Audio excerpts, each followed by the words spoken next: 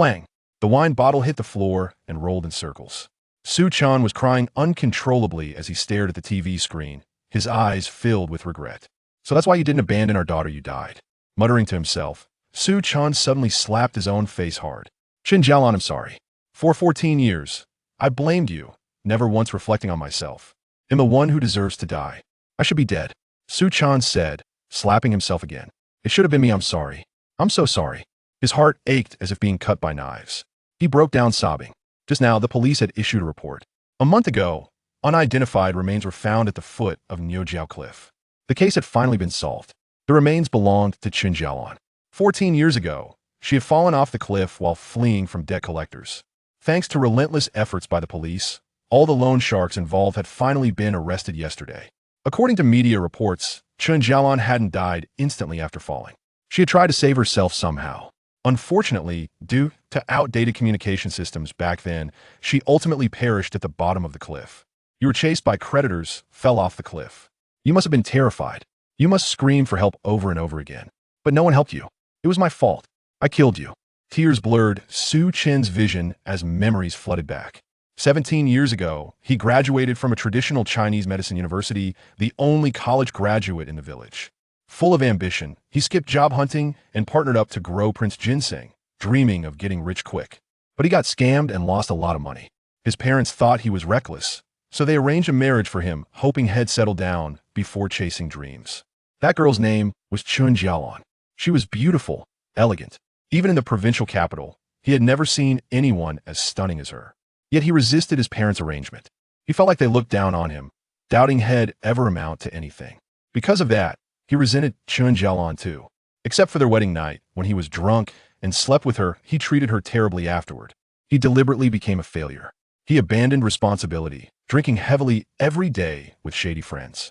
He even claimed he'd become a Taoist priest instead of returning home, spending half a year studying Taoist texts just to play the part. Eventually, he realized he wasn't cut out for monastic life. Half a year later, he returned to his old ways, drowning himself in alcohol. When he ran out of money, he didn't work for it, he went home begging. His parents refused, so he turned to Chen Jalan. She had no money. Malnourished, she couldn't produce breast milk. Buying formula cost money, so she borrowed. Loans came with interest, so she took on odd jobs washing clothes, doing embroidery, all while raising their child. She was hardworking, endured hardship, and managed to repay some debts. But he kept stealing the little money she earned. Ultimately, she died under Niujiao Cliff because of a mere 500 yuan debt. In short, Chen Jalan was murdered by him. After her death, he believed she had run away, always resentful toward her. And that hatred extended to his daughter. She looked too much like her mother, which led to her living with her grandmother since she was 2. When she missed her father, she'd call him. But he always ignored her calls, annoyed. If not for his mother threatening suicide, he wouldn't have answered at all. The last time he saw his daughter was last year. The last time he heard her voice was during the New Year holiday, 4 or 5 months ago. Xiyan, he shook his head, pain gripping his chest so tightly he could barely breathe. How had he become this person? He owed everything to his parents, his wife, and his daughter. He was a complete monster. Slap. He struck himself again. How he wished Chen Jalan were still alive. Then he could spend the rest of his life making amends. Not asking for forgiveness, just hoping she could live peacefully. Yes, make amends. He thought of his daughter, Xiyan. Starting today, he would love her more than ever. He would atone. Xiyan, I'm sorry. I ruined your life. I don't ask for your forgiveness. But please rest peacefully wherever you are. I won't waste my life anymore. He'll take care of your sister properly. As he was thinking this, the phone rang. He checked the caller ID. It was his daughter calling. Wiping his tears, he took a deep breath to steady himself before answering. He had to start anew. His voice couldn't show any trace of despair. Dad, can you come to school? I know you hate Mom and me. Please don't refuse yet. I just want to see you one last time. Her voice was eerily calm, the kind of calmness that comes from having nothing left to feel. He was about to call her by her nickname to soften the distance between them, but her words stopped him cold. His body trembled violently. What was she planning to do? Dad, don't stay silent. Please come see me. Okay. I'm coming right now. Don't do anything stupid. Wait for me. Promise me. Xiyan shouted desperately, already rushing out the door. His rented room was far from the school, nearly a half-hour drive. He had chosen the distance on purpose, out of guilt. Now, if stabbing himself could make him arrive a second earlier, he'd do it without hesitation. 25 minutes later, he finally reached the school. It was class time, But the school office building was surrounded by a crowd. All eyes were fixed on a rooftop. Xiyan followed their gaze. At the edge of the 7-story roof sat a girl. His heart lurched as if struck by something, staggering with pain. He had nothing else. Only one daughter. She must not die. Hey race, Xiyan's parent. Someone shouted. The crowd immediately parted, creating a path. Xiyan rushed forward, heading straight for the stairwell. Don't come up. If you do, we'll jump right now.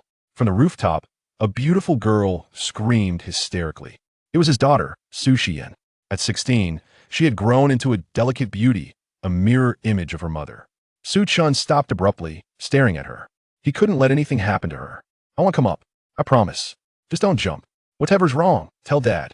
He'll fix it. Please don't do anything crazy. He begged. Dad, I saw the news, Xiyan said calmly. Mom died because of debt. I asked Grandma. She said the debt wasn't for herself.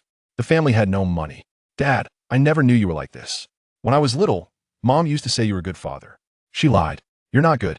You're worse than bad. A sharp pain pierced Xiyan's heart, blinding him with guilt. He was worse than bad. He was unworthy of being called man. After a long silence, he finally regained his composure. I'm sorry. I was wrong. It'll change. I will be a good father. He pleaded sincerely. Mom is gone. All these years, you never loved me once. I don't want to live in this world anymore. Today isn't like before when I wanted your love. I just want to ask you, why did you hate her? Why did you treat her like this? Xiyan shook his head. He didn't hate her. None of it was her fault. Xiyan, Dad never hated your mom. It was all Dad's fault, he shouted. I know I was wrong. I killed your mom. But I'll love you twice as much from now on. Xiyan, please don't do anything foolish. Please. His heart pounded in his chest. I can't believe you. These past years, you've done nothing that showed you were a good father, Xiyan said bitterly, a sad smile forming. A chill ran through Xiyan. I'm going to find Mom. She suffered too much. Now that I've grown up, they'll take care of her. With that, she gently shook her head and jumped. No. Xiyan roared, eyes bloodshot. But Xiyan's graceful figure plunged downward in an instant. Within 2 seconds, her body slammed onto the ground right in front of Xiyan. Blood splattered everywhere, droplets even hitting his face. Xiyan. Xiyan threw himself beside her, screaming her name. But his daughter had stopped breathing. I know I was wrong. I truly know I was wrong. Wake up. Give me a chance. He clutched her hands, tears streaming down his face. Sir, please accept it, a doctor approached. Liar. She's not dead. She's not dead. Desperately, he gripped her hand tighter. She can't die. If she dies, I have nothing left. What's the point of me living? Phew.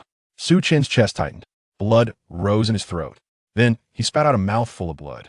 No balso misted so. Chapter 2 Rebirth. 14 years ago, Xiyan was awakened by a sweet melody, a child's song, a birthday tune. The voice was melodious, soft, and slightly stuttering. Yet it possessed the unique innocence of a little girl. No, this voice was so familiar. It resembled Xiyan's voice from her childhood, sweet and endearing, tugging at his heartstrings. How he longed for her. Xiyan shuddered, suddenly recalling a significant truth. Had he not died? How could he still hear sounds? He opened his eyes, squinting against the harsh light that forced him to shield his gaze. Yet, even though he could not see, the stark reality of the sensation shocked him. How could his senses feel so vivid? With his eyes half closed, he surveyed his surroundings. The walls were bare, and the only furniture in the room was the bed, with the only electrical appliance being the lamp overhead. However, after a brief scan, Xiyan leapt from the bed in astonishment. This was his home, his room. 14 years ago, after Chen Jalan had gone missing, he had smashed the bed. Had he truly returned to 14 years in the past? Xiyan trembled uncontrollably. He swallowed hard and gazed out the window. The tender song was emanating from the courtyard outside. Yin was only just under 2 years old, and her voice matched perfectly with the one he heard outside. Had he genuinely been reborn? Xiyan's eyes brimmed with tears. If heaven were to grant him another chance, he would surely mend his ways and cherish this family. Yet, was this reality or merely a dream? Xiyan felt a twinge of fear, hesitating to open the door. Daddy, are you awake? It's time for breakfast.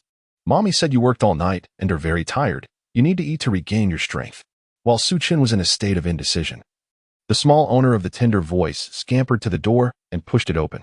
A beautiful, innocent little face appeared in Xiyan's line of sight, sending shivers down his spine. Xiyan. It truly was Xiyan. But the Xiyan before him was still not yet 2 years old. She wore a short-sleeved shirt with a black cat design and little flared pants, looking adorable and well-behaved. Yet, Xiyan's gaze was filled with anguish. Blood. a pool of blood, and shattered bones piercing through skin. He stared at the cherubic face, and images of her later jumping from a building flashed through his mind. A sharp pain pierced his heart, making it difficult to breathe. Daddy, you're up. It's time to brush your teeth. Mommy says that brushing teeth makes you a good baby. Xiyan said as she reached for Su Chen's hand. Instinctively, he recoiled. He dared not touch her, fearing that this was all just a dream, and if the illusion were broken, he might never see his precious daughter again. Daddy, sensing Su Chen's withdrawal. Xiyan looked a bit hurt, tears welling in her eyes. Daddy doesn't like it when Xiyan is noisy. I'm sorry, she murmured. Su Chen's heart ached, and he quickly embraced the little one, the genuine sensation sending a jolt through him. This didn't seem like a dream. No. Daddy does not dislike Xiyan. Then why won't you let Xiyan hold your hand? She asked, inching closer to Su Chen. Su Chen held his daughter tightly, the warmth of his tears cascading onto the back of his hand. He had truly been reborn, pressing his face against her delicate cheek. He reveled in the warmth emanating from her. She was alive. It was such a blessing. Lost in his reverie, his hand brushed against a coarse fabric. Glancing down, he noticed a patch on Xiyan's clothing. It was then that he realized her clothes and pants had faded from washing, with several patches adorning the back. Overcome with emotion, he choked back a sob. Xiyan, why are you crying? Did Daddy raise his voice at you?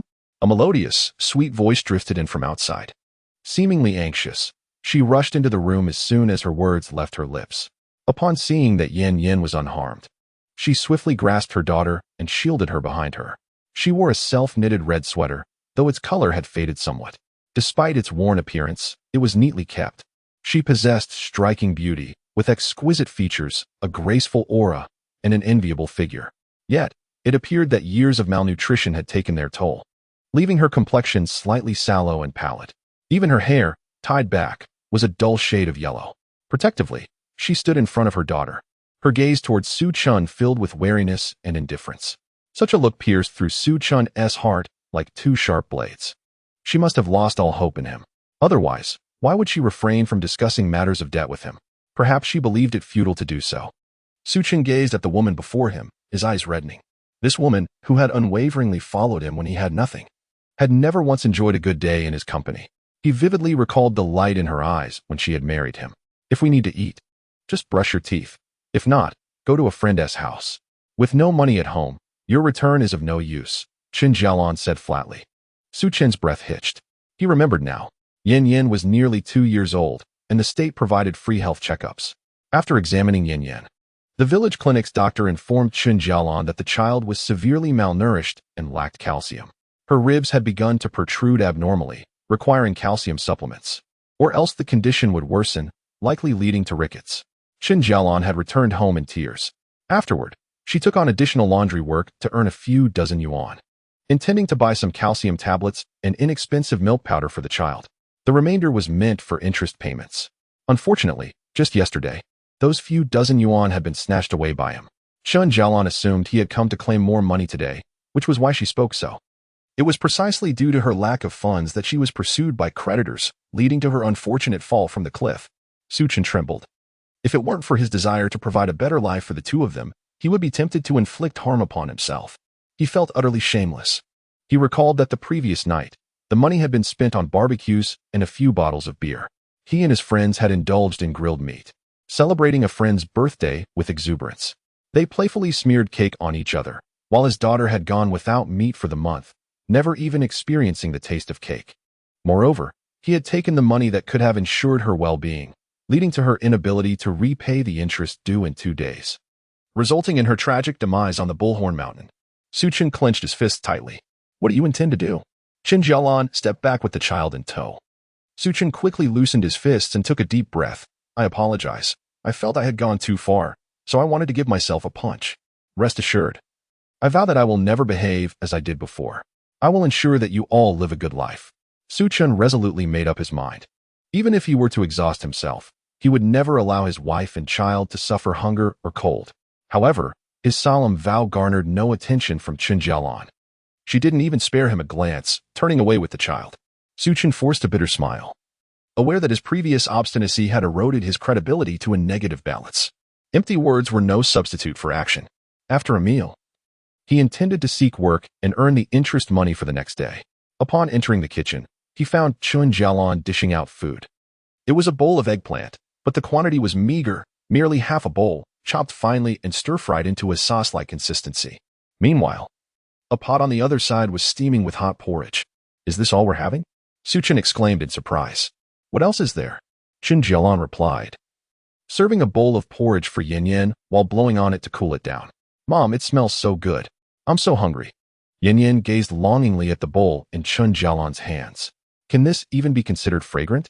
Xiyan's pupils constricted sharply. Don't eat just yet. I need to step out. Xiyan planned to help the villagers with a day's work, initially borrowing some rice and eggs. As for meat, it was a scarce commodity in rural areas of that era, and he needed to earn well to afford it. Just as he finished speaking, Xiyan felt a tremor in his body. Immediately, a surge of invigorating power flowed into him like a divine revelation. Chapter 3. Catching Fish for His Daughter. A profound transformation in his body. The overwhelming force surged through his veins like a wild stallion, ultimately coalescing in his dantian. Simultaneously, a voice resonated in his mind. I cultivate my own fields, nurturing spiritual seeds to thrive for eternity. The flowers resemble golden buds, and the seeds are like jade grains, all perfectly round. This content and voice felt remarkably familiar.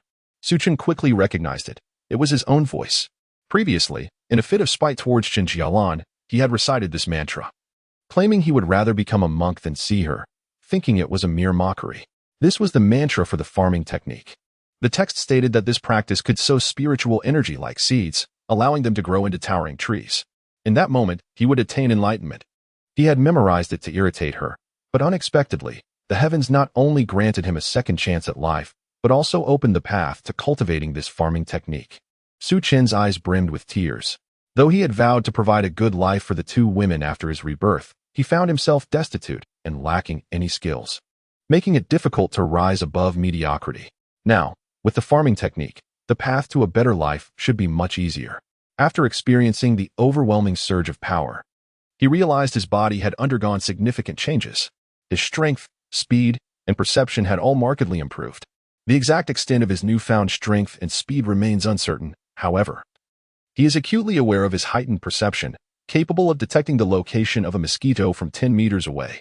As for other benefits, they remain to be discovered. He is eager to delve into the intricacies of his farming skills, yet time is of the essence. First, he must procure some delectable food for Chen Jalan and Xiyan. Initially, he had intended to borrow some rice and eggs, but that is no longer necessary. Behind the village lies a reservoir, and with his current physical capabilities, he can catch fish. While eggs provide protein, they cannot compare to the nourishment of fish. Father, do you still find Xiyan bothersome? I promise to eat quietly. Xiyan assured him. Xiyan paused, recalling his past self, often inebriated and irritated by Xiyan's chatter. He lacked patience, often resorting to shouting. Surely, his boisterous demeanor had left an indelible mark on Xiyan's heart. He vowed never to repeat such behavior. Turning back swiftly, he noticed Chen Jalan's eyes were red, clearly indicating her distress over the situation. Yet, she refrained from arguing with him. For the sake of their child's healthy development, she strove to uphold his image as a good father.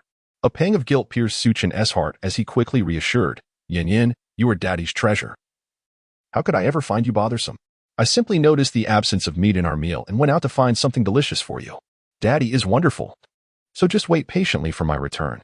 Upon hearing this, Xiyan's sadness dissipated. Her large eyes widened with excitement, sparkling with anticipation. In fact, as soon as Xiyan stepped outside, she eagerly bounced to the door and sat expectantly on the threshold. Witnessing this, Chen Jalan's tears flowed freely. Xiyan, come sit. Daddy has matters to attend to. She harbored no trust in Xiyan. He often expressed disdain for the unsatisfactory food, a matter he found trivial. Seeing her skepticism, Xiyan clenched his teeth, choosing not to argue further, and turned to leave. His credibility was already in the negative, rendering further words futile. Once outside, Xiyan finally took in the full view of his home. The house and yard were kept tidy, yet the signs of their impoverished state were unmistakable. It was now 2005, and the trend of labor migration had begun. Most villagers had constructed brick homes, while his family remained in a wooden house. Not only had they failed to build a proper dwelling, but the yard was also simply dirt, lacking cement. Overall, it resembled the living conditions of a family reliant on government support. Gritting his teeth, Xiyan was suddenly struck by the sound of children's laughter from a neighboring home. The joyful noise emanating from a television. A wave of discomfort washed over him as he recalled that Xiyan also cherished animated shows. Yet the children from other households would cast her out if they were displeased. He must devise a way to earn money. Glancing back at Xiyan sitting by the door, he resolved silently. After dinner today, he would strategize on how to make money. The village where Xiyan resided was named Shahugu Village, derived from the reservoir behind the village that resembled a kettle. The waters of the reservoir were perpetually of vibrant green, unfathomably deep. Not only was fishing by hand perilous, but even attempting to catch fish with a net posed significant risks of drowning. In the past, Xiyan would never have dared to entertain the thought of fishing in such a place. However, times have changed.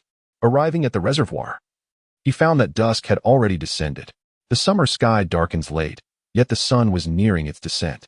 The once emerald lake now resembled a dark abyss, stirring unease within him. Initially, Xiyan had contemplated leveraging his improved physical condition to catch fish forcefully, but upon reaching the lakeside, fear crept back in. Yet, the thought of that half-bowl of minced eggplant dispelled his trepidation entirely. He shed his clothing, inhaled deeply, and plunged into the water. After a day of relentless sun exposure, the surface of the water felt pleasantly warm, but just a meter or two beneath, the temperature turned decidedly cooler. He opened his eyes, ready to seek out the fish. To his astonishment, a school of fish surged towards him as if they had spotted bait. Soon, they enveloped him, swirling around him like eager pets greeting their master. Fortunately, most of these fish were carp and other similar varieties, weighing no more than 3 to 5 pounds. Otherwise, Xiyan might have been injured in the throng. Xiyan reached out and grasped a fathead fish, weighing about 5 or 6 pounds. Even after being caught, it greedily opened and closed its mouth at him. A frown crossed his brow as a sudden thought struck him. He glanced at the other fish. Indeed, they too were eagerly gulping at him, as if they were drawing in some form of spiritual energy. Xiyan recalled his farming techniques. However, submerged in the water, he had little time to ponder this further. Selecting the largest fathead fish he could find, he made his way back to shore. The fish he chose weighed around 7 or 8 pounds. The head of such fish is particularly delectable, perfect for stewing with tofu. Regrettably, he could not afford tofu at home. Shaking his head, he heard the distant call of birds. His keen senses quickly led him to a nest of bird eggs, specifically, a clutch of duck eggs. Elation surged within him. This was not merely a fishing trip, it was a treasure hunt of sorts. The nest contained 4 eggs. If he couldn't stew tofu, stewing bird eggs would suffice. With a fish in one hand and a clutch of bird eggs in the other, he hurried home. By the time he returned to the village, night had fallen. The villagers were reluctant to turn on their lights, casting the village into shadowy hues.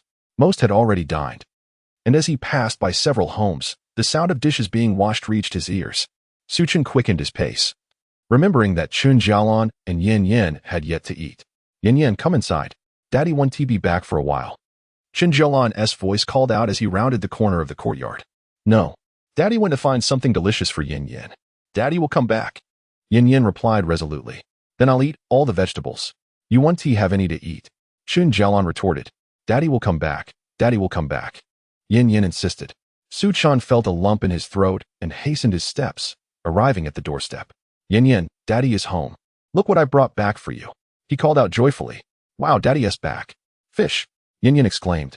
Mother, Father has caught a fish, a remarkably large fish. Xiyan leapt with delight, her joy lifting her 3 feet off the ground. She gestured animatedly while racing towards Xiyan.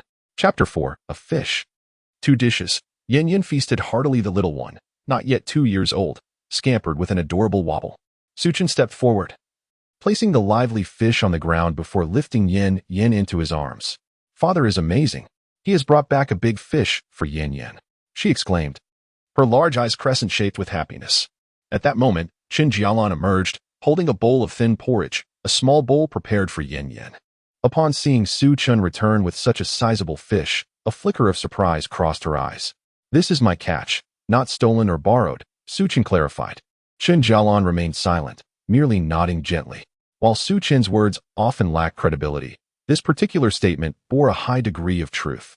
Given his past endeavors, he would not have been able to borrow money or steal such a hefty fish weighing 7 to 8 pounds, something villagers would rarely enjoy even during grand celebrations. However, the question lingered, how would they prepare the fish?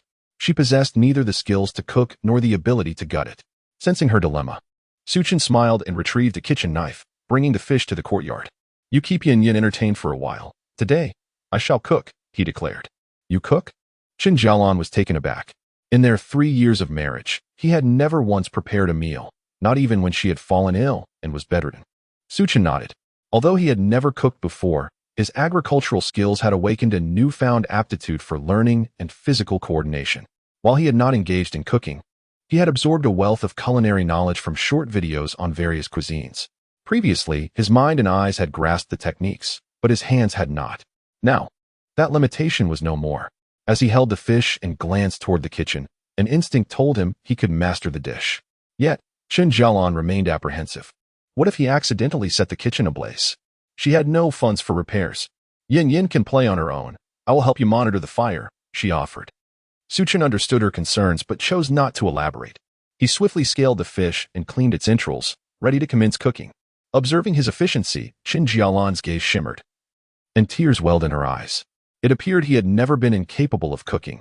He simply had chosen not to do so for her. Su Chen felt a pang of compassion, yet he recognized that his explanations would seem inadequate. He resolved to express his love for her and their daughter through his actions in the future, nurturing their family with care and dedication. The fish, weighing 7 to 8 pounds, was a fathead variety. The head of the fathead fish was exquisite, though its body was somewhat coarse. Nevertheless, this posed no challenge for Su Chen, who had stored a multitude of culinary techniques in his mind. He envisioned preparing the fish in 2 delectable ways: a broth from the head and fish fillets turned into fish balls by removing the bones, blending the flesh with a touch of starch. With deft precision, Su Chen executed each step, his movements clean and swift, prompting Yin Yin to exclaim in awe. Father is amazing. Yin Yin clapped her hands to cheer for Su Chen. With all preparations complete, Su Chen discarded the marinated fish's ginger and scallion juice and heated the pan. The rural pot was quite large, alleviating any concerns about handling it awkwardly. As he picked up the oil container to pour oil, Su Chen discovered a brush resting inside. A jolt ran through him as he glanced at Chen Jalan, who averted her gaze and pursed her lips. Su Chen chose silence, clenching his teeth in response. Typically, she applied the oil with the brush, a testament to their frugal lifestyle. Grasping the oil brush, Su Chen poured half a container of oil, causing Chen Jalan's elegantly arched eyebrows to quiver. Su Chen feigned ignorance and placed the fish head into the pot. For braised fish heads, one must first sear the fish until both sides are golden before adding boiling water. This method maximizes the release of the fish head's fat, resulting in a creamy, appetizing broth. As the fish head hit the pan, it immediately sizzled and crackled, accompanied by an unusual but enticing aroma. Su Chen swallowed hard, acutely aware of Chen Jialan's own swallow in response. At that moment, Yin Yin dashed in. Daddy, it smells wonderful. The fish is so fragrant. Yin Yin had gone to play outside first, aware of the kitchen's hazards. Laughing, Su Chen replied, All right, just wait for me. Yin Yin obediently ran to the door, her mind too occupied to play, having not tasted meat for a month. Once the fish head was seared, Su Chen poured in the boiling water, unveiling a pot of creamy broth before Chen Jialan's eyes. Chen Jalan observed Su Chen's culinary transformation with a gaze that held a hint of complexity. After simmering for a while, the fish head became tender, and Su Chen added the cleaned quail eggs and prepared fish balls. Yin Yin, have you washed your hands? It's time to eat. Su Chen called out cheerfully. Daddy, I have washed. I'm a good child, all cleaned up. Yin Yin ran to Su Chen's side, raising her hands for inspection. Dinner is ready, Su Chen announced to Chen Jalan. Chen Jalan responded with an affirmative sound and began serving the porridge. Though porridge lacked the nutritional value of rice, a large pot of fish ensured a bountiful feast for the evening. Delicious, Yin Yin exclaimed, trailing closely behind Su Chen. Be careful not to burn yourself. Take a seat while I bring over the soup, Su Chen instructed. Okay. Yin Yin complied obediently, dashing to the table and even arranging the chairs for both Su Chen and Chen Jalan. Nightfall had arrived, enveloping the surroundings in darkness. Su Chen awkwardly realized the living room lacked lighting. We forgot to pay the electricity bill, Chen Jalan remarked, skillfully retrieving a kerosene lamp and lighting it. Su Chen chuckled. Dinner by oil lamp can be quite charming. No worries, I'll find a way to earn some money tomorrow. Let us eat first. Chen Jalan interrupted him. Su Chen felt no anger, only a pang of sorrow. She had likely heard his promises countless times before. Had it not been for the encroaching darkness, one might have seen many cows soaring through the sky. Let us eat, Su Chen smiled. serving Yin a piece of fish cheek meat. This tender morsel, located just beneath the fish's eye, was devoid of bones and full of flavor. Upon seeing the fish meat, Yin eagerly popped it into her mouth. Be careful of the bones. Under the rising steam, Chen Jalan remained oblivious to the specific piece of meat Su Chen had served Yin. Without spines. This is the meat here. Su Chen once again offered another piece of fish face meat to Chen Jalan. Instinctively, Chen Jalan withdrew her bowl. Time seemed to freeze for 2 seconds before she forced a smile and said, "Give it to Yin. Mom eats, Dad eats too. Delicious, the fish is delightful." Yin gazed at Chen Jalan, gesturing with her small hands. Chen Jalan nodded gently and glanced at Su Chen. "Try it," Su Chen suggested, seeking her approval. Chen Jalan took a small bite. As the steaming fish meat entered her mouth, its fresh and savory flavor burst forth. She couldn't help but chew eagerly. Tender, juicy, smooth. Her eyes widened in astonishment. Su Chen's culinary skills were truly remarkable. "Is it to your liking?" Su Chen asked, sensing her astonishment and feeling a twinge of anxiety. He had no issue with the taste, but everyone's palate differs, particularly regarding saltiness. The fish is incredibly delicious," she admitted, conceding it was the best meal she had experienced in her recollection. Yet, when it came to complimenting Su Chen, she found herself at a loss for words. Even questioning her own existence. Was the man sitting before her truly Su Chen? Chapter 5. Chen Jalan's bath and Su Chen's intentions. Fish. "Daddy, Yin wants more." One piece of fish wasn't enough. Su Chen then served her a generous portion of fish meat from beneath the fish head, carefully removing the bones before placing it in her bowl. "Delicious, delicious," Yin exclaimed, relishing every bite. Chen Jalan shed silent tears. Su Chen also prepared some fish for Chen Jalan. This time, she did not shy away but remained silent as she ate. Su Chen, too, was ravenous but refrained from indulging in the fish. He had never lacked for meat. After all, he had squandered all their money. Sipping the fish soup, he peeled 2 quail eggs for Chen Jalan and Yin. Yin soon finished her meal but wished for more, though her stomach could hardly accommodate it. "Daddy, my tummy is full." "Feel it," she said. Su Chen chuckled, "Then take a break. If you're too full, you can't eat anymore." "But I still want to eat." "What should I do?" "Tomorrow, I might not have such delicious fish." Yin blinked at Su Chen. His hand trembled slightly as he quickly reassured her. "There's more. As long as you enjoy it, Daddy will make it for you every day." "Really? That's wonderful." "Daddy, I'm going out to play now," Yin exclaimed as she dashed towards the door. The nature of a child, always restless. Yin scampered about the yard, her little legs appearing pitifully thin, stumbling as though she might trip at any moment. It was evident that the child suffered from long-term malnutrition.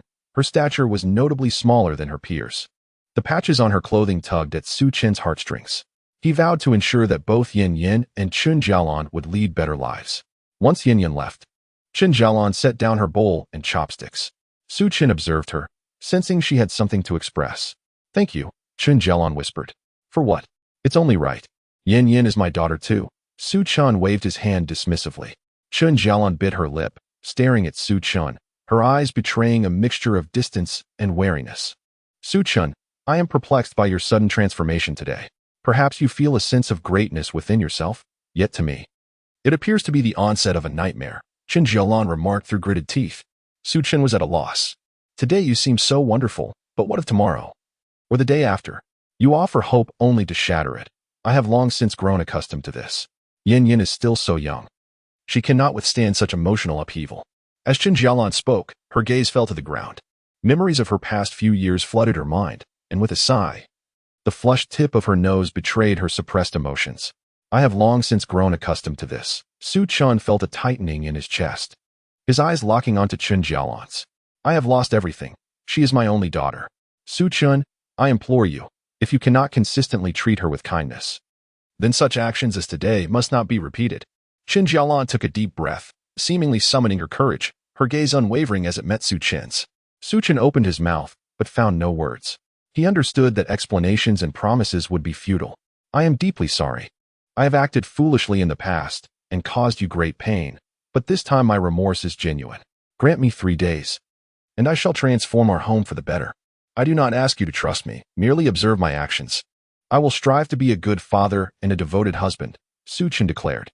"A good father? A devoted husband?" Chen Jalan's pupils constricted in shock, then softened as she set down her utensils and turned to leave. "I have finished my meal," Once you are through, I shall tend to the dishes. Chen refrained from pressing further, fully aware that Chen Jalan would not believe such promises. He rose to clear the table, initiating the washing of the dishes before she could approach. Daddy, mommy, wa? Just as Chen Jalan was about to inform Chen of her intention to wash the dishes, Yin Yan's cries echoed from outside. What is it? What is it? Before Chen Jalan could rush forward, Chen had already reached Yin Yan, lifting her into his arms. Ruero one tea, let me visit her home. She said they are eating dumplings, and I mustn't smell them. Yin Yan sobbed with a sense of injustice. Chen's teeth clenched. He was well aware of this issue, having encountered it frequently in his past life. Yet, he had never cared. Chen Jialan's eyes reddened. Her lips pursed in silence. If they are making dumplings at their home and deny their daughter a taste, what can one say? Daddy, I didn't smell any dumpling aroma. They haven't started eating yet, Yin Yan explained. Yin Yan, do not cry. Chen gently wiped her tears away, assuring her that Rurui's family must not have made enough dumplings to share. You have eaten your fill. There is no need to go, right? Yin Yan patted her round belly, remnants of tears still glistening on her cheeks, and began to smile, realizing the truth. Then it seems I cannot go. What a good girl. Chen praised his obedient daughter. Yin Yan pondered for a moment, then looked up at Chen and asked, Daddy, what do dumplings taste like? Are they very fragrant? Chen was momentarily choked by her innocent query. Dumplings were merely a staple he consumed to satiate his hunger while drinking with friends. Yet his daughter had never even caught a whiff of their aroma. He truly felt unworthy of being Yin Yan's father, perhaps even unworthy of being a person at all. The dumplings were quite fragrant, especially the pork and scallion variety. With each bite, the savory juices burst forth. Chen crouched down and embraced Yin Yan. Her eyes, distinct in their black and white, shone brighter than the stars. Daddy, which is tastier, fish or dumplings? Tomorrow, this father would prepare dumplings for Yin Yan, allowing her to decide which was more delectable. Chen gazed at her, smiling with tender affection. Before Yin Yan could respond, Chen Jalan tugged at Chen's sleeve. Really? Yin Yan's large eyes sparkled with excitement. Yin Yan, you go play for a while. Mommy needs to talk to Daddy about something. Chen Jalan could no longer contain herself. Oh, are you and Mommy discussing making dumplings? Yin Yan can eat dumplings tomorrow. With that, Yin Yan dashed into the yard. Once their daughter had left, Chen Jalan's expression turned serious. Chen, what are you thinking? We have no money left to buy pork or flour. Chen was well aware of their financial situation. The last few dozen yuan they possessed had already been squandered. Yet, faced with Yin Yan's eager gaze, he found it impossible to utter a word of denial. He shook his head and replied, I did not deceive her. I truly intend to make dumplings for her. But what will you use to make them? Chen Jialan's eyes brimmed with tears. There is nothing left to sell. I beg you, I implore you, please. She was a living being. You couldn't simply toy with her feelings and disregard the consequences. She would feel hurt and distressed. Chen's heart trembled. How could he not understand her pain? He had witnessed her leap to her death before his very eyes. Not to mention a mere meal of dumplings. Even if it were a star, he would strive to pluck it from the heavens for her. I will find a way, Chen declared as he retreated to his room. He needed to thoroughly study the agricultural techniques, pondering what he might achieve with such knowledge. However, just as he attempted to focus, an urgent need arose. After drinking a copious amount of beer the previous night, sleeping the day away, and consuming fish soup that evening, how could he not feel the call of nature? Yet, the bathroom was occupied. From within, the sound of running water echoed. Chen Jalan was taking a shower. Reluctantly, Chen had no choice but to resolve his predicament in the alley. A stream of urine cascaded onto the tender green grass, bringing him a sense of relief. But as he adjusted his trousers, he was taken aback. The grass he had just watered had instantly grown to knee height. Chapter 6. The Mystical Growth of Cabbage. Chen thought he was seeing things. Rubbing his eyes, he realized the grass continued to grow at a visibly astonishing rate, halting only when it reached his waist. Suddenly, a brilliant idea sparked in his mind. He could cultivate medicinal herbs. Being a professional in herbal cultivation, with such a miraculous ability at his disposal, how could he fail to profit from his herbs? However, he quickly dismissed the notion. Chen Jalan was already aware of his previous losses from cultivating ginseng. Starting again with medicinal herbs would only frighten her further. To maintain peace in his household and avoid alarming his wife, he decided to plant some common vegetables instead.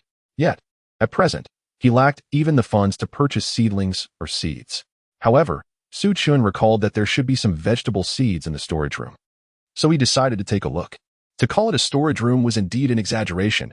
It was merely a place constructed from discarded wooden planks, serving as a repository for miscellaneous items. As Su Chen lifted his gaze, he spotted 3 or 4 spider webs, 2 of which held spiders long deceased. Swaying gently in the breeze, bathed in moonlight, he could see farming tools haphazardly piled inside. These implements had been acquired during the wedding preparations. As the head of the household, Su Chen had no use for them, and naturally, Chen Jalan could not utilize them either. Shortly after their marriage, Chen Jalan became pregnant. And with her condition, she could not work in the fields. Following that, she was occupied with raising their child, rendering her unable to tend to the land. Thus these farming tools had languished in neglect. Covering his mouth, Su Chen began to extract the tools one by one, laying them out in the courtyard, their dusty gray appearance making the scene reminiscent of an archaeological dig. At last, as he was nearly emptying the storage room, he discovered a dusty, rectangular package on the ground. Using a tattered cloth, he wiped away the dust and finally beheld the true nature of the object. It was a packet of cabbage seeds. A smile broke across Su Chen's face. Cabbage is a common vegetable in rural areas. Planting a small amount would suffice for home consumption, while a larger quantity could be sold in town. Given its popularity and short growth cycle, it was ideal for Su Chen to experiment with. However, as Su Chen wiped the back of the package, his previously ignited enthusiasm was suddenly extinguished. Had they expired? No, it was only 2005. Yet this packet of seeds had been past its prime for half a year. Had the beautiful vision he had just envisioned evaporated into thin air? Turning back, the faint light from the bathroom and the indistinct silhouette within compelled him not to concede defeat. After all, he had to give it a try. Su Chen tore open the package, poured a few seeds into his hand, squatted down, and dug a small hole in the earth to deposit the seeds before covering them loosely with soil. Holding his breath, he sprinkled a bit of urine over the seed pit, then immediately crouched down to observe the outcome. To his astonishment, as soon as Su Chen crouched down, tender green cabbage shoots emerged from the soil, rapidly growing taller and producing more leaves. In just 2 minutes, they had blossomed into a harvestable state. Gulp. Su Chen found it difficult to swallow, utterly incredulous at the scene before him. It was miraculous, truly miraculous. His body could entice fish to their demise, and his urine could enrich the soil, enabling expired cabbage seeds to swiftly take root and sprout. What did this signify? It indicated that he was a treasure in himself, akin to a celestial being. Who knows what other abilities he possessed? If only he had a few more superpowers, it would be even better. However, at this moment, Su Chen was already quite delighted. A packet of expired cabbage seeds, a rusted hoe, and his own ready-made fertilizer guaranteed the livelihood of their family of 3 for the foreseeable future. Although night had fallen, Su Chen's heart soared like the morning sun. He was determined to plant the vegetables. When Chen Jalan emerged, she found the scattered debris and the conspicuously absent Su Chen. On Chen Jalan's face, which had long been devoid of smiles, a grin appeared, though a closer inspection revealed an ineffable bitterness behind it. Alas, I should not have harbored hopes. Such actions are typical of Su Chen, selling the few scraps of iron at home for scrap metal. Yet, it is perhaps for the best, Chen Jalan consoled herself, reconciling with her own sorrow, striving to appear cheerful as she faced Yin. Mom, Yin is sleepy, came the sticky little voice from the room. Mom, tell me a story, and then we can go to sleep, okay? Chen Jalan gently stroked Yin's hair. All right, Yin wants to hear the story of Snow White. Under the cover of night, Su Chen made his way to a small hillock just a few hundred meters from home. This land was avoided by all for farming, primarily due to 2 unknown graves, which the villagers deemed ominous. Each household had its own plot, and so they disregarded this small area. However, Su Chen, with his uncanny speed and growing cabbage, sought out a place that no one else would tend to, thereby avoiding suspicion. Taking advantage of the darkness, he began to cultivate the barren land. Being a child of the countryside, he possessed the basic skill of tilling the earth. Su Chen's decision to marry and neglect work stemmed purely from self-indulgence. The consequence of such indulgence was the tragic death of Chen Jalan at the foot of a cliff, and Chen Xiyan's leap into his arms, ending her life. The mere thought of this pierced Su Chen's heart like a knife, causing it to bleed. In this lifetime, he was determined to strive for a better existence, ensuring a good life for his wife and child. With this resolve, Su Chen swung his hoe with renewed vigor. Once the ground was prepared, he measured the spacing for the seeds meticulously, planting them one by one. After finishing, he found that he still had half a bag of seeds left. He casually pulled a long blade of wild grass and tied the seed bag securely, putting it away with care. The next crucial step was fertilization. Xiyan retrieved a gray bucket, standing tall as he relieved himself into it. Regrettably, after 2 rounds and a profuse sweat, there was little left, barely covering the bottom of the bucket. How could such a meager amount suffice for the entire cabbage patch? Xiyan pondered, realizing he had no choice but to head to the creek to fetch some water for dilution. Even if the cabbages wouldn't grow overnight, they would surely mature faster than usual, which would suffice.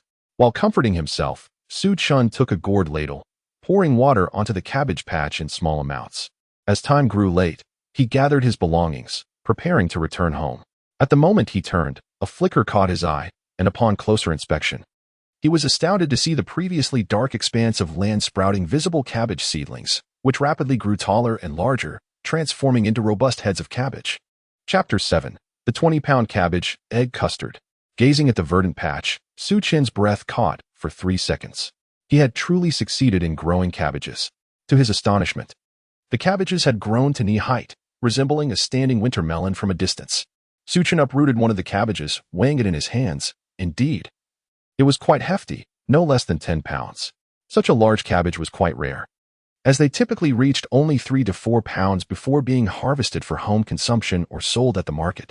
While there were larger cabbages in the fields, they were usually overripe and unfit for eating, possessing a texture inferior to that of the tender ones. Xiyan pondered, who would be interested in purchasing so many overripe cabbages? Yet, the leaves of this particular cabbage appeared vibrantly green, akin to the complexion of a young maiden, glistening and seemingly capable of yielding droplets of water. Such tenderness suggested that it would be devoid of any unpleasant fibers, he mused. Without further ado, he plucked a piece of cabbage leaf, and with a crisp snap, he was taken aback by its crunchiness. Anyone who has cultivated vegetables or dealt with them regularly would know that if a vegetable snaps easily, it is sure to be tender and free of fibrous residue.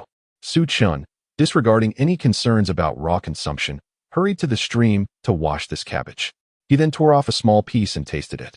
Suddenly, he looked at the cabbage in disbelief, muttering to himself, "Did I just eat this?" Doubtful yet intrigued, he tore off another piece and sampled it again. It was refreshing, crisp, and devoid of any cabbage's characteristic pungency. Instead, it bore a hint of the sweet aftertaste of lettuce. The stem was equally delightful, offering a crispness reminiscent of cucumbers, releasing a refreshing juice with each chew. This was the most delectable cabbage Xiyan had ever tasted, without exception. If one were to claim it as a new variety from the Agricultural Research Institute, some might actually believe it. Now, in the midst of summer, the cabbages thrived. Yet pest damage was prevalent, with most produce relying on pesticides for growth, fetching $3 a pound. However, this batch of cabbages, flourishing without any pesticides and suitable for washing and eating raw, could easily command a price of $6 a pound. Xiyan stood up, surveying the cabbage field, mentally calculating. This plot must yield at least 200 pounds. 200 multiplied by 6 would amount to $1,200, even accounting for some loss. He would still net nearly 1,000. That would sustain his family for over half a month. Filled with joy, Xiyan's spirits lifted with every thought. He was eager to harvest the cabbages and take them to market, yet it was the dead of night. Where could he sell them? Selling cabbages was a pursuit of freshness. He needed to rise early the next day to harvest and attend the morning market. With this resolution, Xiyan wasted no more time, tidied up his belongings, and hurried home. As he walked along the village path, the occasional dog bark echoed, accompanied by the croaks of frogs from the fields and stream, all infused with the distinct scent of fresh grass and earth. The land he once longed to escape now felt like a sanctuary of peace in his heart. Simplicity is the essence of life. To live authentically is to truly exist. Upon returning home, he found Chen Jalan's room already dark. Xiyan quietly made his way to the room on the west side. Perhaps the toil of farming had exhausted him, or perhaps it was simply late. He lay down and fell into a deep, dreamless sleep. Until the rooster at the village's edge stretched its neck and crowed, Xiyan was jolted awake. Peering out the window, he noted that dawn had just begun to break, which brought him a semblance of calm. Hastily donning a short-sleeved shirt, he rose from his bed and went to the courtyard to splash some water on his face, intending to scoop rice from the grain jar. It was then he remembered that the jar was nearly empty, revealing only a few scattered grains at the bottom. and the rice bag beside it was equally devoid of contents. A rush of warmth filled Su Chen's eyes, blurring his vision as he struggled to suppress the heartache. Recalling the days when he and his mother had gone without food, Chen Jalan and Yin must have endured many meals of hunger and feasting, which had rendered them so frail. Summoning his strength, Su Chen scanned the surroundings for anything edible. A corner chicken coop caught his attention. It housed the 2 hens raised by Chen Jalan, which provided the necessary nutrition for the children through their daily eggs. Crouching down, he reached inside and, to his delight, found 2 warm eggs. With these eggs, a meal could be prepared. He could steam one for each of them, thus resolving their breakfast dilemma. Even in steaming the eggs, Su Chen endeavored to do his utmost. He took 2 clean bowls, cracked the eggs into them, whisked them with chopsticks, and slowly added warm water before placing them on the stove to steam. The aroma of food has a way of seeking out the hungry. Yawning, Yin, still groggy, asked in her sweet voice, "Mommy, it smells so good. Can we eat now?" Chen Jalan, roused by Yan's call, noticed the delightful fragrance wafting through the air. But she lay still in bed, wondering who could have prepared the meal. Surely it couldn't be the legendary girl from the fields. Yin. "It's someone else making breakfast," she replied with a smile, kissing her daughter gently. "Are you hungry, sweetheart? Mommy will steam some eggplant for you." "Okay," Yin responded, though her eyes dimmed with disappointment. Chen Jalan noticed her daughter's sadness but felt unable to promise more. Today, she resolved to steam extra vegetables, enough for the day, so Yin could enjoy them with a sprinkle of salt. With no rice left at home, she needed to venture out to find some odd jobs. Otherwise, Yin would go a whole day without even a grain in her stomach. Just as she got out of bed, she noticed someone moving in the courtyard. Peering closer, she gasped, "Su Chen, hey, you're awake?" Su Chen turned at the sound. "Good morning. Is Yin awake too? What are you doing at home?" Chen Jalan was taken aback by the level of surprise on Su Chen's face, akin to encountering a ghost in broad daylight.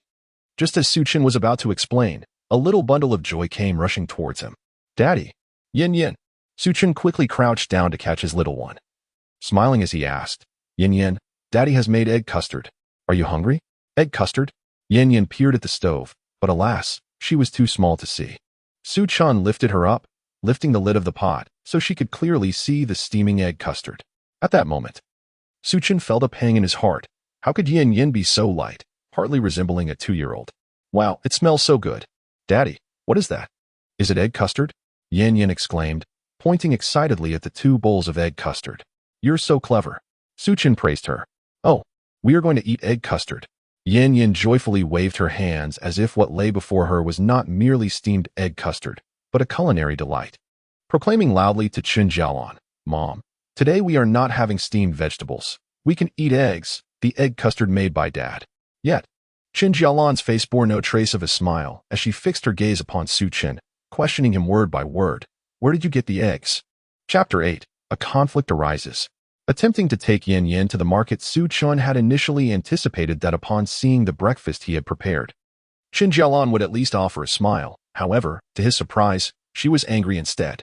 The eggs were taken from the henhouse. Su Chen pointed towards the coop, resembling a chastised little wife. "Did you ask me? You just took them." Chen Jalan retorted sharply, her agitation evident, her lips trembling with emotion. She then produced a bamboo basket, covered with a clean cloth, and upon lifting the cloth revealed dozens of eggs nestled within. Su Chen was taken aback by the sheer quantity, pondering, with so many eggs, why still bother with eggplants? Do not even think about the eggs. These are meant for me to exchange for money. I had precisely enough with those 2 eggs to make a whole, and now they are gone. Chen Jalan expressed her inner turmoil, struggling to articulate her distress. Tomorrow was the day to repay the interest, and these 30 eggs had taken half a month to gather. How could she, as a mother, overlook Yin's hunger and cravings? Yet, providing a stable life for Yin took precedence over their immediate hunger. If she failed to repay the money, the lender would come every day, causing distress to the child.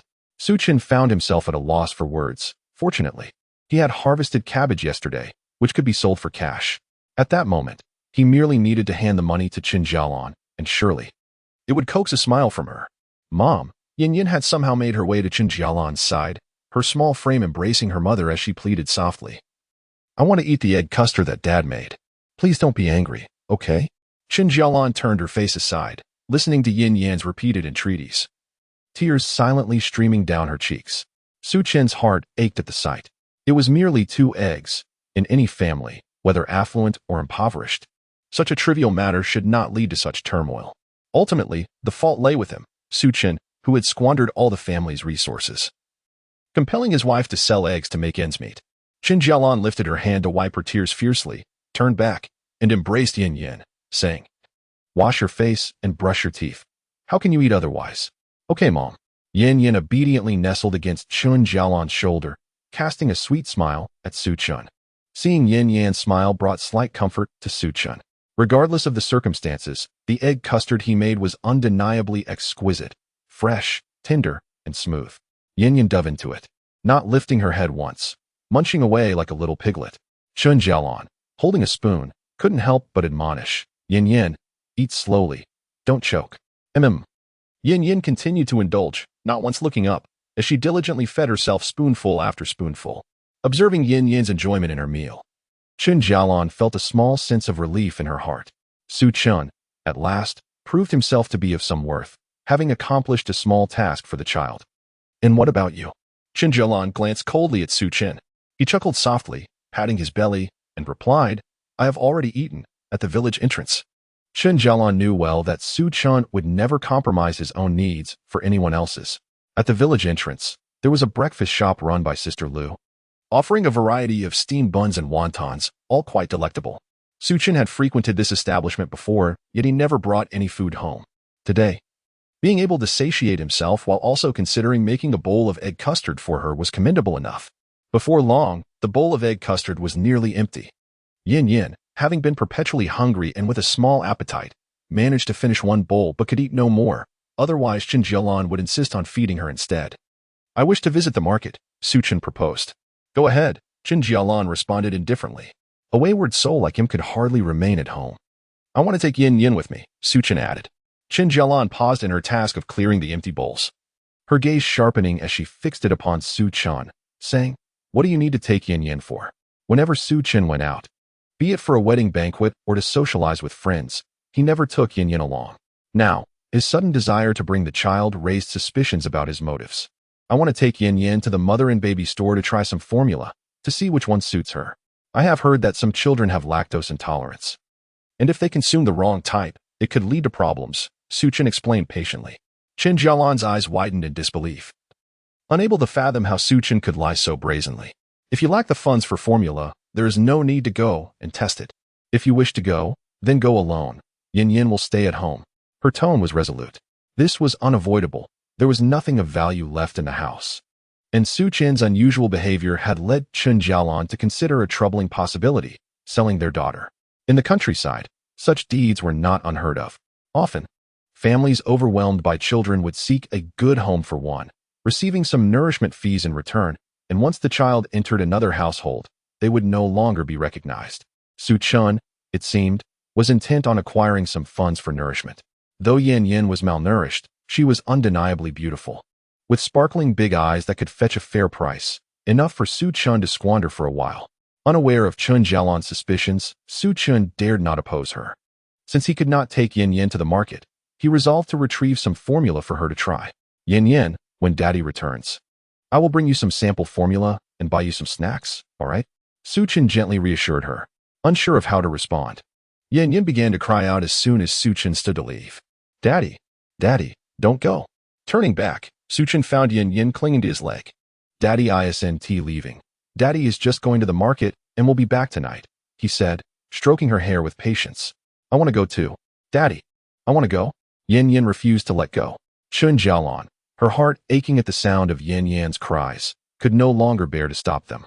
She waved her hand and said, "All right, take Yin home early. I have some work to do," hoping to earn a little. Su Chen could hardly believe his ears. Chen Jalan actually agreed? Chen Jalan reiterated, "If I work diligently, I can earn over 20 in a day. Please bring the child back early." She emphasized this once more, determined to dissuade Su Chen from harboring any improper thoughts. "All right, I will definitely bring Yin home before dark," Su Chen replied. He picked up Yin, gently wiping the tears from her face, and they exchanged a smile. Yin waved her hands enthusiastically, bidding farewell to Chen Jalan. Her smile wide enough to reveal her teeth, but not her eyes. with Xiyan cradled in his left arm and a rolled-up burlap sack in his right hand. Chen walked forward, his steps imbued with an unprecedented lightness. Chapter 9. The fare for her ride. Taking the bus to the market. Chen placed the vegetables into a snakeskin bag. He intended to pack the vegetables first, leaving them on the way, before returning home empty-handed to fetch Xiyan. And only then would he carry the vegetables to the market. The market was quite distant from the village, approximately 12 to 13 miles away. Villagers typically walked or rode bicycles to the market. Wealthier families might have motorcycles or electric scooters, but for someone like Chen, walking was the only option. Under normal circumstances, carrying 200 pounds of cabbage would be exhausting, and even walking such a distance empty-handed would be arduous. However, with his newfound agricultural skills, he felt no difficulty at all. Before long, he had filled a bag with 6 cabbages, weighing around 100 pounds. He lifted it with ease, surprising himself. He had anticipated some strain, expecting to barely make it to the market, yet it felt as effortless as carrying a mere 10 pounds. It must be the effect of his farming skills. To confirm his hypothesis, he set down the burlap sack and took another to fill with the remaining cabbages. After securing both bags with twine, Chen squatted and, using both hands, hoisted the 2 bags of cabbage onto his shoulders. Indeed, he succeeded. The 200 pounds felt as light as a bucket of water. Chen smiled, realizing that a farmer should possess great strength. Now, he had become a strong man, capable of handling all the field work alone. The more he cultivated and toiled, the better his life would become. With the vegetables hoisted, Chen concealed them in a haystack along the road to the market. Glancing at the winding, endless path ahead, he took a deep breath. Although it would be tiring, he could manage to carry the cabbages to the market. Clapping his hands, Chen set off to fetch Xiyan. Chen. A familiar voice called from behind him before he had walked 100 meters. "Daddy, it's Mommy," Xiyan shouted, waving at Chen Jalan. "What brings you here? Are you coming with us?" Chen asked, his heart brimming with joy as he saw Chen Jalan running toward him, her steps unyielding on the dry, earthen road, her movements graceful and pleasing to behold. "Here," Chen Jalan said, shoving a small wallet into Chen's embrace. "What is this?" Chen picked up the small wallet. Glancing at it, it was a finely crafted brown pouch, reminiscent of the coin purses favored by young women on social media platforms. "This was a small bag I had made for myself from leftover materials, designed to hold money. Inside was the half-day's wages I had requested in advance from Madame Su. Take it and buy 2 pieces of candy for Xiyan at the market. She has been craving sweets for quite some time." Chen Jalan regarded Chen, her tone softening. To Chen's surprise, Chen Jalan was willing to ask Madame Su for an advance on his wages, which marked a promising beginning. Under Chen's unabashed gaze, Chen Jalan quickly added, "Don't get any ideas about this money if it's not enough for your needs." Chen nodded in acknowledgement.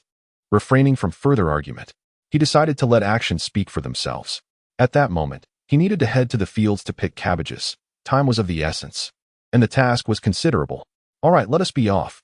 Chen waved at Chen Jalan with the small wallet in hand. As she watched them depart, a flicker of concern lingered in her heart. Chen carried Xiyan, engaging her in cheerful conversation as they walked. It was a few hundred meters to the vehicle pickup point at the village entrance. Whether it was because Xiyan was exceptionally light or due to his buoyant mood, they walked briskly, his steps remaining lively. After all, Xiyan was just a child, as long as she could go out to play, whether at the market or elsewhere. She cared little. Being held by her father, bouncing along, was enough to keep her joyful. As the sky gradually brightened, the bus finally arrived. "Daddy, the bus." Xiyan beamed at Chen. Upon looking, Chen recognized the approaching vehicle as the local rural bus Route 15. "Xiyan, quickly, hop onto Daddy's neck." Chen crouched down, signaling for his daughter to climb up. Having played many horse riding games with Chen Jalan, Xiyan eagerly ran over and perched on Chen's shoulders. "Hold on tightly to Daddy's head. Be careful not to fall," Chen cautioned. "Okay, Daddy." Xiyan was filled with joy, sitting atop her father's shoulders. The world below seemed incredibly high and amusing.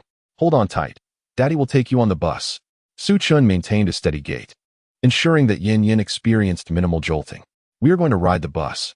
Xiyan wiggled with delight on top. Chen initially intended to remind her to sit still, feeling a tickle at his neck. However, witnessing her happiness, he couldn't bring himself to say anything. If he felt a tickle, so be it. Her joy was his own. Upon reaching the intersection, the bus arrived. The two boarded together, and given the early hour, The bus was filled with villagers from nearby hamlets heading to the market with their goods.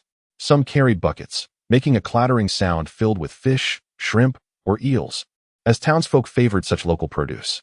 Others brought along freshly harvested vegetables, still bearing the rich soil at their roots, with dew glistening on the leaves, exuding freshness. Additionally, some brought homemade pickled vegetables and fermented tofu, seeking to exchange them for some cash in town.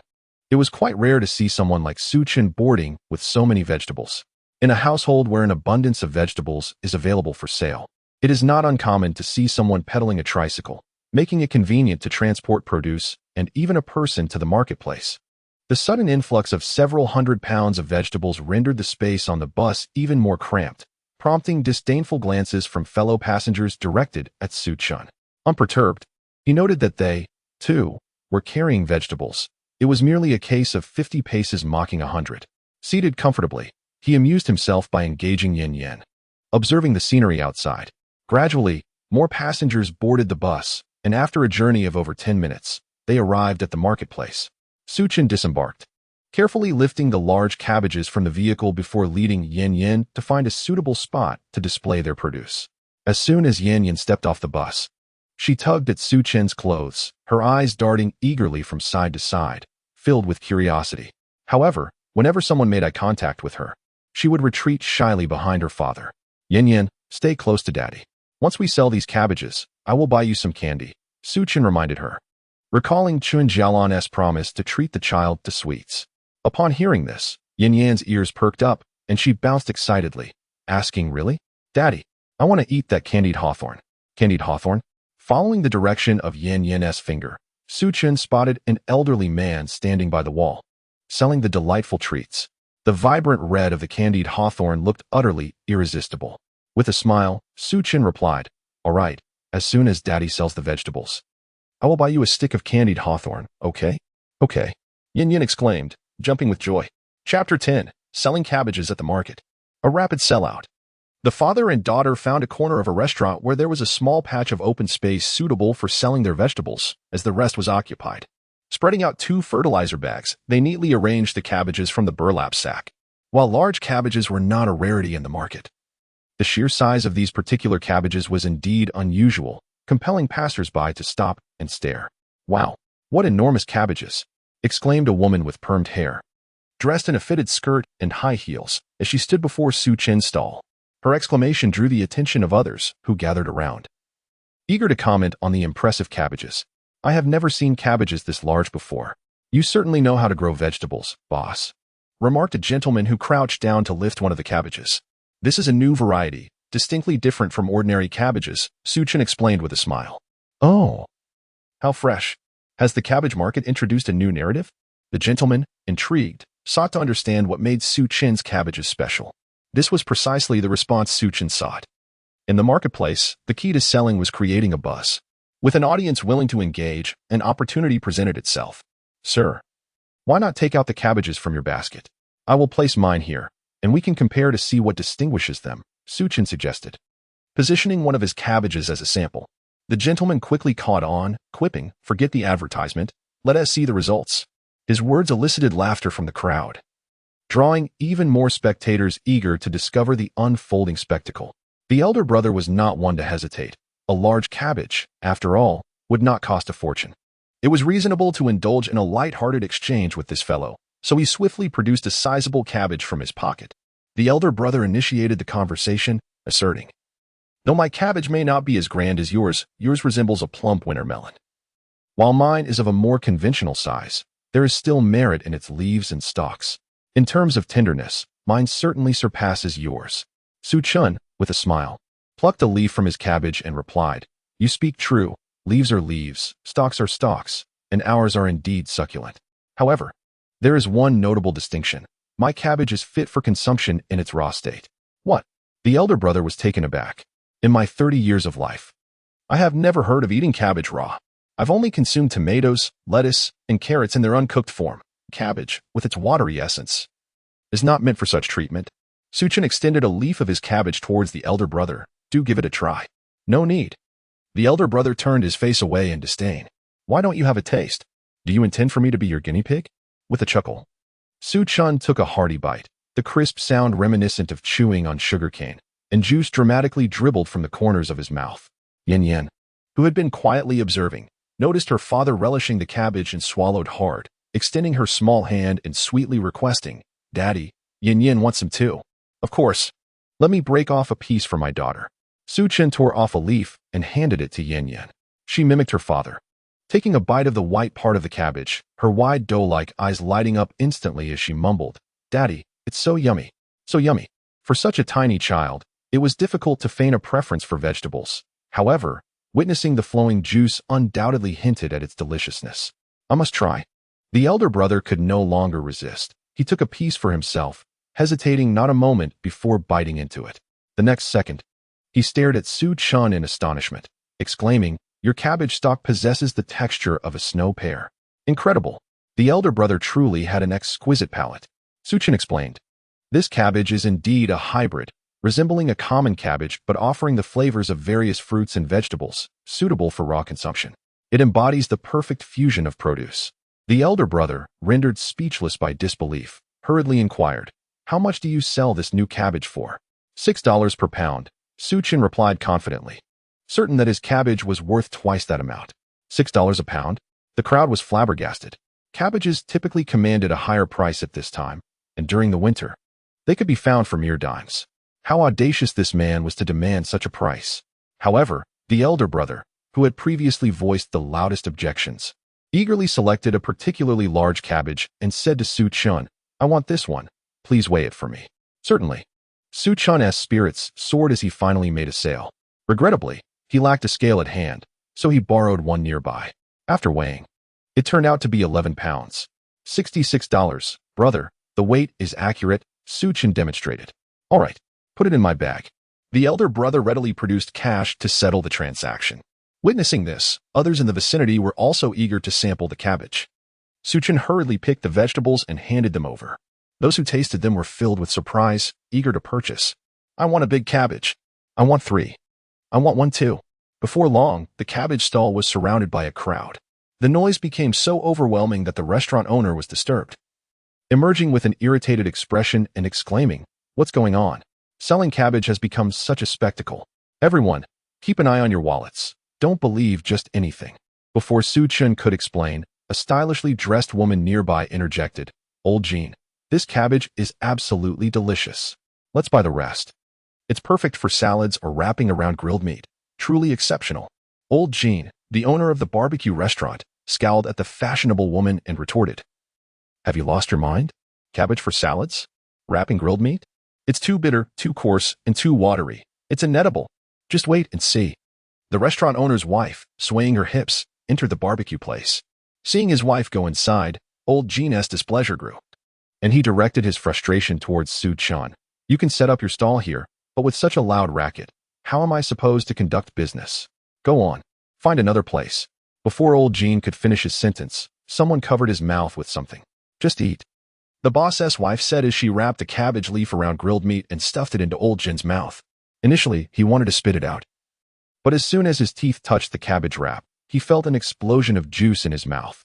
The flavor was astoundingly superior to that of lettuce. "Well, are you going to buy or not?" Xiyan asked with a smile. "Whatever is left, I'll take it all." Old Jean, thoroughly impressed, quickly replied. Chapter 11. A Taste of Candied Hawthorn. Old Jean's restaurant. More than 200 pounds of cabbage vanished within less than half an hour. The restaurant owner was very accommodating, even bringing out his scale for Xiyan's convenience, making the weighing process much easier. Consequently, when it came time to settle up with Old Jean, Xiyan planned to round down the final amount. Noticing Xiyan's business acumen, Old Jean exclaimed, "I'll try selling this batch of cabbage over the next few days. If it sells well, I'll place direct orders with you. You won't need to set up your stall, just deliver it to my kitchen." Xiyan understood that Old Jean was a significant player and eagerly nodded in agreement. At that moment, the restaurant owner's wife noticed that the child was wearing patched clothing, her painted nails covering her mouth in disbelief. When Xiyan was paying attention, she pulled Old Jean aside for a whispered conversation. Counting his earnings, Xiyan had a total of 1,295 yuan, a substantial profit. It was worth noting that in their area, the average monthly salary was only 1,000 yuan. He had earned in one day what others made in a month. How could this not bring him joy? Yin Yin, let us go buy some candied hawthorn. Chen exclaimed, pulling out 5 yuan in change and smiling at Yin Yin.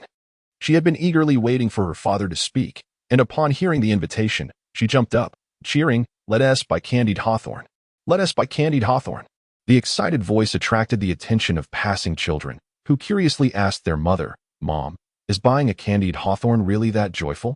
The mother glanced at Yin Yin, perhaps understanding the family's financial struggles, and kindly replied to her child, "Little ones shouldn't consume too much sugar. Haven't I told you this before?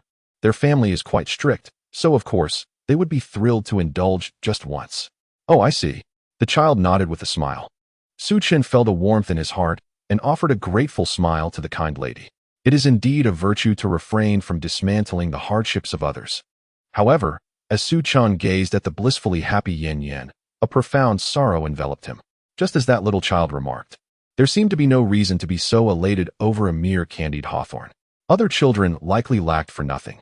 Not only had they savored candied hawthorns, but they had also indulged in chocolates and other delights countless times. It was all due to his own inadequacies as a father, having been absent for far too long. "Dad."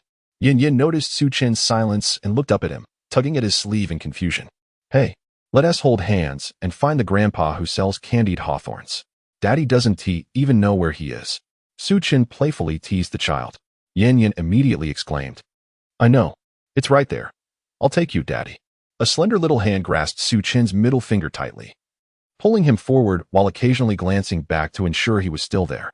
As Yin Yin held onto his finger, Chen felt her warmth. As if their lives were reconnecting at that moment, he silently vowed to do everything within his power to provide Yin Yin with a better life, ensuring she would always live like a little princess, cherished in love.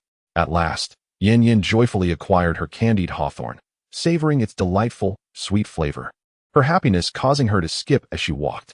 The two retraced their steps to gather their sack and tidy the stall, preparing to find a place to feast and enjoy lunch. Just then, old Jean emerged and, upon seeing Chen, greeted him with a smile. "Little Sue, we've prepared a few innovative dishes using your cabbage in the kitchen. Come, let us taste them together." Chen, believing in the principle of not receiving favors without merit, waved his hands in refusal. "It wouldn't be right for you to cook dishes with your cabbage without tasting them yourself. If they turn out to be unpalatable, I'll have to hold you accountable."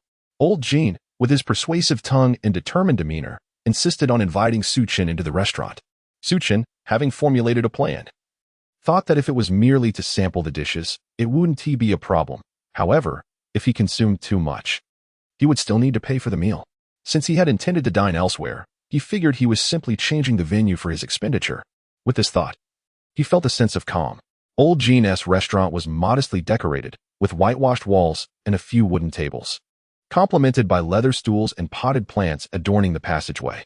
Though simple, it was appealing enough to be a popular meeting spot for the town's youth. After only a brief wait, the server began bringing out the dishes. In the restaurant owned by Lao Jean, fast food is served. A row of grilled meat is positioned by the window, and a large iron plate, shaped like a pancake, is embedded in the wooden table, upon which slices of meat are grilled. The waiter approaches to add charcoal, covers the iron plate, and then wipes it with a thick piece of fatty meat before laying the meat slices on top. Subsequently, a variety of side dishes are presented for grilling.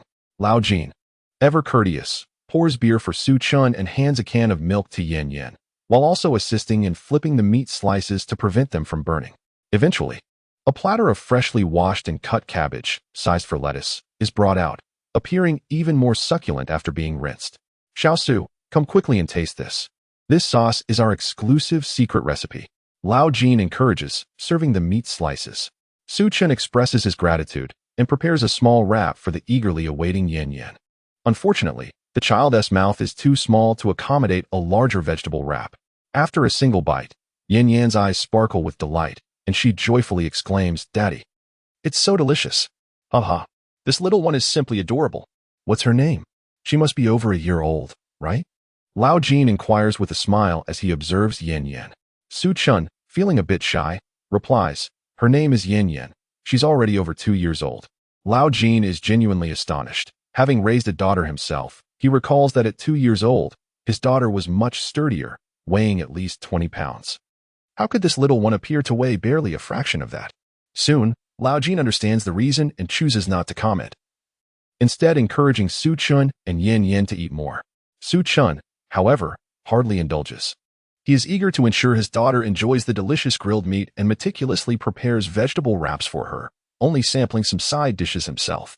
At this moment, the proprietress approaches with a cheerful demeanor, her high heels clicking rhythmically, carrying a bulging plastic bag that piques curiosity. Big brother, these are my daughter's clothes that no longer fit. They are all clean and ready for your child to wear, she explains. Su Chen suddenly comprehends that the couple is extending their kindness. One wishes to keep him and his daughter company, while the other rushed home to gather old clothes for Yin. Chapter 12. Bring me the finest baby formula. A warm feeling envelopes Su Chen's heart. However, he has no intention of accepting the old clothes. He prefers that his child does not wear items previously donned by others. Having earned some money in recent days, he plans to buy new clothes for her. Besides, he believes in the principle of not taking without giving in return. And it feels inappropriate to accept without contributing. After some polite refusals, the proprietress ultimately respects Su Chen's wishes. Once they have dined sufficiently, Su Chen retrieves the change pouch given to him by Chen Jalan, having placed his earnings inside it. He does not intend to enjoy this meal without settling the bill. Recalling from memory, he estimates the cost to be around 40 to 50 yuan and places a 50 yuan note beneath the cup. The proprietress immediately frowns, yanking the bill from his hand and insisting on stuffing it back into Su Chen's wallet, refusing to accept it. In an inadvertent moment, the wallet slipped from my grasp and fell to the ground. The proprietress, with an apologetic tone, picked it up. However, upon retrieving it, she began to play with it, laughingly inquiring of Su Chen, "Good sir, is this not a petite wallet favored by women? What brings you such an affinity for it?" Su Chen chuckled softly, replying, "This is my wife's wallet. She asked me to carry it when I stepped out." The proprietress responded with an intrigued "oh" as she examined the wallet more closely, her admiration growing. "Where did you acquire this? I must procure one for myself. It complements my little dress splendidly." Su Chen paused, then joyfully remarked, "It is not from a store. My wife crafted it with her own hands." "Ah, she made it herself? Such remarkable skill," the proprietress exclaimed, turning to old Ji. "Look at the pleats here and the clasp. If it is entirely handmade, then she not only possesses dexterity, but is also a romantic soul." Old Jean, somewhat befuddled by the intricacies of women's items, merely echoed his wife as sentiments, praising the craftsmanship. "May I request your sister-in-law to assist me in creating a handbag? I happen to have a piece of leather at home, which I purchased during a shopping trip with my friend, but I have been unable to find a skilled artisan to craft it. If she is willing, I shall compensate her at market rates," the proprietress proposed. Su Chen felt a surge of joy, but, after a moment's contemplation, realized it would be unwise to agree without consulting Chen Jalan first. If she were to disapprove, it could lead to complications.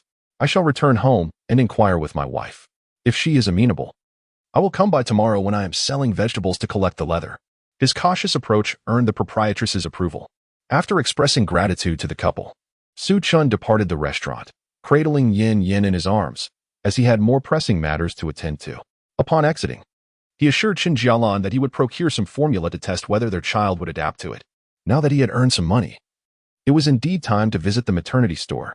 Carrying his child, he walked for over 10 minutes until he reached a reputable maternity shop in town, known for its wide array of formula brands, including some imports. Unsure of which to select, he sought the guidance of the staff, who assisted him in choosing a few options and prepared a small sample for his child to taste. The staff, noting Su Chen's attire and demeanor, kindly suggested, "This domestic brand is relatively inexpensive and quite favored by our locals. It enjoys high sales." Su Chen inquired, "What is the best option available?" "The Abbott brand is excellent, and the Maisujia brand is also commendable," the staff member responded, albeit somewhat hesitantly regarding the price. "Please provide me with the finest option," Su Chen insisted, waving his hand dismissively. For his precious daughter's essentials, he was determined to procure only the best. Yin, encountering such an item for the first time, was captivated by its creamy appearance and pleasant aroma contained within a plastic cup. She sniffed the air, reveling in the delightful scent, her doe-like eyes sparkling as she gazed at Su Chen, her voice soft and curious. "Daddy, what is this? It smells wonderful." "This is formula. The most important item I brought for you today," Su Chen explained. "Ah, so this is formula." Yin quietly confided to Su Chen that her mother had often mentioned taking her to buy formula. "Is that so?" In the end, it was her father who bought the formula for her. Was Yin happy? Su Chun felt an immense sense of pride within him. Indeed, Yin was exceptionally joyful today. Not only did her father take her out to play, but he also bought her candied hawthorn. Later, they were invited by some uncles and aunts to enjoy barbecue. Now, her father was going to buy her formula. He was simply wonderful.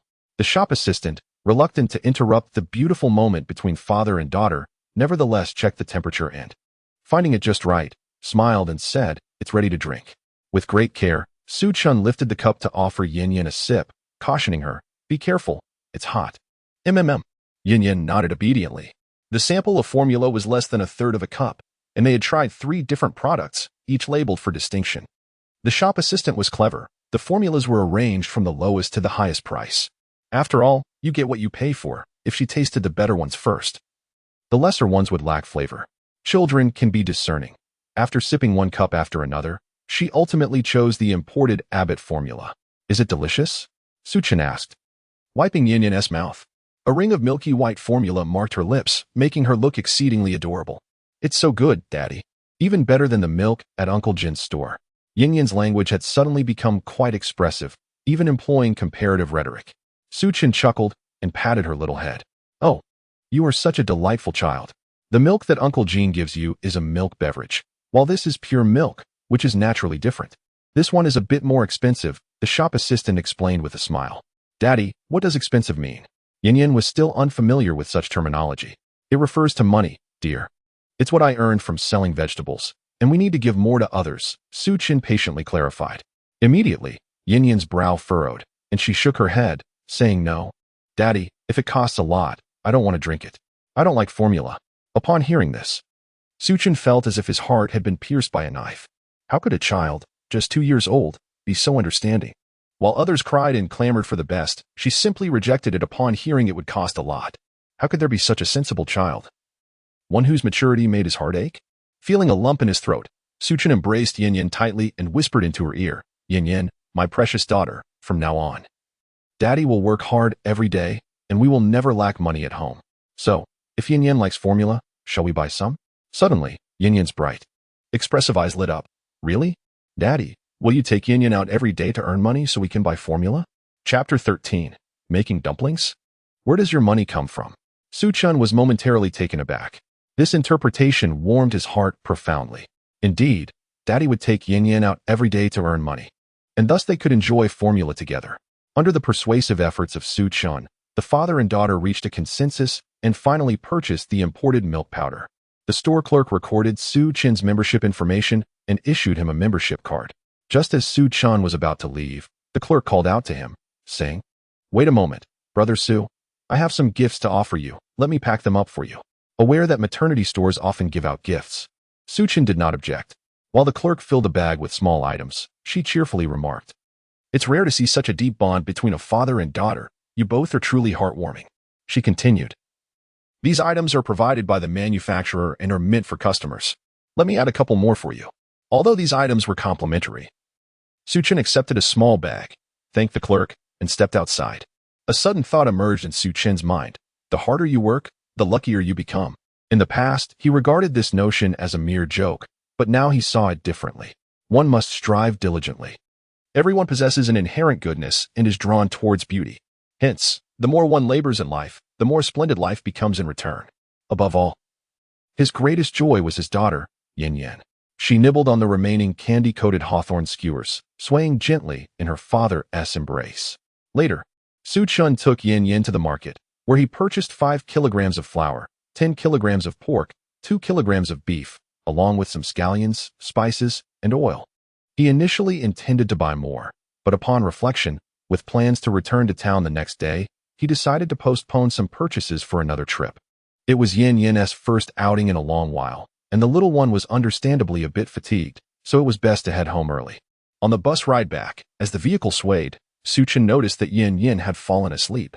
Her little face had transformed since he first saw her yesterday. It was now rosy and round, reminiscent of a ripe apple, evoking an irresistible urge to take a bite. Children truly thrive under care in the future. "I shall nurture you to be healthy and plump, and you must refrain from climbing to such heights, all right?" Su Chun whispered softly to her. As if his words could transcend time, reaching the yin of a past life, offering both comfort and redemption. Yin remained silent, deeply asleep, with the remnants of the sugary treat lingering at the corners of her mouth. Before long, they arrived home. To avoid waking Yin, Chen alighted the bus and walked steadily until he reached his doorstep, where he spotted a familiar figure waiting patiently. "Why are you waiting at the door?" Chen inquired softly. The moment Chen Jalan saw Chen, she rushed forward unsteadily, her steps faltering. "Where have you been?" Her tone conveyed neither joy nor relief, but rather fear and anger. "I lost track of time while taking the child out. My sincere apologies," Chen explained. "What is wrong with Yin?" Chen Jalan, evidently unconcerned with Chen's words, snatched Yin from his arms, cradling the sleeping child as she exclaimed. "She must have been stuffy in the car." As Chen gazed at the empty embrace, his heart felt as though it too had vacated in that very moment. Chen Jalan turned her back, first pressing her face against Yin's, feeling the warmth of her small cheeks, then checking her breath, relieved to find it normal. Yet, after performing these gestures, Chen Jalan pondered if such distrust, especially in front of Chen, was somewhat inappropriate. With a difficult swallow, she declared, "I will carry her to the room to rest." "All right, you two go rest. I shall prepare dinner. Once it's ready, I will come to call you for the meal," Chen replied with a smile. Chen Jalan, perhaps feeling a twinge of guilt, did not object and hurriedly took the child back to the room. Chen, laden with bags, made his way to the kitchen. The sky had darkened, and it was imperative to hasten the cooking. While other households had already begun to send up wisps of smoke from their kitchens, theirs remained cold and quiet. To fulfill his promise, Chen had purchased flour, meat, scallions, and other ingredients, intending to prepare a delightful meal of beef and scallion dumplings for the child. He donned Chen Jalan's apron, washed his hands, and cleaned a chopping board, drying it with a cloth. He then took a portion of flour, poured it onto the board, and with his finger, drew a circle in the center before gradually adding water, kneading the mixture until it formed small dough pieces. Grabbing a rolling pin, he prepared to roll out the wrappers. At that moment, Chen Jalan entered, astonished to find Chen making dumplings. "You really bought flour?" she exclaimed. "Indeed. I also bought meat. It's right here." Chen pointed to the pork and beef on the floor, his hands still busy with the task at hand. Chen Jalan crouched to inspect the bags, her eyes widening as she confirmed the presence of not only pork, but also beef. Another bag contained scallions and spices.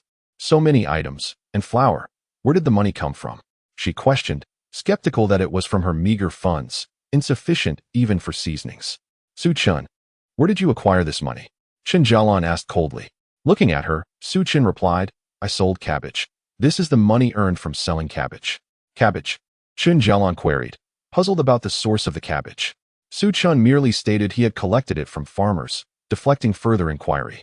If Chen Jalan were to discover that cabbage could mature overnight, it would be too implausible for her to accept. "By the way, I also bought imported milk powder for Yin.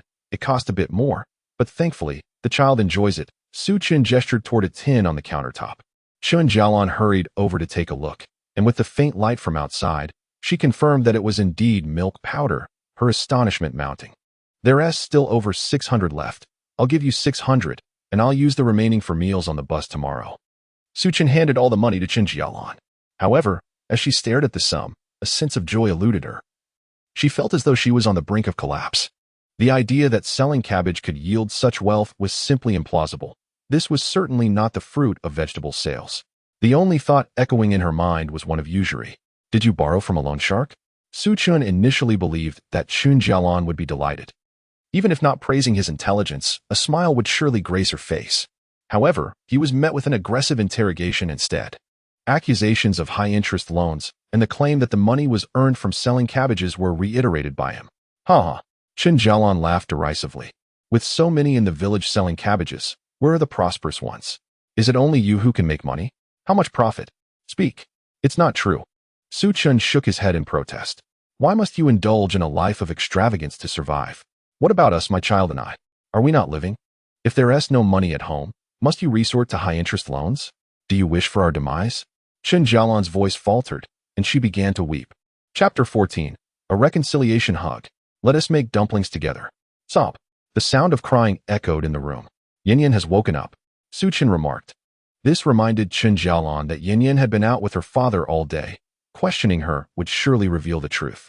Soon, Chen Jalan emerged holding Yin, asking, "Yin, Tell Mommy, where did the money in Daddy's hands come from? Daddy earned it from selling vegetables. They gave it to him, Xiyan replied, her eyes still glistening with tears. Speaking in hiccups. Why are you, like your father, not speaking the truth? Chen Jalan exclaimed, breaking down. Xiyan was taken aback by her mother's outburst. Her sobs intensified. Her little shoulders heaving, feeling utterly wronged, reiterating that it was indeed money from selling vegetables. Really, you don't believe me, nor do you trust Xiyan? Chen recalled that within his sack, there were remnants of vegetable leaves, which could confirm that he indeed sold vegetables today. Upon seeing the leaves and the scattered change in his hands, Chen Jalan finally believed him. If you don't believe me, you should at least believe the child. Chen murmured softly. Hearing his voice, Xiyan felt even more aggrieved, extending her little hands and pouting, "Daddy, hug." How could Chen refuse such a request? He embraced Xiyan tightly. However, after Xiyan dried her tears in his arms, she turned to Chen Jalan and said, "Mommy, I want a hug too." Chen Jalan waved her hand. "Mommy, one tea hug. I still need to help make dumplings." With that, she intended to return to her work. Yet, Xiyan suddenly burst into tears. "No, I want Mommy to hug me. Just one hug." Chan's heart ached painfully, prompting him to plead for her to relent. "All right." Chen Jalan, unable to resist, softened and agreed. To their surprise, Xiyan demanded to be embraced by both adults simultaneously, placing them in an awkward predicament. Since their marriage, not only had they never embraced, but they hadn't even held hands. As for the child, she was conceived in a moment of indulgence on their wedding day. And since waking from that revelry, they had adhered strictly to their boundaries. However, the child continued to wail, leaving them utterly perplexed. In perfect harmony, they placed the child in between them, encircling him with their arms. "Hug a little tighter." Xiyan proposed a new request. "We need a reconciliatory embrace." "All right. Hold on a bit tighter." Thus, with the child in between, they embraced each other tightly, and inevitably, their hands brushed against each other's backs. Chen felt a sudden tingling sensation coursing through his spine, as if two electric currents had struck him. Chen Jalan also instinctively recoiled slightly. He. Xiyan is so happy." Xiyan gleefully leaned in and planted a kiss on Chen's cheek, then turned to give Chen Jalan a kiss on her cheek as well. Chen Jalan was caught off guard, and that kiss landed at the corner of her lips.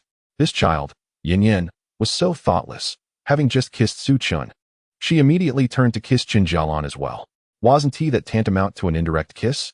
With this thought, Chen Jalan's cheeks flushed even more. At that moment, she was grateful that there was no electricity at home.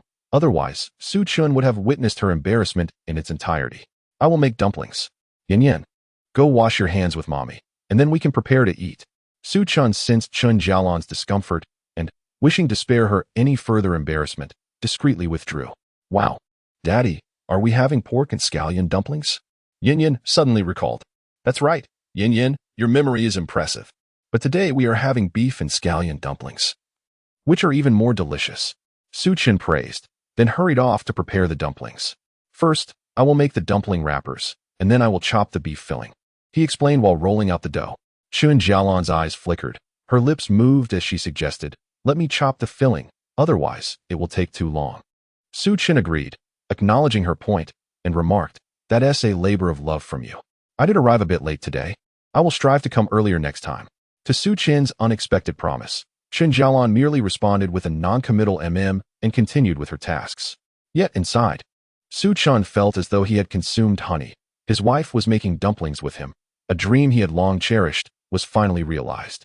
The essence of a beautiful life is indeed the harmonious partnership of husband and wife, each fulfilling their roles.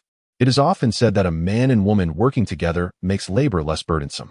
Unbeknownst to Chen, he had already rolled out all the dumpling wrappers and, upon glancing back, saw that Chen Jalan had also prepared the filling. "Let me wrap the dumplings. You take a break for a while," Chen hurriedly offered. "No need. If we don't wrap them quickly, we will starve," Chen Jalan replied expressionlessly. However, as soon as she said it, she felt a twinge of regret. Chen's performance today was commendable. He was nothing like the person she once found intolerable. Instead, it was she who seemed sharp-tongued, creating an icy atmosphere with her words. Perhaps she had grown accustomed to speaking to Chen in such a manner. It was hard to change in an instant. Chen Jalan felt a slight pang of guilt, but soon let it go. This Chen, as fickle as the weather, was being quite agreeable today. Perhaps tomorrow he would revert to his former self. It was better not to be overly courteous, Just enough would suffice. With this thought, Chen Jalan regained her confidence. As Su Chun deftly wrapped dumplings, he observed the myriad expressions flitting across his wife's face. At times, her brow furrowed in deep contemplation. At others, a melancholic air enveloped her, as if burdened by unspoken thoughts. Occasionally, she appeared entirely at peace, having seemingly reconciled her feelings. Su Chun surmised that Chen Jalan was likely feeling disoriented by his sudden transformation. He remained patient, allowing both himself and his wife the necessary time to adjust. Before long, their combined efforts yielded a bountiful plate of dumplings, ready to be boiled. The aroma wafted through the air as they cooked, a rich scent infused with fragrant spices and premium beef. Upon catching a whiff, Xiyan exclaimed, "Daddy, you're amazing. You really made dumplings for me." Naturally, a promise made to his daughter was one Su Chun intended to keep. With a smile, he poured 2 bowls of vinegar, bringing them to the table. Noticing this, Chen Jalan remarked, "1 bowl is sufficient. That is far too wasteful. I'll pour 1 back." Su Chun did not protest. Her ingrained fear of scarcity ran deep, even to the point of meticulously measuring out a bowl of vinegar. It was a shortcoming he felt as her husband. Chapter 15. You can actually afford dumplings. How fragrant. Daddy. Yan's eyes sparkled with anticipation as she eagerly awaited Su Chen's cue to begin. It smells so good. Let's dig in. However, Su Chen playfully tapped her nose, cautioning, "Be careful not to burn your mouth." "Okay, Daddy," she readily replied. In no time, half a dumpling had vanished into Yan's tummy. "Daddy, it's so delicious. Really, really good." After just 1 bite, she gave Su Chen a thumbs up. Seeing his child relish the food brought Su Chun immense joy. Yet he couldn't help but notice Chen Jalan's lack of reaction. "Is it tasty?" he finally inquired, unable to contain his curiosity. Chen Jalan looked up, still chewing on half a dumpling, juices trickling down her lips. Su Chun was momentarily taken aback by the sight. "Daddy here." Yan offered Su Chun a handkerchief, her mouth still full of dumpling, mumbling, "Take it." "What do I need this for?" Su Chun asked, bemused. "To wipe Mommy's mouth, of course." Yan wore a look of innocent exasperation as she thrust the handkerchief into Su Chen's hands. Realizing the little one was indeed a clever ally, Su Chun felt a surge of admiration. Chen Jalan, now caught off guard, hesitated to wipe her mouth with her hand, fearing the grease. She stood up, intending to take the handkerchief from Su Chun. Seizing the rare opportunity to display his tenderness as a husband, Su Chun tightened his grip on the handkerchief, ready to assist Chen Jalan in cleaning the corner of her mouth. Instead, he inadvertently clasped her delicate hand. "Ah!" Chen Jalan gasped softly. "I am so sorry. I didn't mean to." Su Chun stammered, flustered, as he looked down at her fair, slender hand in his grasp. Chen Jalan had never experienced such a thing before, and her face flushed crimson as she hurriedly exclaimed, "Then why don't you let go of my hand?" "Oh." Su Chun quickly released her. Yet the handkerchief still remained in his grasp. Chen Jalan, hesitant to snatch the handkerchief back, simply sat there. Su Chun recognized that it was time to exhibit his tenderness as a husband. Thus, he rose and gently dabbed the corner of her mouth with the handkerchief. Overwhelmed with shyness, Chen Jalan could not bring herself to meet Su Chen's gaze, her heart racing like a startled deer. She truly had not anticipated that upon his return, Su Chen would appear transformed. Not only did he prepare meals for them, but he also took Yin out for leisure, sought ways to earn extra income for the household, and even brought back the milk powder she had longed for. Now, she found herself in possession of an additional 600 yuan, which perfectly alleviated the pressing financial concerns for the next day. Should anyone come to collect debts, she would have the means to pay them. The dark clouds hanging overhead began to dissipate, and Chen Jalan felt as though she glimpsed a ray of light, a beacon of hope for their family. She earnestly wished that Su Chen's transformation was not merely a fleeting change, but a profound and lasting one. "Mom." Yin suddenly appeared before Chen Jalan, her little face magnified in front of her. "Yin, what is it?" Chen Jalan gasped in surprise. Yin giggled, her tiny, greasy hand pointing at Chen Jalan as she said, "Mom, aren't the dumplings Dad made absolutely delicious?" Chen Jalan sighed in relief. Fortunately, the house was devoid of electricity, and the yard was enveloped in darkness, allowing only a hint of natural light to illuminate her flushed face, sparing her from embarrassment. "Delicious," Chen Jalan whispered. "Dad, did you hear that? Mom loves the dumplings you made," Yin exclaimed, as if sharing a momentous revelation. Su Chun, of course, heard her and felt a swell of happiness within. Although Xiyan was merely a 2-year-old child, unaware of such nuanced emotions, her high emotional intelligence shone through as she took turns feeding Su Chun and Chen Jalan dumplings, effortlessly creating a warm and joyful atmosphere. Xiyan. At that moment, a vague figure appeared at the door, calling out her name. Upon hearing the voice, Xiyan immediately set down her chopsticks, left the table, and went to greet her little guest. Sister Rui, are you here to play at my house? Xiyan inquired, her tone revealing her delight at the visitor's arrival. After a hearty meal, I felt so bored that I came to find you, Rui exclaimed, patting her round little belly. My grandma gave me all the leftover pork dumplings today. They had rice, but the dumplings were simply divine. Xian's eyes brightened at the mention of dumplings, and she eagerly replied, Sister Rui, we had dumplings at our house today too. They were indeed delicious. Rui seemed astonished, asking, your family can afford dumplings too? Yes. My dad made them. They are really tasty. Sister Rui, come eat with us. There are plenty. Xiyan exclaimed, tugging Rui's hand and leading her towards the table. Su Chun did not oppose this. After all, if children harbor any prejudices, it is undoubtedly due to the influence of adults around them. Ultimately, it reflects his own shortcomings that even 4-year-old Rui looks down upon their family. Reluctantly, Rui approached the table and was pleasantly surprised to find dumplings steaming hot, clearly just retrieved from the pot. Chen Jalan pursed her lips, feeling a pang of reluctance, as she feared there might not be enough food. However, seeing Rui's arrival, she inquired, Rui, would you like to have some dumplings? Rui initially intended to decline, but the enticing aroma of the dumplings from Xian's home was far superior to those of her own, compelling her to relent. I'll just try one. All right. I'll get a bowl and chopsticks, Chen Jalan responded immediately, rising from her seat. Su Chen remained indifferent to the situation, even encouraging Rui to sit down. Xiyan, under Su Chen's encouragement, joyfully shared several dumplings with Rui. The moment Rui took a bite, her eyes widened in surprise, and she exclaimed, what kind of dumpling is this? It's so delicious. Beef and scallion dumplings, Xiyan replied, well versed in the name. My dad makes them. Your dad can make dumplings? And beef ones at that. Rui clearly found this revelation hard to comprehend. Yet, the delectable taste of the beef and scallion dumplings was irresistible. And despite having eaten her fill, she managed to consume 6 or 7 dumplings before finally setting down her chopsticks.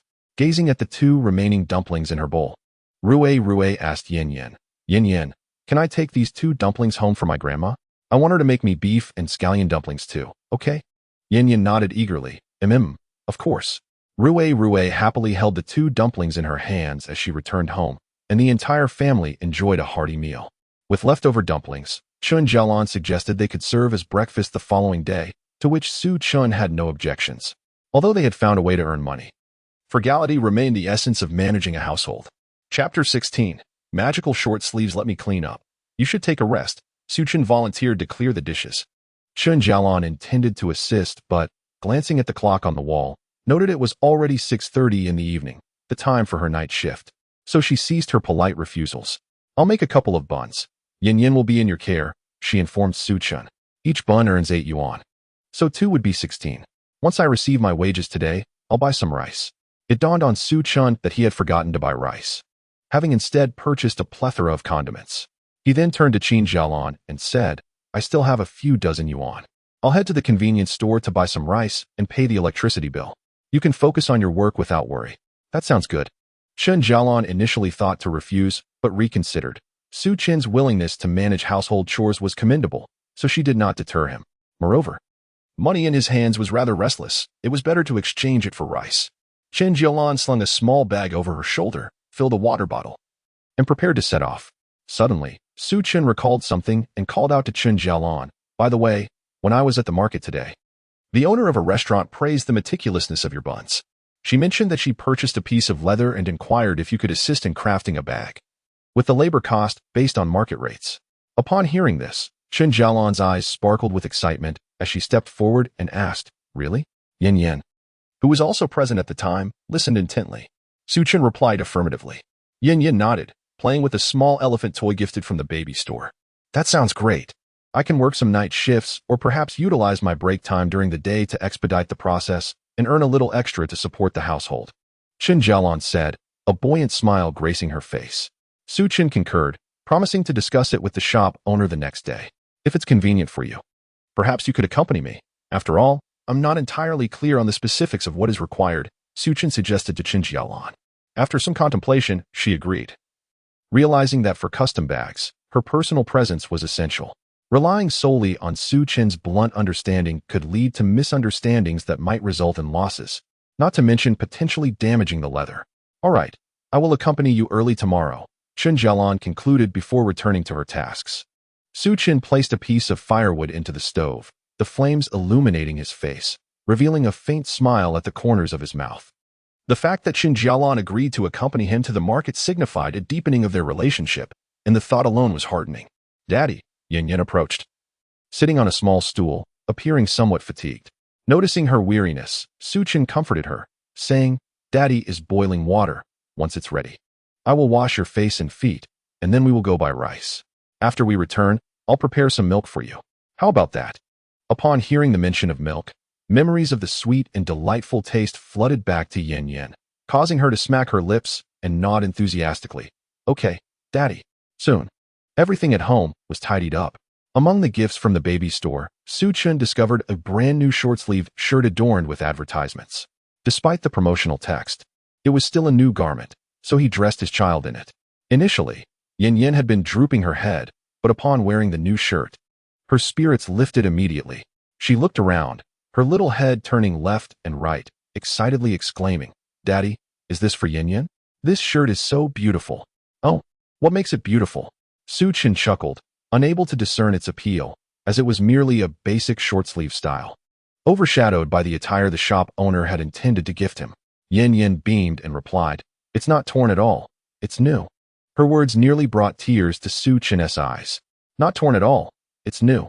His child, who had never owned a new piece of clothing, always were hand-me-downs from neighbors that Chen Jalan had solicited. Even then, they were not discarded, but rather patched and mended repeatedly. A tear fell silently into the wash basin. Su Chen understood that a man should not weep easily, yet at that moment, he felt an overwhelming sense of sorrow. Daddy, are you washing Xiyan's clothes? Xiyan asked, squatting beside him. Yes, Daddy is washing your clothes, he replied. In an effort to conceal his embarrassment, Su Chen vigorously rubbed his short sleeves. How wonderful. Dad, did you know? This garment is quite remarkable. Xiyan displayed no hint of disdain. Remarkable? Su Chen found it somewhat perplexing. Indeed, Xiyan replied mysteriously. This is a little secret that Mom shared with me, just between us. A little secret? Can you share it with Dad? Su Chen, equally intrigued, wondered what secrets the two women could possibly share. Xiyan leaned in conspiratorially and said, Dad, Mom told me this is a magical shirt, full of enchantments. A magical shirt? Su Chen was even more bewildered. It was merely a tattered piece of clothing. Where could its magic possibly lie? You don't know, do you? Mom said this shirt was this short last year, and now it has grown so much. It's a shirt that grows as I grow. As she spoke, Xiyan gestured animatedly. Su Chen suddenly comprehended why Chen Jalan referred to it as a magical garment. It was indeed delightful. He had washed it thoroughly and now intended to hang it up. Magical? Where could its magic stem from? It was simply that the fabric was of such poor quality that it stretched with each wash. Chen Jalan, with such words, cautiously nurtured Xiyan's self-esteem. If a child's self-esteem is easily maintained, what about Chen Jalan's? The clothes she wore, also washed repeatedly, were already faded and worn. Who would bestow stories upon such garments? Su Chen silently resolved that after selling vegetables tomorrow, he would set aside a portion of his earnings to buy some clothing for his child and wife. Even if he could not purchase much, at least he would acquire a few items for them to change into. Once he earned a substantial income, he would buy better styles. At last, he felt a sense of relief in his heart. Su Chen then took Xiyan and headed towards the village center. There was a small shop at the village head, selling a myriad of odds and ends, sewing supplies, food, beverages, and staples like rice and flour. Some elderly villagers, rarely leaving the village, would purchase their daily necessities from this shop. Su Chen planned to buy 10 kilograms of rice first, and then use the remaining funds to pay the electricity bill for his home. The electricity used for mere lighting wouldn't cost much, and the leftover money would suffice. Hey, isn't that Su Chen, buying cigarettes or alcohol? A man sat at the entrance of the shop, lounging with his legs crossed, grinning at Su Chen. Chapter 17. The Dignity of Wife and Daughter on Ordinary Days. Chen would have ignored such individuals, focusing solely on purchasing his cigarettes and alcohol. The shopkeeper was also a scoundrel. Others could buy on credit. Yet Chen was always required to pay cash for his tobacco and liquor. At times, when pressed for cash, he would buy loose cigarettes. Just a few to satisfy his craving. More often than not, he would finish them before even leaving the shop. The same went for alcohol. He would fill a small plastic bag and sip through a straw while walking, only to find himself empty before reaching halfway. No young man in the entire village fared worse than Chen. Thus, as Chen stepped outside, he inevitably became the target of laughter and ridicule from the elderly in the village. However, in his previous life, Chen paid little heed to their words, content as long as he found his own peace. Now, he was acutely aware that he was not the sole resident of the village. Both Chen Jalan and Xiyan lived there as well. While he could be likened to a street rat, scorned by all, they could not afford such treatment. In this lifetime, he was determined not only to ensure that his wife and child were well fed and clothed, but also to grant them the dignity to live without the burden of scorn. As he encountered the elderly man, Chen smiled and greeted him, explaining that he was not there to purchase tobacco or alcohol, but to buy rice, as their supply at home had run out. This straightforward statement left the elderly man momentarily speechless, who had been prepared to mock Chen. At the entrance of the small shop, a dimly lit lamp cast a hazy glow, obscuring clear vision. The elderly man, thinking he had mistaken the identity of the person before him, rubbed his eyes and looked again. Indeed, it was Chen. With surprise, the elderly man asked, "Have you brought your child to buy rice?" "Indeed, our rice has run out, and I need to get some, lest we find ourselves without food tomorrow." Chen replied with a smile as he set Xiyan down. However, Xiyan seemed somewhat reluctant. She tucked her little legs in and wished to be held again by Chen. Yet, he did not indulge her this time.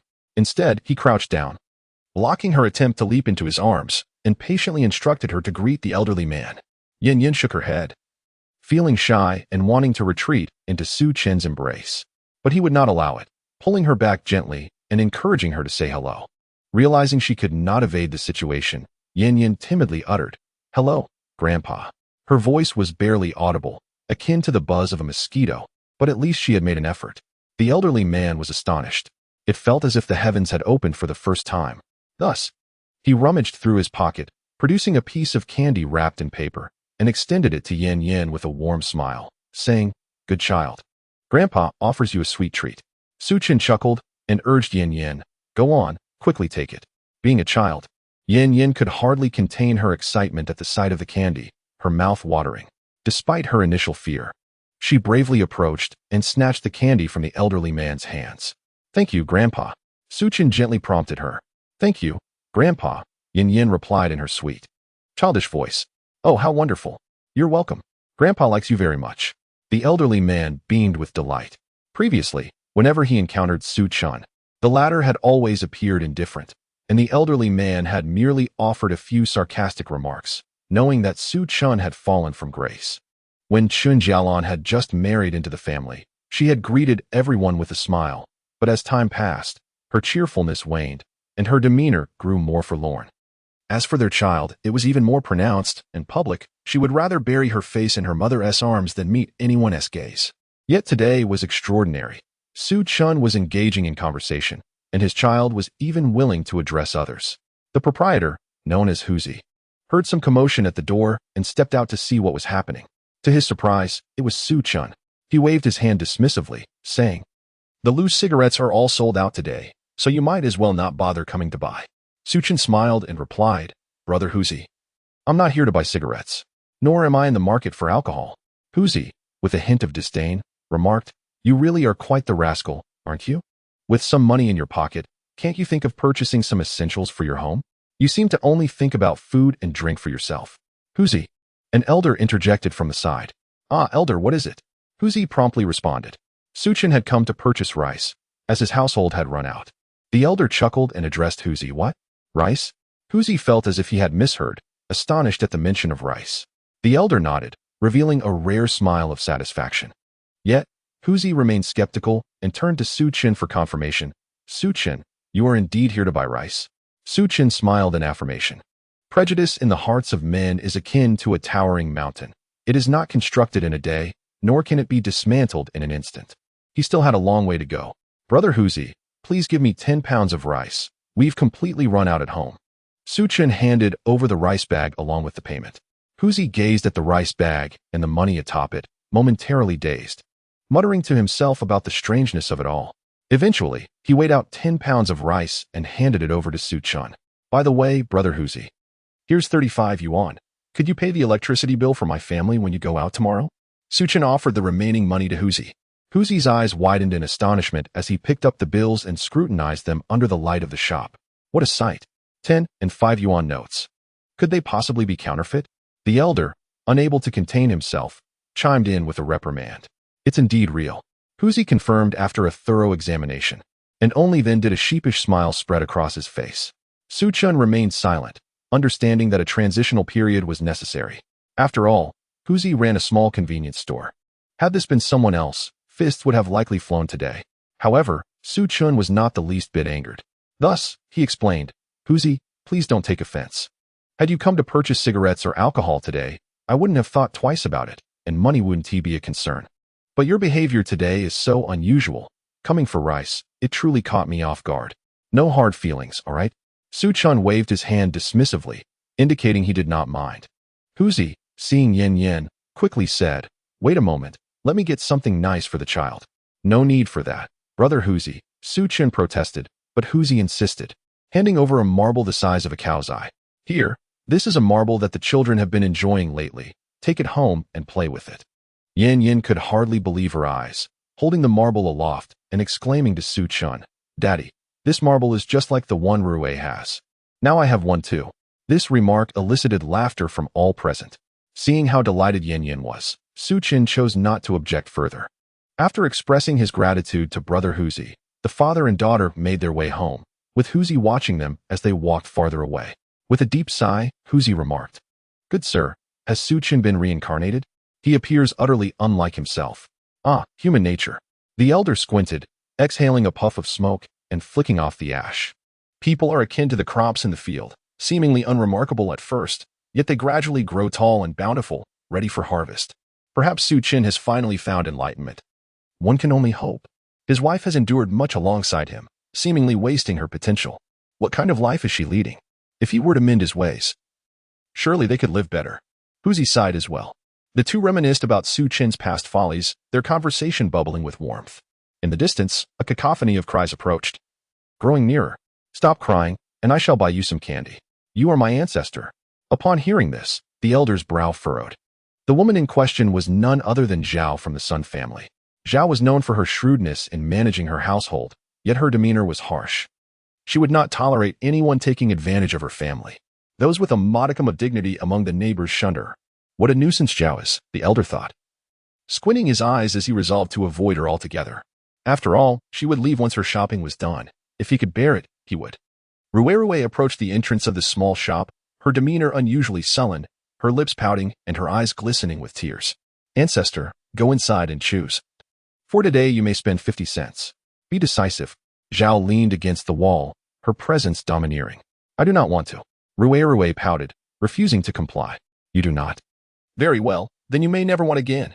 May you starve, you little rascal. Yao's tirade continued. At this point, Huzi, as the owner, could no longer remain silent and intervened. What is the matter, Aunt Zhao? Why quarrel with a child? She simply does not understand. Zhao unleashed a torrent of complaints. This little girl insists on claiming that the beef dumplings she acquired from who knows where are from Xiyan's household, demanding that I make her beef dumplings too. Good heavens! Xiyan's family eating beef dumplings? How absurd. They would only receive such delicacies as gifts from others. Do you think they could afford beef? You are fabricating stories. Our Sun family works tirelessly, barely enough to fill your mouth. Now you refuse to buy, do you? Zhao threatened as she moved to strike Rui. Terrified, Rui cried out, I am not lying. It was Yan's father who made the dumplings. They are indeed beef dumplings. Wah! More lies. Zhao exclaimed, removing a shoe as if to throw it. The elder could no longer endure the scene. Zhao had single-handedly turned this into a farce.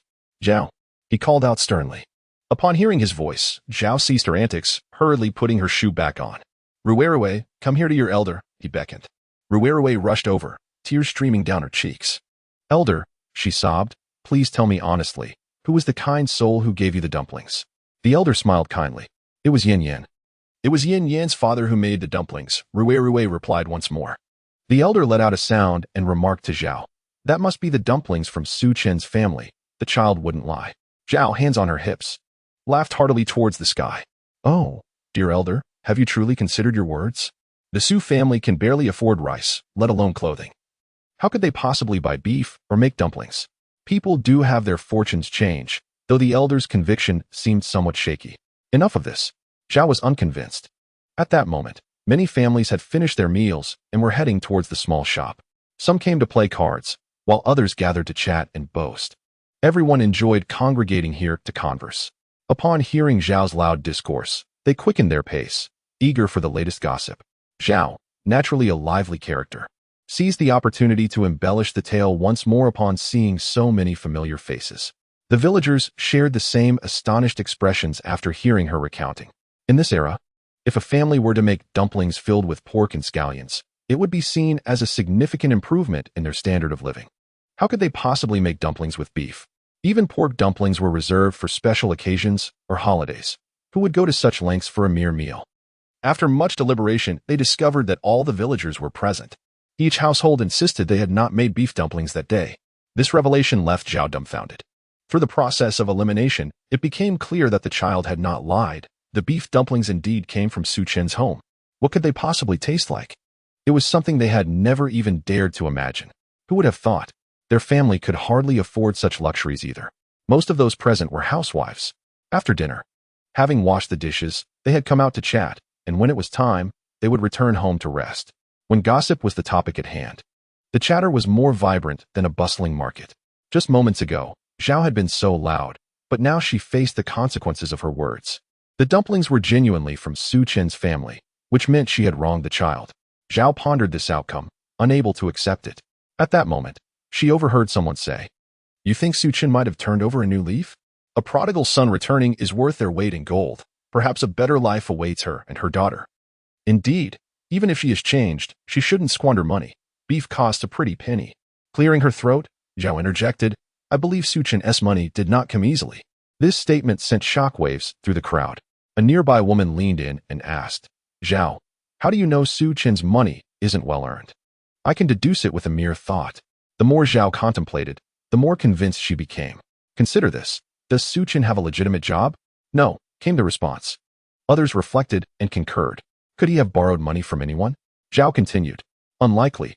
In our village, no one would dare lend to him. Who doesn't know he is lazy and indulgent?" This was, after all, a truth that resonated with them all. Zhao felt invigorated and particularly at ease, for she had finally discovered the breakthrough in the entire affair. So, one must ponder, where did Su Chen acquire his funds? Chapter 19. The source of the money is undoubtedly dubious. When Su Chen covered Chen Jalan with a quilt, everyone gasped in astonishment, including the elder and the bearded man. It was neither earned nor borrowed. Money does not simply fall from the sky, so where could it possibly have come from? The answer was already glaringly evident. It was either stolen, robbed, or deceitfully obtained. In any case, it was not acquired through honorable means. Do you comprehend? Is it truly so easy for Su Chen to amass wealth? Zhao could not help but burst into a triumphant smile.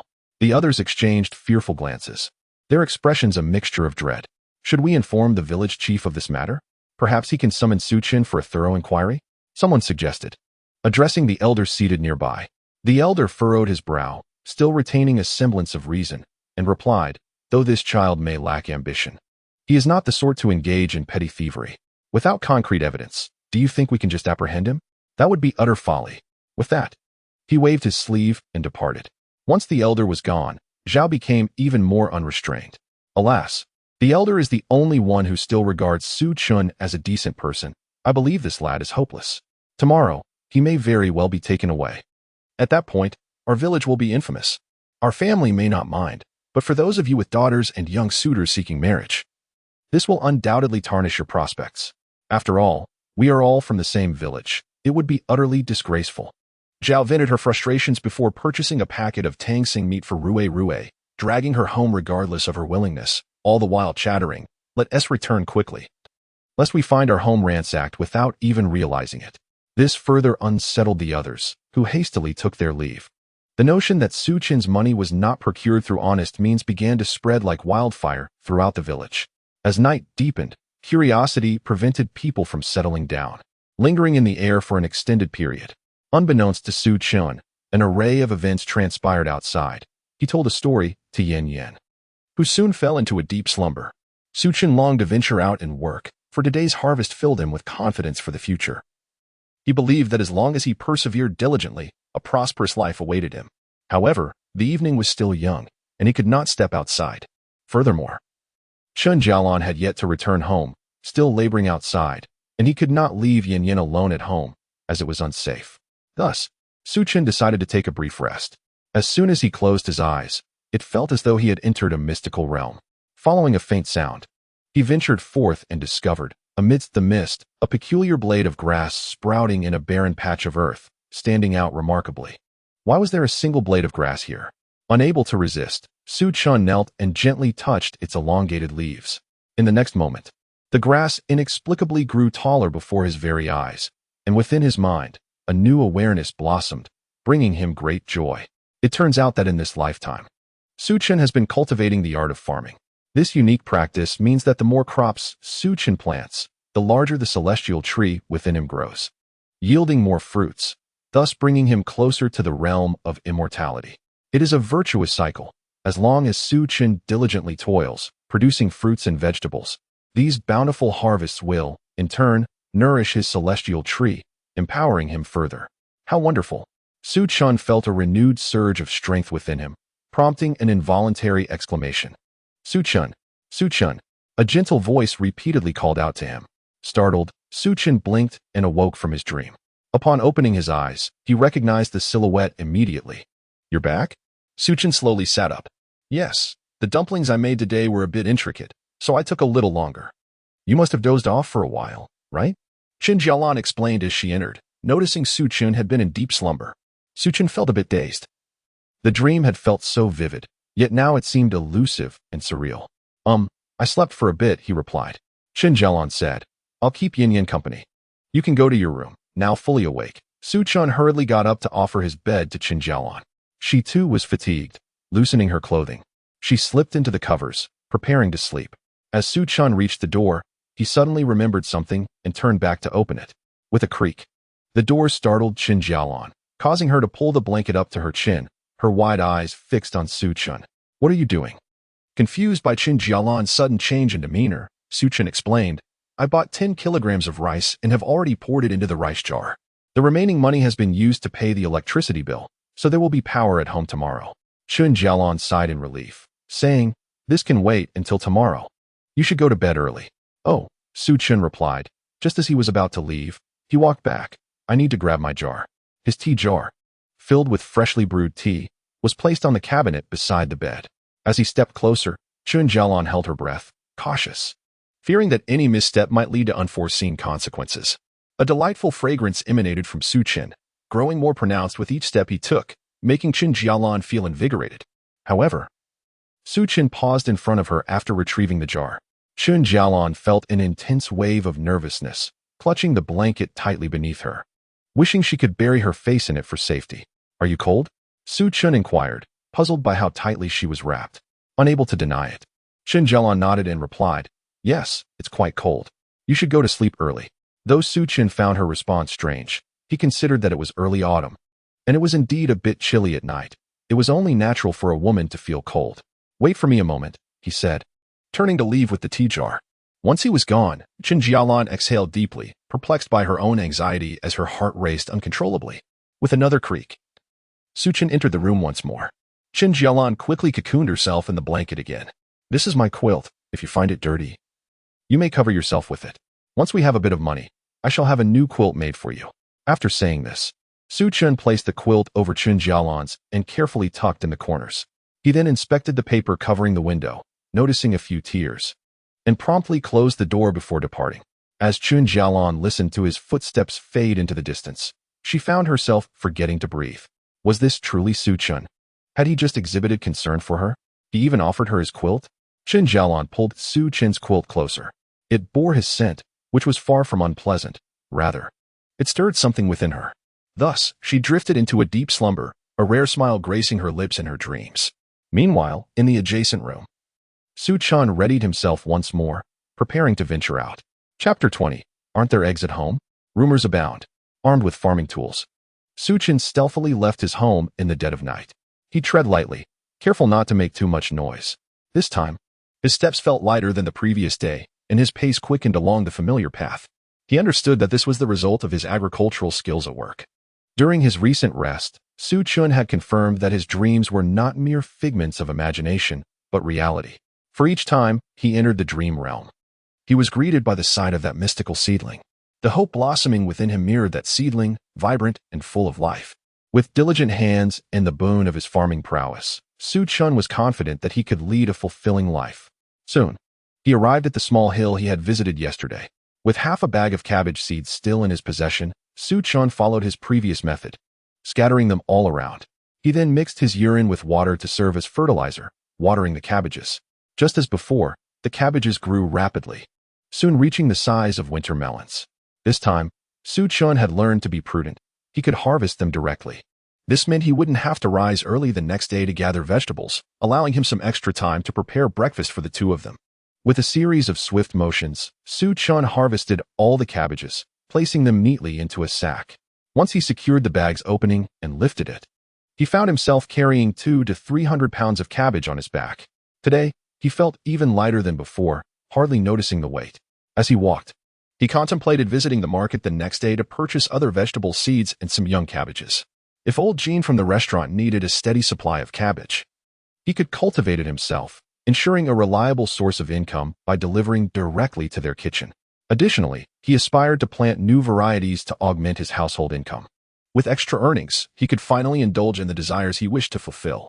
With these thoughts in mind, his steps became even more buoyant. Upon returning home, Xiyan set down the sack and retired to his room for some rest. Having given his quilt to Chen Jalan, he still felt a warm comfort enveloping him, devoid of any chill. Soon, he succumbed to sleep. The following day, as dawn broke, Xiyan rose hastily. He kindled a fire and prepared a meal, intending to make fried rice for the mother and daughter today. Unfortunately, they had eaten dumplings the previous night and had no leftover rice, so he had to cook it fresh. However, Xiyan woke up early, which did not delay the process. The smoke curled gracefully into the air, and the enticing aroma of rice soon wafted into the room. Yin, with her little short legs, kicked and moved adorably, climbing up beside Chen Jalan and planting a kiss on her cheek.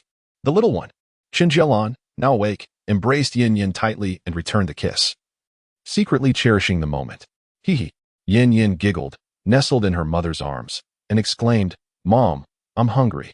Upon hearing Yin declaration of hunger, Chen Jalan playfully pinched her nose. She too could smell the delightful fragrance of the food. Though she was reluctant to admit it, her thoughts were solely on Xiyan, who had diligently prepared meals for 3 consecutive days. Chen Jalan dressed Yin and soon noticed that the child was wearing a shirt emblazoned with advertisements. "Where did you get this shirt, Yin?" Chen Jalan inquired, having a suspicion due to the advertisements, yet wanting to engage her child in conversation. Yin animatedly recounted the events of the previous night, inadvertently revealing the secret of her magical short-sleeve shirt. Chen Jalan did not express any displeasure. On the contrary, she felt it was natural for the child to share such moments with her father. She could only hope that Xiyan's transformation was not merely temporary. At that moment, Xiyan was serving rice and greeted the two as they emerged. "Dad, what delicious food are we having today?" Yin eagerly asked. Xiyan replied with a smile. "Today, Dad is making you an unbeatable fried rice." Unbeatable fried rice. Yin's eyes widened in delight, her anticipation palpable. "It sounds delicious, Dad." "Of course." Xiyan chuckled. "Is the egg ready for the unbeatable fried rice?" Chen Jalan glanced around but did not see any eggs, prompting her to question. Xiyan grinned. "I wanted to wait for you to wake up and ask for 2 yuan to buy some from the convenience store. Yesterday's money was spent on rice and paying the electricity bill." Chen Jalan rolled up her shirt sleeves and said, "Don't we have eggs at home? Why go out to buy more?" As she spoke, she retrieved 2 eggs and handed them to Xiyan. He was taken aback. Had such a significant change occurred in just one day? Just yesterday, she had been unwilling to let him touch the eggs, and they nearly quarreled over 2 eggs. Yet today, she proactively offered them to him. "Take them. Why are you standing there in a daze?" Chen Jalan urged, pushing the eggs closer. All right. Su Chen quickly accepted the eggs, cracked them into a bowl, and whisked them into a frothy mixture. He then sliced some meat and prepared the fried rice. The fragrant dish of meat and egg fried rice was devoured eagerly by the Su family. After cleaning up, the sky had brightened. Su Chen was about to prepare milk powder for Yin when Chen Jalan approached and suggested, "Actually, the domestic brand is also good and a bit cheaper." "No, I have compared them, and indeed, you get what you pay for. We must purchase imported goods, while we can economize in other areas. We should be particularly cautious when it comes to our children, especially regarding consumables." Su Chen's rare descent made Chen Jalan feel a warmth in her heart, though she refrained from verbalizing her thoughts. Seizing the moment while Su Chen was occupied with feeding, she took a small cloth bag, promising to return shortly, and stepped outside. Su Chen understood that this day marked Chen Jalan's repayment of a high-interest loan, amounting to 505. The 600 he provided yesterday was sufficient for the repayment. Likely, Chen Jalan wished to avoid any confrontations at home, so she took the initiative to settle the debt. Su Chen felt that without the burden of debt, Chen Jalan would remain at home, allowing them to lead a stable life together. He awaited her return to venture to the market together. However, when Chen Jalan re-entered, her face bore no trace of a smile.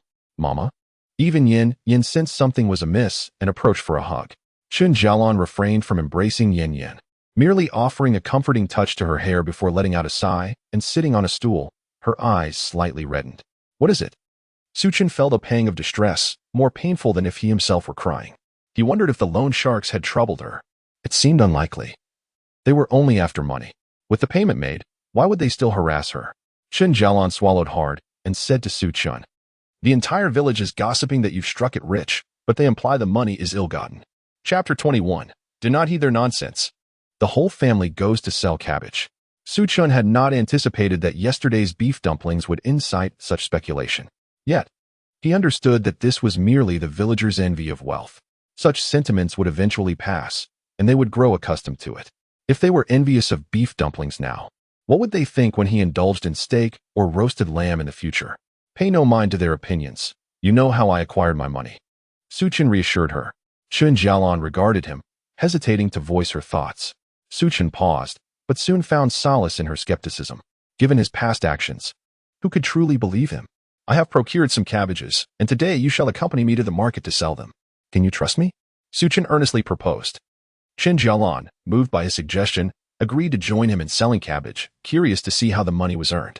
Su Chen retrieved 2 burlap sacks stored at home and placed them on his back. Chen Jalan eagerly offered to share the load, but he gently declined, stating that her priority should be to care for Yin. The three of them locked the door and boarded a bus for their outing. Throughout the journey, Yin was brimming with excitement, likely due to the rare opportunity to be with her parents. "Daddy, is that a car?" Su Chen nodded with a smile. "Mommy, look. There's a horse over there." Chen Jalan broke into a smile, gently stroking Yin's head as she remarked, "That is a donkey. A horse stands taller, and we refer to it as a steed. The mere presence of people seems to uplift one's spirits." Su Chen observed that Jalan was indeed more talkative around Yin. He had never noticed before, but it appeared that Jalan possessed quite a refined intellect. As a graduate of a traditional Chinese medicine university, he was curious about Jalan's educational background, and he hoped to inquire about it when the opportunity arose. Judging by her eloquence, it must be substantial. As Su Chen gazed at the carts and donkeys outside, he pondered his plans to cultivate a variety of new crops. Relying solely on public transport to transport them to the market was not practical. He needed a reliable means of transportation. A sedan was clearly inadequate, as it could hold very little in its trunk. An ideal choice would be a small truck, which could accommodate him in the front seat, her and Yin in the passenger seat, and still carry several tons of goods in the back, perfect for his needs. Once he improved his family's circumstances, he could consider purchasing one. Before he realized it, they had arrived at the town's marketplace. Today was livelier than usual, being the weekend. Numerous vendors had set up stalls to sell their handcrafted items. Su Chen carried 2 large sacks of cabbage, heading towards the spot he had visited the previous day. Since Jialan was unfamiliar with the area, she allowed Yin to guide her towards the restaurant. As they passed a vendor selling candied hawthorns, Yin cheerfully exclaimed, "Mom, Dad bought me candied hawthorns from this grandpa yesterday."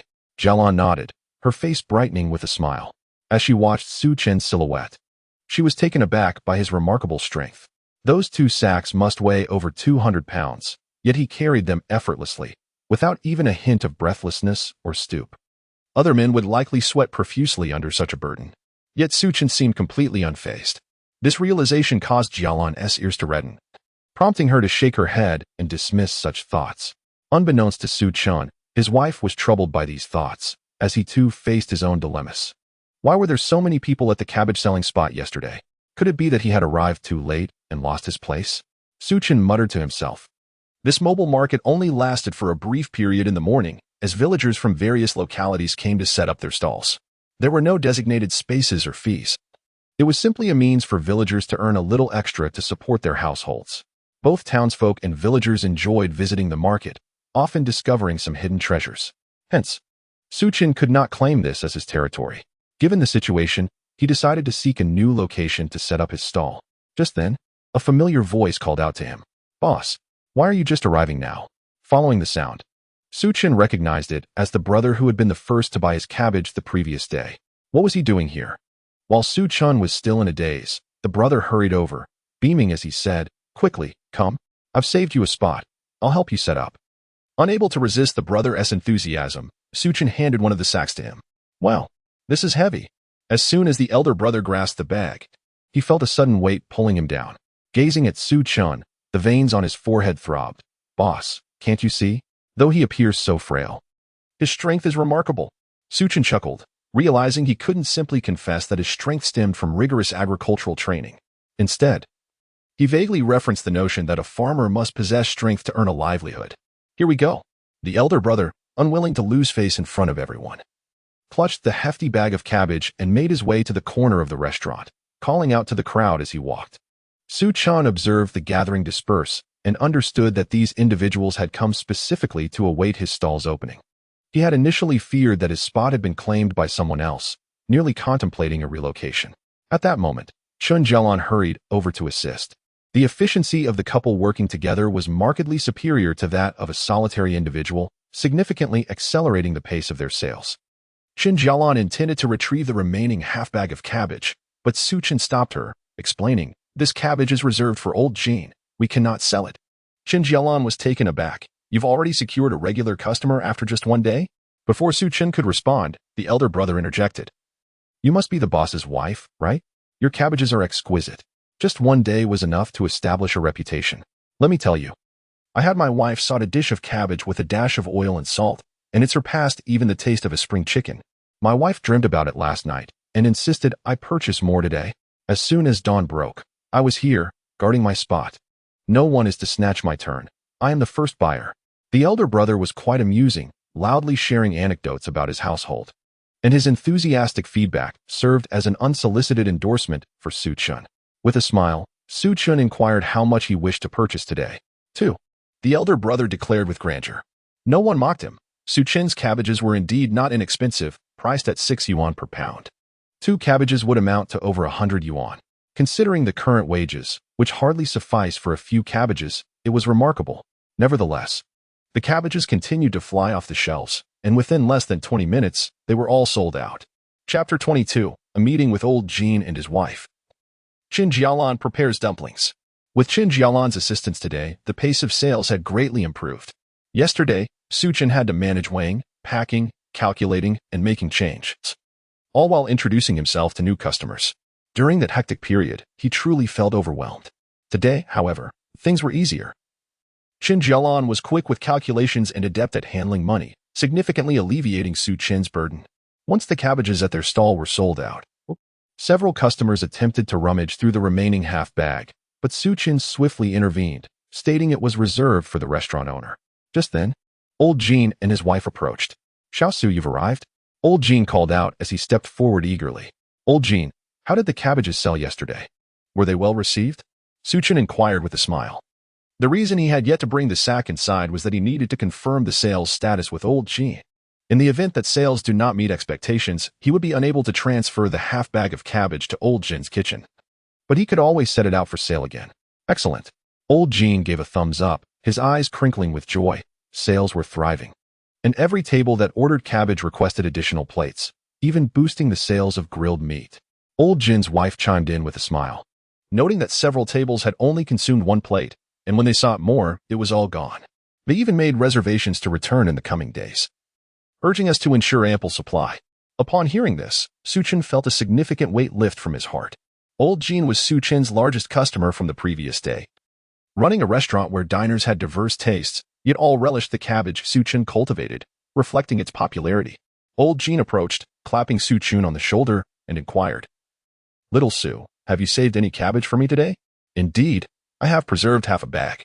Just moments ago, someone expressed interest in purchasing it, but I refrained from selling," Xiyan replied. "Splendid," Old Xiyan exclaimed, promptly weighing the cabbage before sending it to the kitchen. Upon his return, he handed Xiyan over 300 yuan, advising him to count it carefully to ensure nothing was amiss. With a smile, Xiyan accepted the money and naturally passed it to Chen Jalan, saying, "You take it." She swiftly counted the amount and confirmed, "It's correct." At that moment, Old Jin's wife noticed Chen Jalan, scrutinizing her with admiration, and remarked, "Is this your sister-in-law? She is truly exquisite.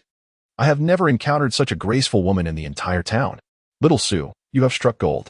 Xiyan, flattered by the praise of his wife's beauty, smiled bashfully.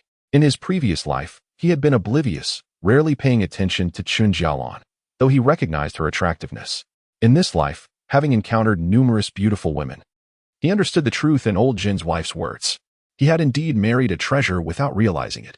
Thus, in this lifetime, he was determined to treat his wife well, allowing her to blossom further under his affection. Chen Jalan, unsure of how to respond, merely smiled. Suddenly, Old Jin's wife recalled something and stated, "Oh, I brought the leather materials. They are placed beneath the counter." "Little Su's wife, could you find the time to make a bag for me?" Chen Jalan immediately understood that she was referring to the owner of the bag-making business Xiyan had mentioned the previous day. Recognizing the opportunity, Chen Jalan nodded in agreement, despite her shyness. Afterward, the two women found an empty table to discuss the bag styles in detail. Although they were not well acquainted, their shared interests allowed for an engaging conversation. As they chatted animatedly, Old Jin fetched fruit and milk for Yin, also pouring tea for Xiyan, and they began to converse. Old Jin smiled at Xiyan and asked, "Little Su, do you grow all your cabbages yourself?" Xiyan chuckled. Ever since he first planted vegetables and witnessed their rapid and abundant growth, he realized that this was a secret that must be kept. Otherwise, even if he had 10 mouths, he could never adequately explain the reasons, and he might even be labeled a monster and sent to some research facility for dissection. Xiyan explained that he procured the cabbage from a farmer whose produce is exceptionally good, hence his decision to place an order. Lao Ji nodded in acknowledgement, harboring no doubts. "Xiao Su, I believe you could significantly expand your cultivation area and increase the planting of cabbage," Lao Jin suggested thoughtfully. "Consider this. It is now late summer, and autumn and winter are approaching. Cabbage is in high demand both here and elsewhere. If you could cultivate on a larger scale, with such quality, I assure you it would sell even better than meat." Lao Jin's words were resolute, and Xiyan understood the rationale behind them. However, expanding the cultivation area was far from straightforward. Xiyan realized he needed to acquire a sufficiently large plot of land. Suddenly, Xiyan had a revelation.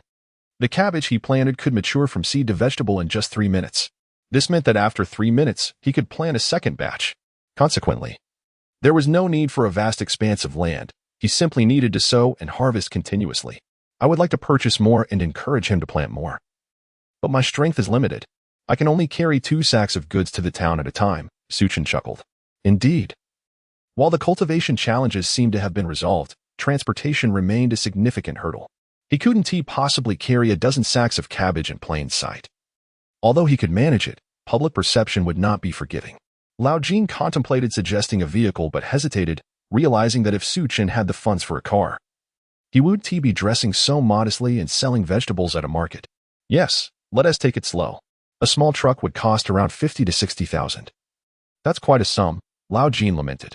Xiyan nodded in agreement. At that moment, an elderly man rode by on a large tricycle, with a sign reading, "We buy old furniture, refrigerators, and appliances." The back of the tricycle was filled to the brim with appliances. Xiyan smiled. While he couldn't afford a truck just yet, a tricycle seemed feasible. Lao Jin agreed, though he noted it would require considerable effort to pedal it, which was no small feat. Xiyan was undeterred. He had strength in abundance. After concluding their conversation with Lao Jin and his wife, Xiyan's family departed from the restaurant.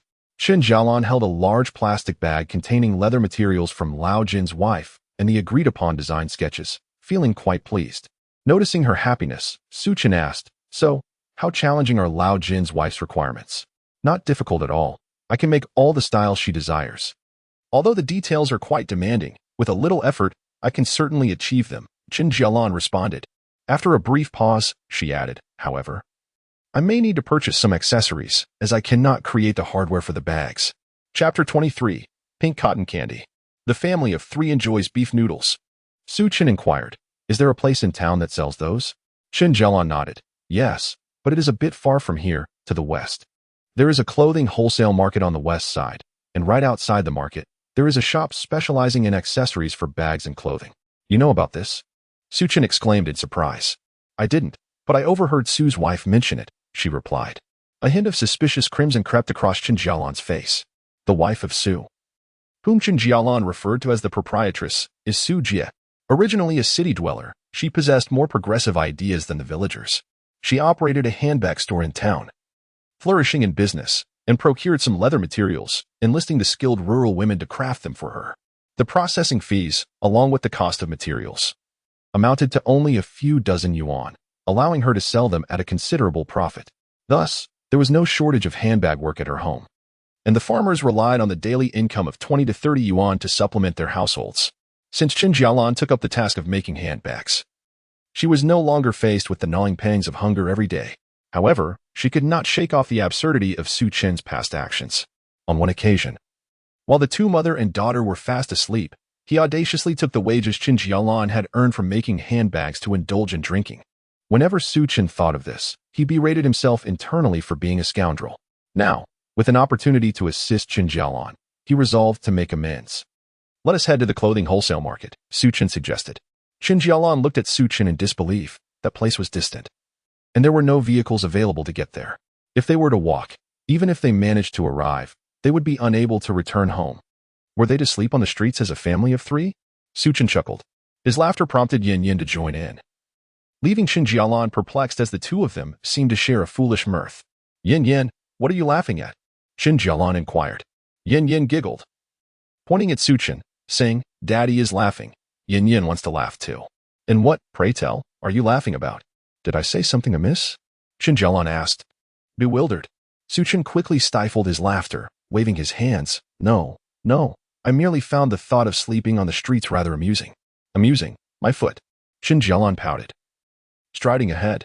Observing her playful indignation, Su Chen chuckled again, albeit silently this time. In truth, he was not amused by the notion of camping on the streets, but rather by the joy of being a family of three. How wonderful it was to be a family of three. As long as they were together, he feared nothing. Not even the prospect of sleeping outdoors. "Daddy, is Mommy angry?" Yin asked Su Chen earnestly, her little face scrunched up like a bun. Su Chen smiled, lifting Yin into his arms. "Perhaps. What should we do then?" Yin's expression grew increasingly somber. Su Chen kissed her and replied, "Daddy will think of a solution." As Chen Jialan walked, she slowed her pace, glancing here and there at the market. However, the two behind her seemed to lag behind indefinitely. Initially, Chen Jialan managed to maintain her composure, but as time passed, anxiety began to swell within her, prompting her to turn around and check. "I say, where have you two gotten off to?"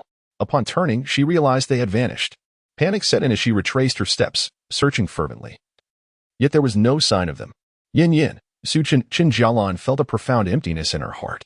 Just then, a familiar voice rang out behind her. "Mommy." Yin. Chen Jalan immediately turned around. "Mommy, look." Yin presented a large pink cotton candy. "Cotton candy? Did you go to buy cotton candy?" Chen Jalan finally breathed a sigh of relief. Yin, having consumed the cotton candy from her own hands, said, "Daddy, I noticed you were upset, so I bought you a pink cotton candy, hoping it would lift your spirits." Upon hearing this and inhaling the gentle sweetness of the cotton candy, Chen Jalan felt her heart melt, though she murmured, "I wasn't angry. You are just wasting money." "Not angry." Yin instantly brightened. "Mommy, if you're not angry, can I have the pink cotton candy too? That uncle only has one pink cotton candy left, and I could only get the white one." Chen Jalan quickly took a bite and replied, "No, you cannot." "Why not? Children shouldn't consume so many sweets." Su Chen observed the two as they laughed and chatted. A lively family of 3 strolling through the market. Noticing a noodle shop ahead, he thought they must be a bit hungry, especially since they had errands to run afterward. And he wasn't sure if there would be another place to eat. Thus, he suggested, Yin, let us go have some noodles. Yin caught the enticing aroma. And the cotton candy was long gone. However, Chen Jalan interjected, there's a street vendor over there. We can buy something there. Noodles at a restaurant can be quite expensive. Chen understood that Chen Jalan was reluctant to spend money. Dining at a restaurant would allow them to rest their legs. And buying food from a vendor while walking wasn't ideal. He encouraged, besides, noodles won't cost much. Chen Jalan felt her bulging pockets and realized she had indeed earned a bit today, so she agreed. The family of 3 entered a noodle shop. The prices were 5 yuan for vegetable and shredded meat noodles, 7 yuan for beef noodles, and an additional 3 yuan for extra beef. Chen glanced at the price list and then at the bowls of noodles on the customers' tables, marveling at how the beef was still cut into normal slices at this time, unlike later when it had become so thin it was nearly translucent. They ordered 3 bowls of beef noodles, 2 large and 1 small. Chen discreetly added an extra serving of beef for Chen Jalan. When she received her bowl, noticing it contained more beef than the others, she understood his intent. You should eat more. Chen Jalan encouraged, passing some of her beef to Yin. Yin, enjoying the beef and savoring the taste, munched away like a little hamster. Thank you, Mommy, she mumbled with her mouth full. However, as she saw the beef piling up, she felt a bit pressured. No, that's enough. Yin quickly waved her tiny hands. Still, most of the beef ended up in her bowl. Consequently, Yin, imitating Chen Jalan, took some beef and offered it to Chen. Daddy, have some beef. Faced with his child's enthusiasm, Chen could hardly refuse, opening his mouth to accept the beef. Subsequently, he gave a thumbs up and exclaimed with delight, the beef Yin gave Daddy is the most delicious beef I've ever had. This compliment made Yin feel as if she were floating with joy. The most delicious beef? How wonderful. The little one became invigorated, reaching for more beef to offer Chen Jalan. Mommy, you have some too. Yet, Chen Jalan merely observed, remaining motionless. Yin, believing her words had not been clear, called out again, Mom, eat Yin's beef. However, Chen Jalan only offered an awkward smile, politely declining. Mom has some in her bowl. Yin can eat by herself. How could Yin feel joy in such a moment? What did it mean that she could eat by herself? Chen Jalan's actions deeply wounded Yin. Instantly, tears welled up in Yin's eyes as she asked Chen Jalan, Mom, do you think Yin's beef is unappetizing? Chen Jalan was left speechless. Wasn't that beef simply transferred from her bowl to Yin's? How had it suddenly become Yin's beef? If you don't want it, then just eat a piece. Dad said the beef Yin picked is the most delicious. Yin raised her chopsticks once more. Chen Jalan could not bear to refuse her child. Yet she had just witnessed those very chopsticks delivering a piece of beef into Chen's mouth. Now, the chopsticks, having not even been dipped in broth, were poised to deliver a piece of beef straight to her lips. Heaven forbid! Who could rescue her from this predicament? Just as Chen was about to speak up to alleviate Chen Jalan's discomfort, the proprietress approached, patting Chen Jalan on the shoulder with a smile. What's the matter? Your child is so devoted. Why not indulge her filial piety? If my son did this, I would wake up laughing from my dreams. Upon hearing this, others in the establishment turned to Chen Jalan, urging her not to disregard her child's intentions. Initially, the little one did not perceive the gravity of the situation until an overly enthusiastic aunt chimed in. Little friend, if your mother won't eat the beef you picked, she might not love you. In an instant, Yin's composure shattered, tears streaming down her face, plopping onto the table like 2 large beads. Yin, don't cry. Mom will eat. Chen Jalan, disregarding any thoughts of Chen's saliva, immediately took a bite of the beef Yin had selected. Perhaps she bit too hard, for she inadvertently yanked the chopsticks from Yin's grip. Only after chewing that dry piece of beef did it dawn on Chen Jalan that she had inadvertently licked the chopsticks. Had she consumed everything? Is it delicious? Yin gazed at her mother with a pitiful expression. Chen Jalan hurriedly swallowed, and, unable to escape the probing gaze of her daughter, replied, Delicious, very delicious. Thank you, my dear daughter. Instantly, Yin's tears receded, her small face blooming like a flower, radiating joy. That's wonderful. Yin lowered her head, once again picking up a piece of beef, extending it towards Chen. Dad, you eat some more. Chen dared not refuse. When Yin offered him a bowl, he would certainly partake. As long as his daughter was happy, it mattered not what he consumed. Su Chen ate another piece. Yin then presented a piece to Chen Jalan. One piece, another piece, and yet another. They vanished into their mouths. The two adults, under Yin's attentive care, feasted until their bellies were full. Yin, being petite and with a modest stomach capacity, had her hunger sufficiently satiated by a small bowl of noodles accompanied by 5 or 6 slices of beef after having indulged in some snacks prior. Chen Jalan retrieved her coin purse from her pocket and handed it to Su Chen, saying, "Please settle the bill." Su Chen accepted the purse, feeling its fullness, and upon opening it, discovered that the bills were neatly arranged from largest to smallest, a stark contrast to his own haphazard manner of handling money. In total, it amounts to 1,390 yuan, Chen Jalan remarked softly. Today's sales have surpassed yesterday's. Su Chen smiled at her, expressing gratitude. "It's all thanks to you." "Not at all," Chen Jalan replied, blushing at the compliment. After Su Chen completed the payment, he effortlessly cradled Yin in one arm and began to exit. Chen Jalan quickly called out to him, "Wait, don't carry her like that." As Su Chen reached the entrance, he heard her voice from behind and halted abruptly. Unfortunately, Chen Jalan, unable to stop herself, stumbled forward and collided with Su Chen's back. He felt a sudden thud as she bumped into him. Turning around, he saw her touching her nose, her cheeks flushed, illuminated by the sunlight. The fine hairs on her face were distinctly visible, making her appear as exquisite as a figure from a painting. "Are you all right?" Su Chen inquired gently. "I'm fine." Chen Jalan hurriedly stepped forward again. "Why the urgency in calling me?" Su Chen asked, puzzled.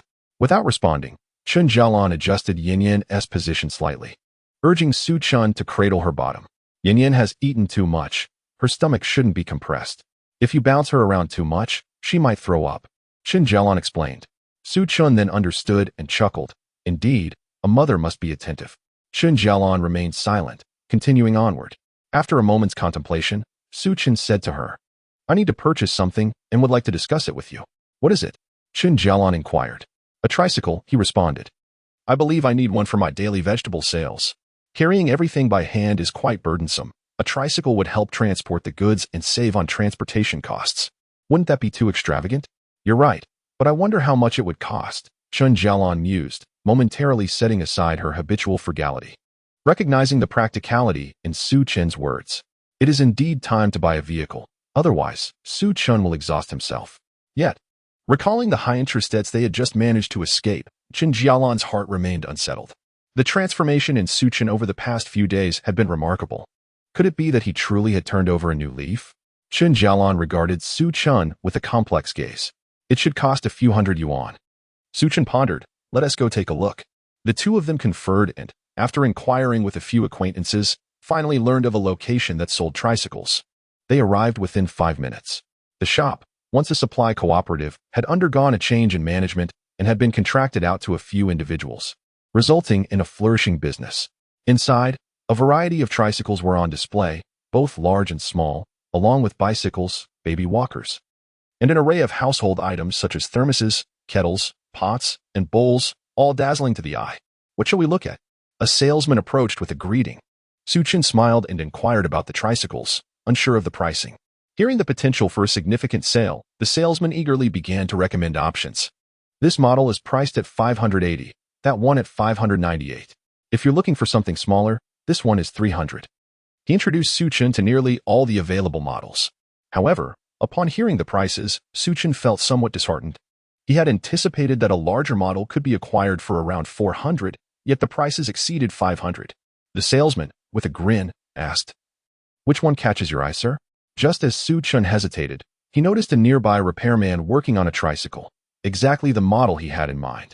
He then asked, "Do you also offer repairs for tricycles?" "It's not so much a repair, but rather a thorough cleaning and replacement of worn-out parts for the sale of second-hand vehicles," the salesman explained. Instantly, Su Chen's spirits lifted, and he inquired about the price of the larger second-hand tricycle. After some haggling, they settled on a price of 280 yuan. Upon inspecting the tricycle, Su Chen found it to be in decent condition overall. Aside from some wear on the sides, all major parts had been replaced, and the tire wear was minimal. He also requested the replacement of the bell, which chimed beautifully. The salesman, being quite resourceful, fetched 2 red ribbons to tie onto the handlebars. From a distance, it looked as good as new. "Daddy, the tricycle!" Yin exclaimed from Su Chen's arms, pointing at the vehicle. "The tricycle is ours." Chen corrected her with a smile. No, it's Yan's tricycle. She joyfully waved her little hands. Chen Jalan stood nearby, also smiling, clearly pleased with the moment. This is our family's first major purchase, Chen said, handing his wallet to Chen Jalan. From now on, our household will accumulate many more significant items. Please, go complete the transaction. You should go instead, Chen Jalan declined. No. You should go and register it in your name, Chen insisted, pressing the wallet into her hands. Chen Jalan looked at him, incredulous. Typically, major purchases are registered under the head of the household, so why would it bear her name?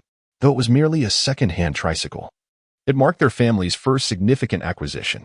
The salesman, perceptive to the situation, quickly engaged Chen Jalan, saying, your husband is truly considerate, willingly registering it under your name. It's rare for anyone to do that for their wife. He truly cherishes you. Chen Jalan could only respond with a few surprised utterances, unable to refute his comment, and proceeded to sign her name. Once the straightforward paperwork was completed, the tricycle officially belonged to the Su family. Chen had already pulled the tricycle outside, placing a sack in the back pocket and settling Yan inside. It was Yan's first ride on a tricycle, and she was thrilled, leaning over the frame to gaze at the large wheels. Chen Jalan stood by, her silence betraying her excitement. Daddy, the wheels of the tricycle are so big. Indeed, it is quite substantial. However, Yan must exercise caution and refrain from placing her hands and feet within the wheels, as it would be quite painful. Chen deliberately dismounted the tricycle to demonstrate the perilous actions to Yan. After his repeated admonitions, she finally grasped the underlying principle. As Chen Jalan emerged, she chanced upon the father and daughter engaged in a discussion regarding the safety precautions for riding the tricycle, prompting a gentle smile to grace her lips. Why not join us? I can carry both of you, Chen offered to Chen Jalan. She did not oppose this suggestion. With Yan being merely a child seated there, her concerns were heightened, so she ascended the vehicle. With a steady motion, Chen pedaled the tricycle forward. Weighing only a little over 20 pounds, Yan was quite light, while Chen Jalan, standing at a height of 165 centimeters, weighed approximately 80 pounds due to prolonged malnutrition. Carrying the two posed no burden for Chen. However, he was cautious not to ride too swiftly. As some roads in the town remained unpaved and bumpy, excessive speed could jostle the two passengers in the back. Whenever pedestrians appeared ahead, Chen would ring the bell to signal them to clear the way. The crisp sound piqued Yan's curiosity. Daddy, that sound was so lovely. Chen chuckled, glancing back at Yan with a fond smile. That was the sound of the bell. Let me ring it again for you. Ding, ding, ding. The bright chimes of the newly installed bell elicited uncontrollable laughter from Yan, and a smile adorned Chen Jalan's face as well. The melodious notes of the bell, coupled with the infectious laughter of the child, captured the attention of passers-by, who would glance over with smiles, remarking on the family's evident happiness. As they rode on, Yan transitioned from her initial excitement to a more placid demeanor, nestled comfortably in Chen Jalan's embrace, perched on her lap, gazing at the scenery whizzing by. Initially, Chen Jalan's focus was entirely on Yan, anxious about her safety. Yet, as time passed, Yan grew quieter, and Chen Jalan sensed something amiss. Chen Jalan could no longer restrain herself from calling out to Chen ahead. He did not turn back, but inquired, "What is it? You've taken the wrong direction. We should return the way we came." Chen Jalan felt she had uncovered something significant. Chen chuckled and replied, "We are not heading home. Our destination lies to the west, at the clothing wholesale market." "What do we intend to do at the clothing wholesale market?" Chen Jalan realized midway through her sentence what Chen was planning. She covered her mouth, staring at his back, thinking, "I merely mentioned it." And he actually took it to heart? Initially, she had intended to spend a little extra to purchase some hardware from the shopkeeper's home. Now, being able to go herself was splendid, allowing her to save a few coins. "Did you not mention that there is a shop outside the clothing market? Since you are here today, we might as well take a look together. We can also check inside the wholesale market to buy a couple of outfits for you and the child." Chen's gentle voice reached her from the front. "Oh." Chen Jalan responded, unsure of how to react. It was already late summer. The wind that met them head-on carried the lingering warmth of summer, causing Chen's shirt to billow outwards. Occasionally, the breeze would carry his scent towards Chen Jalan's face. For the first time in her life, Chen Jalan found herself noticing the sturdy build of the man named Chen. After half an hour of travel, the number of passing vehicles increased significantly. Many of these vehicles were laden with large bags, unmistakably filled with incoming clothing. Those engaged in small-scale commerce frequented this area to collect goods, which they would then distribute to various locations for sale. At this juncture, shoppers typically did not venture far, as the transportation was inconvenient. Everyone preferred to visit a few nearby shops, browse, try on, and purchase if suitable. During such times, brick-and-mortar stores thrived. Before long, they arrived at the entrance of the clothing wholesale market. Chen Jalan spotted a store nearby and eagerly directed Xiyan, "Right there. Please stop. I need to go into that shop." Following her gaze, Xiyan looked up to see a shop named Xiyan Accessories. Many shop names nowadays are linked to the owner's name, and it was evident that the proprietress was likely named Xiyan. "I have heard the proprietress mention this Xiyan Accessories before," Chen Jalan added. Jumping off the tricycle, she swiftly picked up Xiyan and headed inside. As Xiyan maneuvered the tricycle closer, he was surprised to find a small accessories shop brimming with women. Chapter 26, New Fruit Seeds, Shopping at the Mall. Chen Jalan soon emerged from the store, saying to Xiyan, "It's too crowded in there. It's difficult for me to choose items with Xiyan in tow. Could you hold her for me?" "Of course, go ahead and browse," Xiyan replied. Chen Jalan then retrieved her wallet and handed it to Xiyan, saying, "It's so cramped inside. I'm worried someone might steal my money. I'll leave it with you for now, and you can help me settle the bill later." Xiyan acknowledged her concern, understanding the need for caution. Nonetheless, he took out 50 yuan from the wallet and handed it to Chen Jalan, saying, "I'll take Xiyan around for a bit. If I don't make it back in time, you can go ahead and pay." This time, Chen Jalan did not refuse. She accepted the 50 yuan, reminding Xiyan to listen to her father before turning back to enter Xiyan Accessories. Xiyan settled Xiyan back into the tricycle and pedaled forward. The shops lining the exterior of the clothing wholesale market charged slightly higher fees, yet their business flourished. As Xiyan rode his tricycle along, he noticed that there were hardly any shops struggling for customers. Nearly all were bustling with activity. However, these shops catered predominantly to women, and he was particularly fond of such places, especially with a child in tow. Thus, he continued to leisurely ride around. Just as Xiyan approached the intersection ahead, he spotted a specialized agricultural store across the street. Now, as a true farmer relying on vegetable sales for his livelihood, Xiyan found himself greatly intrigued by such establishments. "Xiyan, shall we visit that store?" Xiyan asked with a smile.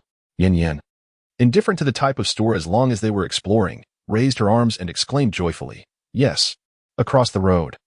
It pales in comparison to the vibrant garment wholesale market. This side is considerably more subdued. Yet, it is precisely this tranquility that allows Xiyan to leisurely stroll with his child.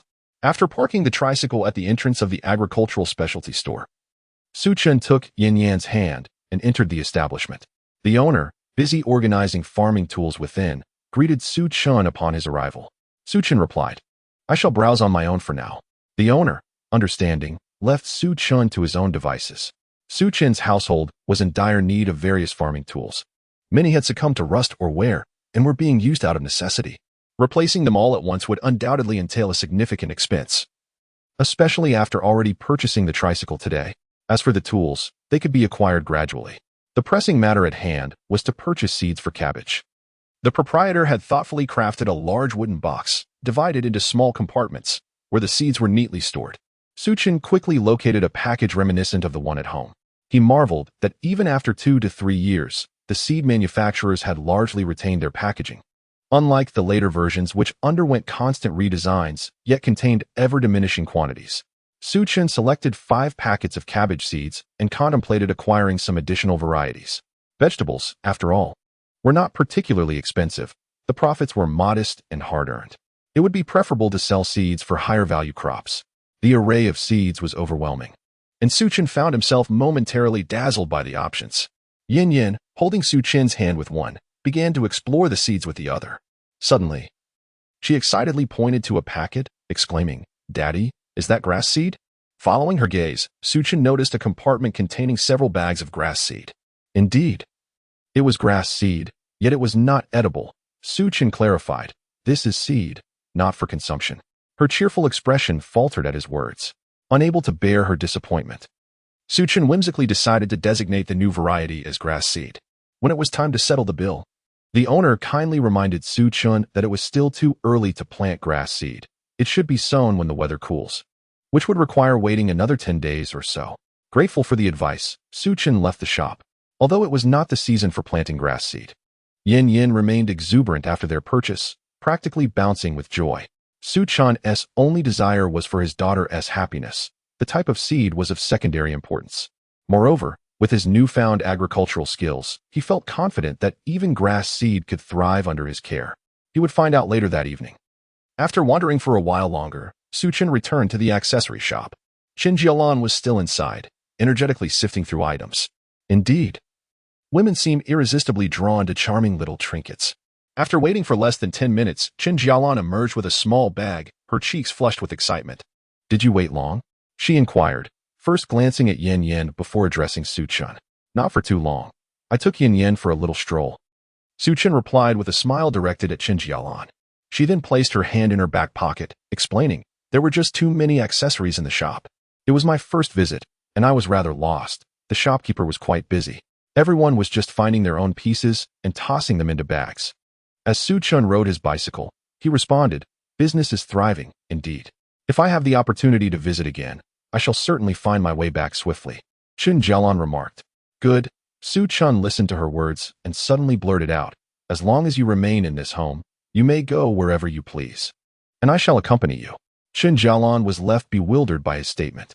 Riding ahead, Xiyan dared not glance back, according to the trajectory of his past life. At this very moment, Chen Jalan should already be at the bottom of the cliff in Yeojiao Mountain. The loan sharks were closing in relentlessly, driving her into a corner, ultimately causing her to tumble down the precipice, a sheer drop of several hundred meters. Xiyan shuddered at the thought, unable to fathom the despair she must have felt in that moment. Would she harbor an immense hatred for him? After all, a man named Xiyan had formed a family with her, yet had never considered their well-being. With endless extravagance, he failed to work or provide for the household, returning only to demand money from her. Step by step, he had pushed her off the cliff, and as she struggled at the bottom, she must have been reluctant to part with Yin. The anguish of separation from flesh and blood must have been unbearable. Ultimately, it was he who had betrayed her for a lifetime. As Xiyan continued to ride, his eyes began to blur with tears. Where were they headed? Chen Jalan sensed something was amiss in the atmosphere, yet she could not discern the cause. "Let us check out some clothes. Buy a few pieces for you and the child to change into," Xiyan suggested. "There's no need," Chen Jalan quickly replied. "We've already purchased plenty today." Yet Xiyan insisted, "With the weather turning cooler, we cannot allow the child to continue wearing hand-me-downs." Chen Jalan fell silent. He was right. The child was now aware of appearances. It was no longer suitable for her to wear others' discarded clothing, since they had a bit of money at hand. It would be prudent to buy the child a couple of new outfits. "Yin, shall we buy you some new clothes? Are you happy about that?" Chen Jalan held Yin close. "Happy?" Yin exclaimed joyfully. Chapter 27. Buying clothes for Yin. And for the wife as well. The garments at the wholesale market were astonishingly affordable. Clothes that sold for dozens or even hundreds outside were available here for mere few or 10 yuan. Even Chen Jalan, who typically had little desire for consumption, found herself tempted. Initially, she had planned to buy only 3 or 4 pieces for the child, but at such low prices, she could not resist picking up a couple more. Yin had never owned new clothes before, and now, surrounded by so many fresh options, her eyes darted from one item to another, dazzled by the array of choices. "Yin, which one do you like? Tell Daddy, and he will have the aunt take it down for you to try," Xiyan said, lifting Yin to let her closely examine the new garments. As Yin touched one piece and inspected another, she surprisingly blushed.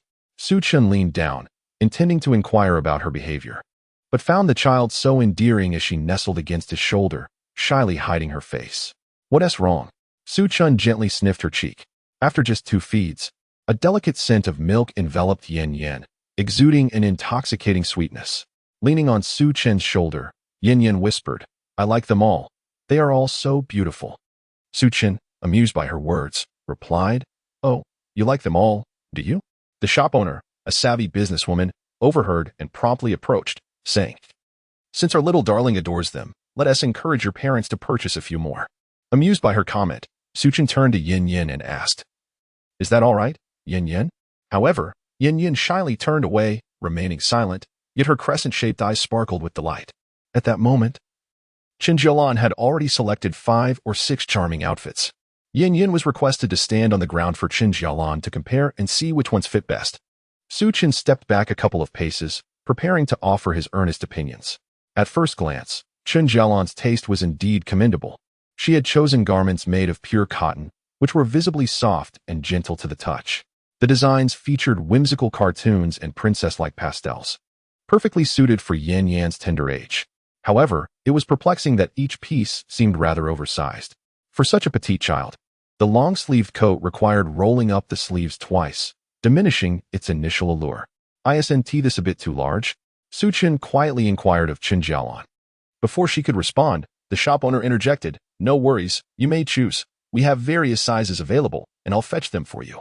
Chen Jalan quickly countered, "No need, dear shop owner. I specifically chose larger sizes as children grow swiftly, and they can wear them again next year." The shop owner, understanding the sentiment, replied, "Then let us opt for one size up. Our little ones are so small that overly large clothing won't fit them well." Only then did Chen Jalan relent. Listening from the side, Xiyan began to comprehend Chen Jalan's intentions. Even when it came to garments costing but a few dollars, she aimed to save wherever possible. What had he been thinking in his past life to overlook such a frugal and diligent woman? Others would struggle to find someone like her. Yet he had been overly critical, driving her into a corner. He vowed to cherish her in this lifetime. Thus, when Chen Jalan insisted on at least selecting a size up, Xiyan ceased to voice any objections. This was her heartfelt contribution to their family, and he had no right to interfere. Soon, they had purchased all the children's clothing for a mere 58 yuan, during which Chen Jalan even haggled a bit with the shop owner to save a few more coins.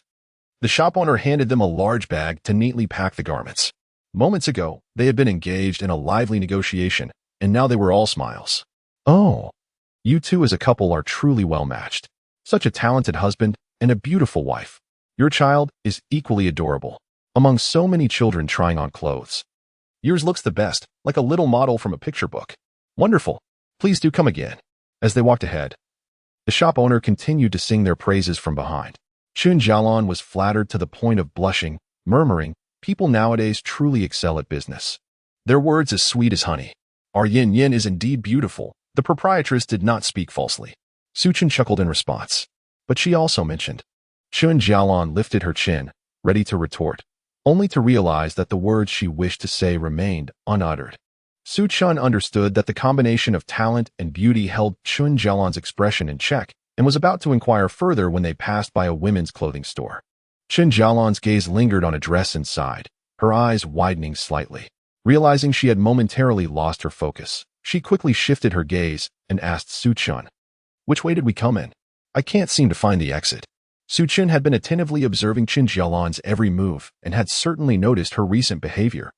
He replied, "There's no rush to leave. Let's have a look at some clothes inside." "I don't need any. I have clothes." Chen Jalan hastily waved her hand, repeatedly refusing. "You just saw how affordable Yan's clothes are. With such a small investment, she has enough to wear for 2 months. Yours surely won't be that expensive either. Why not pick out a few pieces?" Xiyan spoke earnestly to Chen Jalan. Holding a bag of clothes from Chen Jalan felt slightly swayed. Xiyan's reasoning made sense. Clothes from the wholesale market were not costly, and buying a couple of pieces for rotation wouldn't pose a significant issue. At that moment, the proprietress, who had been cracking sunflower seeds at the entrance, spat out a seed shell and sashayed over. "Come in and take a look." The call made Chen Jalan even more timid, and she waved her hand, saying, "No, thank you. Oh, come on. Just try it on. Whether you buy it or not is secondary." The proprietress, with her keen sense for business, managed to coax them into the store effortlessly, a task Xiyan had failed to achieve. Inside, the shop was brimming with an array of women's clothing, vibrant in color and diverse in materials and styles. Chen Jalan, feigning indifference, glanced around, ultimately pausing at a light blue bubble dress hanging prominently in the center. The dress, mid-length, was fitted at the top and flared out at the bottom, featuring long cotton sleeves. A black leather belt accentuated the waist, beautifully defining her slender figure. It exuded a fresh and elegant charm. "Isn't this dress lovely?"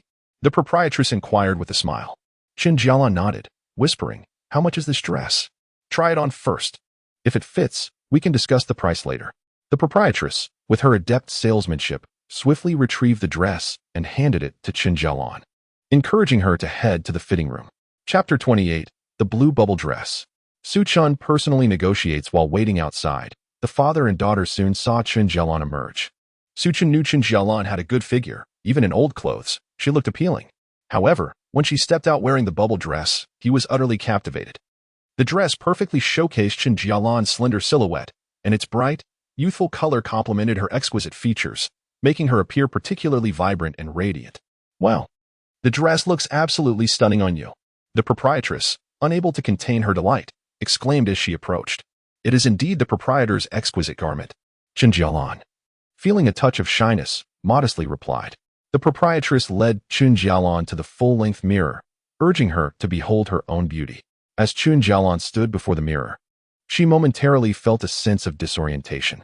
However, this bubble skirt, in comparison to her previous garments crafted with meticulous attention to detail and superior materials, fell short. Yet, she found herself drawn to it for reasons unknown. If you like it, then buy it, said Su Chen as he stepped forward. Chen Jalan quietly sought Su Chen's opinion, asking, "What do you think?" "It looks wonderful," Su Chen replied earnestly. Yin eagerly chimed in. "Mom, you look as beautiful as a princess." The proprietress couldn't help but chuckle at Yan's sweet words, praising her. "What a charming little one you are. Your mother should definitely purchase it. It looks delightful." "I'll go change back," Chen Jalan shyly smiled. "Why change out of something that looks so lovely? Just wear it." "I'll pack your other clothes," the proprietress insisted. Yet, Chen Jalan remained resolute in her decision to change. Soon, she was back in her original attire, inquiring of the proprietress, "How much is this dress?" "Your discerning eye truly is commendable. This dress is my prized possession. It comes in just this size, tailored for a specific figure and appearance. Only you can wear it without appearing common. Your figure is exquisite. I can offer it to you for a mere 188. The proprietress said with a friendly demeanor, so warm one might mistake her for a close friend. 188? Chen Jalan echoed, taken aback. That's quite a sum. The proprietress showcased the fabric to Chen Jalan, saying, "Just look at the craftsmanship, the stitching, this belt, and this material. It's sourced from Shanghai. Shanghai made. Go ask around town how many women have worn Shanghai garments. It's remarkable." Despite the proprietress's exuberant pitch, Chen Jalan's interest waned. 188. How much does a tricycle cost? Can a few meters of fabric be worth more than a tricycle? Even as the proprietress continued her sales pitch, Chen Jalan hurriedly turned away, her mind made up. Su Chen, cradling their child, approached and quietly suggested to Chen Jalan, "If the price isn't right, we can always negotiate. You seem to really like it. Perhaps you should buy it." Chen Jalan shook her head, saying, "No, such an expensive dress is difficult to haggle over. Besides, it's not even made of particularly fine material. It's just synthetic fiber. All that talk about Shanghai is merely the handiwork of factory workers. That belt isn't even leather. It's not worth the price." Su Chen was taken aback. Chen Jalan, a farmer, surprisingly possessed knowledge about clothing materials and adeptly pointed out the flaws in the proprietress's claims.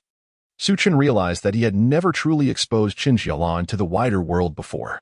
In the village, most women were preoccupied with the stove and children, with few concerning themselves with dresses. What, then, was the source of Chen Jalan's perspective? Suppressing his astonishment, Su Chen casually inquired, "What do you think this dress is worth?" Chen Jalan paused, tilting her head in contemplation. Su Chen suddenly found her earnestness quite endearing, and his affection for her grew. "At most 50, she would still turn a profit," Chen Jalan remarked, noting that this was a wholesale market where goods moved quickly, alleviating the burden of store expenses. Su Chen nodded in agreement, formulating his own plans. Before long, Chen Jalan discovered a shop offering excellent quality at reasonable prices. After a meticulous selection, she purchased 3 tops and 2 pairs of trousers for 40 yuan, feeling quite satisfied as she prepared to return home.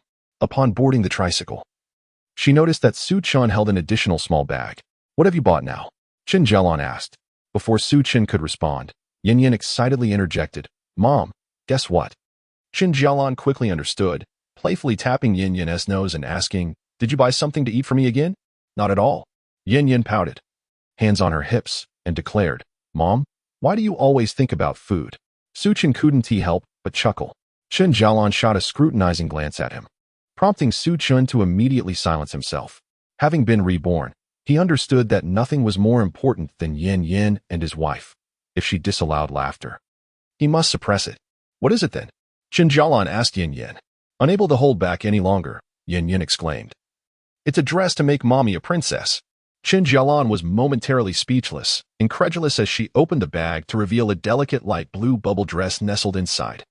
At that moment, she found herself at a loss for words, utterly stunned. "You bought this for me?" Chen Jalan asked Xiyan, feigning ignorance. Xiyan smiled and replied, "While you were selecting clothes, I went back to negotiate with the shopkeeper. Why purchase such an expensive dress? You should return it immediately," Chen Jalan insisted, recalling the hefty price of 188 yuan, as she hastily tied the bag and thrust it back at Xiyan. Understanding her thoughts, Xiyan reassured her. "It was bought for 50. 50, Chen Jalan exclaimed, astonished. To her surprise, she had merely estimated the cost, yet Xiyan had actually negotiated that price and succeeded. Did the shopkeeper not protest? How could you get it so low? She questioned. Xiyan was taken aback. "Didn't you say 50 was sufficient? I believed in you." Chen Jalan was touched by the sincerity in Xiyan's eyes, and she burst into laughter. "At 50, there is hardly any profit. It's just a few yuan. I can't believe she actually sold it to you." Xiyan smiled silently. Just seeing Chen Jalan's satisfied smile was enough for him. Suddenly, Xiyan leaned closer to Chen Jalan and whispered in her ear, "Mom, Daddy said it took a long time for the shopkeeper to agree to sell it to him." Chapter 29. You look beautiful. The villagers are watching. Xian's words resonated in Chen Jalan's ears like a frayed electric wire, rendering her momentarily dazed. Xiyan had, astonishingly, ventured back to haggle for a dress on her behalf. Even negotiating with the proprietress, Chen Jalan could vividly envision the scene of him pleading repeatedly. Was this truly the carefree Xiyan she knew? How had he transformed so dramatically? As Chen Jalan gazed at Xiyan, she felt an overwhelming urge to express her gratitude, yet the words remained lodged in her throat, refusing to surface. "You shouldn't spend recklessly." Upon uttering those words, she regretted them instantly. Here was Xiyan, making an effort to be kind to her. And she was being so ungrateful. Would she ruin this moment? Xiyan merely averted his gaze slightly, showing no signs of displeasure, and remarked, "You look beautiful in it." Just like Xiyan said, like a princess. In her past life, he had heard many tales of runaway princesses, but they had never impacted him deeply. It was only upon seeing Chen Jalan in that dress that he grasped the essence of a pearl tarnished by dust. Chen Jalan was the most radiant pearl in the ocean, yet she had suffered in Xiyan's home. With just a touch of adornment, she could reclaim her brilliance. He looked at Chen Jalan and felt resolute. In his past life, it was she whom he loved, and in this life, she remained his beloved. Chen Jalan captured his every gaze and occupied his heart entirely, stirring profound emotions within him. How could he not cherish such a wife? He would not only plead with the proprietress, but would gladly spend his entire fortune at full price if it meant eliciting a smile from Chen Jalan. "Oh." Chen Jalan's cheeks flushed crimson. Whether it was the fervent summer sunset or the intensity of Xiyan's gaze, she felt a flurry of emotions. Flustered, she longed to escape his penetrating stare. If they didn't return soon, night would fall. With a smile, Xiyan said, "Let us head back now. I'll cook for you." He then mounted the tricycle. As they journeyed, rows of trees flanked them, swaying joyfully as they passed. Birds chirped in chorus, and the setting sun accompanied them. In that moment, Xiyan had never felt life so splendid in both his lives. He silently expressed gratitude to fate, vowing to cherish their simple life together. Before long, they entered the village. It was the perfect time, as the sun dipped low and the laborers were returning home. Along the way, many villagers spotted Xiyan riding the tricycle, carrying the two women. Their astonishment was akin to witnessing a rooster laying an egg. The villagers momentarily forgot their plans to head home, gathering to discuss the spectacle. "Is that Xiyan? Am I seeing things?" "No, you're not imagining it. It's really him. I recognize that lad anywhere. Wasn't he struggling just to make ends meet? Now he is riding a tricycle? Not just that. Look at all the packages in his basket. He must have bought a lot. Where did he suddenly acquire so much wealth? Where can one find so many paths to wealth?" Such rumors have spread far and wide, and Xiyan's fortune seems dubious. How did he acquire it? I too desire riches, perhaps through theft. If he ventures to the market just once, he could return with his pockets full. Yesterday, it was beef dumplings. And today he has a tricycle. TSK, TSK, TSK, I dare not engage in illegal activities. The family of three remained blissfully unaware that gossip was nearly engulfing them. They were lost in the joy of returning home. Chen Jalan carefully put away the items she had bought that day, then prepared milk powder for Xiyan, ensuring she was somewhat satiated. Upon returning home, Xiyan's first task was to wash the pots and prepare rice for dinner. Their stove had 2 pots, a common setup. While wealthier families might have 3. One pot was for boiling rice, and the other for stir-frying vegetables, allowing for efficient use of time to prepare meals swiftly. Although it paled in convenience compared to the electric rice cookers that would soon grace every household. The aroma of rice cooked over an open flame was undeniably more enticing than that produced by a machine. Xiyan prepared extra rice, anticipating a hearty dinner, and any leftovers could be transformed into fried rice for the child the following day. After preparing the milk powder for Xiyan, Chen Jalan let her scoop it up herself. She donned an apron and approached Xiyan, casually inquiring about the evening's menu. "I plan to make braised pork, along with a soup and some cucumber salad," he replied, already envisioning the dishes in his mind. Strangely enough, since his rebirth, Xiyan had honed his farming skills, and within him lay a spiritual spring that enhanced his strength and allowed him to cultivate vegetables rapidly. Moreover, his repertoire of recipes had expanded significantly, each with clearly defined steps, as if he had mastered them entirely. It's a wonder, given that prior to his marriage, he seldom ventured into the kitchen. Cooking was not particularly challenging, but creating truly delicious dishes was beyond his previous capabilities. Xiyan recognized that his newfound abilities stemmed from his unique constitution. "Braised pork?" Chen Jalan gazed at Xiyan with uncertainty. "What is it?" he asked, pointing to the cabinet. "The pork I bought yesterday is right in there." He assumed she was concerned about a lack of meat. However, she replied, "I know there is meat. How about we prepare boiled pork instead?" "I can do that." Xiyan quickly realized that Chen Jalan was not adept at making braised pork. Who couldn't manage boiled pork? Simply place the pork in water or a steamer. Cook it thoroughly, slice it, and dip it in a sauce. "You should rest. I'll handle it," he said with a smile, moving to untie Chen Jalan's apron. "You can make braised pork?" Chen Jalan looked taken aback. "I know a bit," Xiyan replied with a grin. She pursed her lips, reflecting on the fact that he had never prepared a meal for her before. Yet now he had changed. He had truly returned to the comforts of home. "Would this not be too burdensome?" Chen Jalan asked, gazing at him. Xiyan shook his head. "Cooking for you and Xiyan is no burden at all. Take a rest and spend some time playing with Xiyan. Dinner will be ready soon." Suddenly, called upon, Xiyan lost focus and accidentally knocked over the bowl filled with milk, which spilled directly down her collar. "Ah!" Xiyan screamed. Xiyan. Chen Jalan, who was nearby, hurried over to check. Xiyan also immediately dropped his spoon and rushed to her side.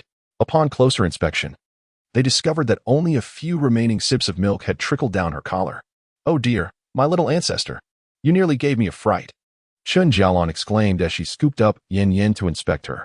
Xiyan breathed a sigh of relief and suggested, "You should take the child for a bath and change her into fresh clothes." After a moment's thought, Chen Jalan agreed. With milk spilled on her clothes, it was best to clean her up. Otherwise, combined with the sweat from a day of play, it would soon attract flies and mosquitoes. Chapter 30. Unusual Emotions. Working night shifts to prepare dumplings. Chen Jalan quickly gathered all the bathing essentials and carried a large wooden tub into the room. She then began filling it with water. Seeing this, Xiyan rushed to help. After 7 trips, they filled the wooden tub halfway, and then he went to the stove to fetch some hot water. Adding it to the tub, within 5 minutes, the bathing water was ready. Chen Jalan chose a large wooden tub so that she could bathe with the child. Xiyan, having completed his task, returned to the stove. Occasionally glancing at the closed door, he listened to the sounds of water inside, his mind conjuring a somewhat unclear image that stirred within him a sense of parched impatience. Xiyan splashed his face with water, attempting to wash away the unwelcome emotions. He then cut a piece of pork belly, rinsed it with well water, and diced it into large chunks. After caramelizing some sugar, he added the pork to the pan, sautéing it until it turned golden brown, then adding seasonings and letting it simmer. The braised pork bubbled away in the pot, its aroma gradually wafting through the small courtyard. Xiyan surveyed the yard and his home. While not dilapidated, it certainly bore no connection to beauty. The courtyard and rooms were clean, yet the roof tiles needed attention. There were leaks, and the yard required cement flooring to avoid muddy puddles when it rained. With some funds, the interior could also benefit from a proper renovation. Xiyan felt there were many tasks ahead of him. All these efforts were to ensure that Chen Jalan felt secure at home, allowing her and Xiyan to lead a good life. The braised pork was ready, exuding an enticing aroma. As Xiyan served the dish, he couldn't help but want to taste it himself. Suddenly, Xiyan burst in, exclaiming, "Daddy, it smells so good." Xiyan beckoned her. "Come here quickly. Let Daddy give you a taste." Xiyan dashed over, her hair still damp. Xiyan picked up a piece of braised pork, blew on it to cool it down, and then offered it to Xiyan. She chewed a couple of times, nodding eagerly like a chick pecking at grain. Her words muddled, "Daddy, it's so delicious. So delicious. First, go dry your hair. When it's time for dinner, make sure to give Xiyan some extra meat." Xiyan gently caressed Yan's cheek. At that moment, Chen Jalan had just dragged out a wooden basin and poured the dirty water down a ditch. As Xiyan contemplated getting up, he noticed the water had already been disposed of, and he settled back down. Chen Jalan's hair was also drenched, droplets cascading onto her clothes and forming small rings. As Xiyan gazed at Chen Jalan's silhouette, the previously quelled heat within him surged anew. After tidying up the room, Chen Jalan approached Xiyan to dry her hair, mindful that children are delicate and susceptible to colds if exposed to drafts. Xiyan observed Chen Jalan, who, though donned in fresh attire, had opted for a simple shirt and black trousers instead of the usual bubble skirt. Sensing Xiyan's curiosity, Chen Jalan explained, "I need to go to the Su family later to make dumplings. Wearing a skirt would be inconvenient." "All right." Xiyan nodded eagerly. After dinner, while Xiyan busied himself with washing dishes and cleaning, Chen Jalan hurriedly grabbed a water cup and rushed to the Su residence. Since she hadn't gone during the day, she would certainly have to work late into the night to complete her tasks. Many village women gathered at the Su family to make dumplings, earning a little extra money to supplement their household expenses or even save some for personal use, which might come in handy when visiting their families. Although it wasn't the main source of income, the combination of casual chatter and minor earnings proved quite beneficial. Before Xiyan's transformation, Chen Jalan had placed significant importance on her part-time job at the Su household. For her, it was not merely a side endeavor. It was a full-time commitment. Her performance directly influenced her and Xiyan's survival. Despite the modest wages offered by the Su family's matriarch, the daily payment system was advantageous, allowing the women to see their earnings each day, thus motivating them further. Chen Jalan willingly dedicated herself to this work. Previously, upon arriving for her shift, Chen Jalan would keep her head down, diligently cutting fabric and materials as per the Su matriarch specifications, focused solely on crafting bags. With her heart set on earning more, she rarely engaged in idle gossip. However, in recent days, since Xiyan's significant changes, her own demeanor had lightened considerably, accompanied by a newfound smile that enhanced her already striking beauty. Yet, upon arriving at the Su household, the sounds of laughter and merriment within pierced her ears. Why has Chen Jalan shown up? The beef dumplings are delicious, and riding in the tricycle is enjoyable. Does she really care for the few coins earned here? Indeed. I would tea either.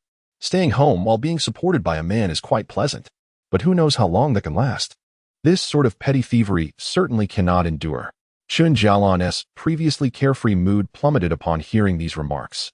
In the room, the sharp-eyed daughter-in-law of the Su family noticed a shadow at the door and called out, "Who is at the entrance?"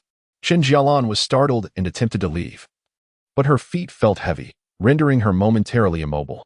With a creak, the wooden door swung open, and upon seeing the figure at the threshold, the daughter-in-law of the Su family was momentarily taken aback. Then, raising her voice, she greeted, "Jalan, you've arrived. Come in quickly. There are still many bags to be made. My clients adore the bags you create." Her invitation prompted the village women to fall silent. They exchanged glances, silently acknowledging that Chen Jalan had overheard their earlier conversation to some extent. As usual, Chen Jalan kept her head down and hurried to her designated table, placing her cup down before beginning to draw lines and cut the leather. However, tranquility lasted for less than 5 minutes before the village women could no longer restrain themselves. Yet, none dared to speak first. It was Hu Xiao, Sun Ruerue's mother, who finally broke the silence. "You know, whether I make a lot or a little, it doesn't really matter. I come here to make bags because my husband thinks I'm too bored at home. It's a chance to chat and unwind." Xiyan, who usually got along well with Hu Xiao, chimed in, "Exactly. Your husband has a stable job, receiving a salary every month. What do you have to worry about?" Hu Xiao instantly felt a surge of pride. What good is it? Just because he gets paid monthly, he still has to deduct over $100 before it even reaches my hands. What is going on? How could this happen? Daughter-in-law of the Sun family. Upon hearing the gossip, the village women reacted with the excitement of cats catching a whiff of fish. Hu Xiao waved her hand dismissively, saying, "Oh, it's just family matters. Let us not discuss it." Xiao pressed on, "You can't just leave us hanging. Over $100 is no small amount. How could it be gone?" The others eagerly joined in, determined to delve deeper into the matter. Only Chen Jalan remained silent throughout, having finished cutting the leather and now choosing hardware to complement her bags. Xiyan, the daughter-in-law of the Su family, observed the scene with a heavy heart. Clearly a good woman, yet fate had dealt her an unjust hand with such a husband. Looking at the others, their faces flushed with excitement, all eager to uncover a bit of fresh gossip. Such quintessential village women. Xiyan, who was originally from the city and now ran a shop in the town, had encountered many people. With her limited understanding, she recognized that with such behavior, these village women would likely never escape their rural confines. Yet, given their shared ties and their work under her, she felt it was inappropriate to speak harshly. She decided to let them be, as she was paying them by the piece. Compared to the town, labor in the village was evidently much cheaper. Who shall? Do go on, Xiyan urged once more. Seeing that their curiosity had been sufficiently piqued, Hu Shao reluctantly continued, every time my husband receives his salary, he buys me clothes. Look, this shirt, isn't it rather ordinary? As Hu Shao spoke, someone immediately urged her to stand up and position herself directly under the lights for all to see. The shirt that Hu Shao wore appeared rather ordinary, albeit with gleaming buttons that were quite appealing. What do you think? Quite plain, isn't it? She remarked, her face etched with disdain. Indeed. Such a shirt could easily be crafted from fabric I purchased myself. Xiyan sighed in relief. Hu Shao shot her a glare and retorted, purchase fabric? Where would one even find that? This is fabric from Shanghai. It's a shirt produced by a large factory. Upon hearing the mention of Shanghai, the expressions of everyone grew serious. Hu Shao relished their ignorance and continued, my husband is quite the fool. As soon as he heard it was from Shanghai, he immediately bought it for me. 188. What is so special about it? I can't see any difference. Such a waste of money. From Shanghai. 188. Just an ordinary shirt. The revelation left everyone speechless. A few bold souls ventured forward to feel the fabric and examine the buttons. At that moment, they realized just how distinct it truly was. It was indeed a luxury item, markedly different from what they wore. Xiyan lamented. Last time I bought a shirt for 30, my mother-in-law scolded me for half a month. Yet your husband bought you one, and such an expensive one at that. I'm truly envious. Hu Shao quickly replied, oh, what is there to envy? I've said it countless times. My husband simply doesn't listen. He spends money frivolously. He is willing to waste money on you only because he has it. Every one of the village women unanimously agreed. Hu Shao's gossip today was indeed quite hard to digest. As Hu Shao cut leather, she remarked, what is so great about that? Don't be envious. It would be far better to buy beef. The mere mention of beef made it clear to everyone that Hu Shao's remarks were directed at someone specific. Chen Jalan sat in the corner to the left, always distanced from the crowd, and the lighting was rather dim. Often, people overlooked her until it was time to tally up the wages, as she typically completed 1 or 2 more bags than the others, resulting in a slightly higher paycheck. Today, however, everyone turned their attention to her while she worked. A first for them. Xiyan's mind was consumed by the notion of the shirt, the one priced at 188, and upon glancing at Chen Jalan, she noticed that she too wore a shirt. Have you bought a new garment, Chen Jalan? Xiyan blurted out. While others refrained from asking, Xiyan was quite bold. Hu Shao glanced over, recalling what her mother-in-law, Mrs. Zhao, had said about Chen Jalan and her daughter for the past 2 years. They had worn only discarded clothing that others no longer wanted. Immediately, Hu Shao felt at ease. Not only did she feel at ease, but she also decided to be the bigger person. Xiyan, you really have a knack for stirring the pot. What new shirt? Let us not spread rumors. Hu Shao tossed a scrap of cloth toward her. Xiyan and the others quickly understood. How could Chen Jalan possibly have a new outfit? However, Hu Shao, being in close proximity to Chen Jalan, suddenly noticed that the shirt she was wearing was the very new style she had seen during her shopping excursion the previous day. Moreover, her husband would never assist her in selecting clothes. Her garments were the result of her own lengthy search, which made her acutely aware of their novelty. Who would bestow a freshly purchased shirt upon Chen Jalan? Oh, Jalan, is that shirt truly a recent acquisition? As she spoke, Hu Shao observed that the black trousers worn by Chen Jalan were slightly flared at the bottom, also a new style. Are those trousers new as well? With just 2 sentences, she captured the attention of everyone present. Ultimately, a woman's fate seems to rest in the hands of men. When a man flourishes, he can don fine attire. The crowd echoed in agreement, regardless of how Su Chen amassed his wealth. It ultimately served the purpose of adorning women with clothing, a truth that resonated. Hu Shao's displeasure intensified. What was Chen Jalan compared to her? Their family backgrounds were worlds apart. How dare she draw comparisons? The more Hu Shua scrutinized, the more discontent she felt, prompting her to sourly inquire, Jalan, that shirt must have cost quite a bit, right? I recall that such new styles are priced over 100. Without lifting her gaze, Chen Jalan replied nonchalantly. The shopkeeper quoted that price.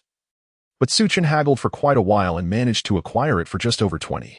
A village woman could not contain her laughter, and soon, others joined in. Only Li Xia hesitated, torn between laughter and propriety, her expression contorted. Hu Shua's frustration surged. The glimmering buttons of her attire seemed on the verge of bursting from her mounting irritation. The realization that Chen Jialan's clothing was procured at a bargain by Su Chen, something her own husband had never done for her, only fueled her ire further. Shopkeeper, may I take my bag home to work on it? I have a child at home, and I do not feel at ease, finding the atmosphere unbearably noisy. Chen Jialan expressed her desire to take her materials home. Su Ziyuan understood that if Chen Jialan did not leave today, the others would lose all motivation to work. And thus, she consented. Seeing Chen Jalan heading towards the door, Hu Shua felt her pride wounded and hurried after her. Chapter 32. Chen Jalan's grievances, Su Chen's comfort. Under the scrutiny of the crowd, Chen Jalan, clutching leather materials, hardware, and other items, hastened to depart. Just as she approached the exit, Hu Shua dashed after her. Chen Jalan, wait a moment. Chen Jalan was taken aback. Did Hu Shua have more to say? Hu Shua rushed forward, her face adorned with feigned concern as she declared. Loud enough for all to hear, Jialan, as neighbors, certain words ought not to be mine to speak, yet I cannot bear to witness our women endure hardship. Chen Jalan remained skeptical. She doubted Hu Shua had anything of worth to convey. Both Hu Shua and her mother-in-law, Zhao, were notoriously self-serving. And Chen Jalan had witnessed their mockery and sarcasm over the years. Had it not been for her resilient spirit, their cutting remarks might have long since diminished her. Please, just speak quickly. I need to return home, Chen Jialan replied coolly. Hu Shua, incensed by Chen Jialan's demeanor, found her frustration mounting. She truly does not comprehend what Chen Jalan has to be so proud about, having been impoverished for so long. She now presents an air of nonchalance that feels almost supercilious. This demeanor has pierced her like countless arrows, leaving her in discomfort. She has dreamt on numerous occasions of seizing Chen Jalan by the hair, ready to confront her. Yet now, she must assume the role of a counselor. Jalan, she begins. I understand that my words may not be to your liking, but they must be spoken. We are not merely neighbors, we are sisters in our work, each holding the other in our hearts. I am genuinely pleased to see you thriving, adorned in new garments. Hu Shua's face radiates with a beaming smile. The onlookers, who have been eavesdropping, are bewildered. How has the usually unyielding Hu Shua transformed into someone so courteous? Only Chen Jialan remains fixated on her, eager to hear what she will articulate next. Acknowledging the attention upon her, Hu Shua takes a deep breath and continues, Jialan, please advise your husband to be prudent. While earning a living is commendable, one must remain grounded and seek honest employment, earning money through legitimate means. Do not stray onto a misguided path that could endanger both you and your child. As she speaks, concern flickers across Hu Shua's face, with tears threatening to spill as she reaches out to grasp Chen Jialan's hand. However, Chen Jalan silently withdraws her hand and inquires coolly, have you finished? Hu Shua, slightly taken aback, responds, oh, yes, I've finished. You should turn around. Then I shall take my leave, Chen Jalan replies. Hu Shua's lips twitch in agitation, her anger palpable. Here it comes again, the disdainful arrogance. Ignoring her, Chen Jalan opens the door, then closes it firmly behind her, striding away with purpose. Her movements are seamless. From within, familiar voices discussing her family drift through the air. She does not need to listen closely to know they are mocking her. For years, they have laughed at her for wearing tattered clothes, and now they will find reason to ridicule her for donning a new outfit. Slowing her pace, she glances back at the Su family. The calm she had exhibited was partly her nature and partly a facade.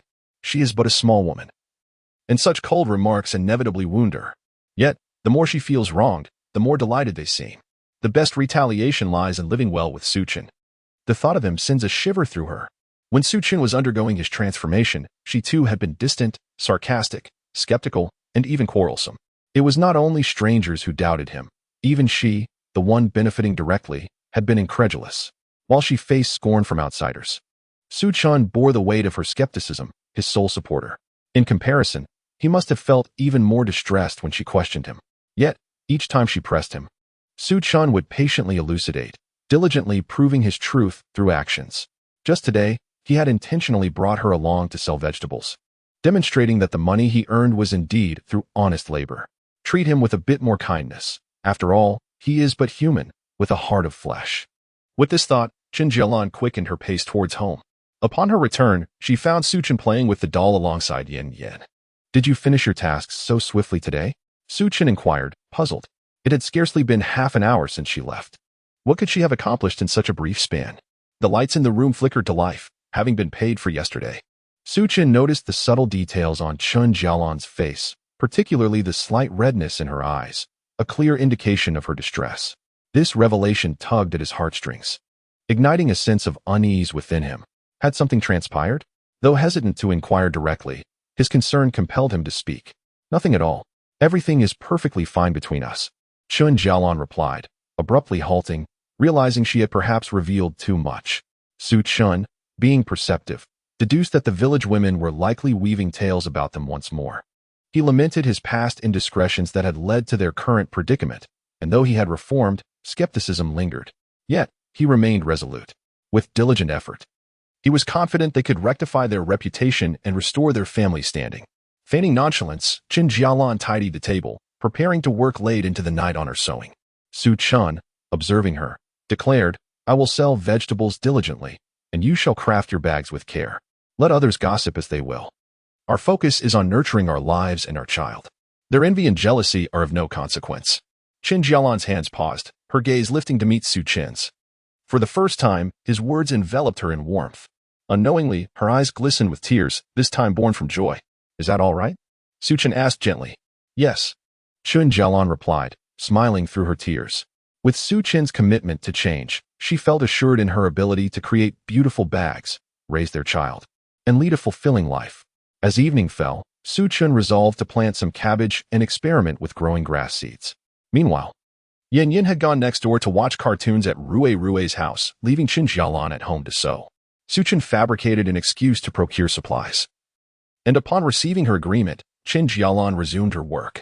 It was only after Xiyan departed that she realized he had forgotten his blanket. She recalled tidying his room the previous day, only to discover she had inadvertently claimed his blanket and neglected to return it. How had he managed to sleep that night? Chen Jalan dared not dwell on the thought, fearing it would stir feelings of guilt. Consequently, she set aside her projects to tidy up Xiyan's bed. In doing so, she organized his room, and as she surveyed the neatness, a sense of relief washed over her. Chapter 33. The spirit spring nourishes, grass seeds take root. Xiyan emerged with several bags in hand. With the advent of the tricycle, there was no longer a need to sell just 2 burlap sacks of cabbage. It was entirely feasible to cultivate a greater variety and harvest them for sale the following day. Additionally, Xiyan procured some discarded newspapers and a bamboo basket.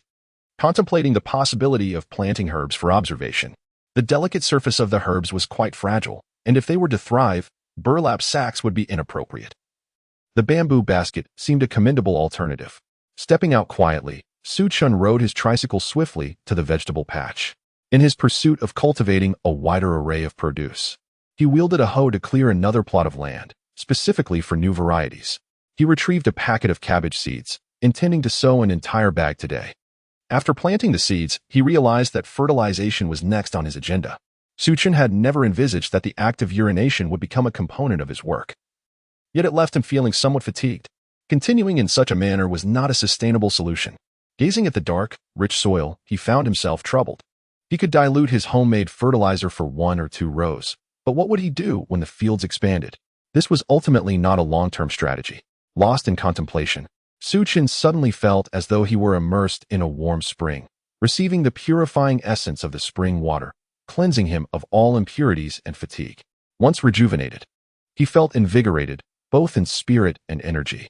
Within him, he perceived a pool of spiritual spring water, and a thought struck him.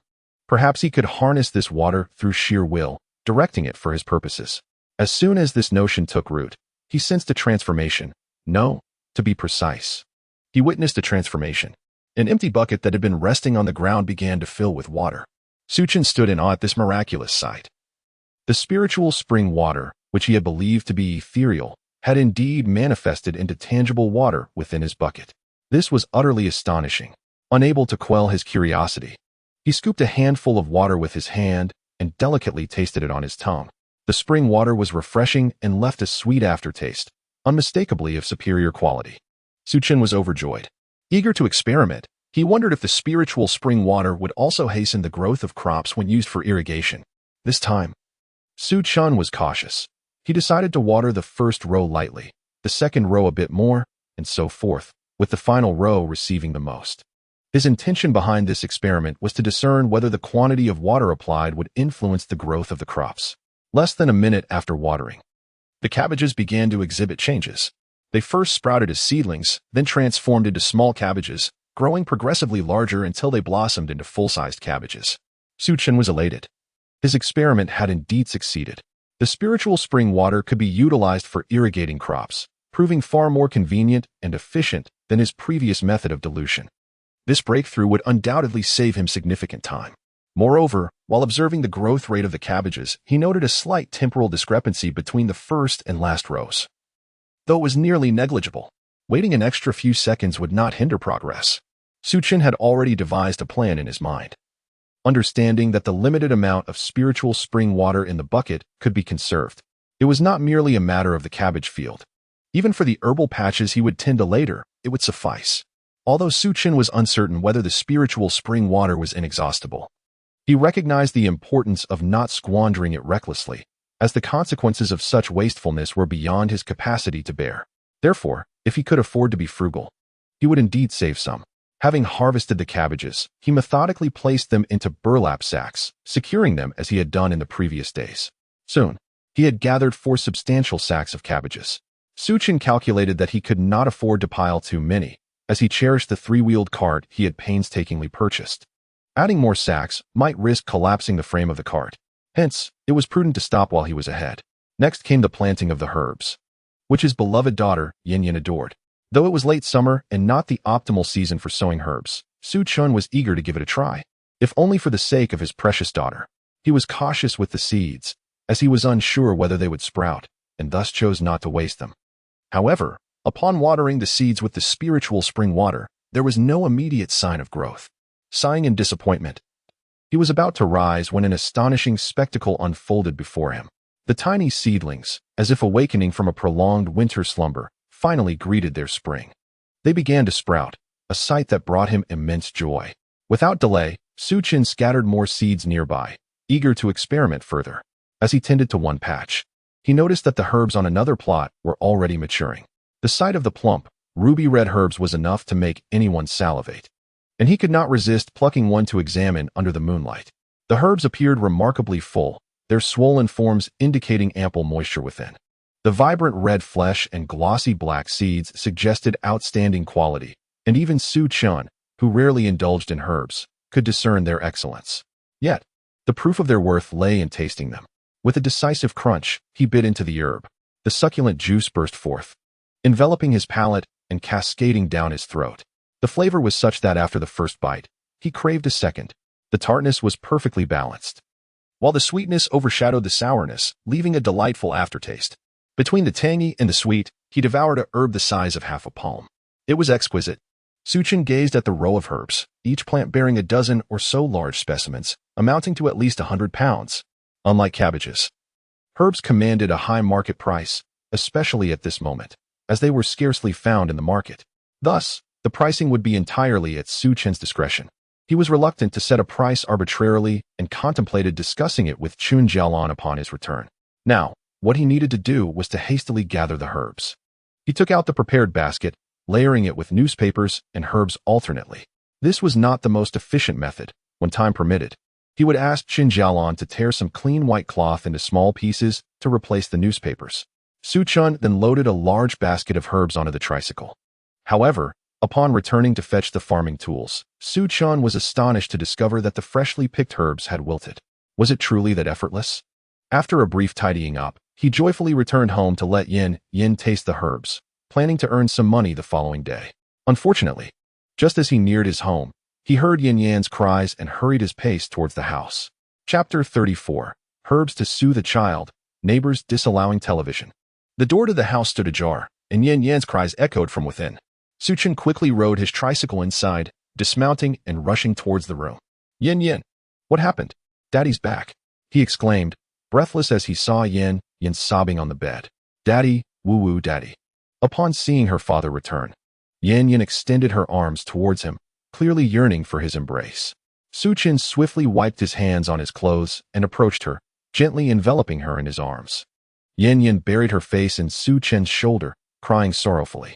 He could feel her little shoulders trembling as she wept, soaking his clothing with her tears. Turning to Chen Jalan, Chen inquired, "What's the matter? Wasn't Yin Yin at Rui's house watching television?" With a sigh, Chen Jalan replied, "She returned crying. I asked her for a long time, but all she would do is cry and wouldn't explain why." Chen understood.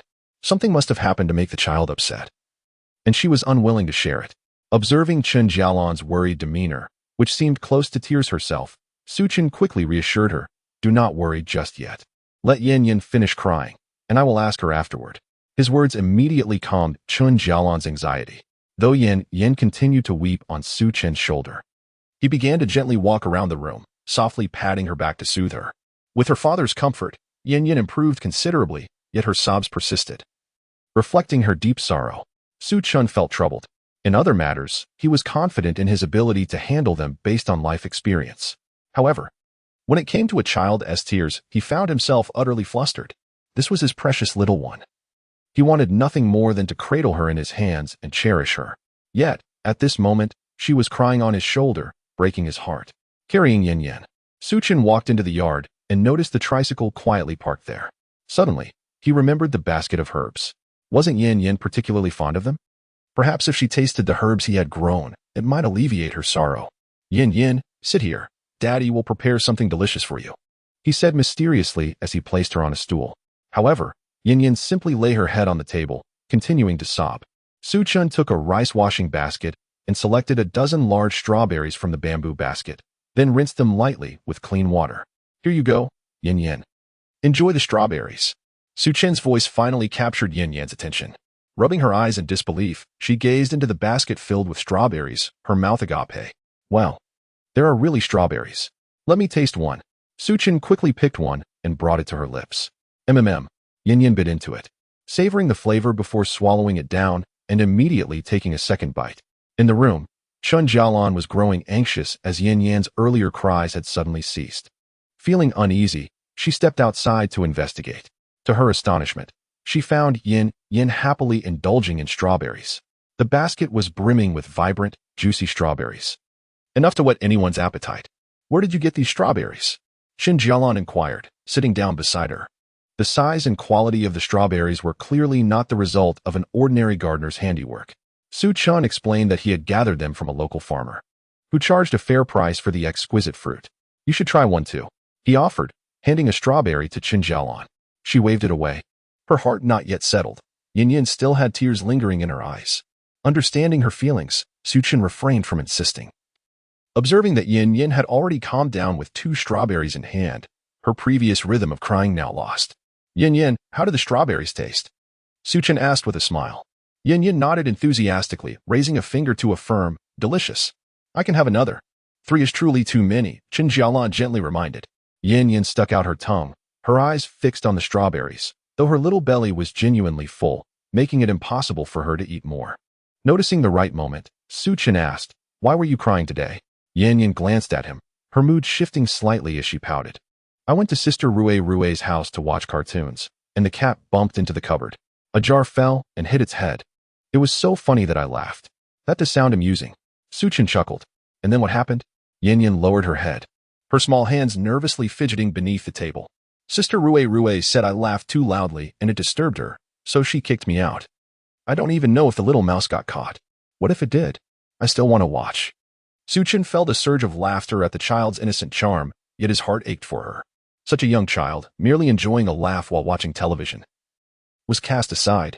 What did she know of being disruptive? She simply craved the joy of childhood. Chen Jalan, hearing this, felt a pang of discomfort as well. Yet she could not confront Sister Rui. The television belonged to them, and it was already generous of them to allow Yin Yin to watch even for a short while. If she were to intervene, It might jeopardize Yin Yan's future opportunities to enjoy watching television. All she could do was endure. After listening to Xiyan, Yin Yan said, "Dad, give me a little time. I will earn money properly, and we will buy a television. Then, Yin Yan can watch TV at home and won't need to go to others' houses." Yin Yan looked at Xiyan, her eyes gradually widening from their previous droopiness, and cautiously asked, "Dad, is that true? Are we really going to buy a television?" Chen Jalan was momentarily stunned but quickly reacted, exclaiming, "Xiyan, do you even know how much a television costs? We cannot afford it. Don't make promises you can't keep to the child." After saying this, Chen Jalan tried to comfort Yin Yan, saying, "Be good, Mommy will tell you stories in the future, which are also very interesting. There's no need to watch TV. I don't want that. I refuse." Yin Yan immediately protested with fervor. Having already experienced the allure of cartoons, a child cannot resist the enchanting sounds and visuals they provide, creating a sense of satisfaction unattainable in real life. Now, with Chen Jalan's decree to refrain from watching, how could that be acceptable? Suddenly, Yin Yan slid off Xiyan's lap and glanced around. The front door was ajar, and she dashed towards it with her short legs moving swiftly. In an instant, as Yin Yan bolted outside, Xiyan reacted and hurried to catch up, lifting her into his arms. "What are you doing, Yin Yan?" Xiyan endeavored to soften his tone. "I want to watch TV." Yin Yan pouted, lamenting that her mother forbade her from going out to see it. Chen Jalan understood immediately upon witnessing Yin Yan's impulsive escape. How could she expect a 2-year-old to forego cartoons? The issue lay with the adults who lacked the means to purchase a television. "Jalan, I will work hard to earn money, and we will buy a television," Xiyan implored once more. Chen Jalan, already feeling sympathetic towards their child, was now inclined to agree with whatever Xiyan proposed. Yin Yan had already cried herself to exhaustion. After a bit more coaxing from Chen Jalan, she fell asleep. Reflecting on Yin Yan's unusual behavior, Chen Jalan still believed that purchasing a television was too difficult for them at the moment. Even a small black and white television would cost several hundred. The larger models, like the ones the Sun family owned, were said to have cost over 1,000 last time she heard. This was no trifling sum. If they had that money, it would be wiser to save it for any urgent matters that might arise. Resolute, Chen Jalan decided to discuss it with Xiyan. However, he encouraged her to try a berry first. Chen Jalan, unable to refuse his invitation, casually picked a berry and took a bite. "Is it good?" Xiyan asked with a smile. "This is the best berry I have ever eaten. The ones I had before were." Chen Jalan blurted out before realizing her slip. How could an ordinary person afford such exquisite berries?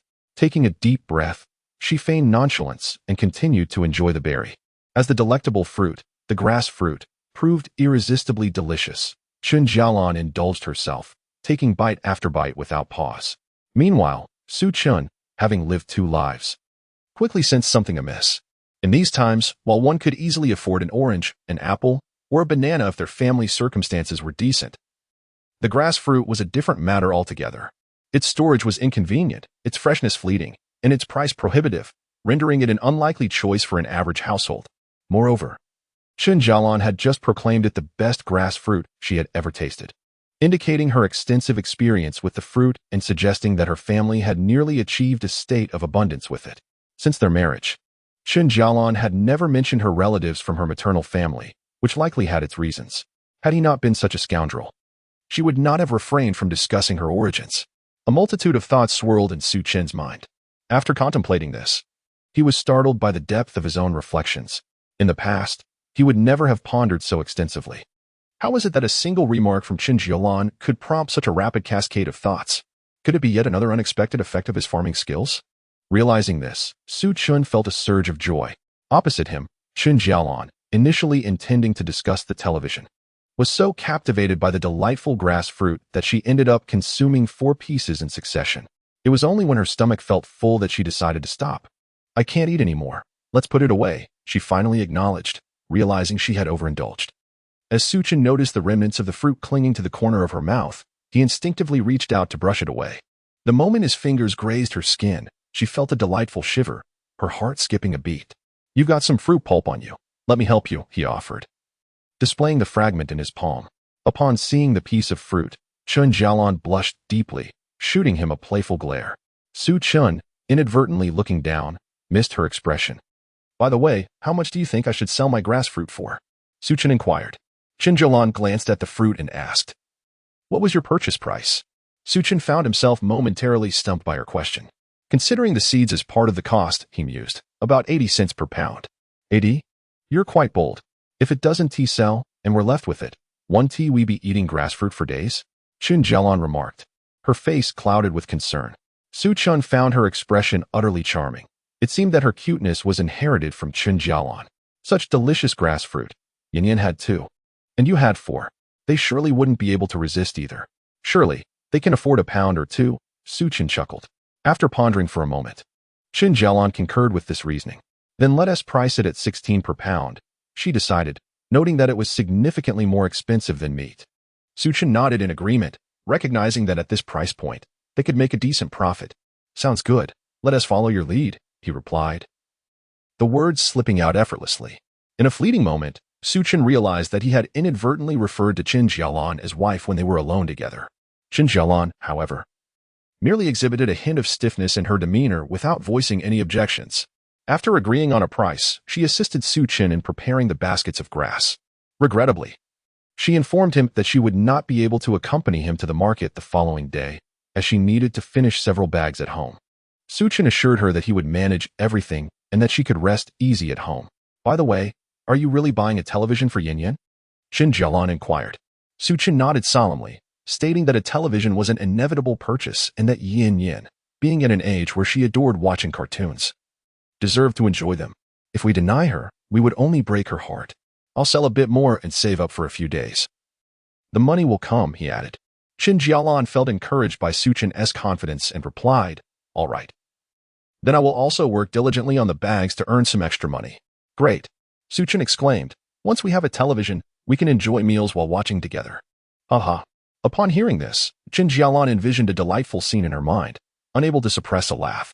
Her smile, reminiscent of a picturesque landscape, was imbued with emotion, softening Xiyan's heart.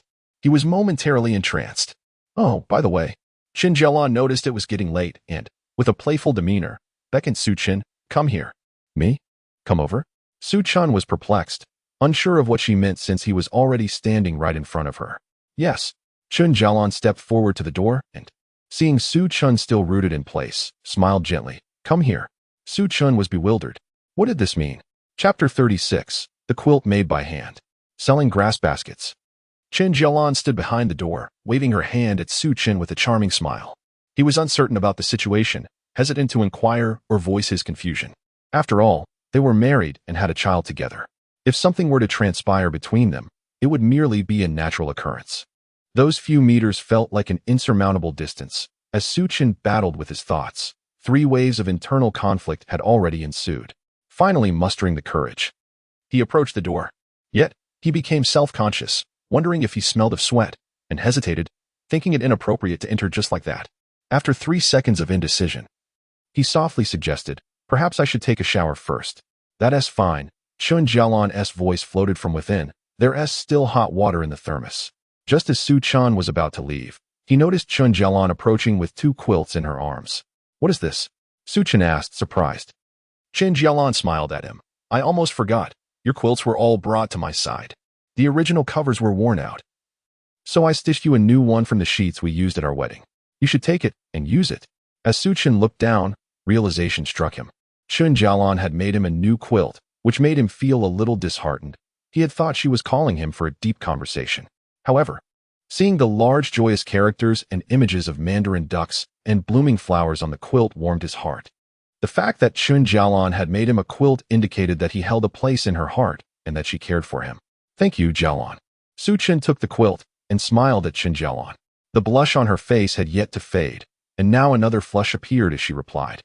It is only right for me to make you a quilt. You should rest early. All right, Xiyan said, returning to his room with the quilt.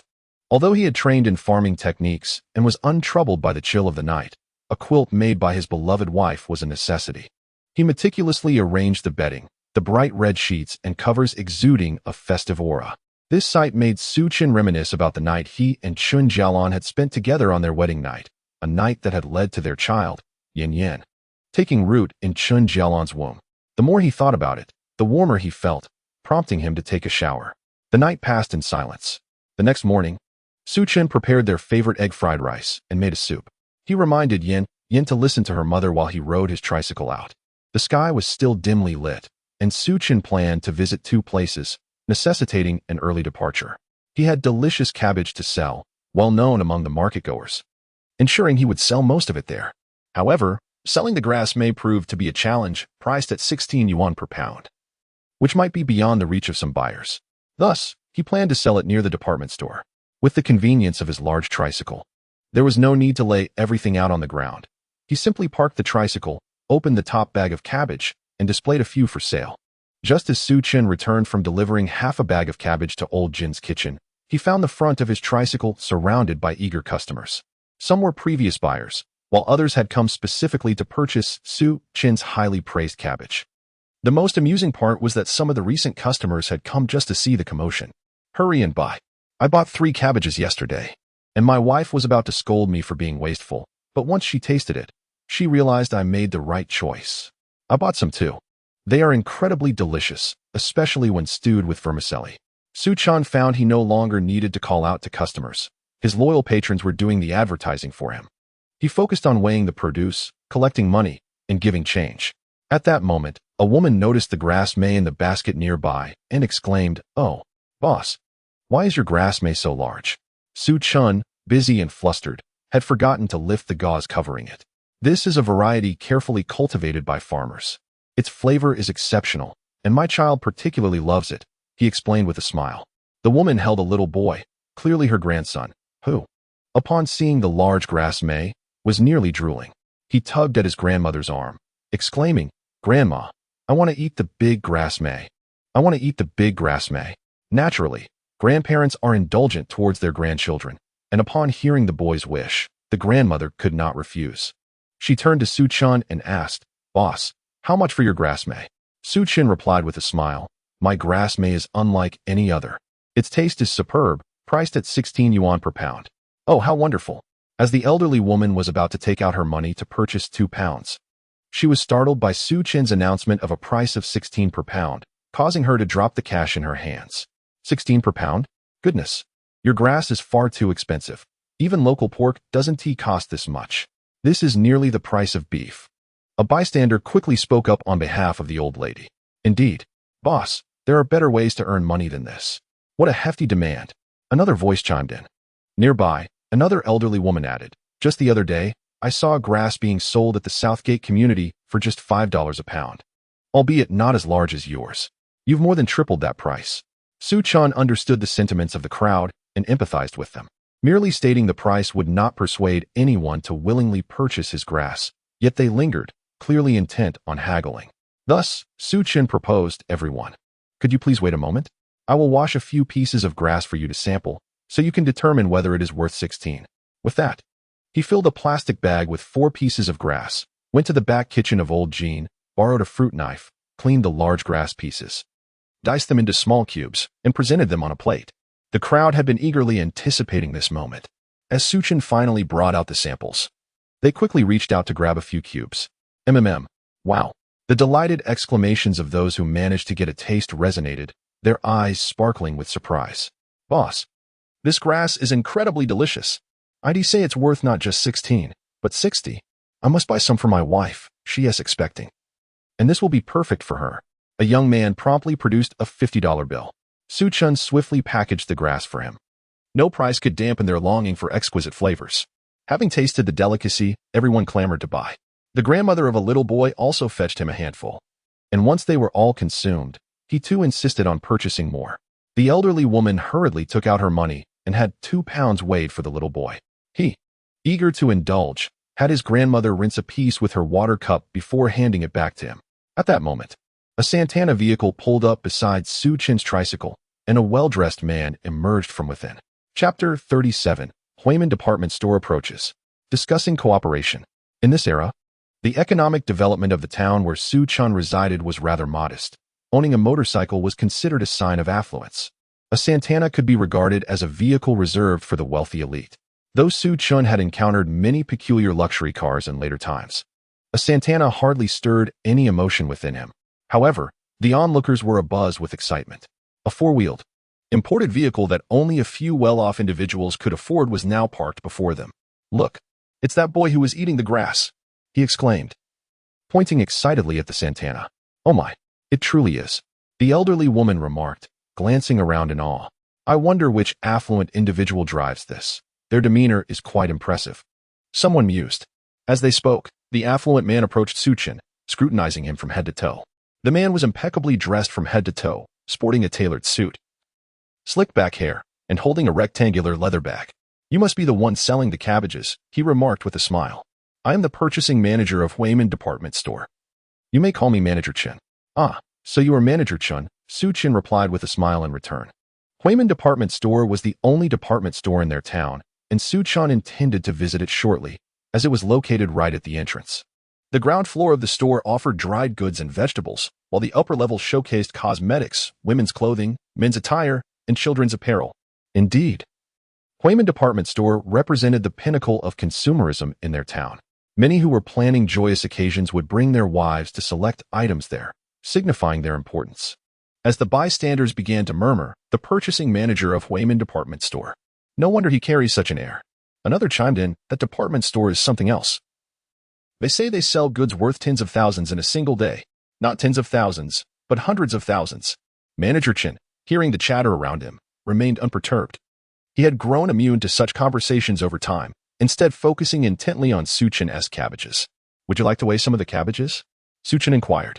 "Let me take a look first," Manager Chen replied. Xiyan understood that mere observation wouldn't suffice. One must taste to discern quality. Thus, he proceeded to wash the cabbage and the greens before presenting them for Manager Chen to sample. His instincts told him that Manager Chen could potentially become a significant client. As a purchasing manager, Chen did not hesitate. He plucked a leaf from the cabbage and placed it in his mouth. The next moment, he looked at Xiyan in astonishment. Without delay, he tasted the greens, devouring them with fervor. "Exceptional. I have tasted countless vegetables and fruits, but this is the most confident I have ever felt." Manager Chen praised Xiyan highly. Xiyan humbly waved his hand, insisting that Manager Chen was merely flattering him. Nevertheless, Manager Chen insisted on discussing matters further inside a tea house, offering to treat him. Gradually, the curious crowd began to disperse. Manager Chen reassured him that he would not impede Xiyan's vegetable sales for long. After glancing at his tricycle, which had very little produce left, Xiyan estimated he could sell for another half hour before it was entirely gone, and thus he followed Manager Chen inside. Once seated, Manager Chen poured tea for Xiyan and remarked, "I have tasted your cabbages and greens. They are truly delightful. Where do you source your goods?" As the tea reached Xiyan's lips, he discerned the underlying intent behind the question. Unfortunately, all these goods were grown by himself, leaving little room for dialogue. "They are grown by my uncle, who is unable to sell them himself, so I am acting as his representative," Xiyan explained. By mentioning his uncle, he aimed to convey a close relationship with the supplier, subtly indicating that any attempt to circumvent him would be futile. Indeed, Manager Chen responded with a drawn-out, "Oh." His expression tinged with a hint of disappointment. "Little Sue. It is as follows. Our boss dined at his aunt's house yesterday and was utterly astonished by a dish of stir-fried Napa cabbage. He inquired about the source of such exquisite cabbage, which led him to you. We hope you can converse with your uncle about supplying us with some Napa cabbage for our grocery store. It would surely be more pleasant than basking in the sun here." Xiyan was well aware of the adage that one thrives in the shade of a great tree. By selling at the grocery store, the sales volume could significantly surge, leading to a proportional increase in income. The only remaining concern was the acquisition price. "I can discuss it with my uncle, but I must emphasize that we cannot lower the price too drastically. Our earnings are hard-earned," Xiyan remarked. Manager Chen nodded in understanding and then inquired, "Your Napa cabbage is priced at 6 yuan per jean. What about your grass?" 16 yuan per jean. "I just sold about 50 to 60 jean," Xiyan replied.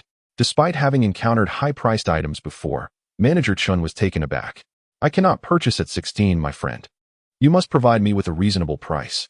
Xiyan pondered briefly and responded, "I can offer you a maximum of 13 yuan per jean for the grass and 5 yuan for the Napa cabbage. The sales volume is quite promising, and the quality is assured." Manager Chen still appeared troubled. "At this price, the profit margin for our grocery store is exceedingly slim. You must understand that we need to allocate a specific space for your product. When other vendors come, we also charge them for shelf space. Essentially, you are receiving a free advertising spot." Xiyan comprehended the underlying message but feigned ignorance. The ability to negotiate a favorable price directly influenced the substantial future expenses, which was no trivial matter. In business, one must remain resolute. Manager Chen, I am not well versed in such matters. If you cannot meet my price, then so be it. I cannot negotiate further without repercussions when I return to my uncle, Su Chen firmly stated. Observing Su Chen's intent to depart, Manager Chen hurriedly grasped his arm. Little Su. Wait. We are in the midst of negotiations. Negotiations are always a back-and-forth process. If you are unwilling to budge, we shall proceed with your price. However, one condition must be met.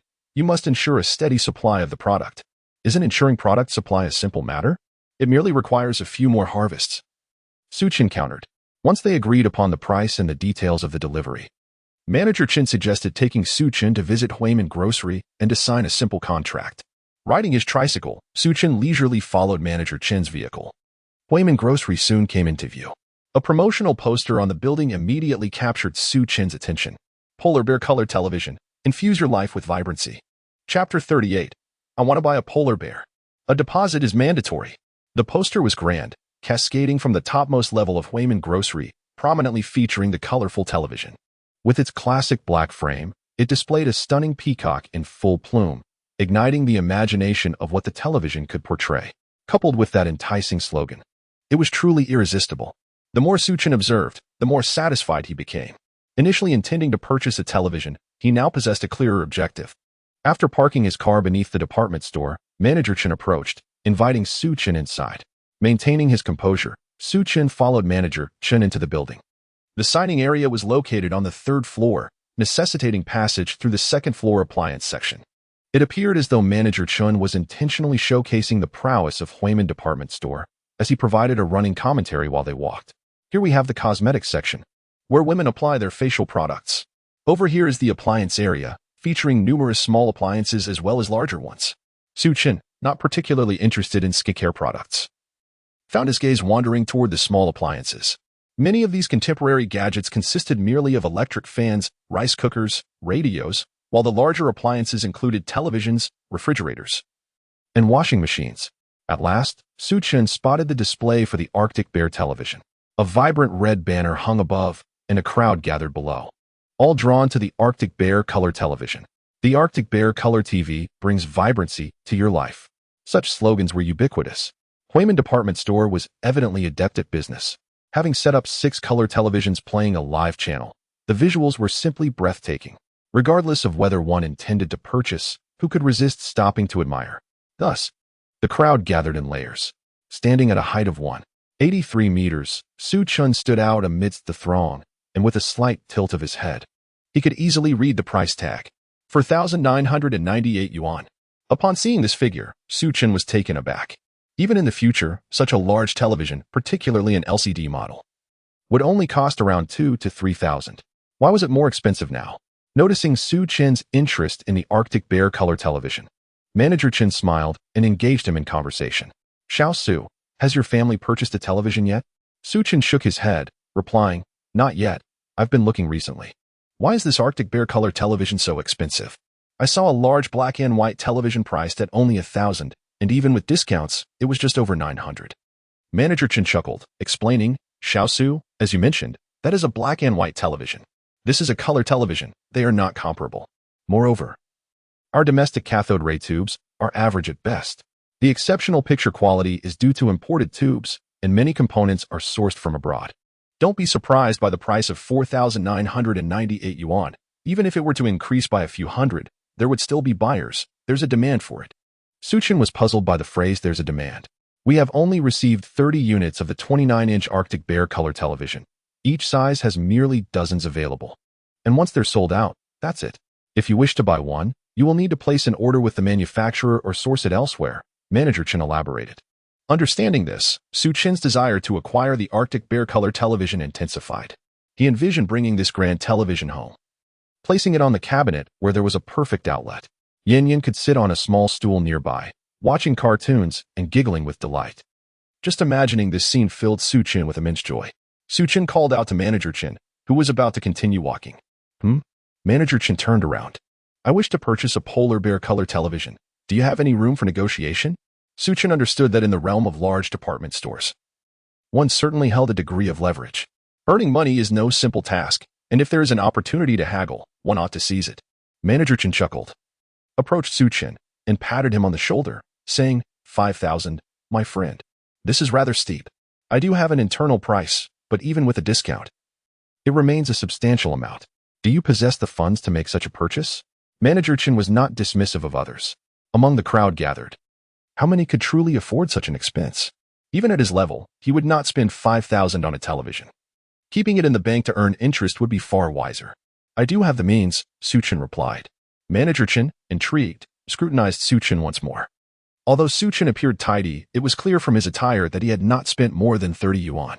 Moreover, his shoes were nearly worn through at the big toe, and his hair had grown long, reaching past his ears, clearly in need of a trim. Under normal circumstances, had it not been for the chairman insisting he seek Xiyan to secure the cabbage contract, Manager Chen would not have approached him for procurement, fearing the complications he might bring to the department store. Where's the money? Manager Chen inquired. It will be available shortly, Xiyan responded, choosing not to elaborate further. The two proceeded to the office to finalize the contract. Upon reviewing the document, Xiyan declared he could not sign. Manager Chen was taken aback. They had been conversing amicably, and now Xiyan suddenly refused to sign. Is there an issue? Manager Chen asked. You are mistaken. I believe I should be required to pay a deposit, Xiyan stated. What? Manager Chen exclaimed, reverting to his regional dialect in surprise. Xiyan maintained his composure. Does your department store not offer two options? One is to pay a deposit, and the other is to forego it. You did not consult me before opting for the latter. Manager Chen found himself at a loss for words, caught off guard by Xiyan's assertion. However, we generally do not require deposits from individual vendors, unless dealing with perishables like seafood or with established companies. The deposit is intended to ensure we do not procure goods that go unclaimed, leading to losses on the seller's part. There is no risk in your case, Manager Chen articulated confidently. Most individuals, upon hearing such convoluted reasoning, would likely acquiesce. Xiyan, however, remained steadfast, asserting, cabbage does indeed fall under the category of perishable goods. If I were to expand my cultivation and harvest in bulk, yet you failed to come for procurement in a timely manner, I would not only miss the optimal sales window, but would also incur significant financial losses. Is this not a situation that necessitates a deposit for assurance? Manager Chen was taken aback. Was Xiyan not a mere farmer? How could he articulate his thoughts so cogently? No, that cannot be the case. Xiyan, observing the fleeting moment of hesitation in Manager Chen's expression, recognized that there was potential for negotiation and pressed on. Listen, Su, as an individual vendor, our payment terms are weekly. This is already quite accommodating. You cannot demand a deposit on top of that, Manager Chen insisted. Weekly payments, you say? In that case, I think I shall reconsider, Xiyan replied, rising to leave. Chapter 39. Purchase your television with your money. Do not leave. Manager Chen, upon noticing Xiyan's intention to depart, swiftly rose to intercept him. Just as Xiyan approached the exit, a middle-aged man entered, greeting Manager Chen. Xiyan, have you finalized the agreements with the suppliers you met today? Hurry, hand me the contracts. I have a trip to make. Manager Chen promptly handed over 2 contracts from the table, mentioning that one supplier remained unconfirmed while the other 2 were settled. Upon hearing this, the chairman furrowed his brow. There is still one pending? What is going on? Manager Chen gestured towards Xiyan and succinctly explained the situation. However, Xiyan remained composed and steadfast in his principles. The chairman, observing Xiyan, chuckled and remarked, cabbages can indeed be stored well. Moreover, our Huimin department store is substantial. We would not go back on our word. Shaking his head, Xiyan replied, while cabbages may store well, grass melons do not share this quality. If they are not sold promptly, they will rot in the field. You are a large corporation, yet you wish to transfer the risk to individual farmers. Thus, I find this contract untenable. Initially, the chairman listened with a smile. But as the conversation progressed, he sensed something amiss. Xiyan's reasoning was remarkably clear, far beyond what one would expect from an ordinary farmer. Coincidentally, the chairman was traveling to the province for a meeting to discuss how to be an exemplary entrepreneur who safeguards farmers' rights. Was this not a living example? He then inquired of Manager Chen, is there still grass melon? I thought it was just cabbages. Grass melon is a new product I discovered today.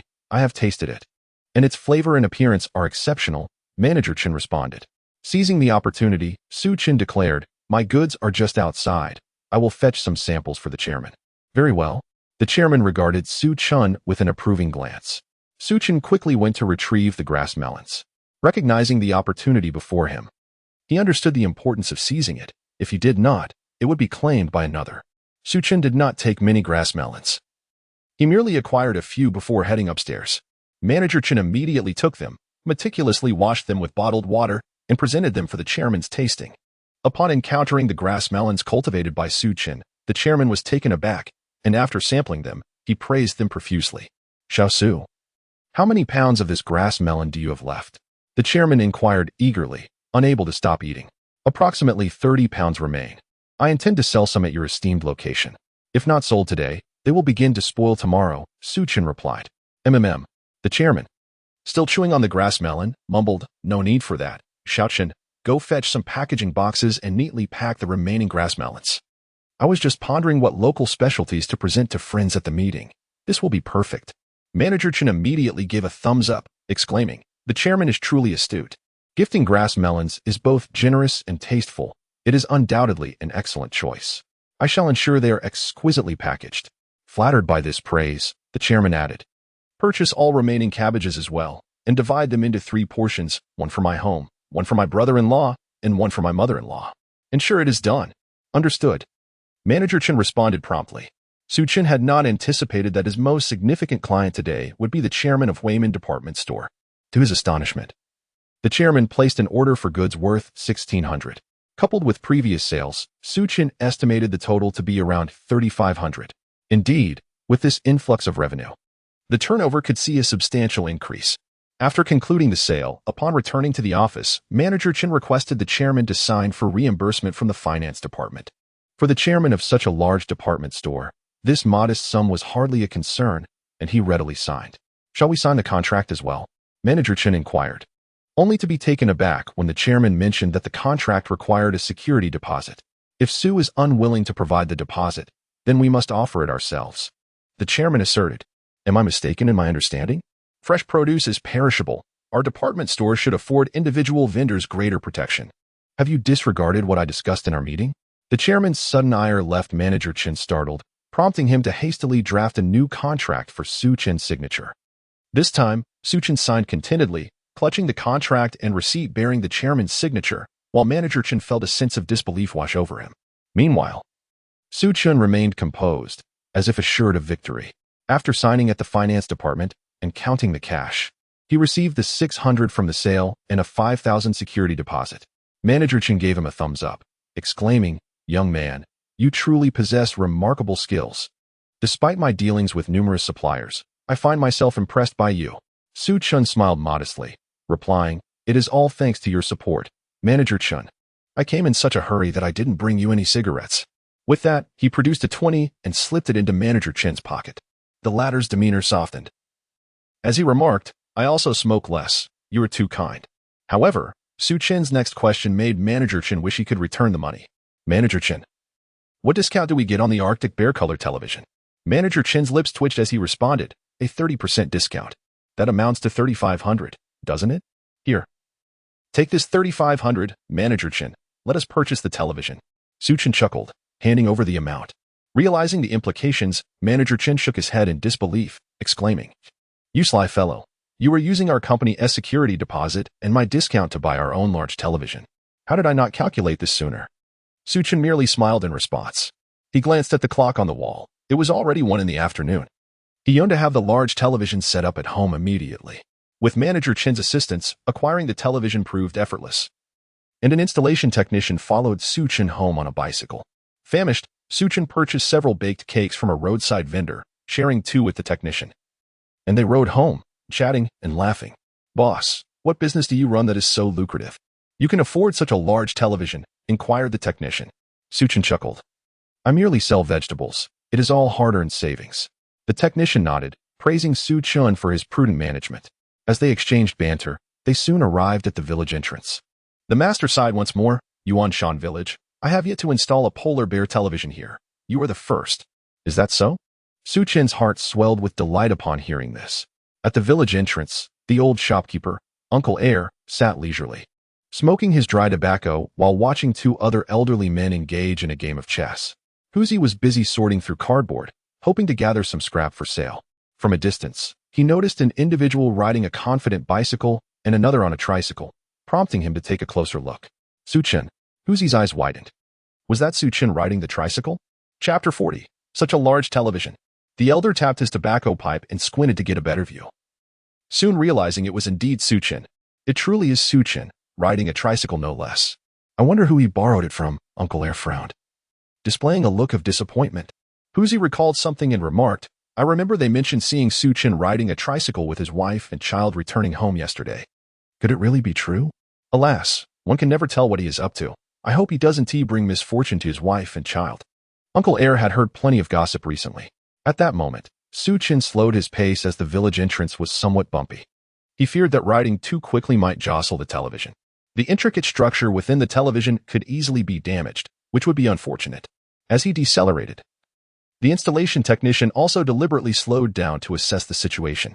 The technician's attire bore large, bright yellow letters spelling Huimin Department Store, making him quite conspicuous. Isn't that the technician from Huimin Department Store? I saw him when my mother-in-law had her television installed. A man purchasing cigarettes exclaimed loudly to those around him. It seemed as though their entire family had ascended to a higher status. This reminder drew everyone's attention. The technician's presence could only signify one of two things, either electrical repairs or installations, with installations being the more likely scenario since repairs were typically carried out at designated locations. It was then that the villagers noticed the large cardboard box secured to the back of Xiyan's tricycle, emblazoned with the conspicuous words Polar Bear. Polar Bear? Goodness, that's a prominent brand known for televisions. The man added, has Xiyan actually bought a television?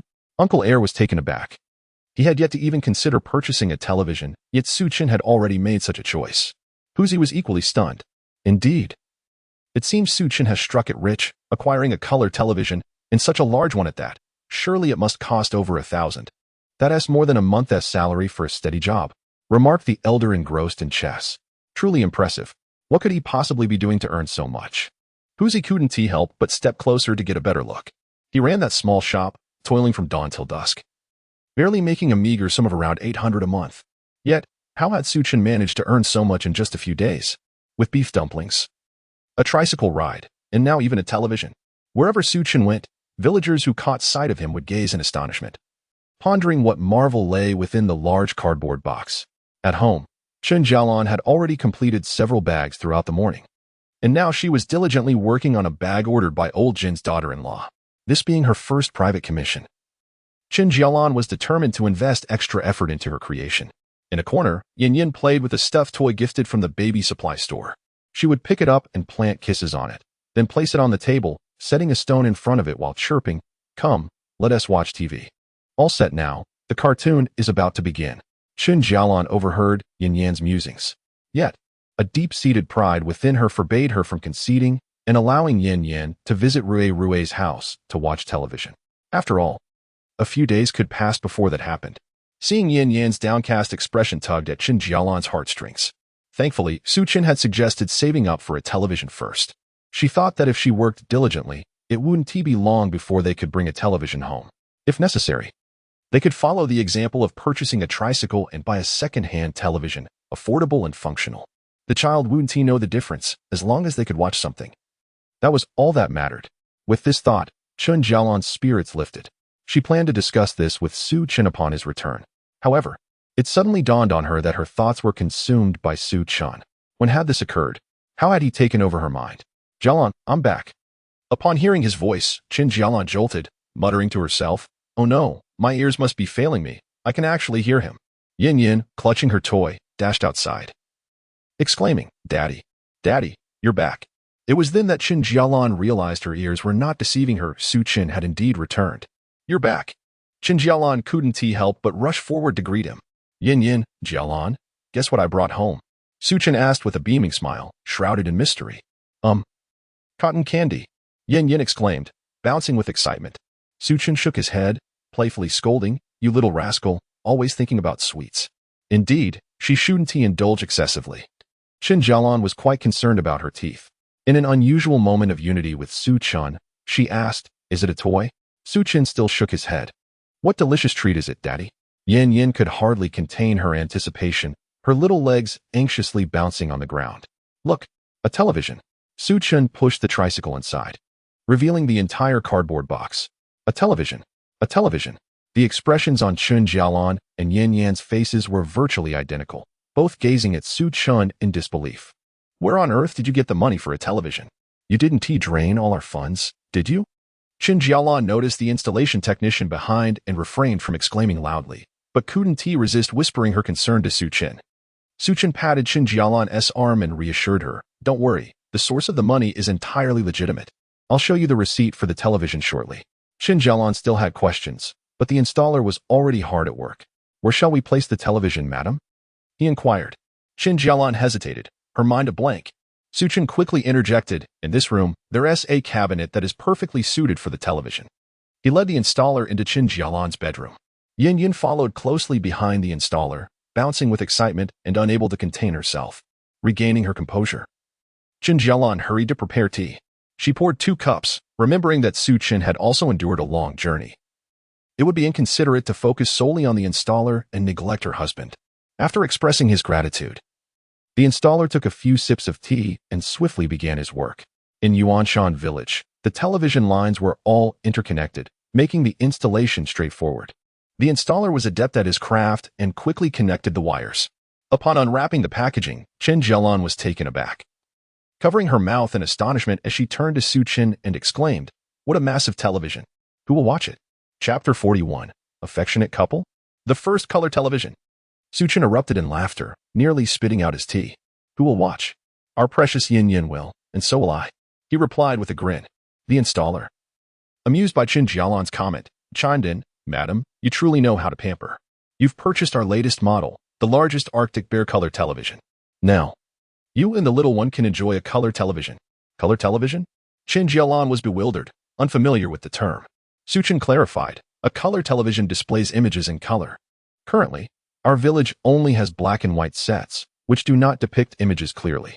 A color television, however, presents colors vividly." Understanding dawned on Chen Jalan. "So, it's merely a plastic sheet on the screen? I thought it was something extraordinary." "You are wasting money. A black and white television with a piece of paper would suffice." Upon hearing latest model and largest size, she realized it must have cost a considerable amount. While she felt delighted, a pang of concern accompanied her joy. The installer reassured her, "Madam, this Arctic Bear color television is inherently colorful, unlike those toy-like versions. You get what you pay for." Su Chen added, "Yin Yin enjoys watching television, and I worry that constant exposure to black and white sets may harm her eyesight. A color television provides better color representation, which is beneficial for children's eyes. If we are to buy one, let it be one that is good for her." "Good for her eyesight?" Chen Jalan verified. "Indeed." Su Chen nodded. "Then let us purchase it," she decided, realizing that when it came to her child, she would spare no expense. At that moment, many villagers, having heard the news, arrived at Su Chen's doorstep, knocking and calling out, "Jialan, are you home? Su Chen's wife, may we come in to visit?" Such was the nature of rural life. When entering another's home, one must always create a bit of commotion. Upon hearing the voices, Chen Jalan rushed out to greet them. "Hello, aunts. Please, have a seat. I will prepare tea for you." Despite the fact that visits were infrequent and often marked by a cool demeanor, the warmth of community was palpable. However, every visitor is a guest. It is illogical to send them away. Sun Ruerue's grandmother, Mrs. Zhao, also brought Sun Ruerue along. Upon entering, she exclaimed, "You insisted I come. We have a television at home too. With such a large screen, why wouldn't you watch it here? Is it because there are just a few more channels?" "Oh dear. Mrs. Zhao. It's not every day that Su Chen has made some progress and decided to add something to the household. Shouldn't we come to support him?" "Indeed. You should sit down and show us how to change the channels. You must teach us a thing or two." The two aunts were completely at ease, treating the place as if it were their own home. Ruerue had already gone off to play with Yin Yin. Noticing the installation workers still tinkering, she told Yin Yin, "Now that you have a television at home, you won't need to come over to watch anymore, right?" Yin Yin had initially been quite happy and was planning to invite Ruerue to her home to watch television together. However, upon hearing Ruerue's sudden remark, her little face fell. Su Chen noticed this and quickly approached, saying to Wei, "You are such a wonderful sister, often bringing Yin Yin to your home to enjoy television. If you ever wish to come over to our house to watch, you are more than welcome." Suddenly praised by Su Chen, Ruerue was momentarily at a loss. After all, She was merely a child and could not navigate such complexities. She nodded and replied, "All right. Then we can take turns. Today at your house, tomorrow at mine." "Great." Xiyan's face lit up with joy. The installation worker, being considerate, adjusted the angle of the television and announced, "All right, we can watch television now. Boss, please press that red power button." Xiyan handed the remote control to Chen Jalan with a smile, saying, "Jalan, you do it." "Oh, it's the same." "You do it." Chen Jalan shyly stepped back. At that moment, a few village women who made bags rushed over. It was Xiyan who had informed Xiyan, and Xiyan remarked that having a television was not remarkable. What was truly astonishing was that Xiyan's family possessed one. "Let us verify if it is genuine." Amidst laughter and chatter, they all gathered. The small courtyard soon became lively and bustling. Just then, they saw Xiyan passing the remote to Chen Jalan. Xiyan whispered to Xiyan, "Didn't you say Xiyan despised his wife? From what I see, it doesn't seem that way. He appears to care quite a bit. Please, he might be pretending. I witnessed them arguing with my own eyes." Xiyan scoffed dismissively. "How could you mistake it? It doesn't seem like an act." Xiyan shook her head. "Besides, is Xiyan the type to pretend?" "That is true. My husband wouldn't even bother to put on an act. He looks so important that one might think he holds a high position." Another chimed in. Xiyan had no desire to listen to such talk, pondering that whether they seemed affectionate or not, no one could truly know the contents of their hearts. The television, however, was the real deal. "So much chatter about watching television," Xiyan remarked, her tone displeased. The others finally quieted down. "Well, I will press it then." Chen Jalan, unable to refuse any longer, blushed and, under the gaze of many, pressed the power button. In the lower left corner, the red dot vanished, and in the next instant, the television screen transformed from black to vibrant colors, filling the room with sound simultaneously. "Jinggu, Jinggu, wait for me." A young maiden pursued the gallant figure ahead. The hero, however, lightly tapped a stone and leapt gracefully, soaring above the thicket, vanishing from sight in mere moments. Everyone stood in astonishment, save for Xiyan and the technician. Xiyan, accustomed to color televisions, felt no particular surprise, while the technician, engaged with such devices daily, was immune to the novelty. Yet, Chen Jalan, Xiyan, Rui, and the throng in the yard were utterly dumbfounded. "A color television? How marvelous!" "Oh my, it's a color television!" exclaimed an excited woman, slapping her thigh. "Isn't this the first one in our village?" Rui's grandmother? Son Rui's grandmother's face flickered between shades of green and red, unable to fathom the spectacle before her eyes. Xiyan rushed to the front, scrutinizing the screen. Upon confirming it was indeed a color television, he voiced his skepticism loudly, questioning the cost of such a grand device. Either someone gifted it to you, or it was stolen. A gasp rippled through the crowd. The whispers circulated behind his back. No one dared to speak out in front of them. The technician could no longer remain silent, declaring, "I apologize, but I am the installer from Wayman Department Store. I personally witnessed Boss Sue purchasing the latest Arctic Bear color television with cash. It was neither a gift nor stolen." "Enough." A steady voice resonated from the entrance. Chapter 42. The village chief and his wife assigned tasks. Jalan calls her husband. Everyone turned to see the speaker was the village chief, accompanied by his wife. One held the title of village chief, the other was the women's director, both the highest officials in the village. Upon their arrival, Chen Jalan hurried forward with warm enthusiasm. "Chief Gao, Director Chiu, please, have a seat." Xiyan also rushed to greet them. In recounting how Chen Jalan navigated through the most challenging times of her past life, one must mention the village chief and his wife. While assisting the villagers was their duty, it was evident that Xiyan, with his own hands and feet, had not been diligent in his work, a fault of his own making. Chief Gao helped to apply for social assistance, providing Chen Jalan with a minimal safety net. While Director Chiu brought gifts during festivals, sometimes a packet of brown sugar, other times a piece of pork or homegrown vegetables. Though these offerings were not extravagant, for Chen Jalan and her daughter, they were akin to a lifeline in a snowstorm.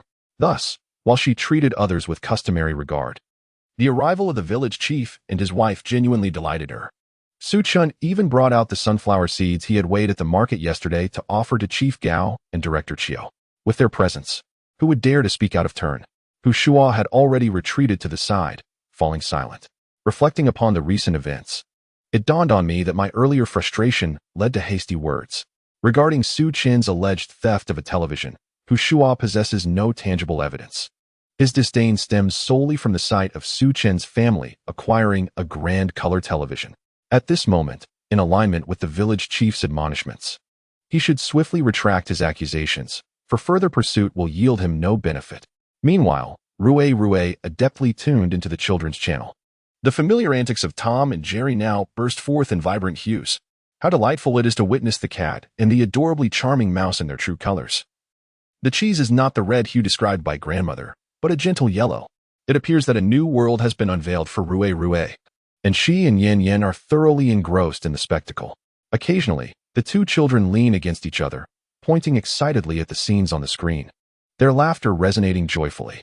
The infectious laughter of the children spreads to everyone in the courtyard, lifting spirits all around. Village Chief Gao, with a smile, addressed Su Chen, saying, "Su Chen, I am truly heartened to see you turning over a new leaf. I hope you will maintain this momentum, continuing to work hard and improve the lives of your family." Su Chen nodded in agreement, acknowledging the chief's wise words, affirming his commitment to diligent effort. Director Chiu took Chen Jalan's hand with heartfelt sentiment, remarking, "Jalan, at last, the clouds have parted to reveal the moon. Haven't they? I always believed that Su Chen is a fine young man, just momentarily lost. Look now, he has even purchased a color television, our village's very first." As Director Chiu held her hand, Chen Jalan felt a blush rise to her cheeks, shyly expressing, "Thank you, Director, for your support. I am truly grateful." Director Chiu, known for her warm demeanor, radiated kindness to all, and it was precisely this nature that illuminated Chen Jalan's darkest days. The children's clothing had been sourced by Director Chiu, and during times when the family lacked rice, it was she who discreetly offered assistance. Reflecting on these memories brought tears to Chen Jalan's eyes, her voice quivering with emotion. "Director, I genuinely, sincerely thank you." Upon noticing her emotional state, Director Chiu swiftly changed the subject, playfully teasing Su Chen. "I say, Su Chen, now that you've acquired a color television, how about we set a new goal for you?" Su Chen, recognizing the seriousness of the moment, responded earnestly. "I shall listen attentively to your guidance, Director." Village Chief Gao interjected with a chuckle. "You see, being one of the few college graduates in the village, he is indeed all ears. Had I not watched a few episodes of television myself, I wouldn't even know what they were about." The group erupted into laughter, enjoying the camaraderie. Director Chiu surveyed the gathering, saying, "Su Chen, moving forward, let us save some money to tidy up this small courtyard and the 2 rooms. Once that is accomplished, consider your battle against poverty won, and perhaps you may no longer need to rely on government assistance, as the nation also faces challenges. What do you think?" "Absolutely," Su Chen responded with enthusiasm. He had indeed been contemplating renovations for the courtyard, and Director Chiu's thoughts aligned perfectly with his own. Village Chief Gao, upon hearing this, remarked with a grin, "Once the courtyard is ready, you might even consider expanding your family." The words of Village Chief Gao instantly elevated the atmosphere of the courtyard to a jovial peak. Andy, chuckling, remarked, "You two seem to have reversed your roles in this endeavor." "Indeed, Village Chief, it appears you have usurped the Director's position." The women relished such tantalizing banter, engaging in fervent discussions, occasionally teasing Su Chen and Chen Jalan. They chattered about how Chen Jalan's figure suggested she should have borne a son, yet she had only given birth to a daughter. They insisted that her second child must surely be a boy. They also advised Chen Jalan to consume more meat to ensure sufficient milk production, and so forth. In response, Chen Jalan wished she could burrow into the ground and hide. Amid laughter and merriment, they congratulated Su Chen on acquiring a large television. As the time for dinner approached, the housewives began to disperse. Village Chief Gao and Director Chiu resolutely refused to stay for the meal, promising to visit once the young couple had settled into their lives. Unable to dissuade them, the two bade farewell at the door. At that moment, Hu Shua chased after Rue, heading towards Su Chen's home. Rue, stop right there. If you don't listen, I'll break your legs tonight." Hu Shua, clutching a bamboo stick, seethed with anger. Upon witnessing this, Director Chiu promptly intervened, exclaiming, "Hu Shua, what are you doing? Why are you chasing after a child?" Rue, upon seeing Director Chiu, rushed forward, clutching her leg and sobbing, "Annie Chiu, my mother won't let me go to Yan's house to watch the big television. I want to see the colorful cartoons." Director Chiu discerned that Hu Shua's jealousy had led to this unreasonable behavior, as he could not abide the sight of Su Chen's family possessing a large television, compelling his own child to excel. However, children are oblivious to the petty concerns of adults. This is nonsense. We are neighbors. What is the harm in children visiting each other and watching television? Director Chiu admonished, then bent down to comfort Rue, assuring her that she would handle the matter. Chen Jalan exchanged a glance with Su Chun, receiving an affirmative nod, and quickly stepped forward to declare, whether adult or child, anyone who wishes to come to our home to watch television is most welcome. Rue, come in with Auntie. Su Chun stood momentarily stunned. What had Chen Jalan just said? Whether adult or child, anyone who wishes to come to our home to watch television, she repeated. My husband and I. After watching the cartoon, Hu Shua returned to call Rue, who reluctantly departed. Before leaving, she lingered, savoring the delicious aroma of Su Chun's cooking. While the two children were engrossed in the animation, Chen Jalan efficiently tidied up the courtyard, and Su Chun hurried to prepare dinner. That evening, they enjoyed a stir-fry of yellow beef, sautéed greens, and a silk gourd and egg soup. The family of three gathered around the table, the enticing fragrance of the meal wafting throughout the courtyard. Unlike before, Xiyan did not wait to be served but instead dashed into the kitchen to fetch bowls and queue up for her share of rice. Su Chen smiled as he affectionately ruffled Xiyan's hair, praising her. After all, she is my child. She truly understands. She even knows to fetch her own bowl for rice. Flattered by the compliment, Xiyan chimed in, I want to learn from the little mouse and serve myself too. Her innocent words brought laughter to the couple. With the arrival of a color television, Xiyan could follow along with the content, peering through the expansive 29-inch window into the world outside. On just the first day, she was already spouting several novel words they had never heard before. Chen Jalan was equally delighted, continuously offering Xiyan pieces of beef. After a moment's pause, her gaze sparkled as she placed a generous portion on Su Chen's plate. Su Chun was pleasantly surprised to find that Chen Jalan had served him beef. You should eat too. Don't just watch the child. Chen Jalan lowered her head, quickly shoveling rice into her mouth to mask her shyness. All right, Su Chen chuckled, reciprocating by placing some food into Chen Jalan's bowl. You also must eat. Observing the two of them passing food back and forth, Xiyan suddenly clapped her hands and laughed. Daddy, Mommy, you both love each other. Yay. Her words, so clearly articulated and succinctly expressed, left Chen Jalan and Su Chen blushing furiously, fully comprehending her sentiment. In a flurry, they both reached for the dishes, only to find their chopsticks entangled. The more they hurried, the tighter the grip became. Chen Jalan's face flushed as she glanced at Su Chen, saying, You should pull your chopsticks away. Su Chen chuckled, You need to loosen your grip. You're holding too tightly. As the words left his lips, both felt increasingly embarrassed, sensing the situation becoming ever more convoluted.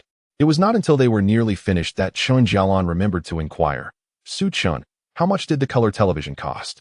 Where did you acquire the funds? Setting down his chopsticks, Su Chen replied, The original price was 998 yuan, but after negotiating with manager Chen from Huimin department store, I purchased it for 500. So expensive. Chen Jalan was taken aback.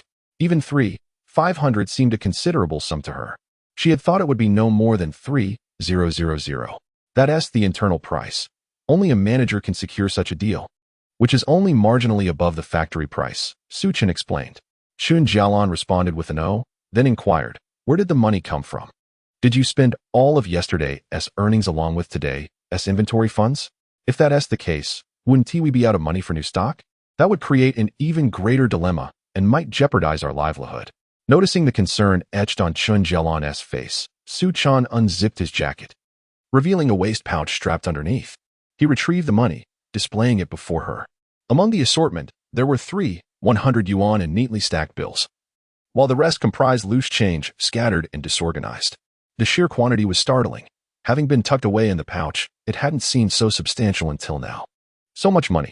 Chen Jalan had thought that yesterday's turnover of over 1,000 was already extraordinary, and now there was this additional sum.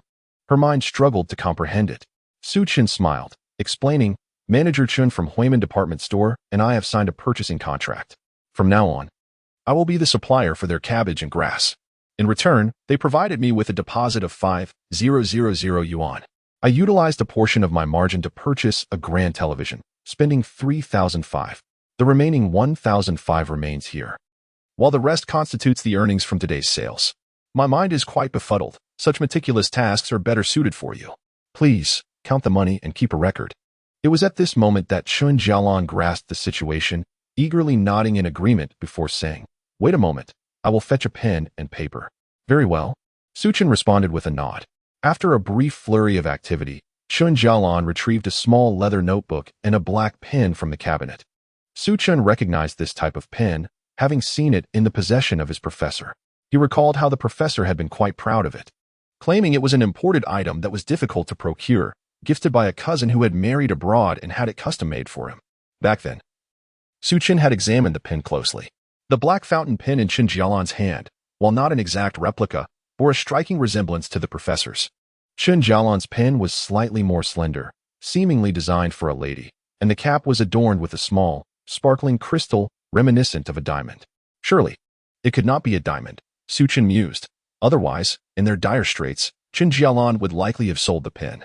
Chen Jalan opened the ink cartridge and unscrewed the fountain pen, expertly drawing ink from the bottle. She then produced a small piece of velvet cloth, meticulously wiping the pen before securing it tightly. Her movements flowed seamlessly, exuding grace and elegance. If it weren't for Suchen's presence in the dilapidated farmhouse, he might have felt as though he had stepped into the study of a refined young lady from a wealthy family. Meanwhile, a question began to form in Suchen's mind. How could Chen Jalan possess a fountain pen and wield it with such skill? She certainly did not seem to be illiterate. Feigning nonchalance, Suchen busied himself with tidying the dishes and wiping down the stove, though his gaze occasionally drifted towards her. Bathed in the warm glow of the light, Chen Jialan sat upright, her delicate hands sorting the bills before counting them and diligently recording the totals in her notebook. Her earnest demeanor rendered the entire world around Suchen significantly quieter. A few strands of hair fell unconsciously, framing her beautiful visage in a soft, ethereal manner. Suchen found himself entranced. He was blissfully unaware of the treasure he possessed in his home. Before long, Chen Jalan completed her calculations and presented the ledger to Suchen. As he examined the neat, elegant script, he felt a sense of comfort. It was evident that Chen Jalan had received an education and was well-versed in literacy.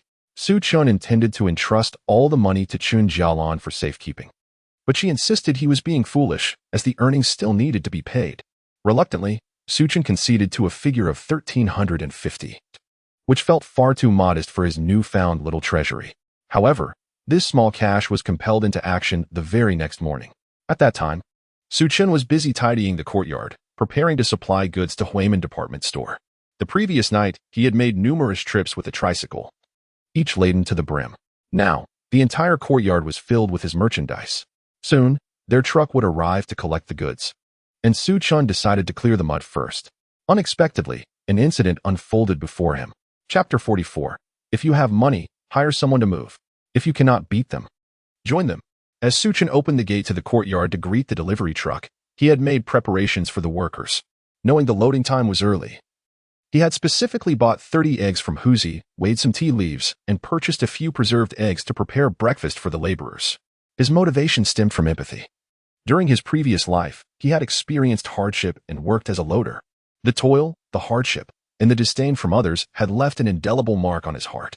Yet, during that time, a kind-hearted elderly woman had prepared millet porridge and tea eggs for him and his fellow workers, filling their hearts with warmth. Thus, Suchen wished to honor that benevolent woman by replicating her kindness. However, circumstances are ever-changing, and human plans often falter against fate. As Suchen led the truck into the yard, he encountered a formidable obstacle. Grandma Zhao, Sun Rurue's grandmother, stood at the entrance, refusing to let the truck pass. "Auntie, what is going on?" Suchen inquired, puzzled. With her hands on her hips, Zhao scolded, "How can such a heavy vehicle enter here? Just look at the damage done to the road. Once you finish loading, how will it even exit? Not only is the road becoming impassable, but our house is also at risk of collapsing."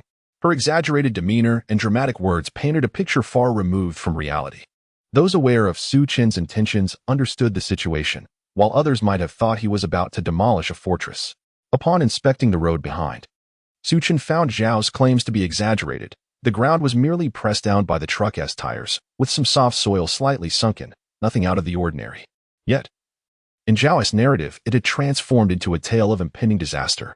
Suchen approached again, attempting to reason with her. "Auntie, I'll ensure they drive cautiously. They won't disturb the land next to your house." Zhao merely scoffed, turning her head away. "There's no need for discussion. If my house collapses, Will you still be able to find this impoverished family? She retorted, blocking the path.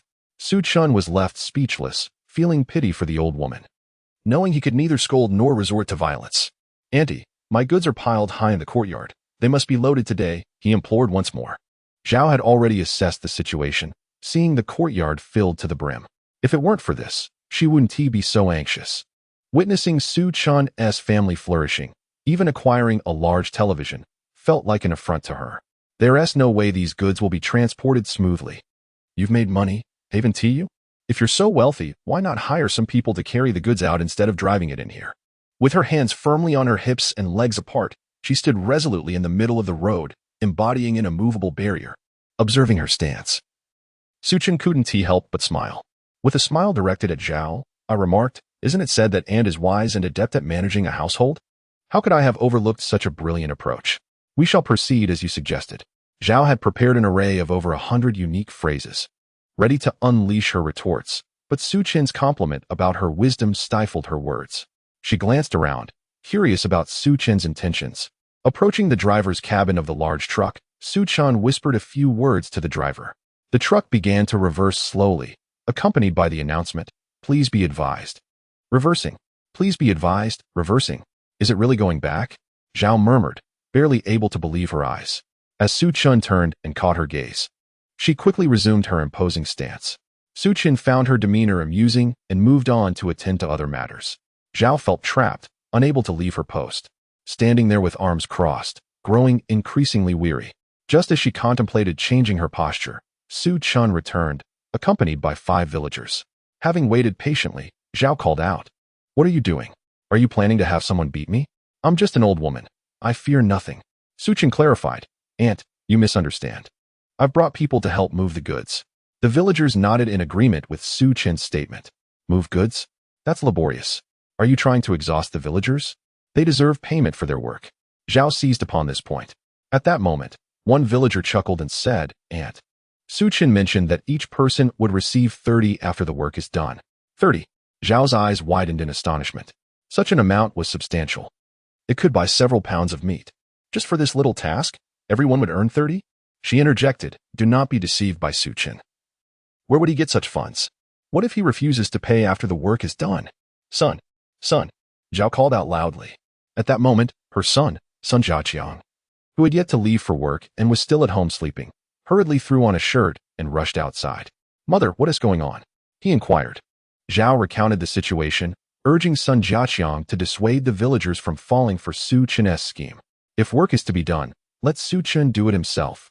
The villagers, who often socialized with son Jiaqiang and occasionally gathered for drinks, typically looked up to him due to his better circumstances. Son Jiaqiang chuckled and addressed the villagers. "Gentlemen, I'm not familiar with Chen's character. Are you not aware of it? How could you possibly work for him? You'll end up exhausted. And who knows if you'll actually receive any payment. Don't say I didn't warn you." Upon hearing this, the villagers, already skeptical of such a deal, began to reconsider and were inclined to withdraw. Observing their hesitation, Chen pulled out a handful of cash, the funds given to him by Chen Jalan the previous night. "Here's the money. Starting now, if we finish loading the truck within half an hour, each of you will receive 50. Faced with the sight of real cash and an increased offer of 20, the villagers could hardly resist such temptation and eagerly rolled up their sleeves, heading into the courtyard. Sun Jiaqiang stood there, stunned. Just a bit of work for half an hour? That's equivalent to a day and a half of my wages. He too felt tempted. "Allow me to lend a hand as well." Sun Jiaqi cheerfully joined the ranks of those transporting goods. Chen exchanged a smile with Zhao Shi, then returned to the courtyard, directing them on which items to move first. As Sun Jiaqi carried a large bag of cabbage past Zhao Shi, he impatiently remarked, "Mother, what are you doing standing there? You're blocking my way. Step aside." Zhao Shi trembled with anger, yet had no choice but to stagger backward. Making way for her son, bags of goods continued to be carried out, and the truck became increasingly laden. Zhao Shi's expression grew more and more sour as she stood at the entrance of Chen's courtyard, fuming at the hustle and bustle of the workers. Hushua arrived with Rue, smiling as he inquired, "Mother, I heard Jiaqi and the others are getting 50 for their labor. Do you know how much Chen is paying?" Chapter 45. Zhao Shi on the brink of madness. Zhao Shi was already seething with frustration. Unsure of whom to direct her ire at, Hushua had finally managed to provoke her, and she unleashed a tirade against him, even going so far as to mention the absurdity of merely eating without producing grandchildren. Hu Shuo, initially trying to endure his mother-in-law's wrath, lost his temper and retaliated with a flurry of harsh words. Having finished his task, Sun Jiechi intended to return home for a meal. But the fierce quarrel between the two women extinguished his appetite. At that moment, Su Chen approached and said, "Jiechi, could you call the others? I'll summon the truck driver and laborers." Wei Ve prepared some porridge and boiled tea eggs for everyone to share. As he spoke, Su Chen slipped 50 yuan into Sun Jiechi's hand. Sun Jiechi glanced at the bill under the light to confirm its authenticity and happily tucked it away in his pocket. He shook his head at the two bickering women, feeling embarrassed, and then beckoned the others to head to Su Chen's home. In the courtyard, the table, typically sufficient for Su Chen's small family, now accommodated 9 men. Chen Jalan, understanding the situation, refrained from joining the table and discreetly took a few bites before assisting elsewhere. Xiyan served a bowl of porridge to her, encouraging her to eat with a small spoon at the side. Su Chen brought out another cabinet, arranging all the stools from the house. Although their recent efforts had alleviated their worries about food and drink, these details could not be resolved overnight. The villagers, including Sun Jiechi, sat there exchanging glances, subtly mocking one another. Under normal circumstances, they would not have hesitated to exchange barbed remarks. However, today, with the 50 yuan for transport fees in their pockets, they felt less inclined to criticize their temporary employer. It was a silent understanding among them. In contrast, Su Chen and Chen Jalan appeared quite at ease, showing no signs of embarrassment regarding their modest home or the adequacy of their hospitality. They remained exceedingly warm and welcoming. "Here comes the porridge," Su Chen announced, carrying a large pot and placing it in the center. With a smile, he began serving, saying, "I've been simmering this porridge for over an hour. The rice is from this year's harvest in the village. And I've diced 5 preserved eggs and added a generous chunk of Jinhua ham, along with some locally sourced pork sautéed to perfection, complemented by the fresh cabbage you just carried. Come, everyone, give it a try." Upon hearing Su Chen's words, everyone's interest was piqued, and they straightened up to peer into the pot. A large cauldron of porridge brimmed with an array of colors, its rich aroma lingering in the air, causing mouths to water in anticipation. At that moment, Chen Jalan approached with 2 sizable bowls, filled to the brim with perfectly boiled tea eggs. The flavor of these eggs was delightful. I had just tasted one, and they paired wonderfully with the porridge. Chen Jalan placed a bowl on either side, making it convenient for everyone to reach. "Feel free to indulge. There is no need for formality," Su Chen cheerfully exclaimed, expressing gratitude for everyone's assistance in the successful loading earlier that day. Yet, no one paid heed to Su Chen. The tantalizing scent of the century egg and lean meat porridge was too captivating, leaving no one with the capacity to respond. Sun Jiaqiang had already emptied one bowl and was rising to serve himself another. No sooner had he set down his spoon than another person stood to fill their bowl. Thanks to the ample quantity Su Chen had prepared and the porridge being readily available, no one felt awkward about serving themselves. It became evident to all that Su Chen had meticulously considered this small detail. Although the home's decor was somewhat antiquated and a bit shabby, the essence of dining at someone else's home transcended mere food. It was about the atmosphere and the feelings shared. Sun Jiaqiang felt an unexpected sense of comfort and ease sitting at Su Chen's table, a sentiment shared by the others present. One villager, having satisfied his hunger, gratefully remarked to Su Chen, "If there are any more hauling jobs in the future, just call us. We'll certainly lend a hand." "Absolutely. We're all here to help." Several others chimed in. Su Chen responded with a smile, appreciative of their willingness to assist, especially since he needed help during this busy period. "This morning, if you could help me move some goods, I'll settle up daily. It won't interfere with anyone's work or farming duties." Everyone readily agreed, expressing no concerns. Sun Jiaqiang then suggested, "Why not set an alarm or inform your families? So when the time comes, you can just head over to Su Chen's place.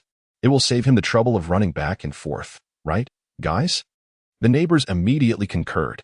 Though Su Chen could easily outsource this work to a freight company, he preferred to support his fellow villagers, believing that prosperity should benefit those within the community. Moreover, earning money could inevitably stir envy among others. Having a few people working under him could help deflect any gossip. As time passed, Su Chen's reputation within the village would undoubtedly grow, allowing Chen Jalan and Xiyan to stand tall with pride as well. After the meal, Su Chen thoughtfully packaged the remaining tea eggs into plastic bags for them to take home to their families. Initially, there was some reluctance, as they felt a bit embarrassed. But after Xiyan insisted that it was no trouble, after all, we are all fellow villagers, they accepted the gifts. It is crucial to recognize that, during these times, most households were just achieving a level of basic sustenance. Hosting a breakfast gathering of this scale, with so many attendees, surely exceeded 100 in expenses. Even those with stable jobs would need to earn wages for a couple of days. Xiyan was serious about his hospitality. Not only did he ensure everyone was well fed, but he also encouraged them to take tea eggs home as well, making it a delightful blend of dining and takeaway. As Chen Jalan caressed his round belly, he hurried home. Upon arrival, he eagerly called out, "Rue, come see what delicious treats your father has brought." Rue, playing in the corner, felt too intimidated by the quarrel between her grandmother and mother to speak loudly. Hearing her father's voice, she rushed forward. "Daddy, what goodies do you have? Though still short." She tiptoed to catch a glimpse. "What could possibly be good? Your breakfast is still warm, the vegetable and egg noodles, with an egg nestled just for you.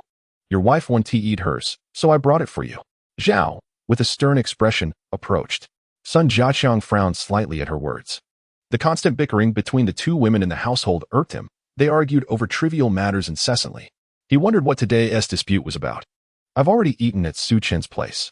Look, this is what he asked me to bring back. Mother, I worked hard today, and there are exactly 3. One for you, one for Hushua, and one for Rurue." Chen Jalan displayed the tea eggs with a smile. "Huh." Zhao was almost enraged to laughter. What could that destitute man offer? "You've never tasted tea eggs? I've cooked countless for the dogs over the year.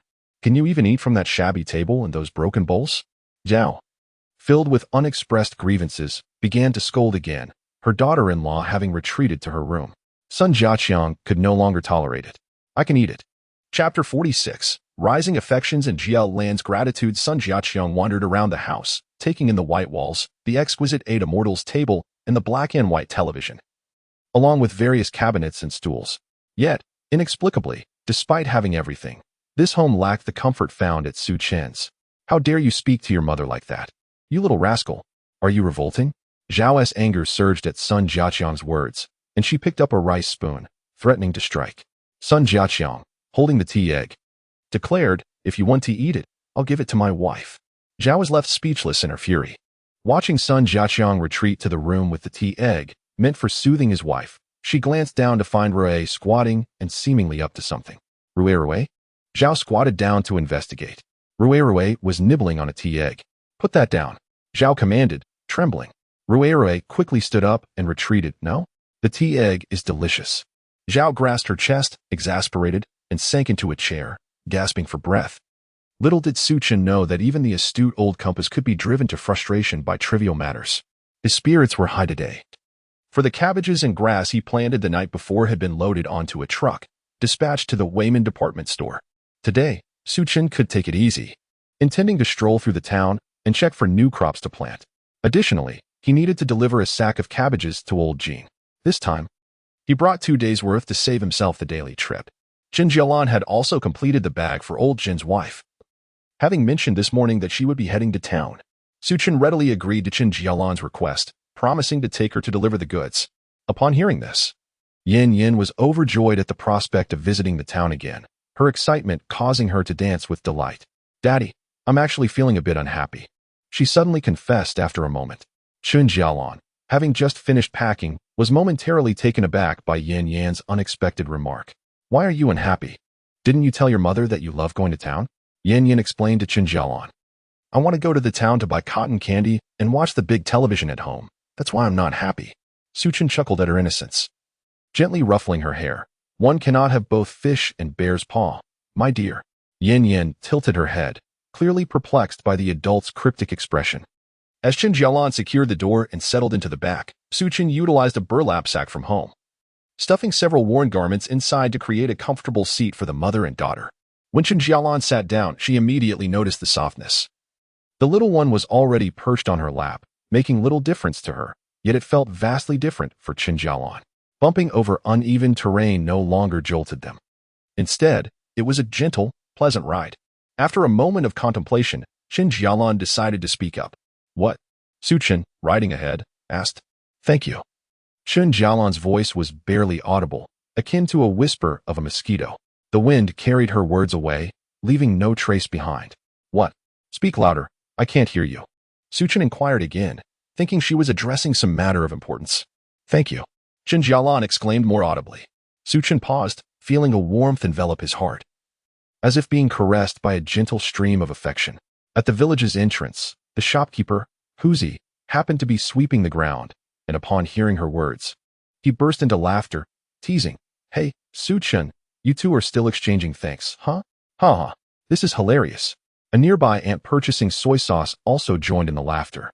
Chen Jialan hugged Yin tightly, burying her face into the child's hair, wishing to remain unseen. "It's all about mutual respect," Chen responded with a smile. "Oh. You and your words. Hurry up and ride." Chen Jialan playfully nudged Chen, her cheeks flushed with embarrassment. "All right, hold on tight." Chen replied eagerly. The large tricycle sped down the muddy roads of the countryside. Yin, jostled by the bumps, soon fell asleep. Upon arriving at Old Jin's restaurant, Chen parked the tricycle and went to carry a large cabbage. "I'll take the vegetables to the kitchen. You and Yin take your time," he instructed. "Okay." Chen Jalan nodded. Chen's strength was remarkable, and he effortlessly lifted the cabbage, causing the back of the tricycle to bounce noticeably.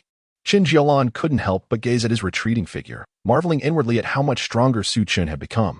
After sitting with Yin for an extended period, Chen Jialan felt her legs growing numb. As she stepped down, she lost her balance and began to wobble to one side.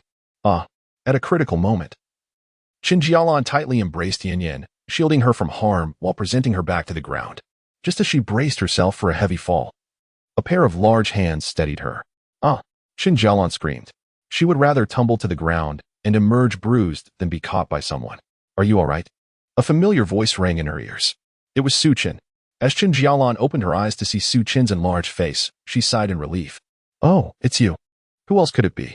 I saw you stumble backwards as soon as you stepped out, so I rushed to catch you," Chen said with a hint of fear. "There are stone steps behind you. Hitting your head could be disastrous." Chen Jialan glanced back and replied, "It's just stone steps, not a sheer cliff." "What is the big deal? What's your cliff? Don't speak carelessly." Upon hearing the word cliff, Chen felt a pang of anxiety. "I was merely speaking," Chen Jialan retorted. Chen froze for a moment, acutely aware of the significance of cliffs. In a past life, Chen Jialan had perished at the bottom of one. He despised Jiao Mountain, the place he least wanted to visit. Chen tightened his embrace around Chen Jialan, burying his face in her hair. Holding her close and feeling her warmth, his restless heart found some solace. Chen Jialan was puzzled, but found Chen's embrace steadfast, his heartbeat thundering like a drum, echoing incessantly in her ears. "Oh, are these two so affectionate?" Old Jin's wife, who had just stepped out, exclaimed upon seeing them entwined. Chen Jialan quickly pushed Chen away. Yet, he securely placed her down and reached for the sleeping Yin.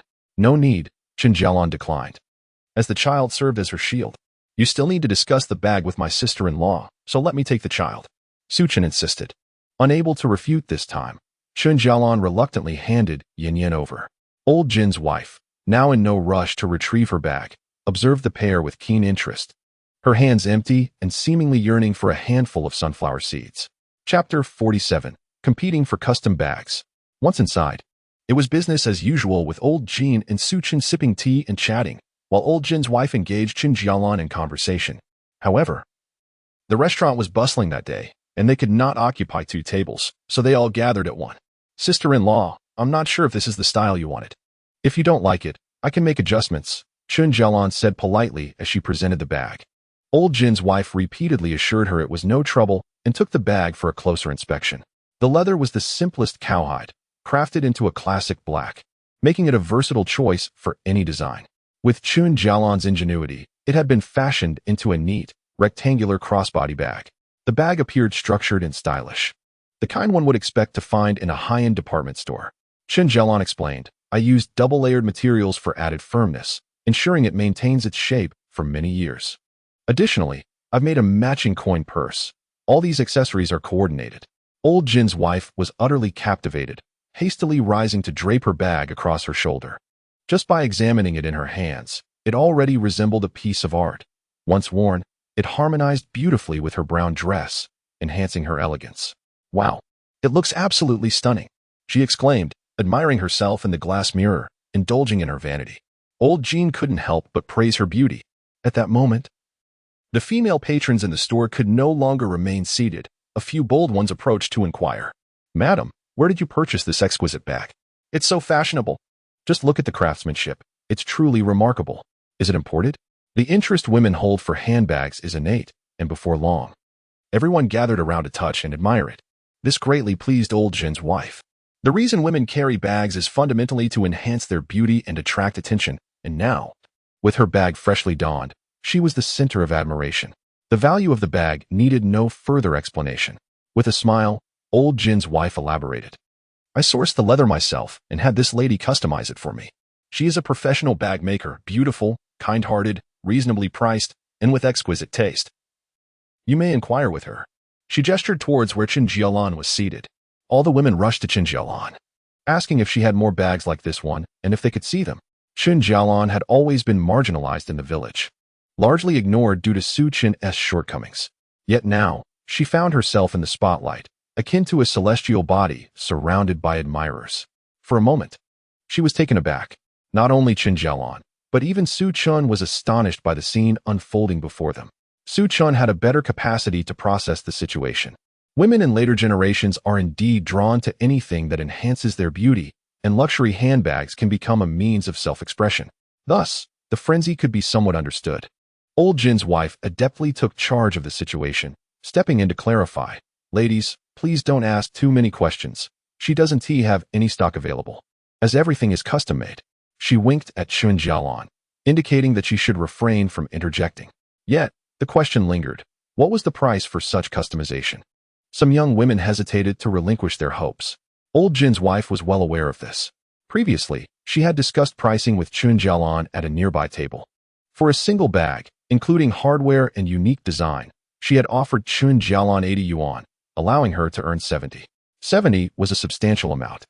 Considering Chen Jalan's familiarity, she could produce a bag in half a day. However, this was a friends and family price. The market rate was a different matter altogether.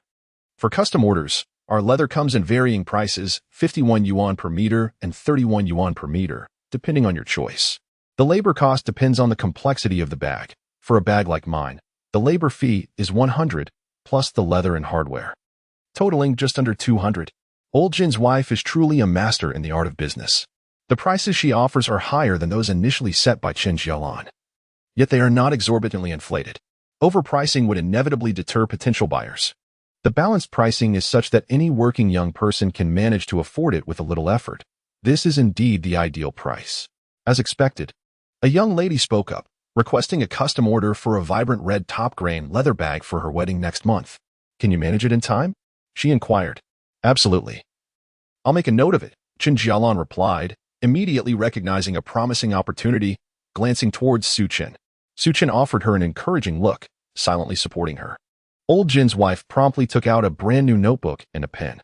Chen Jalan, well-versed in leather materials, accessories, and bag styles, found herself working with great ease.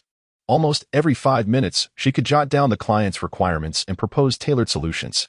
Demonstrating her goodwill, Chen Jalan refrained from overpricing. As long as the bags were not made from subpar materials, she kept the prices below 200, with some even costing just over 100. In a single restaurant, 6 women were drawn in to order custom bags. Each contributed a deposit, confident with the restaurant owner vouching for the arrangement. This establishment had been thriving in town for over a decade, and their trust was well placed. They agreed that the finished bags would be left at the restaurant's front desk for collection, where they would also settle the remaining balance. Chen Jalan readily agreed, with old Jin's wife assisting in the organization. Once the crowd dispersed, Chen Jalan expressed her gratitude, saying, "Sister-in-law, I hope I haven't caused you any trouble with this bag." "What trouble? These folks are my regular customers who come here to dine. It's no bother for them to pick up a bag while they're at it." Old Jin's wife laughed. "I still thank you, sister-in-law, for providing my daughter with something to occupy her time," Su Chen added appreciatively. Old Jin's wife chuckled. "Isn't it simply because of the quality of the bags that so many people are fond of them?" Chen Jalan lowered her head, fully aware that had it not been for Su Chen's acquaintance with old Jin and their willingness to accompany her to procure hardware and transport her, she would not have had such an opportunity. Nevertheless, with the 6 bags ordered and the expenses accounted for, Chen Jalan found herself with over 800 yuan. This was not money given by Su Chen. It was earned through her own capabilities, and this was merely the deposit, with the final payments yet to come. Even after leaving the restaurant, Chen Jalan sat in the back seat, her heart still racing with excitement. Would you like to buy some flowers? A little girl ran up behind a tricycle, holding a bouquet. Chapter 48. Here are some flowers for you. I wish to gift you more. Concerned that the little girl might trip, Chen Jalan hurriedly called out, Xiyan, please stop. Hearing the voice from behind, Xiyan gradually brought the vehicle to a halt. Xiyan leaned over the tricycle, watching the panting little girl approach, and sweetly exclaimed, Sister, flowers. Xiyan stopped and turned to look at the child. The little girl held a bouquet of vibrant roses in her hands. Indeed, Xiyan could assert with certainty that they were not true roses, despite their striking resemblance. They were, in fact, wildflowers. This keen discernment was a remarkable ability Xiyan had acquired after living a second life. Boss, may I buy a bouquet of roses for the boss lady? The timid little girl inquired of Xiyan. Chen Jalan's eyes reflected a hint of compassion, while Xiyan, with a similar shyness, gazed at the little girl, her brow furrowed. Perhaps she sensed the older sister's struggles. However, Xiyan, having witnessed such tactics in his previous life, remained largely indifferent. In his past experience, during occasions like Valentine's Day, the streets were filled with children selling flowers, often entangling passing couples in their pleas for flowers. Uttering auspicious phrases. Once a man succumbed to the pressure of purchasing, he would soon realize he had been duped. 10 yuan for a single flower, 100 for a bouquet. How much? Xiyan, unable to bear the look in Chen Jalan's eyes, despite recognizing the ruse, still felt compelled to buy. The little girl's face brightened instantly as she declared, 10 yuan for a bunch, boss. For Xiyan, 10 yuan was a negligible sum, and he promptly made the purchase. After receiving the money, the little girl offered her well wishes, wishing the boss and the boss lady a harmonious union and everlasting love. Happy Qixi Festival. Happy Qixi Festival? Xiyan was taken aback. Today was indeed Qixi?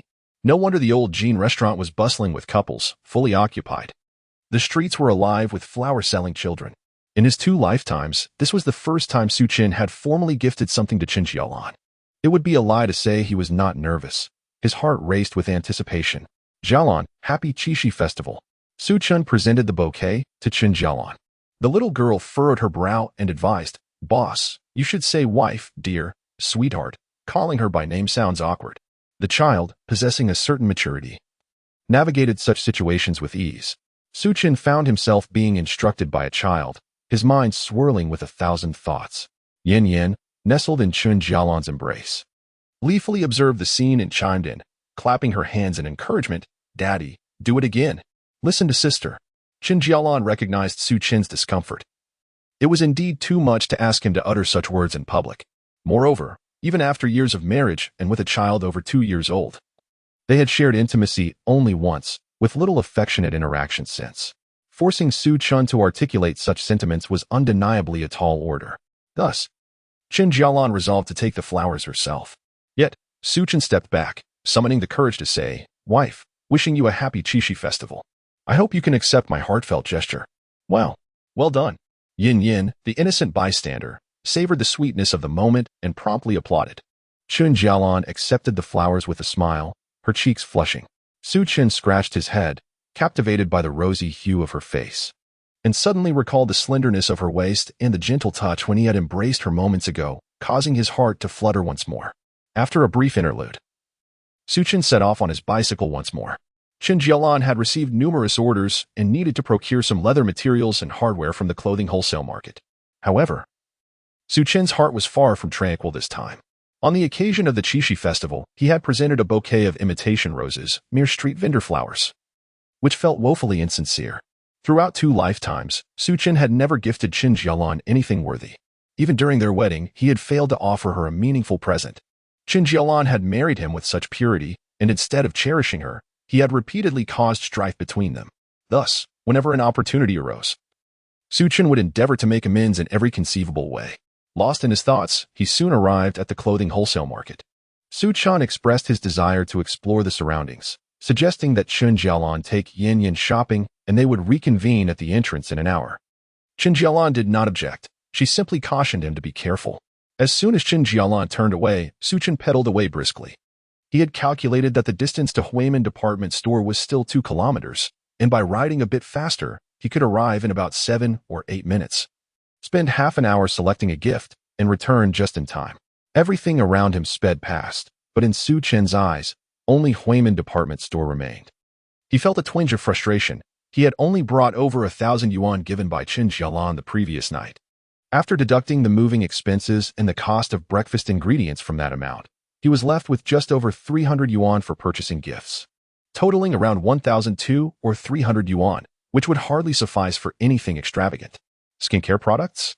Su Chen's spirits lifted at the thought. Surely, with over 1,000 yuan, he could acquire an entire set of imported skincare products. Even if he couldn't afford a complete set, he could buy a few bottles, have them beautifully packaged, and present them to Chen Jalan as a thoughtful gift. The more he pondered, the happier he became, as if the distance had shrunk. Upon arriving at Huimin department store, Su Chen felt quite familiar with the layout. The festive atmosphere within the department store intensified, adorned with pink ribbons and red carpets. While couples lingered at the counters, lost in their own worlds, most merely browsed, purchasing only 1 or 2 items at most. Many imported cosmetics and skincare products were now on display, but the majority of buyers were affluent women. As for ordinary young folks, they had to think twice before splurging. Su Chen was not well versed in cosmetics, reflecting on how few in the village wore makeup aside from women who donned it for their wedding photo shoots. Who would bother with makeup otherwise? He decided to focus on selecting skincare products for Chen Jalan. After wandering through several counters, he found himself bewildered. They all seemed somewhat similar. He could only seek assistance from a trendy saleswoman passing by. The fashionable saleswoman, understanding Su Chen's budget, carefully selected a range of well-reviewed products from various counters, assembling a complete set featuring renowned international brands such as Shiseido, SK2, and Avene. It was then that Su Chen realized there was indeed a method to this selection process, drawing on the strengths of each brand. Upon witnessing that Su Chen displayed no concern regarding the expense, the younger sister-in-law's gaze transformed entirely. A person capable of such lavish spending undoubtedly belonged to the upper echelons of wealth. Typically, families would purchase only modestly priced items, amounting to mere dozens of yuan. Yet Su Chen's selection surpassed 1,000. Her enthusiasm heightened considerably. Confident in her understanding of the promotional activities at Huimin department store, she informed Su Chen, "Brother, since you spent over 1,000, you can receive numerous samples and enter a raffle. I'll ensure the service desk packages everything beautifully for you." Su Chen expressed his gratitude profusely, even gifting the younger sister-in-law a thermos he won in the lottery as a token of appreciation. She thanked him repeatedly, delightfully waving goodbye as she secured the packaged gift to the handlebars of her tricycle. Once again, Su Chen mounted his tricycle. Chapter 49. Su Chen. Do you like what I bought for you? Chen Jalan, accompanied by Yin, had procured leather materials and was now selecting some fashionable hardware, mindful to avoid excessive purchases, opting instead for a few classic styles. After completing her shopping, she noticed that only half an hour had passed since she arrived at the wholesale clothing market. Chen Jalan then led Yin through the market, her mood buoyed by the presence of money in her pocket. She surveyed her surroundings, searching for a men's clothing store to buy a couple of outfits for Su Chen. Since his transformation, he had taken to enhancing their home, refraining from smoking and drinking. And apart from regular meals, his expenditures had been minimal. His clothing had become quite worn and tattered. Today, taking advantage of the festive occasion, she resolved to purchase him a couple of new garments, using her own earnings. With her mind made up, Chen Jalan entered a large men's clothing store. She carefully selected 2 lightweight jackets, 2 pairs of trousers, 2 cotton shirts, and a pair of sneakers. Yin, wide-eyed, pouted and asked, "Mommy, are these all for Daddy? What about my new clothes?" Chen Jalan chuckled, kneeling down to her daughter, "But Yin, you have several new outfits that you haven't worn yet, right? Daddy's clothes are all worn out, and I couldn't bear to buy him anything, so I bought everything for you, didn't I?" Yin's little head turned thoughtfully, and she finally understood, nodding vigorously. "All right, then we'll buy something for Daddy too. Such a good girl," Chen Jalan praised. After completing her purchases, she made her way outside, and as she exited, she spotted Su Chen waiting beside the tricycle. Upon seeing him, Yin immediately opened her arms and dashed forward, her small legs moving rapidly beneath her dress. Having enjoyed plenty of meat and milk, her round little face had become adorably plump, and as she ran, she wobbled cutely. "Daddy!" Yin's voice rang sweetly, a melody that could melt hearts. Su Chen could not help but smile as he squatted down to embrace her. Yin leapt into his arms, wrapping her tiny arms around his neck like a koala, clinging to him. Su Chen shook his head, helplessly lifting his little treasure. "Are you tired, Yin?" "I'm not tired," Yin Yin rested her small head on Su Chen's shoulder, her voice sweet and soft. Aren't you tired? Why is your little head so heavy? Su Chen teased with a smile. Yin Yin shifted to the other side, continuing to lounge lazily. I miss Daddy. Haha. You miss Daddy? Let us see how much you miss him. Su Chen chuckled as he playfully tickled Yin Yin, who erupted into giggles. Observing the growing bond between father and daughter, Chen Jalan smiled. How wonderful it would be if this could last forever. She looked at the various packages in her hands, hopeful that Su Chen would appreciate them. If he liked the clothes, perhaps he would also come to like her. Cherishing the words she had rehearsed in her mind many times, she finally felt compelled to speak. Suddenly, a loud rumble echoed from the sky. Thunder roared. As Su Chen was playfully tussling with Yin Yin, he quickly pulled her into his embrace upon hearing the thunder. Daddy! Yin Yin, frightened, hid in Su Chen's arms, too scared to look up. Don't be afraid. It's just thunder. It's going to rain, and we need to hurry home. Su Chen reassured her. Chen Jalan quickly stepped forward, placing her belongings in the back pocket, urging Su Chen, let us get home quickly. This rain won't be light. If we delay, we may not make it back. Su Chen nodded, saying, wait a moment. I'll buy a raincoat. He handed Yin Yin to Chen Jalan and dashed to a nearby convenience store to purchase a large raincoat designed for a tricycle.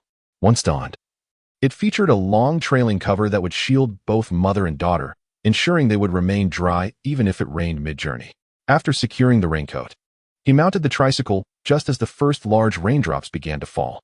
Feeling uneasy, he glanced back to ensure the long raincoat was covering both of them before he felt reassured.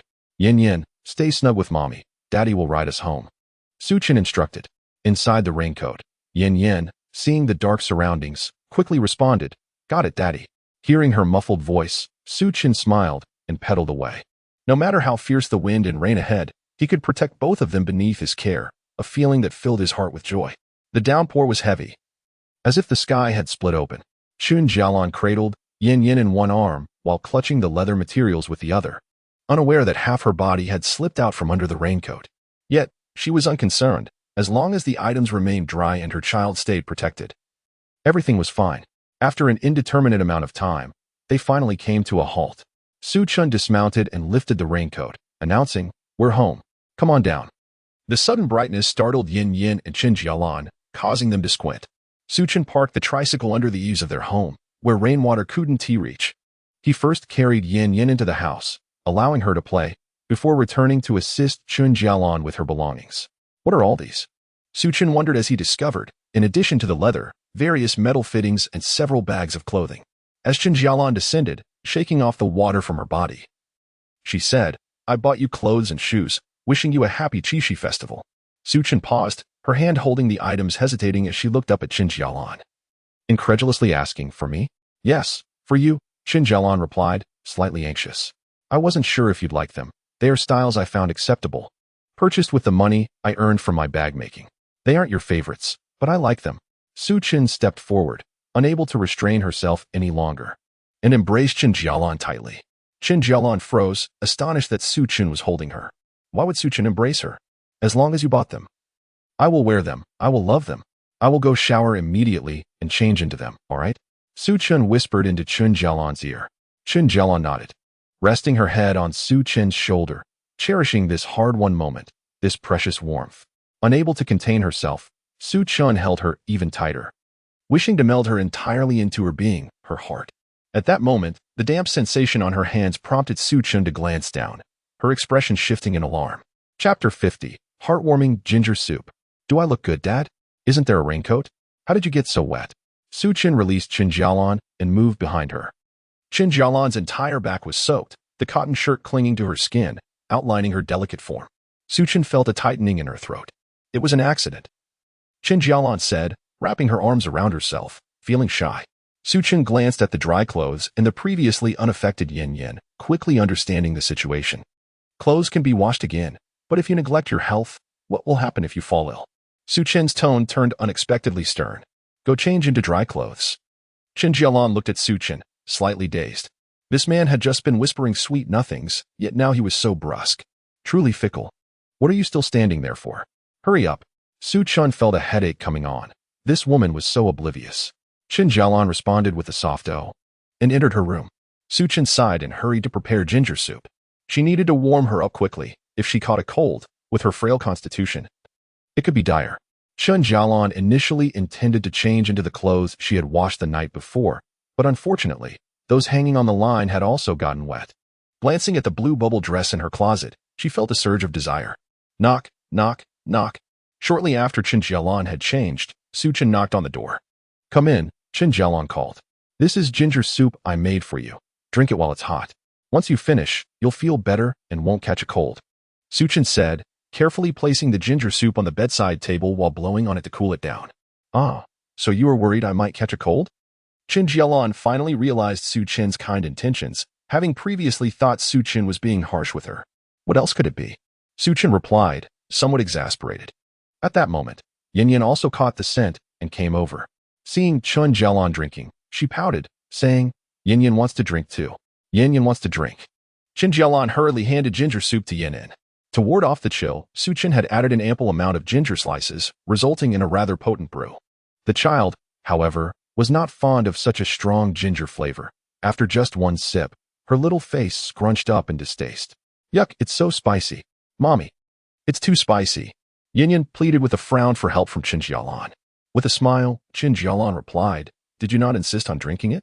Now you complain about the spice. Xiyan huffed, crossing her small arms and pouting in displeasure. Noticing her distress, Xiyan quickly approached and asked, who has made our little darling unhappy? Mommy and Daddy. Xiyan whispered. Just ignore her nonsense, Chen Jalan remarked, blowing on the hot soup before taking another sip.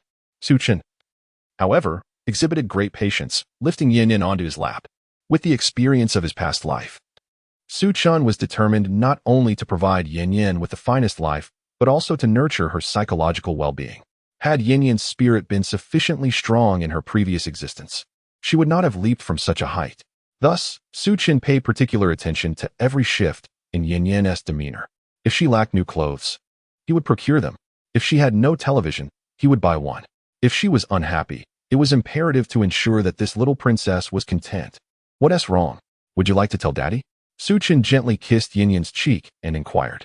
Pouting, Xiyan began to express her grievances. Mommy bought a lot of clothes for Daddy, but none for me.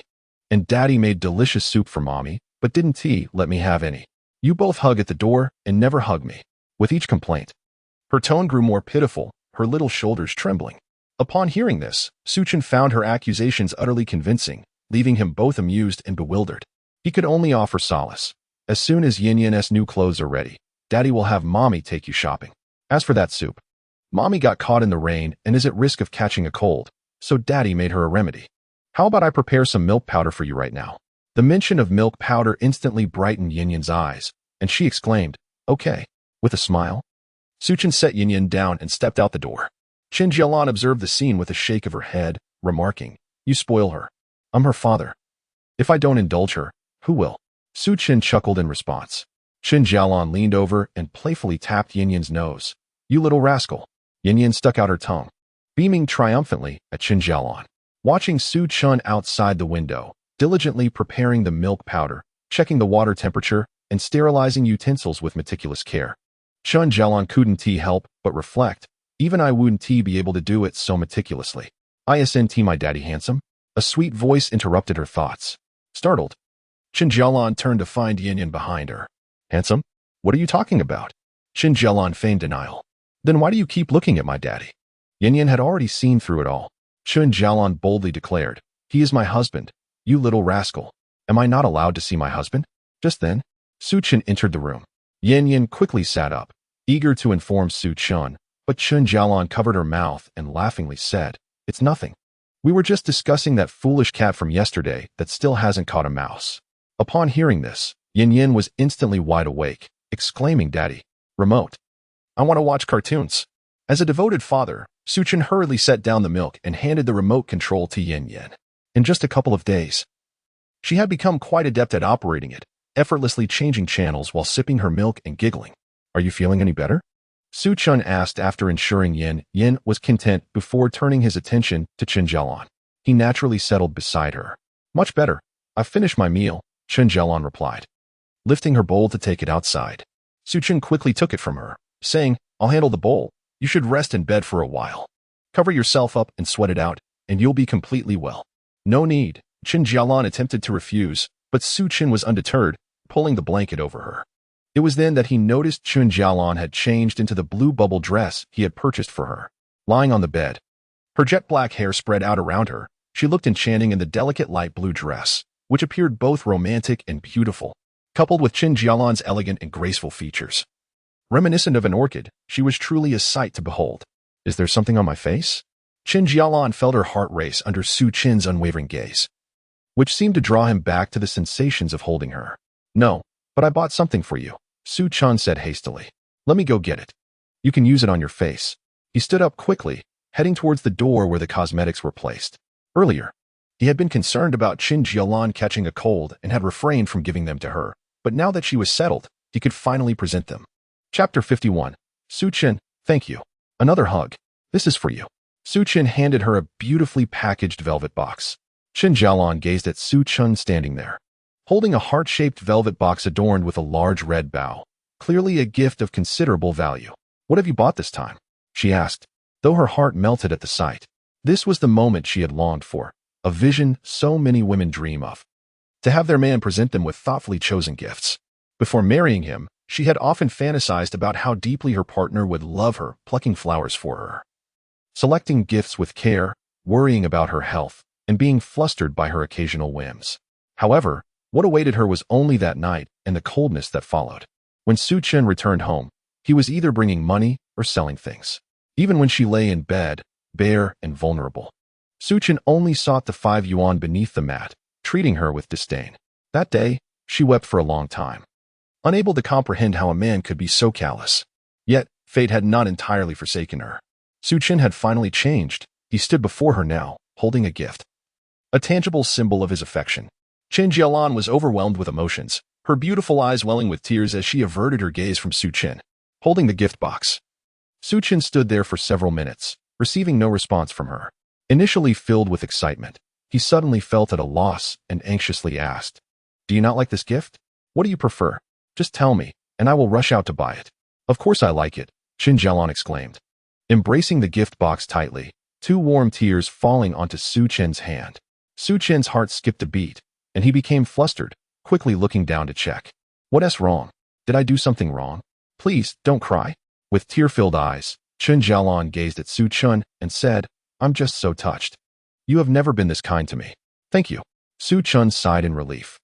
It wasn't a mistake he had made, but rather a heartfelt moment that had moved his wife. "Why thank me? You have bought me so many new clothes. I'll wash them and wear them later. Let us celebrate the Qixi festival properly," he said, looking into her eyes. Chen Jalan shyly nodded, her tears glistening in her eyes. Su Chen felt his heart melt at the sight. Seizing the moment while Yin was distracted watching cartoons, he embraced Chen Jalan tightly. Their hearts raced in unison, so close that they could feel each other's breath. Su Chen towered over Chen Jalan, a perfect angle to glimpse the beauty peeking from the hem of her skirt, causing a rush of warmth to surge within him. "From now on, let us live well together. You can stay home worry-free. I will ensure our lives improve," Su Chen softly asked Chen Jalan. She nestled in his embrace, obediently nodding in agreement. Su Chen felt a profound sense of contentment. Just as he wished to hold her a little longer, Yan's cries echoed from behind. They turned to see Yan, who had been drinking milk on the bed, now barefoot on the floor, running over while wailing. "You're hugging again, but not hugging Yan." "Wah!" Chen Jalan burst into laughter. "You little rascal. You're the little rascal," Yan retorted, glaring at Chen Jalan. "Daddy, I want a hug too." With a sigh of resignation, Su Chen released Chen Jalan and scooped Yin into his arms. "Mama, come hug me too," Yin said, her tears transforming into a smile as she beckoned to Chen Jalan. Su Chen enveloped both girls in a big embrace. After the hug, noticing the evening was approaching and the rain had ceased, Su Chen proposed preparing a sumptuous dinner. Chen Jalan mentioned she would rewash the damp clothes, including Su Chen's. Yin, no longer interested in television, went out to play in the yard. An hour later, the clothesline in the yard was adorned with freshly washed garments, water dripping down and exuding the fragrance of soap. Meanwhile, Su Chen had prepared a delightful meal consisting of 1 meat dish, 2 vegetable dishes, and a soup, along with some freshly cleaned herbs. As night fell, the family of 3 sat together, raising their glasses to celebrate this significant day. Chen Jalan poured some rice wine for Su Chen, encouraging him to have a sip. Su Chen, cautious not to indulge too much, savored a single glass, feeling pleasantly warm. Chen Jalan also drank half a cup. However, her tolerance for alcohol was rather low, and she began to sway after just that small amount. Xiyan gently carried her to bed, tucking the covers around her before stepping outside. He initially intended to explore for new crops to cultivate, but an unexpected downpour disrupted his plans. Yet, spending a holiday with Chen Jalan held far greater significance than merely making money. Xiyan felt the urge to take a stroll to dissipate the effects of the alcohol and to further contemplate the planting of new produce. Sowing cabbage and grass could wait until midnight. It was still early. By now, Xiyan had grown accustomed to riding his tricycle, which offered both seating and mobility, making it quite convenient. Before he realized it, he found himself pedaling into the neighboring village. He rarely visited this area before. Having heard from Huzi that Jinko village had once suffered a plague that nearly wiped out its entire population, what was once a sizable village, 3 times the size of Yuanshan village, was now a shadow of its former self. The village chief, a shrewd individual, had previously led the villagers in trade, allowing them to amass a modest fortune. However, fate had other plans. The outbreak claimed many lives, and for many years thereafter, people deliberately avoided Jinko village, fearing the transmission of some dreadful contagion that could cost them their lives. In the past, Xiyan too had regarded the village with trepidation. However, having lived 2 lifetimes, he now understood that plagues were merely viruses. It was the inadequate medical conditions of the past that had led to widespread panic, rendering it seemingly horrific. As Xiyan meandered through Jinko village on his tricycle, he felt a wave of nostalgia. The outside world was evolving at a breathtaking pace. Yet the structures in Jinko village remained astonishingly simple. It was as if he had traversed back into ancient times. Daddy, drink this cough syrup. It will surely help you. A young girl's voice pierced through his thoughts as he passed a household. Stop it. Where would you find the money to buy cough syrup? Save your money for your education. A man's voice retorted. No, I want to buy medicine for Daddy. I won't go to school anymore. Next month, I'll go work with Brother Tianyu. The little girl cried. Work? Absolutely not. You excel in your studies. Your teacher praises you. You cannot abandon your education. Coughing violently interrupted his admonition. Daddy, please don't worry. I want to go to work, I promise. The girl's voice rang out again. Unable to walk any further, Xiyan felt a pang of sympathy tugging at his heart. He halted his tricycle and approached the household. The door stood ajar, and he caught sight of the occupants within, their eyes wide with surprise. Is it her? Chapter 52. Not roses, but mountains I buy. Upon recognizing the girl, Xiyan realized she was the one who had chased after his tricycle in town, selling flowers. What a fortuitous encounter. Judging by their surroundings, the ornate carvings and exquisite architecture suggested that this had once been a prosperous household. Now, however, it lay in disrepair, with walls and yard in shambles. Daddy, please take some cough syrup. You will surely recover. The little girl again offered the syrup to her father, but he was unable to drink it due to his incessant coughing. It was then that the girl noticed Xiyan. Who are you? The little girl inquired cautiously, her eyes widening as she recognized Xiyan's face. Boss? What brings you to my home? Xiyan smiled gently and replied. I finished my meal and decided to take a stroll. I heard your voice and thought I'd drop by. I hope I'm not interrupting. The little girl glanced nervously at the man beside her and said, My father has a cough. Please don't come too close. It wouldn't be good if you caught it. Xiyan was taken aback. He was astonished that, even under such circumstances, the little girl possessed a kind heart willing to care for others. You're so close to your father every day, and you haven't caught anything, Xiyan remarked with a smile. The little girl furrowed her brow and pondered for a moment before responding. That's true. But why doesn't your father go to the hospital if he is coughing so badly? Xiyan refrained from speaking to the man, who was in such a state of coughing that it seemed he might cough up his lungs. He could hardly catch his breath, let alone engage in a proper conversation with Xiyan. The little girl took a small step back and explained, My mother is ill, and we've exhausted all the money we had. Then my father became sick as well, and we couldn't afford treatment anymore. We've borrowed from all our relatives. So Xiyan understood her plight. He felt a deep sense of sorrow, recognizing that, at this time, the healthcare system was far from adequate. If someone fell ill in a family, they were often left to deplete their savings for care. If the person recovered, it was a relief, but if they did not, it could lead to both financial and emotional ruin. Xiyan noticed several bunches of roses piled in the corner and asked the little girl, Did you bring these roses to sell? The moment she heard his question, her gaze faltered, and she apologized. I'm sorry, boss. I deceived you. When I sold you isn't roses, they are actually brambles.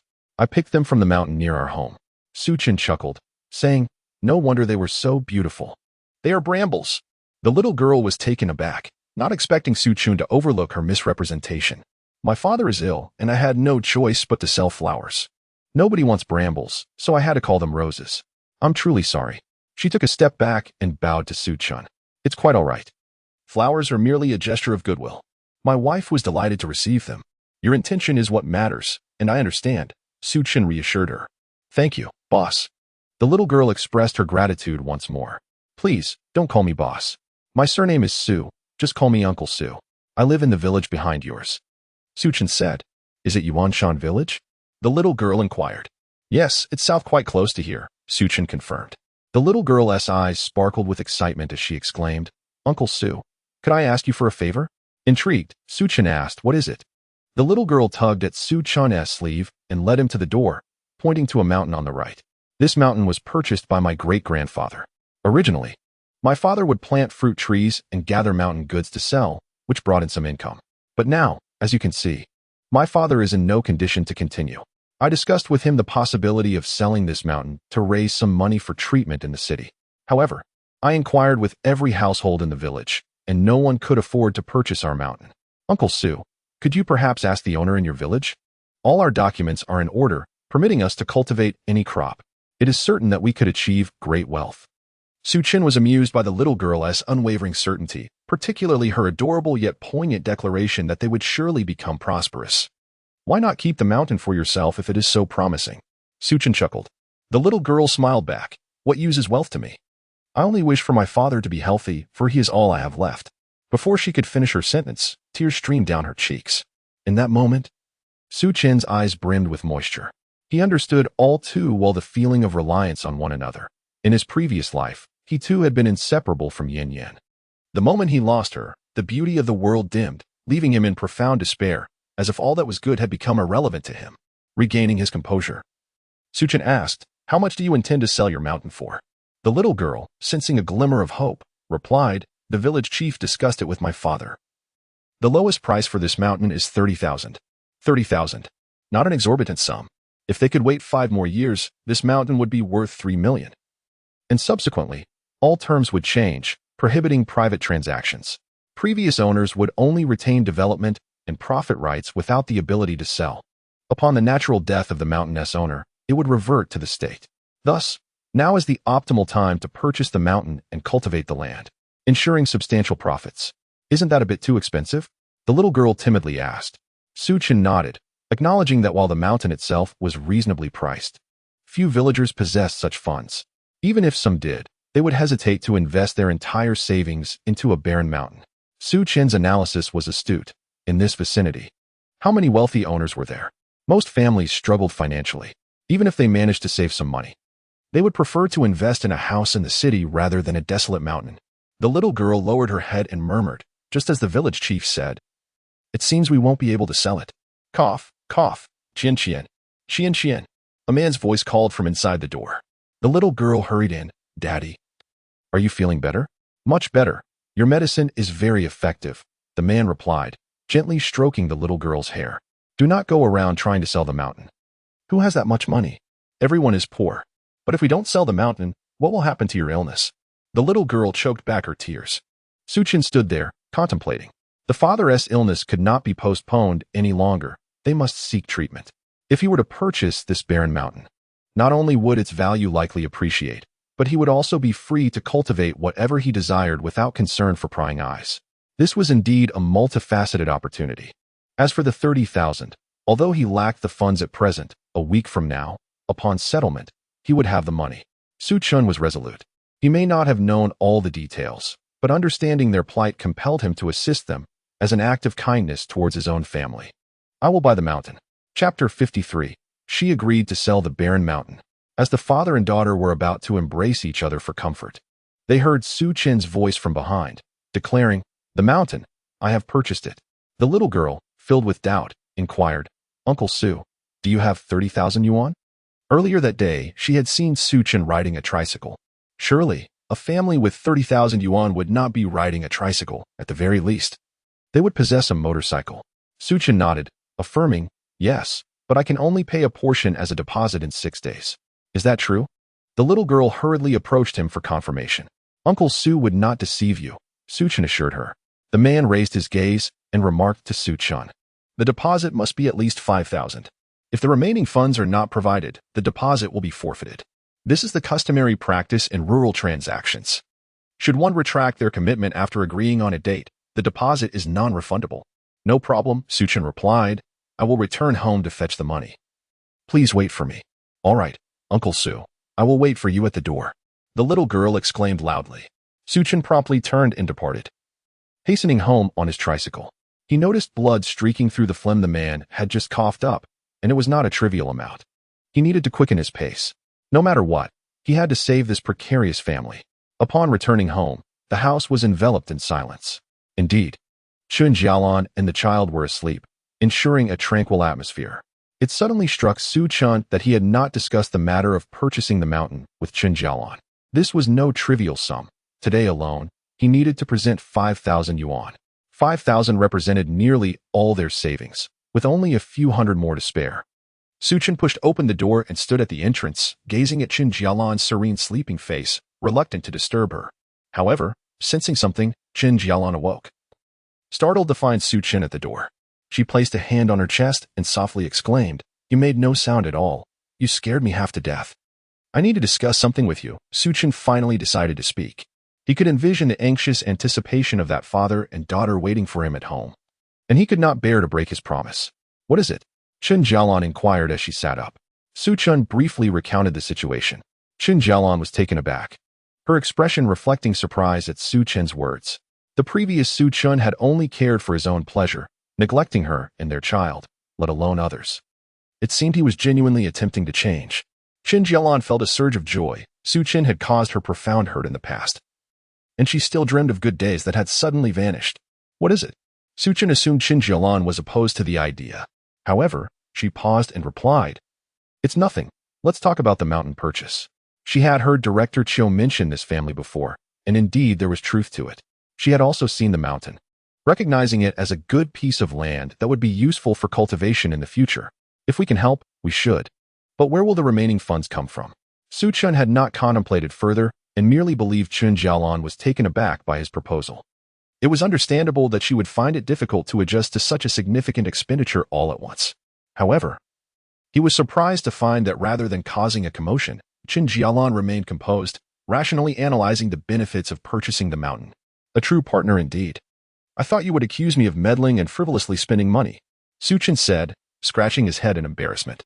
If we do not intervene, they are bound to meet a dead end. Chen Jalan replied, I am grateful to those who have assisted me, to varying degrees. This money is meant to help others. To save lives, how could I possibly refuse? Xiyan gazed at Chen Jalan and sincerely felt that marrying her was the greatest fortune of his life, both in this lifetime and the next. What are you looking at? Chen Jalan felt shy under Xiyan's gaze. Xiyan gently embraced her, exclaiming, My wife is truly beautiful. Chen Jalan stiffened for a moment, then smiled slightly, not resisting. Xiyan's embrace was quite comforting. After holding her for a full half-minute, he released her, saying, Thank you, my dear. Chen Jalan's cheeks flushed, and she lightly responded. Xiyan did not press the matter. He was already content that she allowed him to hold her without protest, especially considering the pain he had caused her in the past. In high spirits, Xiyan carefully stashed the money away and set off again on his tricycle toward Jinko village. The man continued to cough as he noticed his daughter still sitting at the door. Come inside, Xiyan. He won't be coming back. No family has that much money. He was just trying to make you happy. Dad, I don't think that's true, Xiyan replied, looking at him. Everyone else has turned me down. Uncle Su didn't refuse me. He told me to wait. The man chuckled softly. How he wished for that individual to keep his promise and come quickly. If he did not recover soon and were to leave, what would become of Xiyan in the days to come? Uncle Su.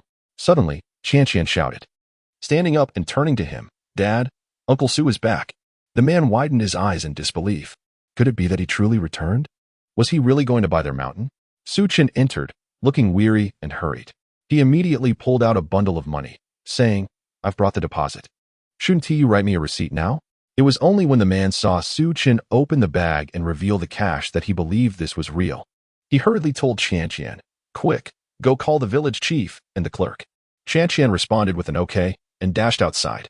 Perhaps it was the joy of good news. But the man's cough had improved considerably, and he even began to busy himself. He turned on the lights in the hall and courtyard, boiled water, and swept the floor, all while chatting with Su Chen. "Boss Su, what do you do? Does your family permit you to take out this much money? Does your family know about your plans to buy the mountain? If you can't produce the rest of the money right away, it's fine to delay for a few days." The man kept talking, visibly cheerful, and even his health seemed to improve. Su Chen answered all his questions. Before long, the village chief arrived with another person. After discussing the situation of the man's family, who were named Tian Chengji and Tian Xian, the chief explained the circumstances of the barren mountain, detailing which fruit trees could be planted and the expected yields. Su Chen was deeply moved, recognizing the simplicity of rural people who were candid about money matters and forthcoming with information, ensuring everything was clear before signing any documents. This transparency explained why the deposit was non-refundable. Having communicated everything so clearly, it would be quite shameless to request the deposit back if one wished to withdraw. Su Chen confidently stated, "I will buy it. Where do I sign?" After signing and receiving the contract, he handed over 5,000 cash to Tian Chengji. The clerk assisted in counting the money 3 times, confirming it was indeed 5,000. At Tian Chengji's insistence, they agreed that the remaining 25,000 would be paid within 10 days to finalize the transaction. This arrangement provided ample time for Su Chen. The village chief expressed profound gratitude, assuring Su Chen that if he encountered any issues with the mountain land, he could seek assistance from the village, with a promise to help resolve any concerns. Tian Chengji, trembling with emotion as he held the 5,000, pulled Tian Xian close, and both knelt before Su Chen in a gesture of deep gratitude. Chapter 54. Moved to kneel. Aunt Zhou has returned. Observing this, Su Chen hurriedly knelt down to assist them. Despite the onlookers' pleas, the father and daughter remained resolute in their kneeling. Let them be, Su Chen thought. It was only fitting. The village chief understood their sentiments well, having been at their wits' end. The willingness of someone to provide such a substantial sum to rescue them from their dire situation warranted such gratitude. Tian Chengji spoke to Su Chen, "Boss Su, I know you didn't initially intend to purchase the barren mountain. You simply wanted to save my life, which is why you spent so much. Rest assured, although the contract states otherwise, I won't rush you for payment later. You can start using the mountain from today. If you don't, I will keep watch over it, ensuring no one else enters." Tian Xian echoed her father's sentiments, pledging to help Su Chen look after the barren land. After listening to their heartfelt words, Su Chen replied, "There is no need to guard the mountain. It won't sprout legs and run away. You both should go see a doctor tomorrow." The pair expressed their immense gratitude once more as they escorted Su Chen out of the village. Returning home with the contract drafted by the clerk, Su Chen's first task was to inform Chen Jalan that everything had been successfully arranged and that she should keep the contract safe. Examining the contract under the light, Chen Jalan scrutinized it for a while before affirming, "The contract is fine. I will put it away for now." "That's good to hear," Su Chen replied with a smile. "You should rest now. We need to go stock up tomorrow morning," Chen Jalan said with concern. Su Chen nodded and hurried off to his room, realizing he indeed needed a proper rest. However, Chen Jalan, unable to sleep, began preparing dumplings. It would be better for him to sleep a little longer and then venture out to plant cabbages once she had drifted off. The next day, Su Chen filled the courtyard with cabbages and straw. Perhaps due to his late-night outing, he unexpectedly overslept. The smell of something burning jolted him awake.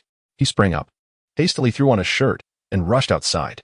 Coughing amidst a cloud of smoke, he spotted a woman in a blue bubble dress, choking from the fumes. "What is happening? What is burned?" Su Chen hurried over to investigate. Chen Jalan, feeling quite embarrassed, said, "Yin wanted milk, so I thought I would boil some water. I didn't expect to draw damp firewood, and cough, cough, cough. I'll take care of it. You should wash your face and then go to the village entrance to buy some buns and soy milk. There's no time to cook today. Purchasing some will suffice." Su Chen replied. Chen Jalan considered this logic and heeded Su Chen's advice, quickly heading off to wash her face. She slung the small bag she had made for herself the previous night over her shoulder, packed some change, and set off. At the village entrance, there was a small shop beside a breakfast stall, which typically opened only in the morning. Those who were unwilling to prepare breakfast or who craved buns would often go there. Chen Jalan usually refrained from visiting due to her tight finances, not to mention buns. Even rice was a luxury she couldn't afford at times. Upon arriving at the village entrance, she noticed a number of people gathering for breakfast, and they all began to greet her. Chen Jalan understood that their warmth was a reflection of her family's improved circumstances. Had they been in dire straits, no one would have acknowledged her. Jalan. A familiar voice called out, prompting Chen Jalan to turn and search for its source. "Aunt Zhou, what brings you back?" Chen Jalan exclaimed excitedly, rushing forward to grasp Aunt Zhou's hand, examining her from head to toe. Aunt Zhou was dressed far better than the typical rural woman, clean, neat, and stylishly coordinated, exuding an air of sophistication at first glance. Her home was nearby, and the saying distant relatives are not as good as close neighbors was evident in their relationship. Aunt Zhou had been fully aware of Chen Jalan's hardships over the past 2 years, often bringing her delicious treats, engaging in conversation to ease her worries, teaching her some farm work, and occasionally visiting the village chief to discuss the situation of Chen Jalan and her daughter. The enthusiasm of Director Chiu could not be divorced from Aunt Zhou's influence. "My daughter has finished her confinement, and I've taken care of her for another 2 months. Now that the child is 3 months old, I've had enough and hurried back," Aunt Zhou chuckled. "I'm used to this place. The village is much more comfortable. The city feels like a cage for birds." Chen Jalan smiled in response, finding reassurance in Aunt Zhou's words. "It's wonderful to have you back. We can chat again." Aunt Zhou agreed with a smile. "Jalan, you look much prettier than before. This kind of dress is quite popular among city girls. You're quite fashionable now." Chen Jalan quickly waved her hand, saying, "I just bought it at the wholesale clothing market, and Su Chen helped me negotiate the price. I got it for just 50. 50? Aunt Zhou found Chen Jalan's phrasing unfamiliar. 50 yuan used to last Chen Jalan for more than half a month. Chen Jalan was momentarily taken aback, lost in the joy of Aunt Zhou's return. "I'll have breakfast first, then I'll come help you tidy up," Chen Jalan said. Aunt Zhou responded with a smile, only then noticing that Chen Jalan had purchased so much breakfast. "Is there a banquet at home? But then again, who holds a banquet with buns?" Just as Aunt Zhou was pondering this, Zhao Shi happened to step out, greeting Aunt Zhou with a smile. Aunt Zhou exchanged a few pleasantries before inquiring about Chen Jalan's situation. In an instant, she struck a chord with Zhao, who had been eagerly awaiting this opportunity for several days. Zhou's return finally provided Zhao with a breakthrough, prompting her to pull Zhou into the house and engage in an extensive conversation. Naturally, embellishments were inevitable. The more Zhou listened, the more discomfort she felt, her concern for Chen Jalan and her daughter intensifying. How could Su Chen be so foolish? This won't do. I must advise him. With this thought, Zhou prepared to rise. Zhao hastily grasped her arm, exclaiming, "Oh dear, how can one intervene in such matters? What if he escapes unscathed? He would be prosperous. With prosperity comes a better life. Surely you want Chen Jalan and her daughter to live well." Zhou shook off Zhao's grip, asserting, "To live well, one must earn honestly, not through dubious means. I shall take charge of this." Wait, don't be rash." Zhao feigned concern, attempting to dissuade her. From her bag, Zhou produced a piece of meat, threaded with a red string. "What is this for?" Zhao asked, puzzled. "This is pork my son-in-law bought for me, since I can't finish it. I will send a piece to them," Zhou replied. Zhao felt an urge to slap herself for her earlier inquiries. Now, knowing it was for Su Chen's family, her irritation grew. With a life so comfortable, why would they need your charity? She retorted sourly. Zhou, clutching the meat, stepped outside, her thoughts consumed with concern for the two women. "Hey, Aunt Zhou?" Su Chen appeared at the door, brandishing a knife. "Aunt Zhou," Su Chen exclaimed, a hint of excitement in his voice. During his tumultuous days, Zhou had been a significant support for Chen Jalan, embodying the essence of neighborly kindness. Just as he was about to approach, Zhou called out sharply, "Su Chen, what are you doing? Put down that knife." Su Chen paused, glancing at the knife in his hand, then chuckled softly, quickly setting it down and explaining, "Aunt Zhou, I intended to slice a piece of winter melon to make soup." Upon noticing the large winter melon in the corner, Zhou realized her misunderstanding. "Perfect. I have a piece of meat with some ribs. You can chop it up for the soup." Su Chen waved his hand, saying, "No need, Aunt Zhou, we have pork at home."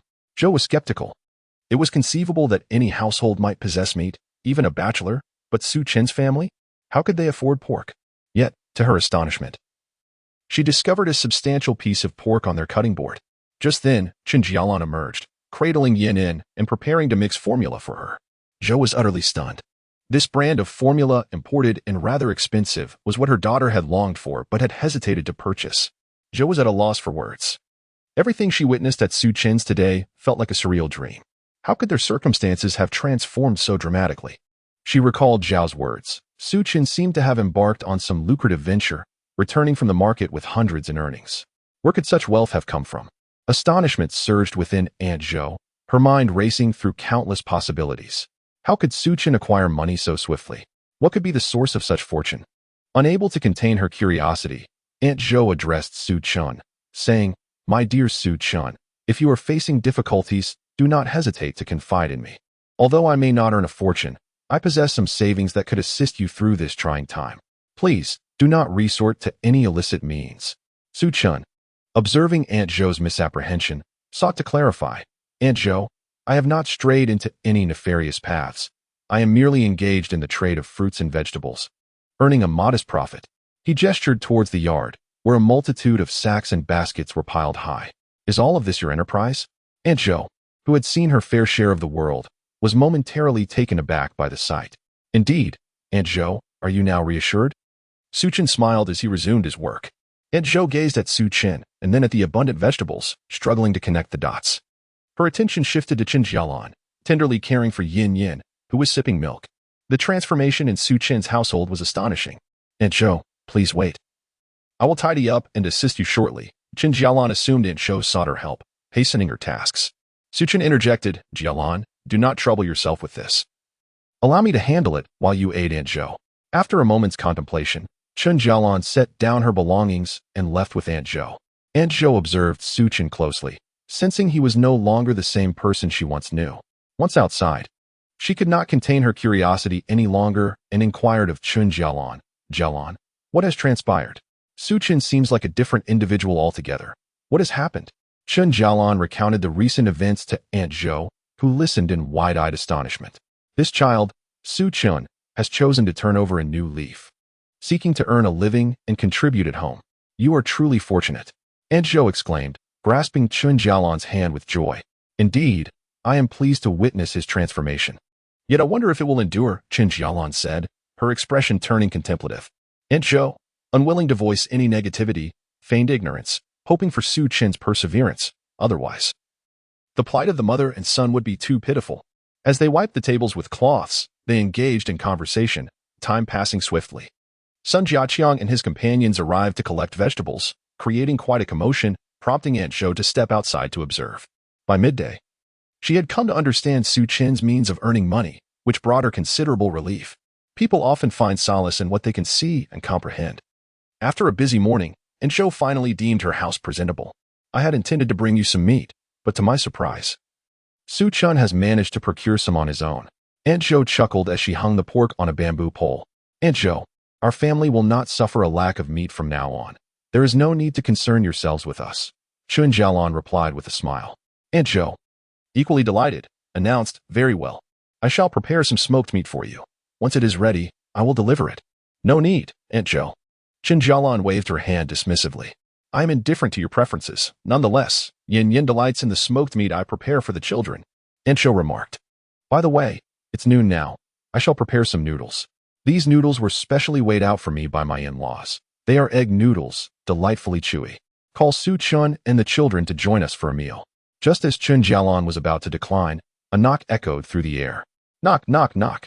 Su Chen appeared at the door, donned in an apron, smiling as he said, "Aunt Zhou, lunch is ready at home.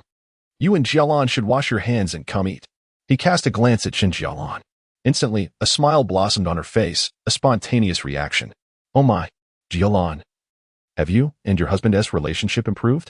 Aunt Zhou's keen perception was remarkable. How could Chen Jalan's genuine smile escape her notice? Chen Jalan merely blushed, offering no rebuttal. After tidying up, they proceeded to lunch. It was a rare occasion for Aunt Zhou to enjoy a meal at Chen Jalan's home, and her spirits were elevated. She was mentally prepared, aware of Chen Jalan's culinary skills, which were inversely proportional to her beauty. Her cooking was notoriously difficult to describe. Steaming eggplant, simply drizzled with oil and salt, was deemed acceptable fare. At times, the rice would be burnt, and she would resort to soaking the charred grains in hot water, serving her child the less damaged portions. when Aunt Jo prepared meals and brought dishes over. Witnessing such scenes would bring tears to her eyes. It was truly a wonder how the two of them persevered through such hardships. Now, with Xiyan's potential for change, Aunt Jo had made all necessary mental preparations. Even if lunch consisted of burnt rice and steamed eggplant, she would still proclaim it delicious. After mentally reinforcing herself, Aunt Jo approached Xiyan's home with a sense of solemnity. However, upon entering, she was greeted by the enticing aroma of the meal. Chapter 56. Aunt Jo conquered by the meal, Xiyan's mysterious actions, particularly a rich meaty fragrance, intermingled with the fresh scent of winter melon, wafted into her nostrils, awakening Aunt Jo's appetite. How delightful! Aunt Jo exclaimed. Xiyan was setting the table when he heard her voice and warmly beckoned. Aunt Jo, please take a seat. You are the guest of honor. Oh dear. What guest of honor? I can sit anywhere. Aunt Jo was momentarily flustered by Xiyan's politeness. Yet, Xiyan insisted on ushering Aunt Jo to the esteemed seat, pouring her juice and arranging the tableware. Upon seeing this, Aunt Jo's eyes widened in astonishment. Braised pork, winter melon stew with ribs, vinegared cabbage, and cold tomato salad. Each dish was a feast for the senses, making it impossible to resist the urge to indulge. Aunt Jo gazed at Xiyan, incredulously asking, "Did you prepare all of this?" Xiyan nodded, smiling. "Indeed, I wonder if it suits your palate?" Aunt Jo replied with a grin. "How could it not? I am certain I will enjoy it." With that, as if to validate her assertion, she swiftly picked up her chopsticks and sampled the dishes, expecting to perform a delightful culinary display. Yet, upon tasting the vinegared cabbage, she was met with a delightful balance of sour and salty, awakening her taste buds, revealing a savory delight. "How are you, Aunt Jo? Does Xiyan's cooking still suit your taste?" Chen Jalan placed a piece of succulent red braised pork into Aunt Jo's bowl. Aunt Jo nodded appreciatively, exclaiming, "It is truly delightful. This stir-fried cabbage is the best I have ever tasted. How can it be so delicious?" Xiyan, sitting beside Aunt Jo, eagerly interjected, "I know why." "Oh, our Xiyan knows. Then please enlighten me, dear." Aunt Jo chuckled, wrapping her arms around Xiyan. With pride, Xiyan declared, "This cabbage is from my father's own produce. It is exceptionally good, which is why it tastes wonderful no matter how it is prepared." "Ah, so this is the cabbage you sell?" Aunt Jo's eyes widened in astonishment. "Indeed, Xiyan works hard every evening or even before dawn to procure fresh goods." Chen Jalan added, rising to serve Aunt Jo another bowl of pork rib soup. Aunt Jo accepted it with a smile. "Xiyan has truly improved. I am particularly happy today. When your Uncle Lai returns, I must insist he come and savor Xiyan's culinary skills." The meal was a joyous occasion for both hosts and guests. Aunt Jo relished the dishes prepared by Xiyan, consuming a generous amount and 2 bowls of pork rib soup, leaving her with a pleasantly full stomach. Just then, Zhao Shi was heading to the fields to gather some vegetables when she spotted Aunt Jo exiting Xiyan's home. "What brings you to that dilapidated household again?" Delivering goods daily. Even royalty would face ruin under such circumstances. Aunt Jo waved her hand dismissively, smiling as she replied, "The meat from this morning was not delivered. Xiyan has turned his life around, now making a living selling vegetables, earning money to buy meat. He treated me to lunch today, with red braised pork, pork rib soup, and more." Aunt Jo, brimming with joy, shared an abundance of praises for the dishes, employing her most eloquent words to describe their deliciousness. Zhao Shi's expression visibly soured, and unable to vent her frustration in front of Aunt Jo, she spat in the direction of Xiyan's home once she had departed, muttering, "Never once have they invited me for a meal. Such favoritism from a fallen household. They will surely face downfall." Unbeknownst to Xiyan, a simple lunch had evoked such contrasting sentiments between the neighboring families. After tidying up, Xiyan retrieved a board that had been set aside and began to clean it. Curious, Chen Jalan approached to observe. "That board has little use, just sitting there collecting dust. Why are you washing it?" Xiyan glanced up at Chen Jalan, a hint of mystery in his demeanor. "I won't tell you just yet. You will see once it is finished." Chen Jalan was taken aback. This was the first time Xiyan had chosen not to share information when she inquired. It felt quite peculiar. However, since Xiyan remained silent, Chen Jalan felt it inappropriate to press further. Thus, she sat nearby, watching as Xiyan meticulously scrubbed the board. Meanwhile, Xiyan, eager to join in, rushed over to Xiyan's side, mimicking his actions as she cleaned the board. Layers of dust obscured its original appearance, but once cleaned, its true form emerged, a fine piece of wood. After placing the cleaned board aside to dry in the sun, Su Chun proceeded to gather some discarded wood, selecting a piece to measure against and using a steel saw to cut it into 6 strips. After thoroughly cleaning and laying everything out under the sun to dry, Su Chun observed Chen Jalan diligently sewing a bag beside him, stealing glances in his direction. Their eyes met, and Chen Jalan suddenly felt flustered. "Oh," she exclaimed softly. Glancing down to find the needle had pricked her finger. "What happened?" Su Chun rushed over. He noticed a drop of crimson blood fall from her fingertip onto the table. "I accidentally pricked myself with the needle. It's nothing," Chen Jalan replied with a smile. "Nothing? Do you have any idea how many bacteria are on that needle?" Su Chun said anxiously. "Bacteria?" Chen Jalan looked at him quizzically. Su Chun paused, realizing that the concept of bacteria was still foreign to many at that time. "Just a lot of dirty stuff. That's what the doctor at the health center said," he replied vaguely. Since they lacked alcohol swabs at home, and human saliva could provide a modicum of disinfection, Su Chun took her finger into his mouth. Chen Jalan froze. Feeling as if her finger had been completely surrendered to Su Chun's control, a warm tide surged through her nerves, penetrating her skin, enveloping her entirely. As if a rampant virus had taken hold of her being. All done. When she regained her senses, she found Su Chun had already bandaged her injured finger with a plaster. "Thank you," Chen Jalan murmured softly. "No need to thank me. I am your husband." Su Chun replied with a gentle smile, brushing aside her bangs. Chen Jalan lowered her head, reluctant to speak further. "I'll get back to work now." Su Chun cleared his throat twice, breaking the awkward silence. Chen Jalan glanced at the wooden board Su Chun had been cleaning, uncertain of his intentions. It wasn't until evening that Chen Jalan came to understand Su Chun's thoughtful intentions. Chapter 57. Crafting a workbench for my wife, a most awkward undertaking. After dinner, Su Chun approached the wooden boards. After a day of drying, all the boards were completely dry. He fetched some nails and a hammer, fastening the strips of wood to the boards.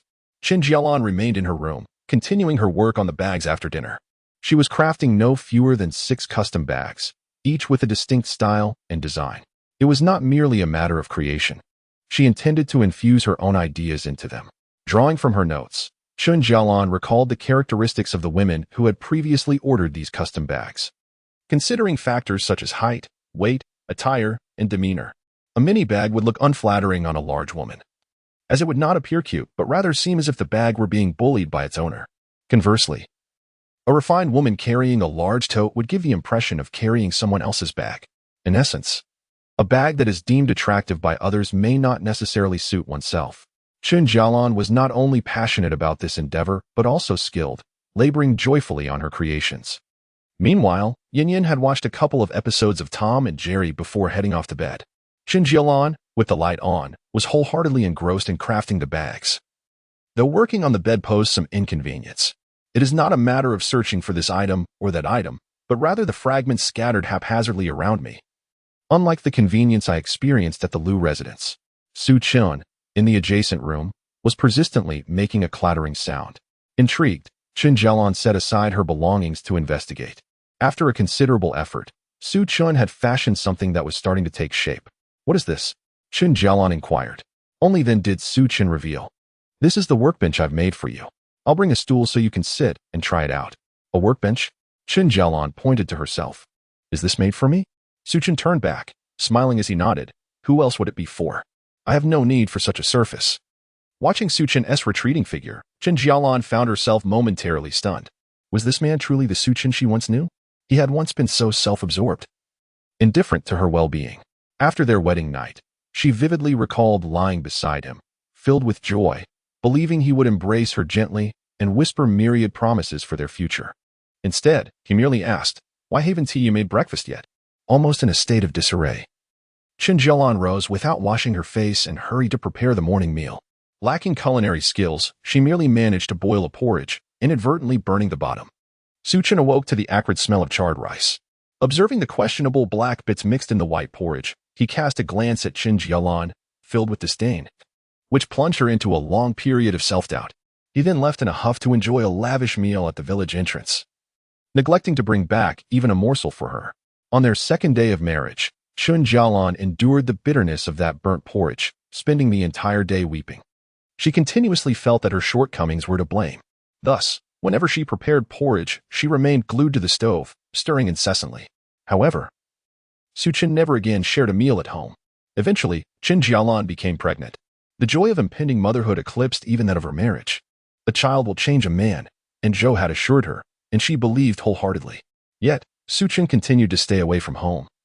And when he learned of her pregnancy, he spent several hours grappling with disbelief, repeatedly questioning if it was true and if the child was indeed his. Fortunately, in the rural setting, where lives were lived quietly and discreetly, there was little room for scandal. Otherwise, Chen Jalan would have found it impossible to clear her name. Even if she plunged into the Yellow River, there were numerous such distressing matters. Chen Jalan hoped that Su Chan would amend his ways, earn a living for their family, and buy things for her and the child. Just yesterday, he had assisted a family in dire straits in Jinko village. And today, he had eagerly invited Zhou to dine, showering her with warmth and hospitality. Now, he was crafting a workbench for himself, which was not merely a whim. He had begun cleaning the planks in the afternoon, as Chen Jalan's right hand gently brushed the workbench. She was surprised to discover that its surface was not the roughness of wood. She crouched down to take a closer look. To her surprise, Su Chen had meticulously smoothed the surface, free of any burrs, yielding an exceptionally sleek finish reminiscent of well-worn wooden furniture, with all the edges softened. Such a workstation was precisely what was needed for crafting bags. The leather would be less prone to scratches, facilitating her work. Come, give it a try. Su Chen brought a stool and placed it in front of the workstation for Chen Jalan to sit upon. She gently settled down, appreciating the spaciousness of the workbench. Constructed from wooden planks, the table measured 2 meters in length and 1 meter in width, supported by 6 sturdy wooden beams beneath. Though simple, Su Chen had devoted considerable effort to its creation, and Chen Jalan was quite pleased. It's quite nice, very user-friendly. Thank you, she said with a smile. Su Chen breathed a sigh of relief and replied, You use this for now. I'll use the leftover boards to make you 2 cabinets. One on the left and one on the right, complete with a few drawers for your small accessories. Chen Jalan was taken aback by Su Chen's thoughtful attention. Her heart warming in response as she nodded in agreement. Together, they lifted the workstation and moved it into the room. This arrangement allowed Chen Jalan to craft her bags while keeping an eye on the child, 2 tasks accomplished in one. She also relocated all her bag-making supplies. The workstation nestled into a corner, creating a cozy nook that felt like a personal world for Chen Jalan. In this space, she could converse solely with her craft, forging a deep connection with her work. How wonderful! Chen Jalan reflected inwardly. At that moment, a figure surfaced in her mind, Su Chen. The man who had brought her so many surprises during this time, stirring feelings within her. Yet, what if he reverted to his former self? Sighing, she resolved to stay with him for the sake of their child. Love, to her, was a luxury. She gazed at her slumbering child, Yin. Over the past days, Su Chen had provided not only fish and meat but also milk powder and snacks, nurturing the once frail Yin into a plump and rosy-cheeked child. For you, my dear, I can endure living with your father in this home, because I love you so deeply that I can forget myself, Chen Jalan whispered to herself. Indeed, I am not falling for him, it is solely for Yin. Meanwhile, Su Chen was outside, riding his tricycle. Before leaving, he glanced at the light in Chen Jalan's room, a satisfied smile gracing his face. Step by step, he was determined to open his wife's heart completely. However, the following day, Su Chen's world turned upside down as Chen Jalan encountered a crisis. Chapter 58. Chen Jalan's old ailments resurfaced the next morning. Yin was the first to discover something was amiss with Chen Jalan. She shook her mother and called out, Mom, I'm hungry. Chen Jalan glanced at her but remained silent, only managing a faint sound. Mom, I want to wear new clothes. Mom. Chen Jalan lay beside her, no longer responding to Yan's pleas. Yin finally sensed that something was amiss and began to cry out loudly, Daddy. At that moment, Su Chen was at the village entrance purchasing buns. Earlier, he had intended to prepare fried rice, but upon glancing at the leftover rice, he realized it would hardly suffice for a group of grown men, so he decided to buy more. He had initially planned for Chen Jalan to go buy it when she awoke, which would also provide her the opportunity to take Yin for a stroll. However, Chen Jalan was unusually late today. Su Chen speculated that last night, after he had made her a workbench, she had been overjoyed and had thrown herself into her work, neglecting her rest. If that were the case, he thought it best to let her sleep a little longer. When Yin received no response from Su Chen, she climbed out of bed, barefoot, to seek him out. Just as Su Chen entered the room, he saw Yin, clad in a tiny vest and shorts, standing barefoot in the muddy yard, crying out, Daddy. Whoa. Su Chen's heart sank. gripped by a sudden pain, and he rushed forward to scoop her up, asking, "What's the matter? Did you hurt yourself? Did you fall?" Xiyan shook her head, continuing to cry, her little finger pointing towards the room as she exclaimed, "Mama, one T move. Daddy." Xiyan felt as though he had been struck by lightning. What did she mean by Mama, one T move? Had Chen Jalan passed away? Would she, once again, not survive these few days? Xiyan had always believed that he could alter fate, that with a little more kindness, everything could change. She would not be upset over a few coins, nor would she argue with him, nor would she be forced to plunge from a cliff over 500 yuan. She would not leave home or him. Yet, he was mistaken. Fate could effortlessly snatch someone away. In this second chance at life, was he to lose her once more? Holding Xiyan in his arms, Xiyan felt as if his legs were leaden, weighed down by 1,000 pounds. He opened the door, gently placing Xiyan down before hastening to check on Chen Jalan. Her complexion was pallid, curled up beneath the blankets, utterly still. Xiyan leaned in to check her breath, and to his surprise, warmth escaped her nostrils. "Chen Jalan." Xiyan shook her gently, wishing to rouse her.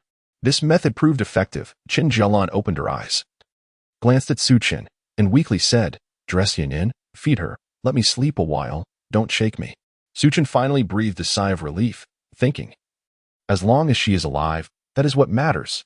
"Please wait a moment. I will dress Xiyan and then attend to you," he assured her.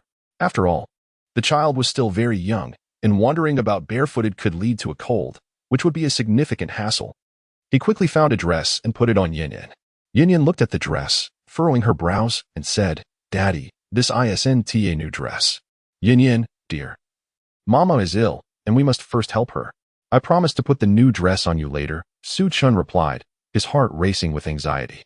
Here he was, with his wife lying ill in bed, unaware of her condition, while his daughter was being picky at this moment.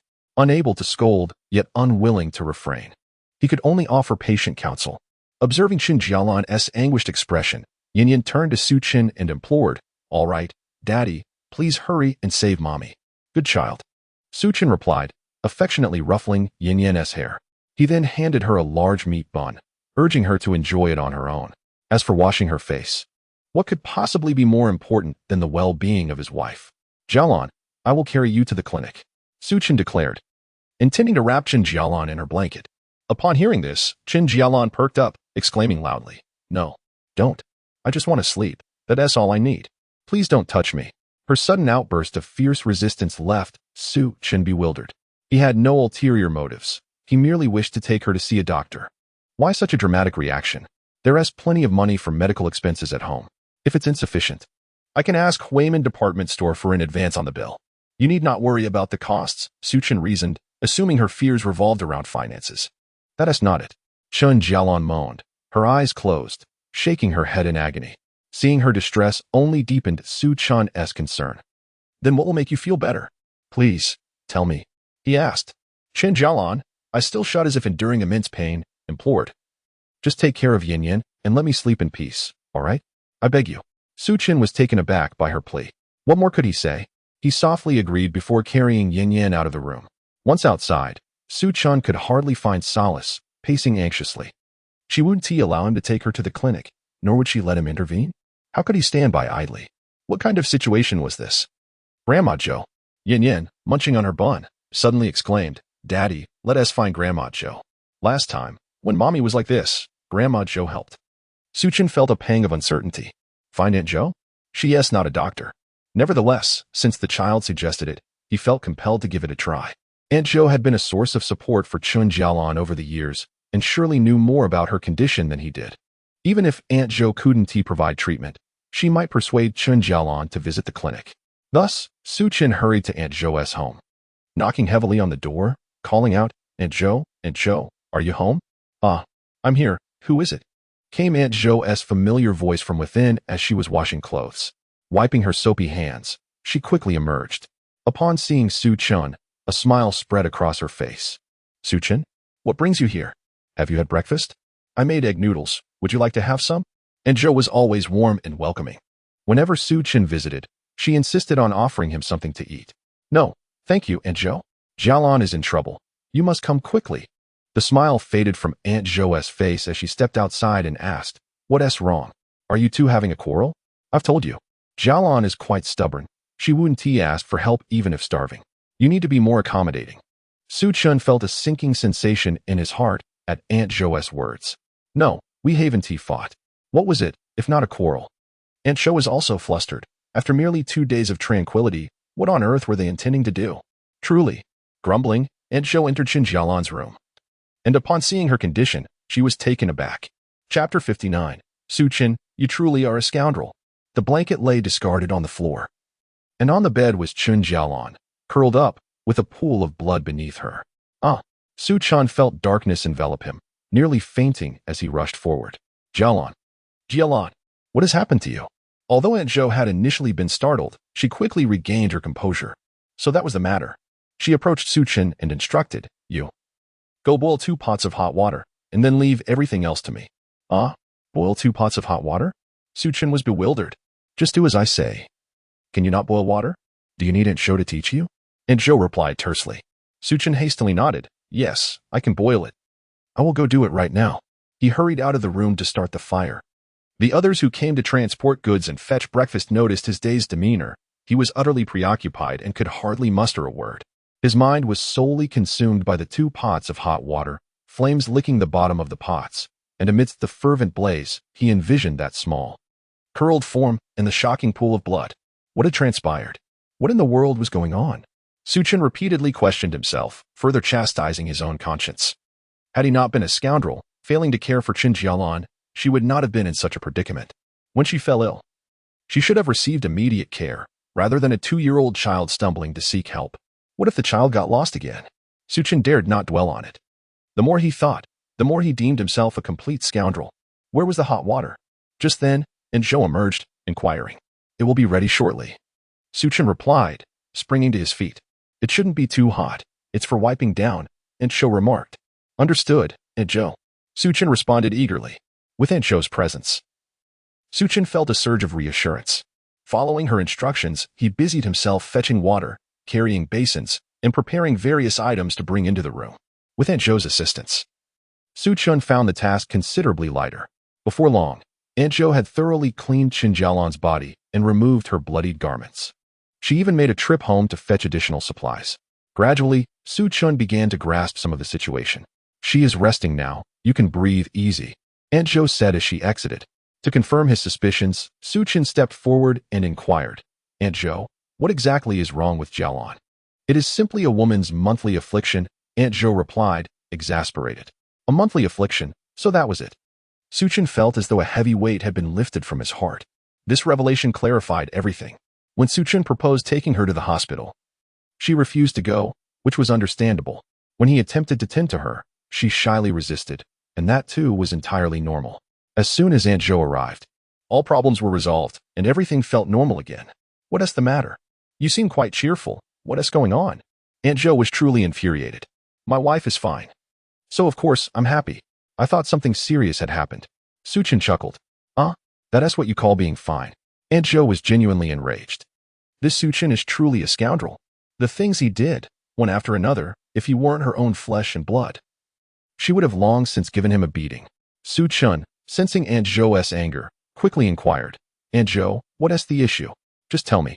I will definitely make amends. Aunt Zhou shot him a glare and replied, amends? With what? It's too late. Xiyan's face paled as he urgently asked, what is too late? How can it be late? Aunt Zhou, please, just tell me.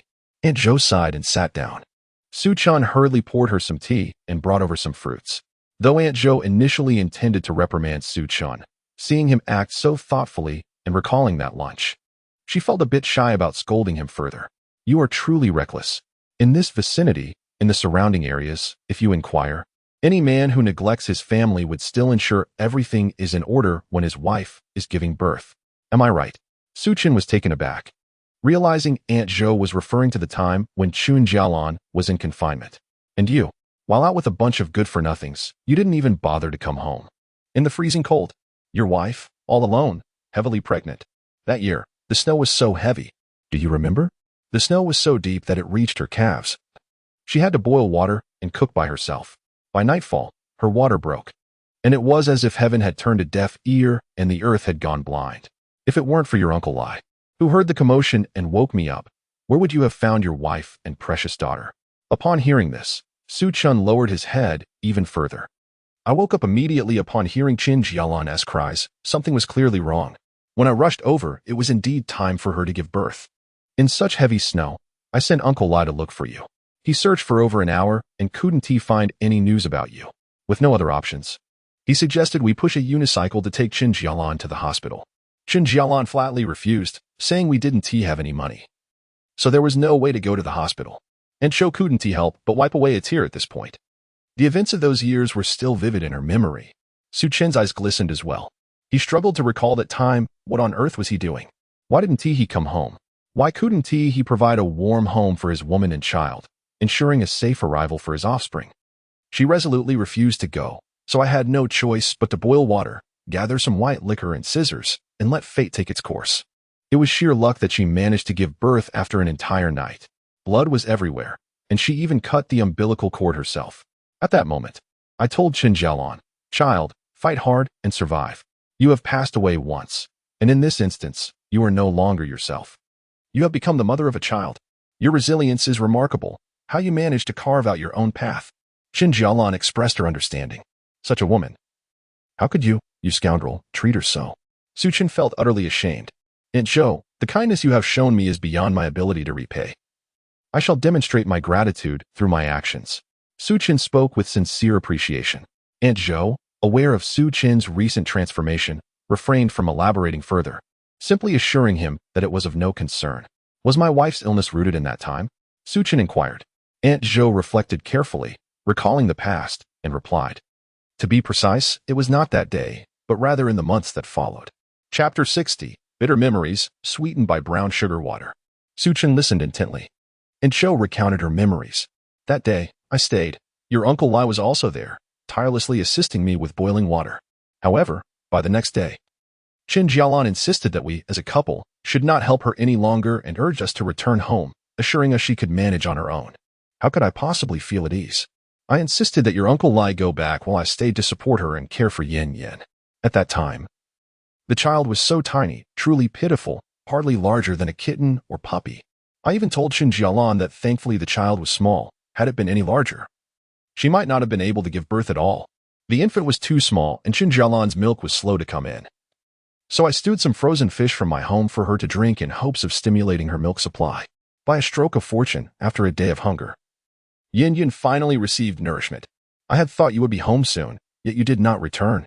Instead, your Uncle Lai, wanting to break the ice for some fish, accidentally slipped and caught a severe cold. When your wife learned of this, she forbade us from caring for her, insisting I return to look after my husband. My heart ached for your Uncle Lai, so I went home. I pondered how your wife managed in your absence. Did you return? Only then could you fathom how she fell ill." Aunt Zhou opened her heart, revealing long-buried memories. Su Chen's guilt deepened as he realized that Chen Jalan's frail state stemmed from her confinement period, a consequence of her unreliable husband who only indulged in pleasure. Su Chen felt an overwhelming urge to punish himself to alleviate Chen Jalan's grievances, but it would serve no purpose. "Aunt Zhou, what should I do now to bring her some comfort?" Su Chen earnestly asked. Aunt Zhou advised, "Go to the corner store and buy a pound of brown sugar. You must prepare brown sugar water for her daily. For the next few days, keep her away from cold water and do not provoke her." Aunt Zhou listed her recommendations, and Su Chen diligently noted them down. After Aunt Zhou returned home, Su Chen began preparing brown sugar water, delivering it to Chen Jalan, following Aunt Zhou's instructions. He also bought various women's necessities from the corner store, opting for the more expensive items. As he checked out, the shopkeeper chuckled, "What's this? Are you stocking up wholesale? Will you use all of this?" Su Chen merely smiled, uncertain of what to choose, and decided to buy everything. Allowing her to select what she preferred, the shopkeeper gave a thumbs up, praising him. Su Chen, however, could not muster a smile. He hurried home, anxiously concerned about Chen Jalan's well-being. To his surprise, upon returning, he found Chen Jalan crouched down, scrubbing clothes. He rushed forward and scolded her. "Are you not aware of your condition? What are you doing washing clothes?" Chen Jalan was forcefully led back to her room by Su Chen, who then prepared a bowl of warm brown sugar water for her.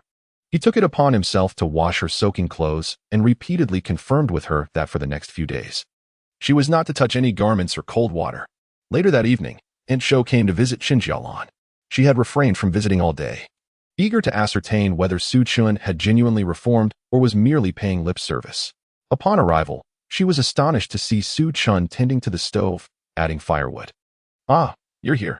Come in and sit for a while, watch some television," Su Chen warmly invited her. And Shou readily accepted and stepped inside. Chen Jalan appeared significantly better, a clear indication that Su Chen had been caring for her well. Yin had fallen asleep beside her, hugging a plush toy, lying quietly. Noticing this, Aunt Shou began to speak to Chen Jalan in a heartfelt manner. "Jalan, I have observed that Su Chen has indeed changed. He is the one boiling water, cooking meals, and looking after the child. He is entirely different from before. Your fortune is truly on the horizon." Chen Jalan also hoped this was the case. "Yes. He has changed so much.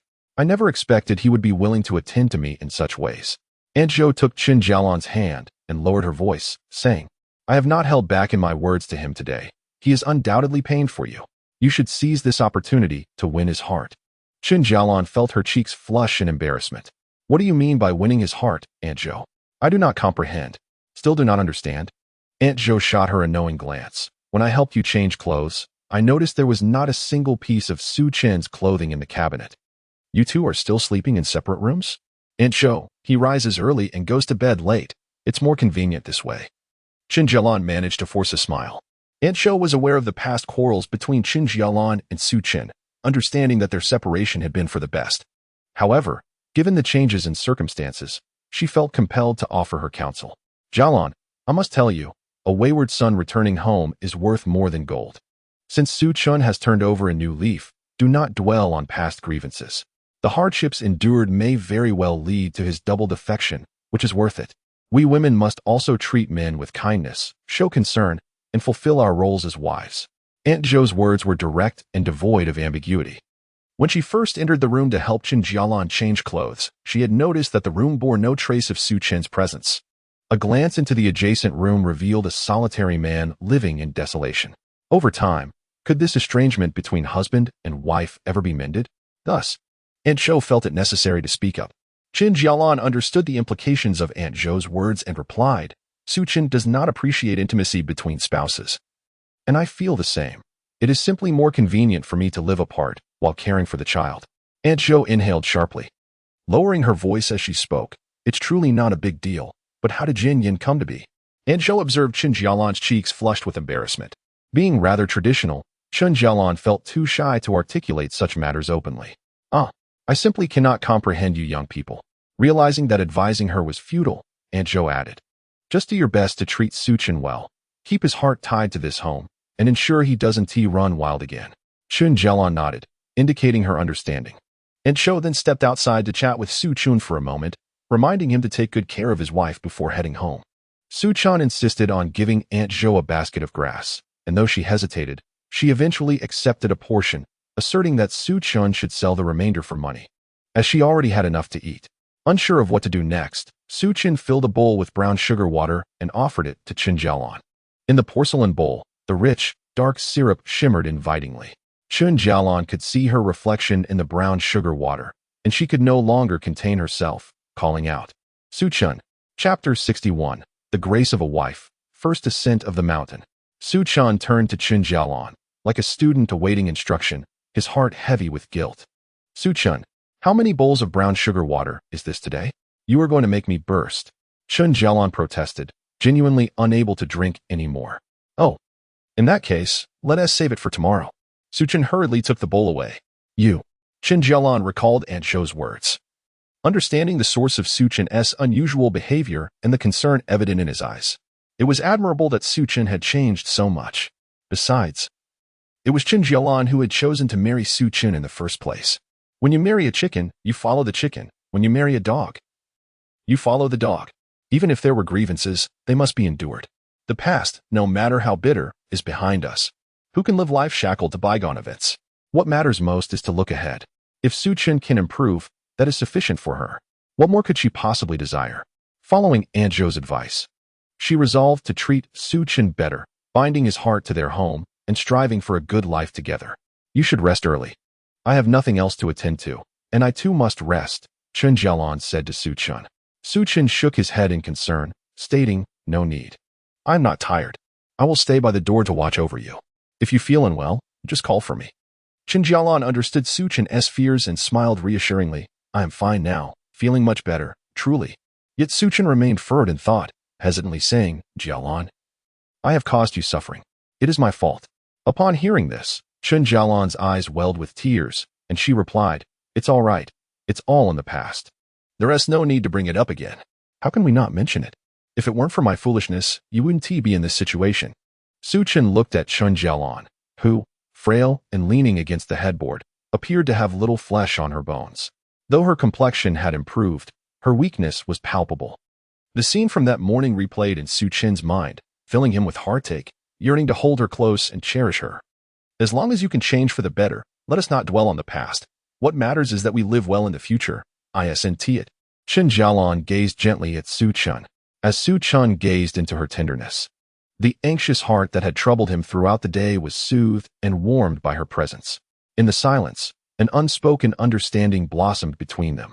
After speaking, Chen Jalan burrowed into the blankets, instructing Su Chen to turn off the lights and close the door. Su Chen, not daring to utter a word of protest, promptly complied. Lying in bed, he found himself restless and unable to sleep. There were many things he did not know, particularly the hardships that Chen Jalan had endured, of which he was blissfully unaware. Having been granted a second chance at life, he resolved not to remain so oblivious, though Chen Jalan did not hold him accountable. The sorrow he felt for her condition was akin to a knife twisting in his heart. She had fallen ill during her confinement, yet this ailment was not beyond remedy. Fortunately, fate had bestowed upon him the opportunity for rebirth and the gift of a spiritual spring, which he could use to nurture her back to health. He was determined to ensure her recovery. However, this lesson must be etched in his memory. He could not afford to repeat such mistakes. While his spiritual spring could mend physical wounds, emotional scars would lead to the disintegration of their family. Resolving firmly in his heart, Su Chen began to contemplate how to cultivate and utilize the barren mountain land. In the future, this desolate expanse would evolve into an ecological tourism hub. Su Chen had spent his days drinking, uninterested in travel, and had never ventured to explore such a place. His ignorance of what constituted an ecological tourism base stemmed from his lack of first-hand experience. However, that was a matter for years to come. At present, he could ponder what crops would be suitable for short-term profit, allowing him to provide a better life for his wife. Unable to sleep, he rose to plant cabbage and grass. His speed in harvesting had improved significantly. Perhaps it was due to his newfound agricultural skills, as he felt stronger than before. In just over an hour, he had transported all the goods he needed to deliver the next day back home. This week's earnings were earmarked for settling the final payment for the barren mountain with Tian Qingji, and Su Chen was resolute in keeping his word. To improve their living conditions in the short term, he needed to prepare some funds for new ventures and contemplate alternative means of generating income. Thus, Su Chen mounted his tricycle and set off for the barren mountain. He intended to scout for flat lands suitable for vegetable cultivation. Continuously planting in the same area would inevitably lead to discovery, but if he owned a mountain, it would simplify matters greatly, allowing him to cultivate various crops simultaneously, harvesting some today and others tomorrow. The rural folk were generally straightforward and would not venture onto another's land to gather crops. Moreover, each household had been allocated its own fields, rendering them indifferent to what others cultivated. With diligence, self-sufficiency was attainable. As he pondered these thoughts, he arrived at the mountain he had purchased. It was conveniently located just over 900 meters from Jinko village and about 2 kilometers from Yuan Mountain village, a distance that was neither too close nor too far. This proximity would make transporting goods manageable while effectively deterring villagers from prying into his affairs. No one would bother to travel such distances merely to investigate his mountain. Upon reaching the foot of the mountain, it became evident that this family had indeed been industrious. They had constructed a winding path ascending the mountain, approximately 1.5 meters wide, remarkably level, and paved with stone slabs. Su Chen halted the tricycle and embarked on foot up the mountain. Illuminating his way with a flashlight, he observed his surroundings as he ascended. The mountain, overall, was not particularly desolate. After all, Tian Qingji had labored on these slopes before falling ill, and the entire forest had been thoughtfully cultivated. To the left lay fruit trees, while the right side featured a natural spring with a cleared expanse of land above. Upon witnessing this flat terrain, Su Chen felt a surge of joy. Was this not the very cultivation area he had long desired? Filled with excitement, he noted that this plot spanned roughly 4 acres, ample enough for him to plant his preferred crops. Moreover, With the fruit grove on the left, he believed that with proper irrigation from the spring water and diligent care, a bountiful harvest would ensue. In high spirits, Xiyan continued to the right. The forest widened with each step, surpassing the developed area in both size and depth. It was clear that the Xiyan family's capacity for development was limited, leaving the right side in its pristine, wild state. With his flashlight in hand, he wandered slowly through the woods. The cicadas buzzed, rendering the forest serene, while the birds' calls deepened the mountain's tranquility. Coupled with the gentle trickle of the spring, the scene was indeed a peaceful haven. Xiyan mused that once Chen Jalan's health improved, he would bring Xiyan along to hike the mountain and enjoy the scenery. The 30,000 yuan spent was truly worthwhile. Just for the enchanting vistas that blanketed the mountain, it was worth far more than that. Not to mention, the mountain was rich with treasures. The trees could be harvested for timber, the fruits could be sold, and various wild delicacies awaited. Suddenly, Xiyan's flashlight swept over a particular spot, and he squinted, finding it remarkably familiar, so he shone the light back to take a closer look. Indeed, it was. Chapter 62, The Celestial Herb. Another opportunity had arisen. Nestled within a crevice of the mountain was a 20-centimeter tall plant resembling wild grass. It was peculiar, thriving in the fissure without soil, seemingly able to grow without any nourishment. While others might overlook it as mere wild grass, Xiyan, a graduate in traditional Chinese medicine, though not a top scholar, was quite familiar with herbal medicine. The upright, cylindrical plant before him was none other than the esteemed iron-skinned dendrobium, known as a celestial herb. Today, the name iron-skinned dendrobium may not be as renowned as ginseng or reishi, but its growth conditions are so stringent that it remains inaccessible to the average person. Only after overcoming significant cultivation challenges did it begin to be grown on a small scale, gradually entering the lives of ordinary people. Known also as black joint grass, it boasts a segmented form with a gelatinous texture at the broken stems. Documented as early as the Tang dynasty in the Taoist canon, it has been recognized as one of the 9 great celestial herbs of China. Iron-skinned dendrobium is heralded as a life-saving herb, consistently regarded as the foremost among them, capable of nourishing yin deficiency. As the saying goes, yang deficiency is easily remedied, while yin deficiency is more challenging to adjust. Only the iron-skinned dendrobium possesses the remarkable ability to rectify yin deficiency and can even be utilized in the treatment of critically ill patients. However, this extraordinary herb has not been widely adopted due to its slow growth and the necessity of foraging in the wilderness. Many rural dwellers, unfamiliar with its value, mistakenly treat it as mere wild grass. Consequently, the true iron-skinned dendrobium that reaches the market is exceedingly rare. In such a small town, it seemed nearly impossible for Xiyan to procure iron-skinned dendrobium seedlings. Hence, he had initially contemplated cultivating ginseng. To his astonishment, he stumbled upon wild iron-skinned dendrobium. Was this not a stroke of serendipity, akin to finding something precious without the slightest effort? Xiyan marveled at this specimen, awed by nature's wonders. Equipped with a flashlight, he surveyed the vicinity for any additional iron-skinned dendrobium plants. To his delight, not far away, he discovered another. This indicated that the natural conditions of the mountain were conducive to the growth of iron-skinned dendrobium. With plans to expand its cultivation and irrigate with the miraculous spring water, he envisioned establishing a thriving base for iron-skinned dendrobium. Suddenly, Xiyan was struck by a realization. In his previous life, this location was renowned as an iron-skinned dendrobium ecological tourism base. What a fortuitous coincidence! His confidence soared.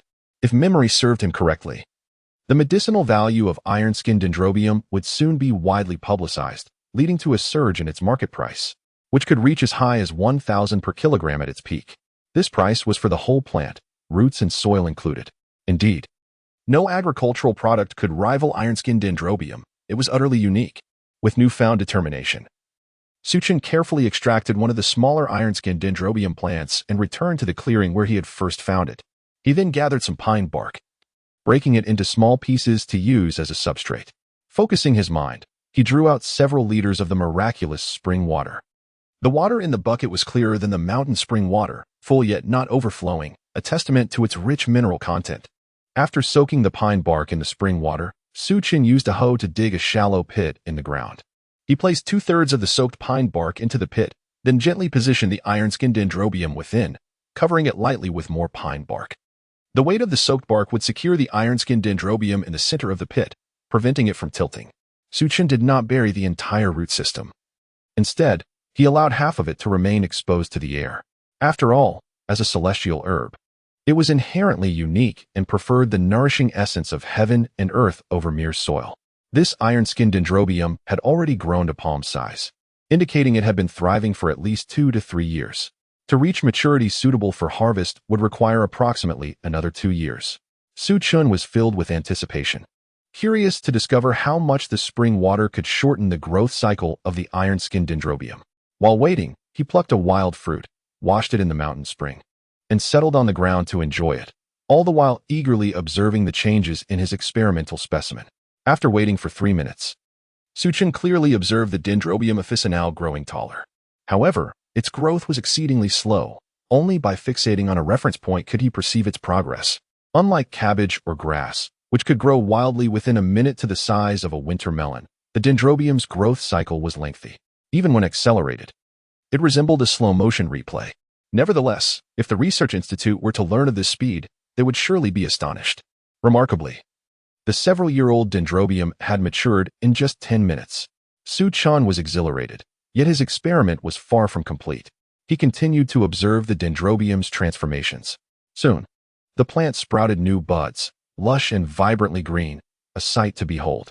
Xiyan carefully pinched off the new buds, setting them aside and covering them with soaked pine bark. These new shoots, derived from the stems, would serve as seeds for potting. Should this method prove successful, Xiyan would have an abundance of dendrobium, inexhaustible and plentiful. The spiritual spring water did not disappoint him, as the new buds promptly developed roots, swiftly transforming into small seedlings. Xiyan replicated the process and planted several more. When he prepared to depart, the previously planted dendrobium was ready for harvest. He collected the mature plants along with their roots. Harvesting these ethereal herbs was remarkably straightforward. Noticing the approaching dusk, Xiyan descended the mountain with several dendrobium in hand. The next day, he intended to inquire in town about outlets for selling dendrobium. If he had goods, he needed channels for distribution. Otherwise, it would be a waste of time and precious herbs to cultivate blindly. The following day, Xiyan arose early. He recalled that Aunt Zhou had informed him the previous day that women, particularly someone like Chen Jalan, required careful attention during their menstrual cycle, which could last several days. Thus, he prioritized boiling water, which could be used for her face wash, and to prepare sweetened red sugar water. In another pot, he planned to nourish Chen Jalan with a stew of old hen. Since the hens at home were cherished by her, he decided to spend money on purchasing one at a high price from Huzi. Huzi, who had a few dozen hens behind his small shop, raised old hens that laid eggs daily, which he sold at his store. The villagers of Yuanshan praised Huzi for his cleverness in maximizing the utility of even old hens. As Xiyan was slaughtering the chicken, the flapping startled Chen Jalan, who hurriedly donned a coat and rushed outside, exclaiming, "No?" Chapter 63. Stewing old hen for nourishment. Just like your father's talent. Xiyan was taken aback by Chen Jalan's sudden appearance. Fortunately, he had grasped the old hen, or it would have fluttered away. "Xiyan, put down my chicken." Chen Jalan's face was filled with concern. Noticing her thin attire, Xiyan quickly urged, "You should go back inside and rest. I will prepare something for you to eat." "What are you making?" Chen Jalan did not return to her room. Instead, she approached, questioning whether he intended to slaughter the chicken. "Indeed, your health is fragile, and I was contemplating preparing a nourishing hen for you. I have gathered some herbs from the mountain to enhance the stew," Xiyan replied with a smile. Chen Jalan protested, "No, you cannot eat my chicken. It lays eggs every day." Xiyan then realized her misunderstanding and chuckled as he explained, "Look closely. This is not your chicken. I purchased it from Huzi. Your chickens are still inside their cage." Doubtful, Chen Jalan hurried over to the cage. Upon seeing the two hens, perfectly unharmed, she let out a sigh of relief. "Can I kill it then?" Xiyan asked playfully, gazing at her. Chen Jalan felt slightly embarrassed, arguing that it would be wasteful to eat a hen outside of any festive occasion. "Let us just keep it in the cage together," she suggested. Xiyan found himself bewildered by his wife's peculiar reasoning. How amusing, he thought, that he had grown fond of a chicken that was not even his. If he bought one, she would rescue another. Their chicken farm would surely flourish.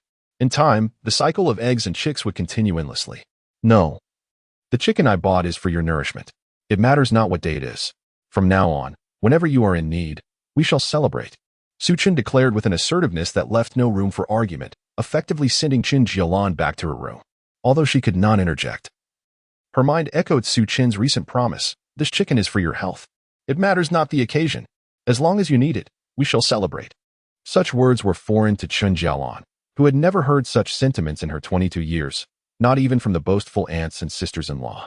Xiyan must be the finest man in the region, she mused, feeling warmth spread through her heart. Xiyan busied himself, preparing the hen, serving sweetened water, taking away the empty bowl and bringing in hot water. He dressed Yin, removed the dirty water, and generally ensured that Chen Jalan remained undisturbed in her room. Soon, the hen was stewing, and Xiyan chopped pickled vegetables, sautéed chicken giblets, and prepared a hearty dish of chicken noodle soup. The fragrant aroma wafted through the air, drawing Yin, who had been playing with her dolls, closer. With a sweet voice, she exclaimed, "Daddy, what smells so wonderful?"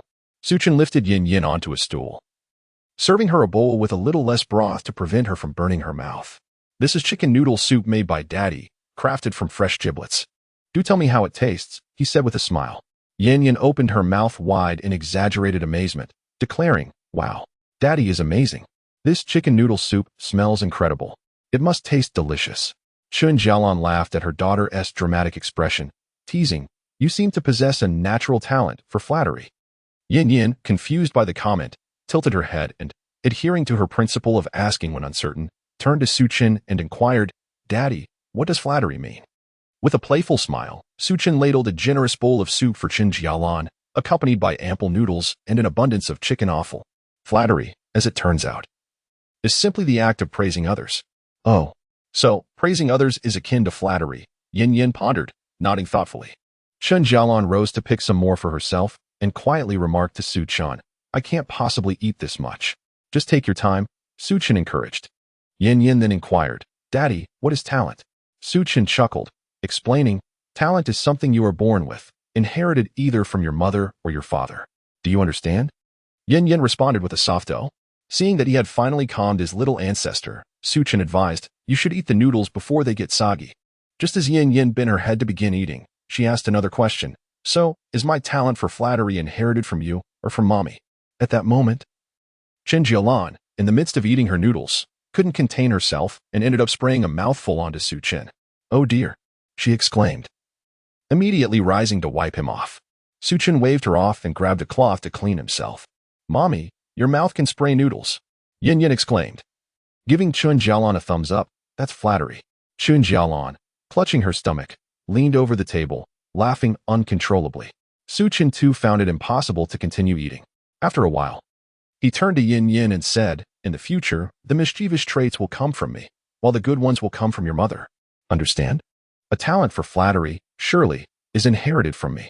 Yin appeared to grasp the concept, albeit with a hint of confusion. Yet, she had, at last, unlocked her first talent. Once they finished the chicken offal noodles, Xiyan swiftly cleared the table. He then removed the cleaned roots of the dendrobium and added them to the chicken soup to continue simmering. He started another pot to steam rice for the mother and daughter's lunch, ensuring he could leave without worry. At that moment, Xiyan realized just how inconvenient the current stove was. A rice cooker would allow for timely cooking. In a few days, when he had a bit of spare money, he planned to tidy up the little courtyard. Not entirely at ease, he decided to visit Aunt Zhou, seeking her assistance in looking after the two women. Not wanting to arrive empty-handed, he brought along a piece of dendrobium. Aunt Zhou was busy cleaning when she noticed Xiyan and courteously invited him inside. After Xiyan insisted he only needed a brief chat and that tea was unnecessary, she acquiesced. "Aunt Zhou, I'm heading out shortly. I've prepared lunch for Chen Jalan and Yin, and there's still a little fire keeping the stove warm. Could you help keep an eye on them?" Xiyan inquired with a smile. "Of course. I have nothing pressing to do, just tidying up. Your Uncle Lai is returning today from Guangdong and mentioned he would bring back 2 roast geese. I'll make sure to send some your way." Aunt Zhou replied cheerfully. Xiyan promptly handed the dendrobium to Aunt Zhou, saying, "Aunt Zhou, this is for you." "What is this?" Aunt Zhou asked, puzzled by the unfamiliar herb. "Dendrobium, a type of traditional Chinese medicine. When you stew chicken, break a few pieces, wash them, and add them in. It enhances the richness and flavor of the soup and also helps to regulate the spleen and stomach." Xiyan provided a straightforward explanation. "Oh, it's merely accompanying you to see 2 individuals. There's no need for such formality," Aunt Zhou remarked as she set aside the ironclad dendrobium. Only then did Xiyan step outside. His first destination was the Baijia Kong pharmacy in town. Chapter 64. The price is too low. Uncle Lai has returned. Baijiakong Pharmacy, which had been established since Su Chen could remember, stood as the largest pharmacy in the town. Whenever someone experienced a headache or cold that could not be resolved at the village clinic, they would invariably head to Baijiakong Pharmacy, where they could surely find a remedy. On several occasions, when afflicted by colds and unable to find a cure, Su Chen had visited Baijiakong Pharmacy, where the pharmacist examined him and prescribed 2 doses of medicine, leading to his recovery. Su Chen soon arrived at the pharmacy's entrance. The pharmacy exuded an ancient, fragrant aroma. Upon entering, he was greeted by a voice inquiring about his needs. The speaker was a middle-aged woman with curly hair, clad in a white lab coat. Wearing a pair of brown-framed glasses, her expression somewhat stern. "I do not require anything, but I would like to inquire whether you purchase medicinal herbs," Su Chen stated directly. The warmth that remained on the woman's face quickly dissipated as she inquired, "What kind of herbs?" Su Chen presented the ironclad dendrobium he had gathered from his own mountain. Upon hearing this, the woman adjusted her glasses and took the ironclad dendrobium from Su Chen's hand for closer inspection. The quality of the ironclad dendrobium was undoubtedly impeccable, and Su Chen felt confident. Any crop nourished by the spiritual spring water, even chicken soup prepared with it, was exceptionally delicious, and the ironclad dendrobium was no exception. Indeed, after examining it for a while, the woman could hardly conceal her excitement. Subsequently, she plucked a stem of the ironclad dendrobium, rinsed it, and began to chew on it. As she chewed, the gelatinous texture of the ironclad dendrobium filled her mouth, prompting her to gaze at Su Chen in astonishment, only to swiftly suppress her emotions thereafter. Wiping her mouth, the middle-aged woman inquired, "Where did you obtain this ironclad dendrobium?" "It was gathered from my own mountain. It is wild ironclad dendrobium," Su Chen replied accurately. His spiritual spring water merely accelerated the growth of the ironclad dendrobium. Strictly speaking, this variety held more value than its wild counterpart. Wild ironclad dendrobium? There can't be much, can there? "We purchase by weight," the middle-aged woman said with a hint of difficulty, "if there are only a few stems. They want to fetch a good price. The owner requires us to purchase in batches." Su Chen had initially thought that claiming it was wild would allow him to sell it for a higher price. However, in doing so, he inadvertently limited his potential sales. Having just claimed it was wild, he now found himself stating he could supply it indefinitely. Wasn't that a classic case of self-contradiction? "If the price is right, I can certainly gather more," Su Chen stated. "Oh," the middle-aged woman, upon hearing this, seemed to ponder the implications, her expression ambiguous, neither entirely disappointed nor wholly pleased. "Under such circumstances, we could offer 100 per kilogram." "What?" Su Chen thought he had misheard. 100 per kilogram was quite a high price. He could inquire at various pharmacies throughout the town to see if a higher price existed. The middle-aged woman arrogantly remarked, "To be honest, this fresh dendrobium officinale is not something that just any pharmacy would accept. Only at our pharmacy do we have a few customers who might consider it for medicinal use. In a small drugstore, it would hardly be utilized throughout the year. Even if you attempted to sell it, it would not find a market." The more Su Chen listened, the more he felt stifled. How could the precious dendrobium officinale he cherished be belittled into something worthless in her words? "If it's 100 per kilogram, I might as well keep it for myself to stew with an old hen," he thought, turning to leave. "Hey?" Seeing Su Chen about to depart, the middle-aged woman hurriedly called out, "We can negotiate a bit more." Su Chen turned back to glance at her. The woman held up 2 fingers, suggesting a 20 increase, hardly substantial. With a smile, Su Chen reclaimed the dendrobium from the counter and said, "That's quite an increase, but let us part ways for now." With that, he walked out. The middle-aged woman rushed after him, but all she could see was his silhouette riding away on a tricycle as she shouted, "Young man, come back, let us discuss this further." Su Chen heard her, but had no intention of turning back. Starting with a price of 100 per kilogram and only adding 20 was far from the figure he had in mind.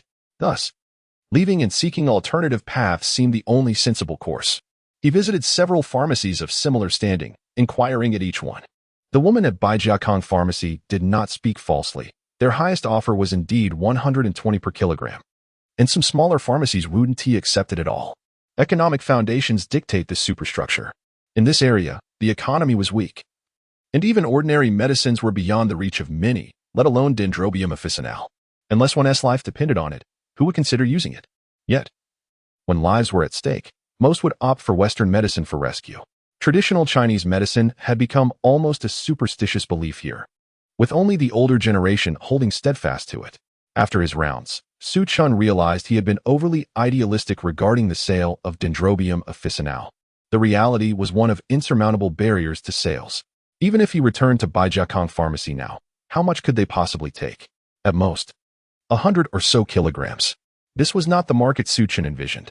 100 kilograms would saturate the demand, which was far from what he sought.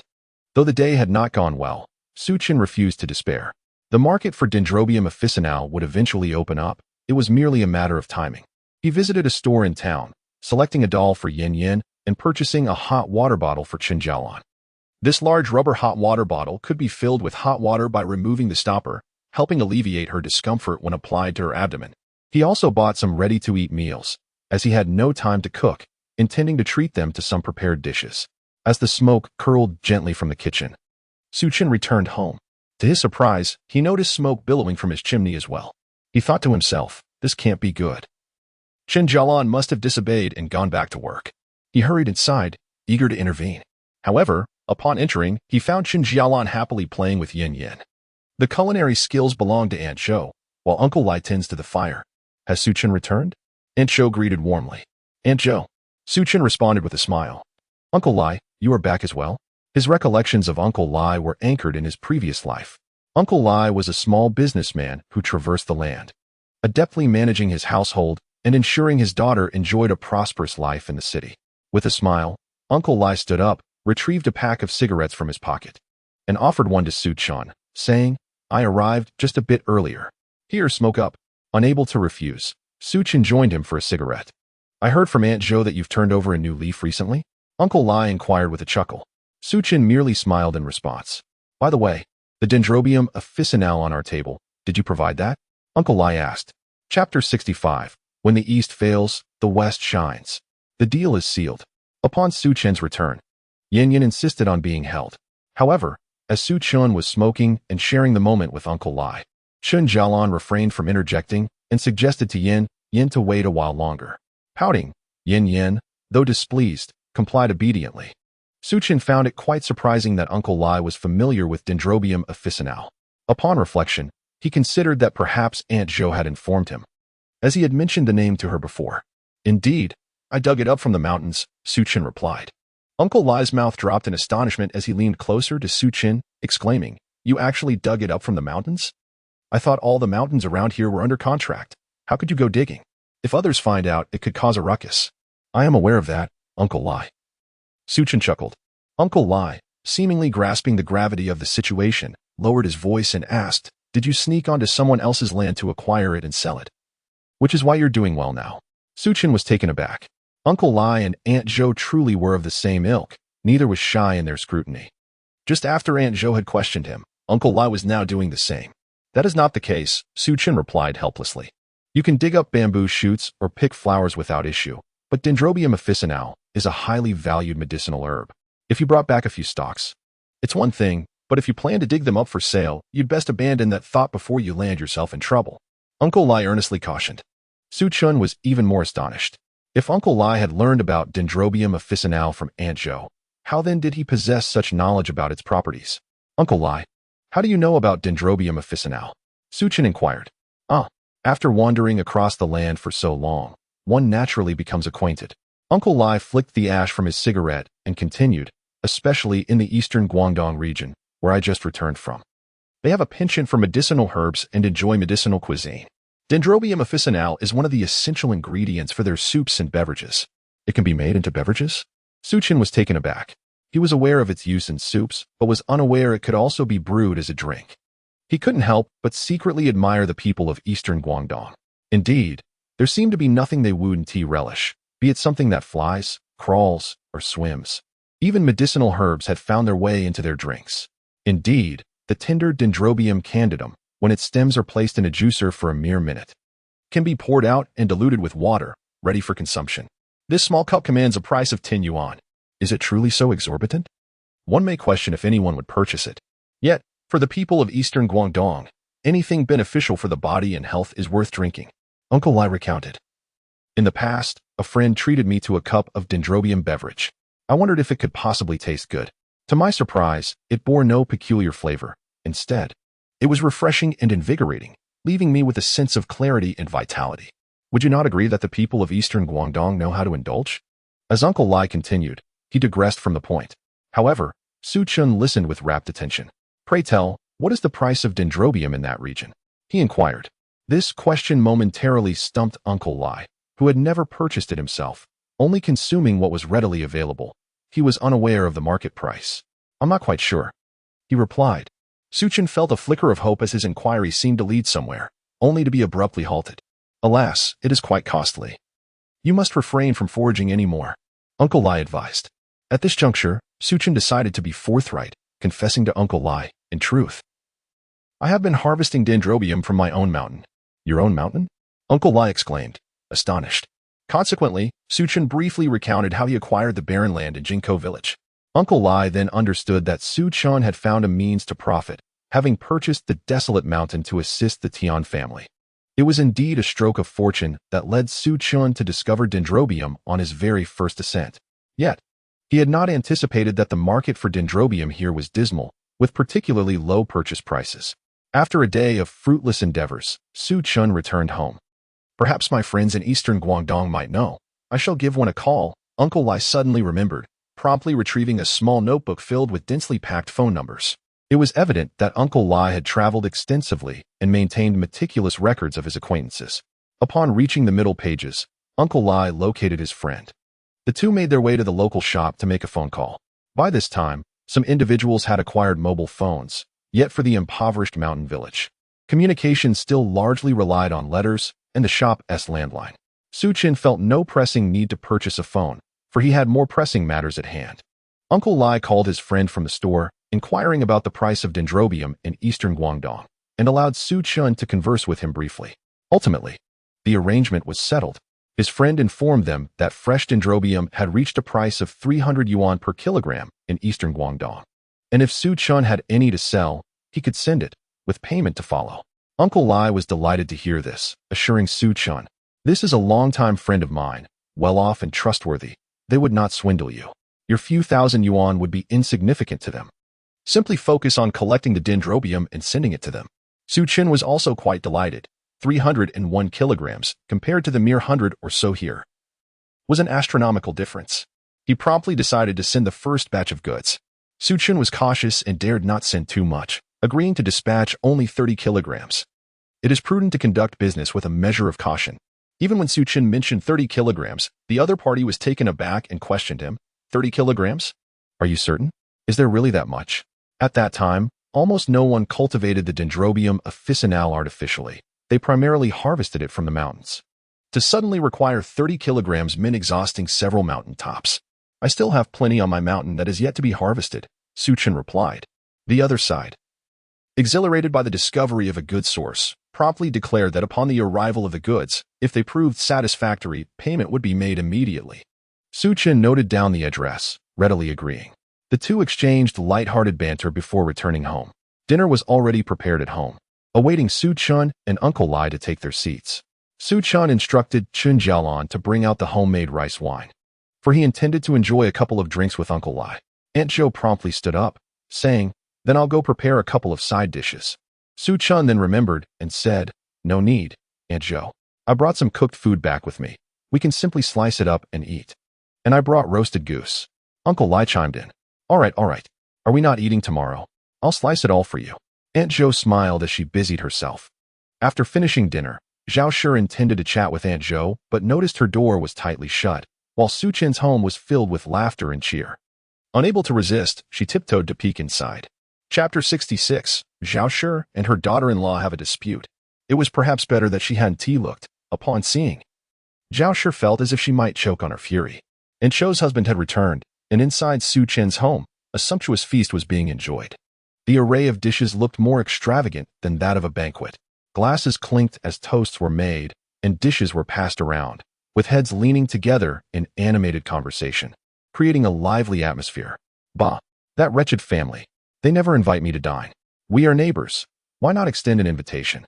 Zhao Shi muttered angrily. The more she thought about it, the more incensed she became. What was initially a desire for a stroll transformed into a resolute return home. Mother, what is the matter? You don't look well, Hu Xiwa, who was playing with Rue, asked upon seeing Zhao Shi return. Zhao Shi looked at Hu Shihua, seizing the opportunity to vent. She sat down, grabbed a handful of sunflower seeds, and began to speak while munching. That Su Chen, that destitute fellow, dares to invite Aunt Zhou's family for dinner. There's plenty of cooked food, both meat and vegetables. I swear, the spread he laid out could rival that of a grand banquet for a birthday celebration. Hu Shihua's mouth fell open in astonishment. Mother, is what you say true? I saw it with my own eyes. How could it be false? Zhao Shi spat out the seed shells onto the ground in frustration. Humph. Just because he earned a bit of money, he thinks he has something special? He is merely reselling some cabbages and grass. Anyone can do that. If he continues to indulge in such excess, it won't be long before he faces ruin. Just watch. One day, he will find himself unable to afford a meal. Zhao Shi declared with vehement indignation. It was as if she could foresee that day looming just on the horizon, waiting to materialize in the near future. Hu Shihua, upon hearing this, instinctively straightened up, glancing left and right. Her subtle movements did not escape the keen eyes of Zhao Shi, who, upon gathering her sunflower seeds, inquired, "What is this demeanor? Am I mistaken in my words?" Hu Shihua quickly responded with a smile. "Of course, what you say is undoubtedly correct." Yet, she faltered after half a sentence, leaving Zhao Shi in an uncomfortable state of uncertainty. "But what?" Zhao Shi pressed. "However, at this juncture, times have changed. Who still clings to a fixed salary?" Hu Shihua's words were laden with implications. Zhao Shi, upon hearing this, immediately sprang up, exclaiming in anger, "Well, Hu Shihua, when you married my son Jiaqiang, it was precisely because you believed he had a stable job with a consistent income, providing a secure retirement pension. And now, you twist your words. Are you blaming my son? Do you think he is inferior to that destitute Su Chen in terms of earning potential?" Hu Shihua scoffed, retorting, "Destitute? Who knows? He might well be earning tens of thousands." Zhao Shi, incensed, laughed bitterly at the ceiling, declaring, "What does it matter to be a 10,000 yuan household? My son has long surpassed that. His retirement pension will be even more substantial." Every time Hu Shihua heard this, it gnawed at her insides. Indeed, it was true that Sun Jiaqiang, with his stable monthly salary, had indeed become a 10,000 yuan household. Yet, she was acutely aware of the reality since their marriage. His earnings had been tightly controlled by Zhao Shi, not to mention tens of thousands. Even a few thousand was tightly guarded against expenditure. Hu Shihua often encouraged Sun Jiaqiang to buy something for himself first whenever he received his salary before handing over the remainder to his mother. Otherwise, he would appear shabby, akin to Chen Jalan, risking ridicule from the villagers. Initially, their lives could have proceeded without conflict. However, seeing that her rival Chen Jalan was flourishing, even employing her husband to transport vegetables, stirred discontent within Hu Shihua. If, one day, Chen Jalan were to achieve great success, she would surely be compared to Hu Shihua, a thought that was intolerable to her. "Mother, please calm down. I did not mean it that way." Hu Shihua hastily reassured her, "My sentiments align closely with yours." Though Zhao Shi remained skeptical, she ultimately decided to ease the tension for the sake of familial harmony. Regardless, wealth is not meant for our family's lifestyle. Money should be deposited in the bank, allowing it to generate more wealth, and then you can spend it later. How comfortable that would be, Zhao Shi advised. In her youth, Hu Shihua might have been swayed by such reasoning. Yet, witnessing others venture into the market and amass fortunes stirred her desire. "Mother, I can also collect some vegetables and sell them at a higher price in town. I can earn money too." Hu Shihua no longer wished to beat around the bush and spoke plainly. Zhao Shi was about to agree when a sudden realization struck her as she looked at Hu Shihua. "You wish to sell vegetables?" "Yes, mother. Selling vegetables is not like running a store. There are no overhead costs. Just arrive early, spread a nylon cloth on the ground, and you can set up." Hu Shihua had heard from the villagers that someone had seen Su Chen selling vegetables at the market. At that time, the family of three was bustling together. Su Chen was vocally selling vegetables, Chen Jalan was managing accounts and giving change, while Yin sat off to the side, enjoying the lively scene. The marketplace was thronged with people eager to purchase. When Hu Shihua first witnessed this, she was taken aback. The cabbage she had grown weary of was treated like a rare treasure by the crowd. They were clamoring to buy it. The business seemed extraordinarily easy, and money appeared to be effortlessly made. It was then that Hu Shihua conceived a thought. If Su Chen could engage in vegetable trading, why couldn't her family do the same? With her father-in-law and husband working at the factory, bringing in a fixed monthly income, she and her mother-in-law could venture into selling vegetables as well. Little Rue was so sensible. Surely, she could assist in the shouting and selling. Wouldn't this lead to better days for their family? In the future, Hu Shua could spend as she pleased. She could dine out, get her hair done. However, Zhao Shi waved her hand, admonishing, do not entertain such notions. Focus on raising the children at home.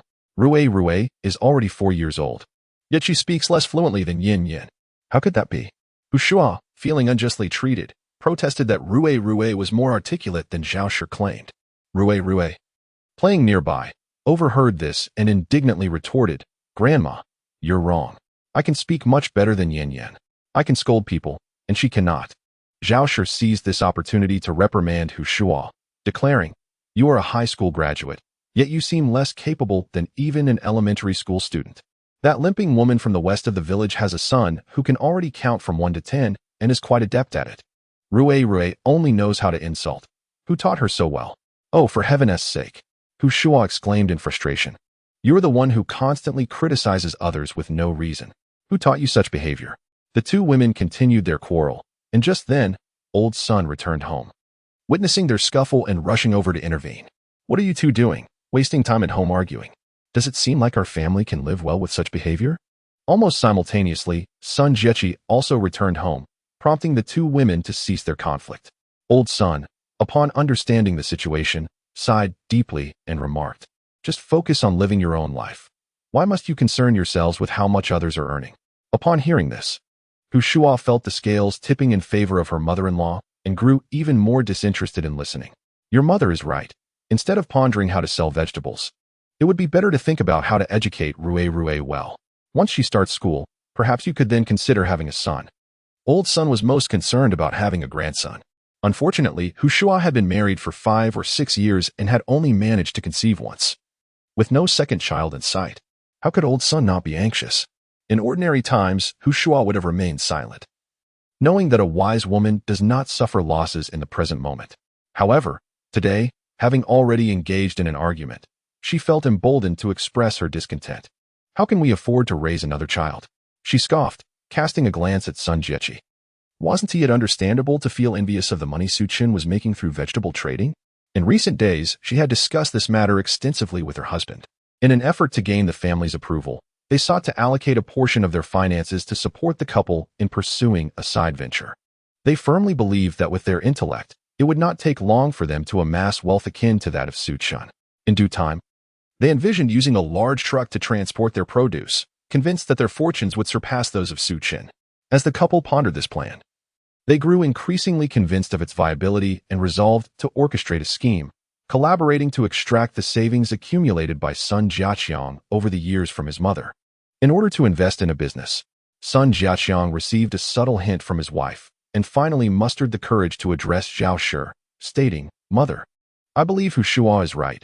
She has the time and could try selling vegetables.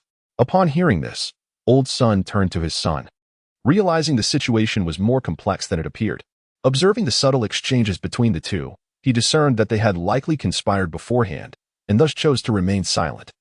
Curious about their next move, Zhao Shi, however, was incensed. Having been subdued by Hu Shua once, now her son was also stepping forward. What did this mean? Selling vegetables seemed straightforward, but where would the money come from? You cannot conduct business without capital, Zhao Shi exclaimed.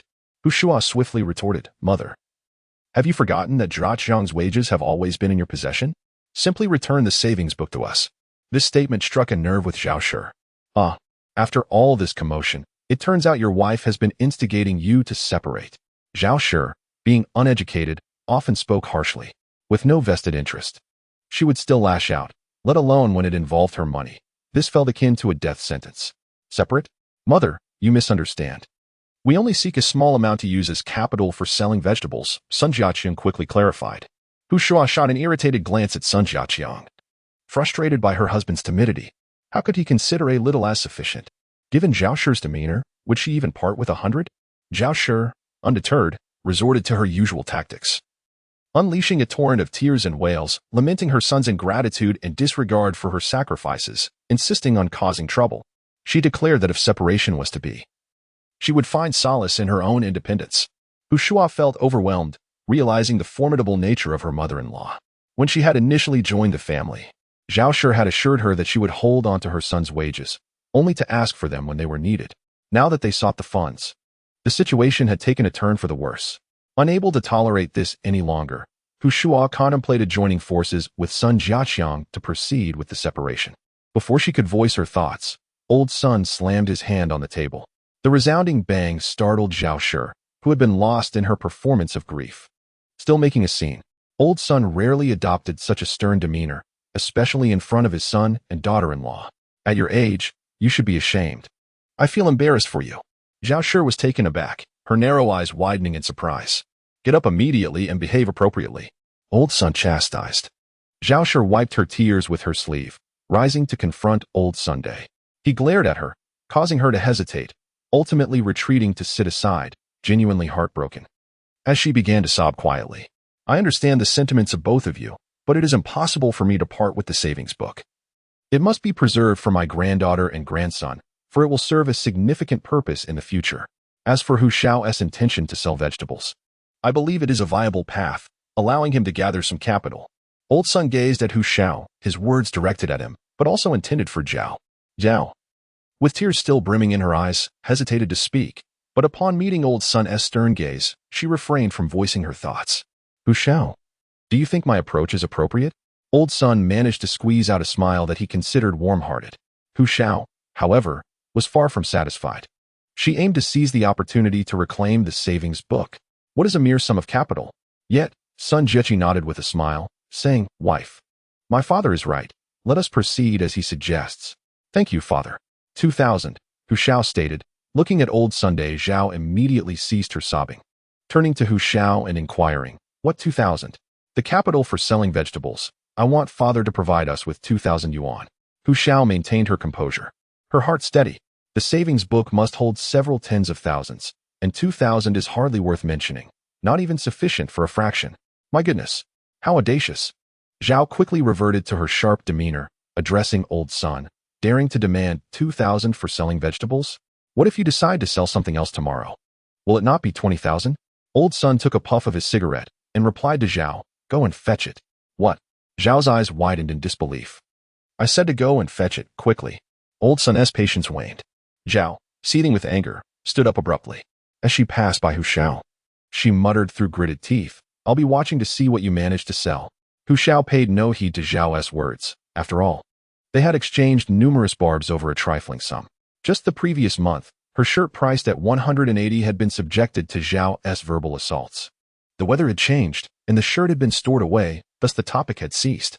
She merely felt that 2,000 was insufficient. Given the current situation, she should have demanded 4,000. Old Sun likely could have provided that as well. Now that the words were spoken, there was no turning back, leaving her filled with regret. Before long, Zhao returned with the money, slapping it into Hu Xiao's arms. Here you go, 2,000. Hu Xiao's face lit up with joy as she accepted the money, proclaiming, Father, Mother, rest assured, we have a small tricycle at home. I will rise early and work diligently, and our family will no longer worry about food and clothing. Upon hearing this, Zhao felt a faint sense of approval. However, the subsequent events would greatly exceed her expectations. Chapter 68. The differences between father and mother. At Su Chun's residence, after a hearty meal, Aunt Zhou and Uncle Lai took their leave, with Su Chun and Chen Jalan accompanying them to the door. Chen Jalan intended to tidy up, but Su Chun insisted she rest. No need, you've worked all day. I can manage a few small tasks. Chen Jalan was reluctant to indulge in idleness any longer. You should go to bed, avoid these chores, or your stomach will start hurting again. Su Chun snatched the dishes from Chen Jalan's hands. Chen Jalan looked at her empty hands and replied, I am not so fragile. I am feeling much better. Then I can sweep the floor, right? Upon hearing that she was feeling considerably better, Su Chun felt a wave of relief wash over him. Today, while out and about, I was quite anxious about my wife's abdominal discomfort. I savored the chicken soup you prepared, which remarkably alleviated her discomfort, proving more effective than brown sugar water. Until now, she has hardly experienced any pain. Chen Jalan inquired, what sort of vegetable is that? Su Chun understood. It was likely the old hen he had simmered with spring water, augmented by the addition of dendrobium, which contributed to the soup's nourishing properties. Given the efficacy of this remedy, he resolved to prepare chicken with spring water for his wife every month, adding a greater quantity of the dendrobium he had cultivated himself. No, that was not sufficient. Moving forward, everything Chen Jalan consumed would be prepared with spring water. What could be more paramount than the health of one's wife and child? That is dendrobium. I ventured to the wild mountains last night and fortuitously discovered this herb, which I brought back for your chicken soup, Xiyan elucidated. Is it from the wild mountains purchased from the Xiyan family? Chen Jalan inquired. Indeed, the mountain is also home to fruit trees, presumably from prior cultivation, alongside a variety of other flora. Once you feel better, I shall take you and Yin for a stroll, Xiyan replied. A stroll? Take Yin for a stroll? The words inadvertently reached Yin's little ears as she played nearby, and she joyfully circled around Xiyan. All right, Father will take Yin for a stroll in the future. And Yin will also help Father with more chores, Xiyan chuckled. Good. Yin bounced with glee, her sweet voice melting hearts. Xiyan then recounted to Chen Jalan the conversation he had with Uncle Lai earlier that day. The dendrobium was to be shipped to Guangdong East, marking his first venture into external trade. He yearned to share this joyful news with his wife. Chen Jalan looked at Xiyan and asked, will it still be edible when it arrives in Guangdong East? Could it spoil? Xiyan's smiling face suddenly bore a look of contemplation. His wife's concerns were not unfounded. His thoughts were evidently still tethered to the rapid logistics of the modern era. The current circumstances were far from those, characterized by either expedited or slow delivery. By the time it wobbled its way to Guangdong East, subjected to rough handling, the 30 kilograms of dendrobium might well be rendered unusable. The discerning palate of Guangdong East preferred freshness. Anything tainted by rot would undoubtedly fetch a meager price. I hadn't considered that. It seems we must devise a better packaging solution, Xiyan mused thoughtfully. Observing Xiyan deep in thought, Chen Jalan reassured him. Regardless, it's still a business opportunity. I feared the mountains would be completely desolate, so being able to sell some herbs to recoup costs is a positive outcome. Do not fret.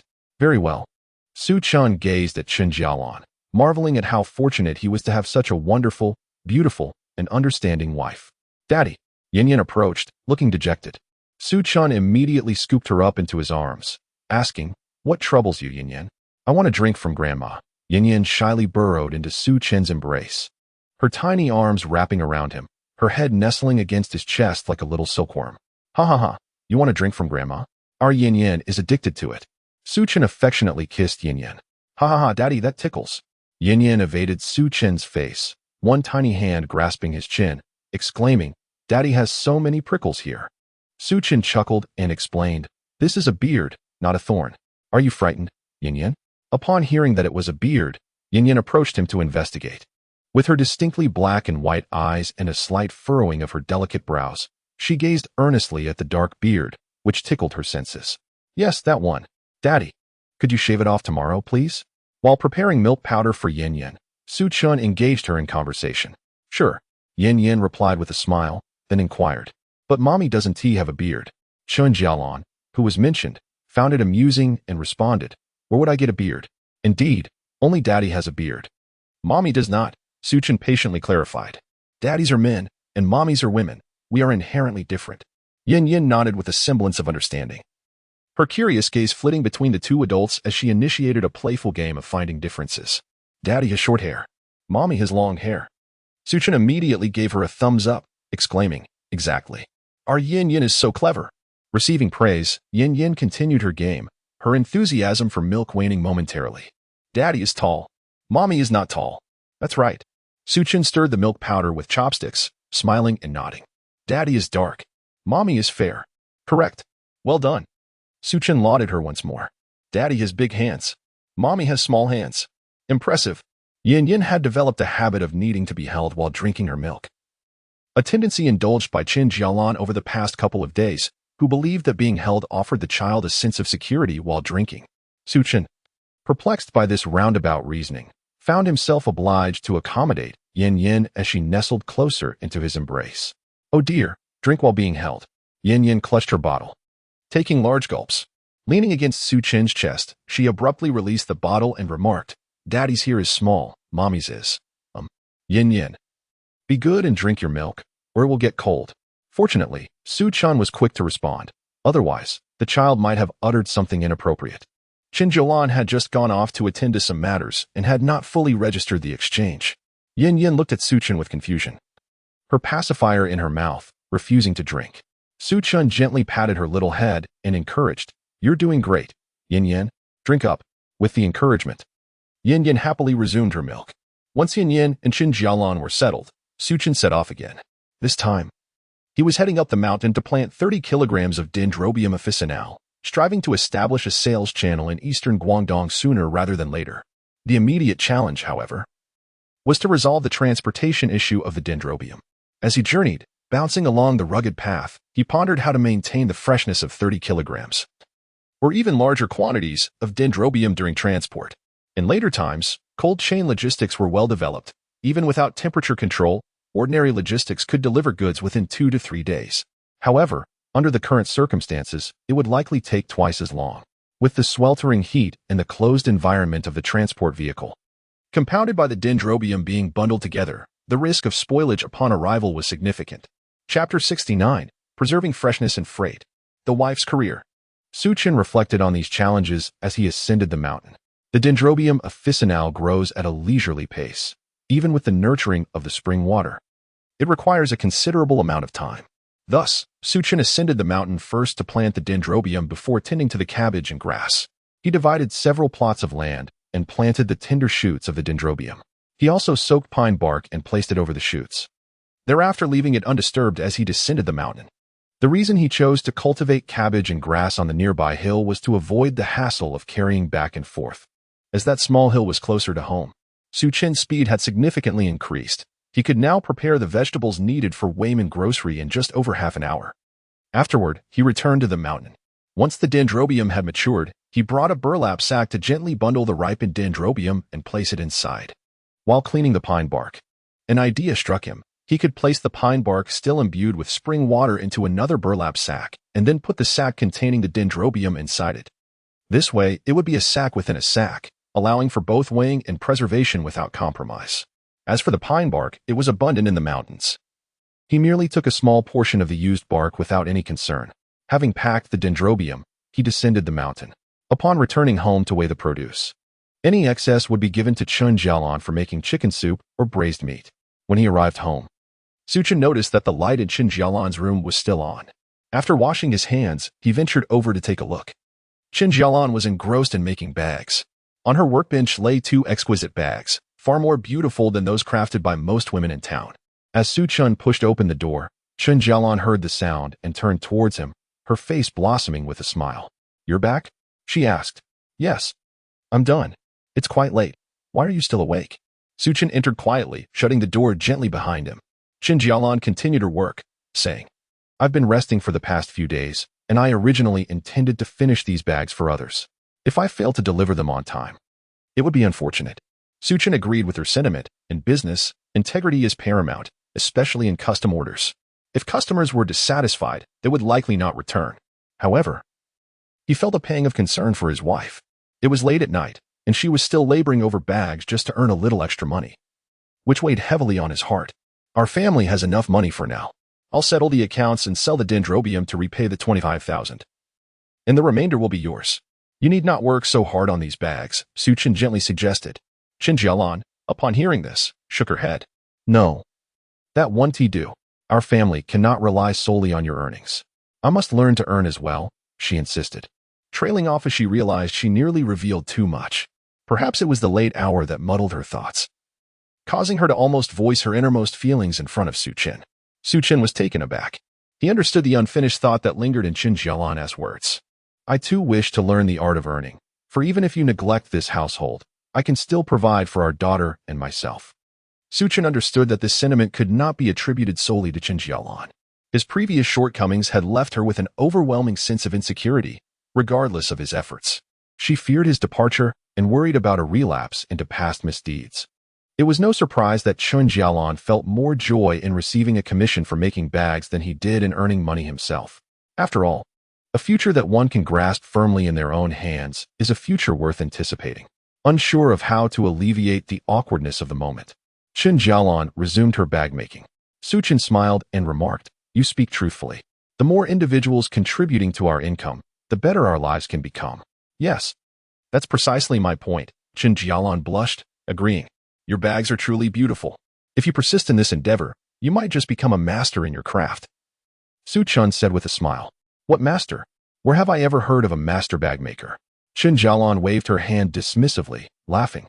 Though Su Chen had merely offered a compliment, upon examining the bag, he found that her design concepts were indeed avant-garde, surpassing the tastes of contemporary society. The bags were elegantly crafted, stylish, and made from fine leather. Each piece seemed worthy of being passed down through generations. Perhaps she could indeed become a master bag maker after all. After offering a few more words of encouragement, urging Chen Jalan to rest, he exited the room.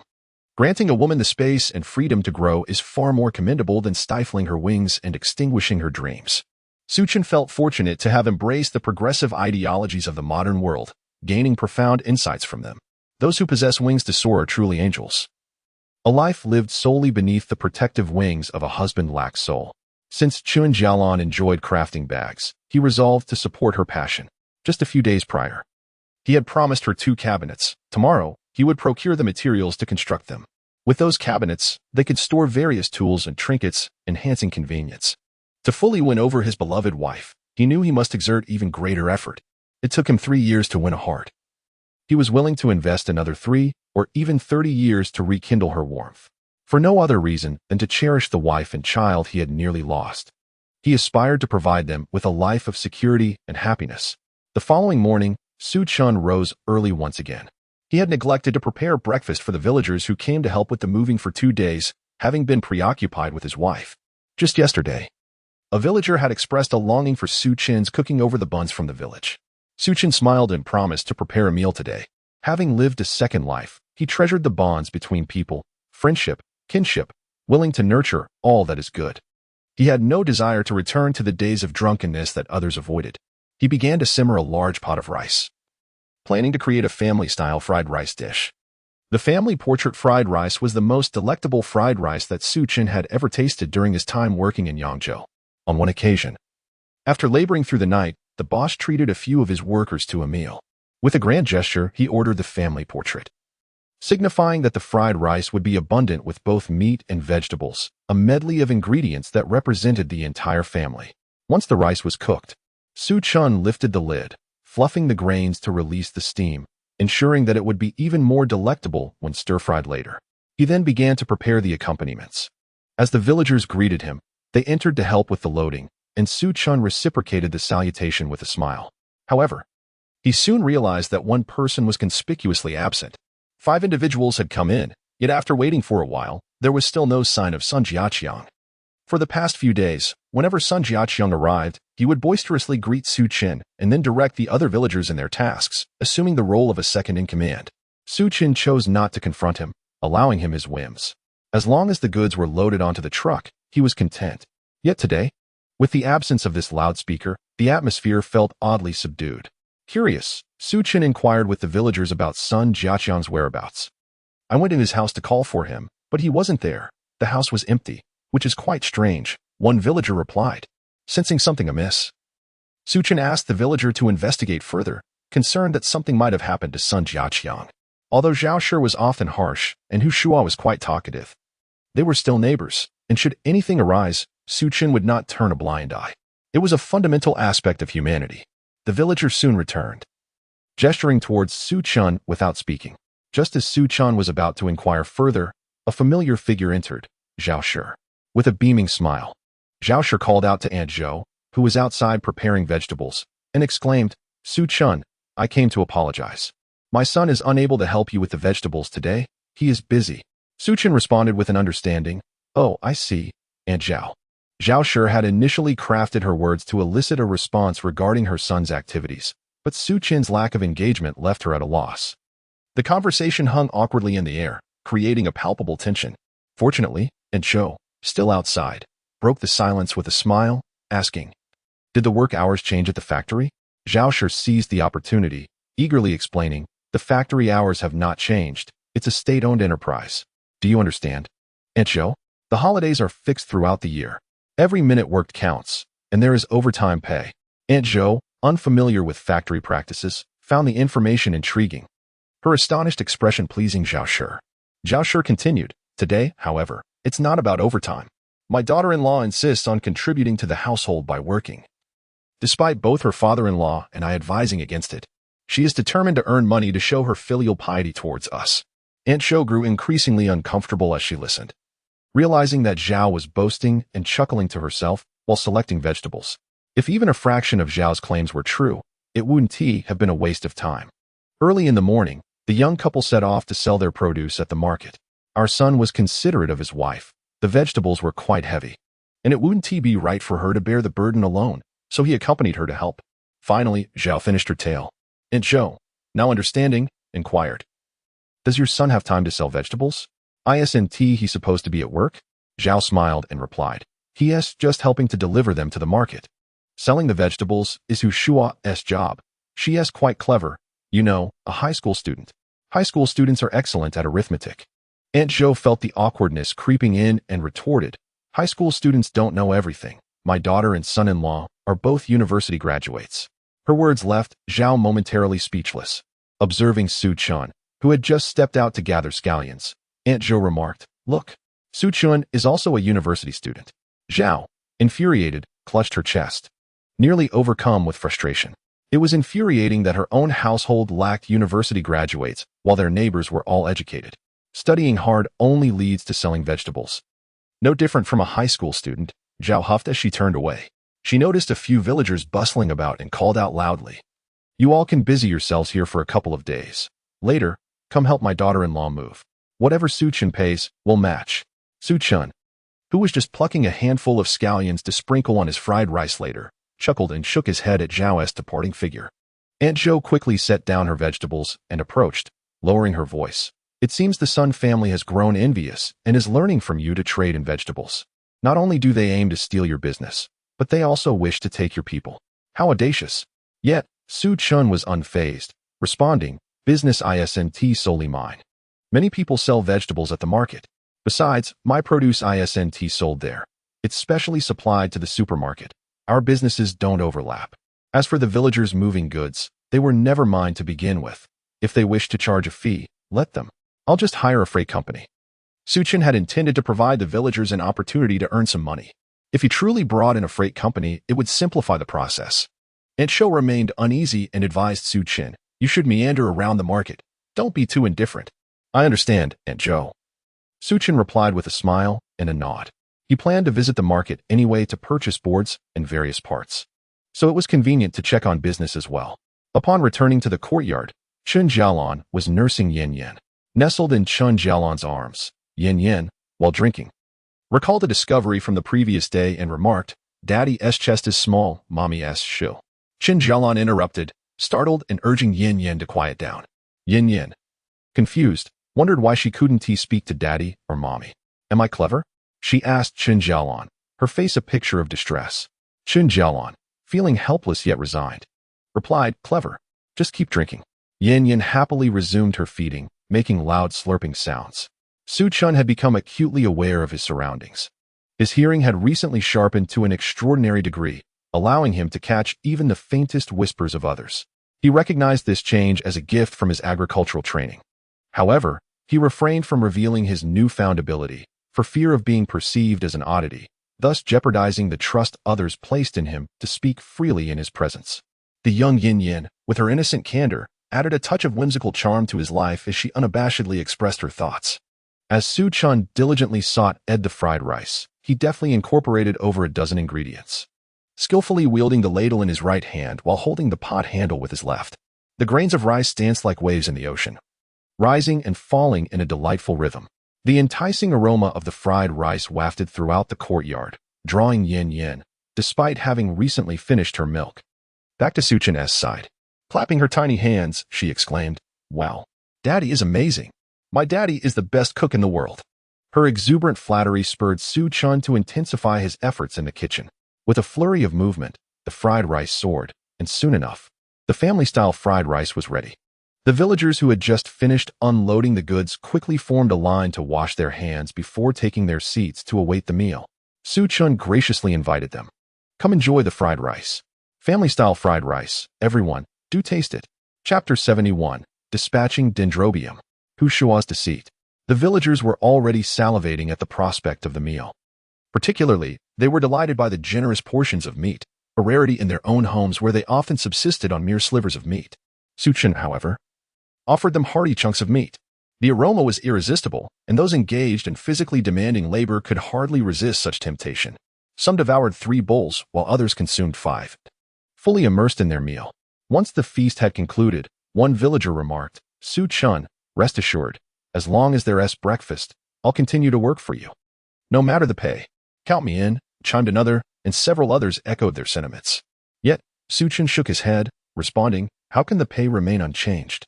The villagers exchanged glances, puzzled by the mention of a pay adjustment. Although the fried rice was delectable, the allure of money was far greater. What motivation would they have to work if not for financial gain? Su-chun then produced some money, smiling as he explained, "Though Sun Jiaqiang is absent. The goods are plentiful. Since you all helped me move them, I'll share his portion equally among you, 60 each." "Oh, so that's the adjustment." The villagers sighed in relief. One individual nearby quickly tugged at his sleeve, signaling him to be cautious with his words. Su-chun chuckled, "We're all family here. There's no need for pretense." This reassured the villagers, prompting smiles all around. As they spent more time together, the villagers felt increasingly that Su-chun had transformed into a different person. No longer did he look down upon them for their lack of education. Instead, he treated them as genuine friends, even preparing meals for them, a truly kind-hearted individual. After the villagers departed, Su-chun began tidying up once more. Xiyan and Chen Jalan joined in the cleaning efforts. Although Xiyan swept the floor with a less than effective technique, scattering debris everywhere, Su-chun patiently guided her in the art of sweeping. Once everything was tidied up, Chen Jalan produced 3 bags and said to Su-chun, "These are the 3 bags I prepared. Could you kindly deliver them to Old Jin's restaurant? They belong to the first 3 patrons who placed custom orders." "Certainly. I shall take them there," Su-chun replied promptly. He meticulously weighed the iron-skinned dendrobium, which had been soaked in spiritual spring water, ensuring it met the requisite 30 kilograms. To account for potential moisture evaporation that could affect the weight, he added an extra pound. Afterward, he encased it in burlap and secured it in a pouch. To prevent any contamination of the bags, he placed them inside a cardboard box. Riding his tricycle, Su-chun set off once more. His first destination was the post office, where he successfully mailed the iron-skinned dendrobium after filling out the necessary address forms and having the staff package it. Next, he arrived at Old Jin's restaurant, where he delivered a bag of cabbage and placed the bags at the front desk. After exchanging a few pleasantries with Old Jin, he stepped outside and soon spotted a familiar figure. Was it Hu Shua? From a distance, Su-chun noticed her seated behind a large pile of cabbage, looking somewhat dazed. He was taken aback by the sheer quantity of cabbage. Even he, on his initial outing, had only harvested a little over 200 pounds. Who would dare to purchase such a vast amount? Whenever someone passed by, Hu Shua eagerly promoted her cabbages, calling out, "Ma'am, would you care for some of our cabbage? How much do you sell your cabbages for?" An older lady inquired. With a bright smile, Hu Shua replied, 6 yuan per pound. The lady, pausing her rummaging, retorted, 6 yuan per pound? That's quite a steep price. Just down the street, cabbages are only 70 cents a pound. Our cabbages from Yuanshan village are of a different variety. Everyone in our village sells them at this price. Hu Shua insisted. I've already sold plenty at this rate. The lady, intrigued, responded, "Oh, so this is the famous delicious cabbage I've heard about?" "Indeed, that's the one. Would you like to buy a few?" Hu Shua replied with enthusiasm, quickly fetching a plastic bag. "I'll take 3 to satisfy my craving," the lady said generously. Hu Shua beamed, pleased with the transaction. 3 cabbages amounted to a significant profit, far exceeding what her husband earned in wages. At that moment, someone rushed up and flung a cabbage onto Hu Shua's stall, exclaiming loudly, "You, the proprietress. You are quite the deceiver. Your cabbages from Yuanshan village are not suitable for eating raw. You are nothing but a fraud." The lady, upon hearing this, immediately tore off a piece and tasted it. With a swift motion, she spat it out, exclaiming, "This is inedible. It's identical to the 70-cent cabbages." The man retorted angrily, "Didn't you say you were from the same village as that person? Your vegetables are just the same." Hu Shua, having always lived in the village and relying on her family's relatively good standing there, was unyielding in her defense. "In town, who knows you, Hu Shua?" Their heated exchange drew the attention of passers-by, and soon a crowd began to gather around. Hu Shua stood in the center, flustered like an ant on a hot stove, pacing anxiously, unsure of how to respond. Finally, he said, "I'll sell you a few pounds. If it comes to it, I'll just refund your money." "Refund?" "Of course." A refund was necessary. The man insisted. There are many others who purchased from the same batch. You must stay here and cannot leave until everyone has received their refund. What kind of logic is that? Xiyan was now thoroughly agitated. Refunding 1 or 2 was manageable, but if everyone demanded refunds, considering the small quantity sold, wouldn't Xiyan incur losses? Yes, let her remain here, the liar. The old lady also expressed her disdain for the situation. Xiyan observed the commotion, initially intending to offer assistance, but Xiyan continued to assert that her cabbage was faultless, claiming it was sourced from the same place as Xiyan's vegetables from Yuanshan village. Hearing this, Xiyan shook his head and turned to leave. Some individuals are merely reaping what they have sown. He had his own tasks to attend to. His wife's workbench still required 2 cabinets, leaving him no time to meddle in others' affairs. Riding his tricycle, Xiyan arrived at the lumber store. He meticulously selected a semi-finished board and purchased some elegant fittings, envisioning a beautiful cabinet in a soft white hue that would surely delight her. After finalizing his choice of materials, Xiyan noticed a small snack shop by the roadside. This newly popular model differed from traditional convenience stores, as the snacks were displayed in transparent glass containers, enticingly filled to the brim. Xiyan selected some candied fruits as treats for Chen Jalan and also bought a few steamed buns, a snack his past self had always insisted on purchasing at supermarkets, claiming they had a sweet, milky flavor that was utterly delightful. With his purchases in hand, he hurried back to the village on his tricycle. The village's small shop was particularly lively today, with a crowd animatedly discussing something. Although Xiyan had no interest in eavesdropping, the villagers were not inclined to let him pass unnoticed. Hey, Xiyan, you're back. Chapter 72, Returning Home with Snacks. The Sun family's quarrel. Xiyan had hoped to enter the village discreetly and quietly return home. However, this group of people blocked his path, exclaiming, Xiyan, you're back? Yes, I just returned from the market, he replied, feeling somewhat obliged to engage in small talk. Do you know about the Sun family's vegetable selling incident? One of the women asked, her face brimming with curiosity. Xiyan was indeed aware, but preferred to avoid further complications, shaking his head and saying, not really. I only know they work at the factory. Old Sun and his son worked at the factory, but his daughter-in-law, Xiyan, had ventured into selling vegetables. She had invested 1,000 yuan in goods, which she now found herself stuck with. Oh, the ruckus is unbearable. Zhao Shi had even smashed pots at home, declaring that life had become unbearable. The family was in an uproar. Rumors of divorce were circulating, though it was unclear how credible they were. A few of the women surrounded Xiyan, chattering incessantly. Xiyan was fully aware of everything he needed to know and what he should not. In the midst of the chaos, he discovered a path to escape, racing home on his tricycle. The journey home felt more arduous than ever, and upon arriving, an overwhelming sense of relief washed over him. Dad, Xiyan exclaimed, as she dragged a small stool to sit in the corridor, eagerly watching the entrance. As soon as the door opened and the tricycle rolled in, she dashed forward, her little legs sprinting like a 100-meter dash. Oh my dear Xiyan. Xiyan scooped her up in his arms. Leaning against his face, she playfully complained, Daddy, didn't you say you were going to shave your beard? Taken aback, Xiyan replied, oh dear, I got so busy that I forgot. I was too preoccupied with buying delicious treats for you to remember my own grooming. Delicious treats? What kind of treats? Xiyan's attention swiftly shifted, her curiosity piqued. Only the most delightful. Xiyan set her down and went to retrieve the items. First, he produced a large bag. When Xiyan reached out to grab it, he said, this is for your mother. Wow, so much. Xiyan gleefully carried the hefty bag over to Chen Jalan, who was busy at the stove. Upon seeing her daughter approach with the large package, she smiled and asked, what have you got there? Mommy, these are the delicious treats Daddy bought for you.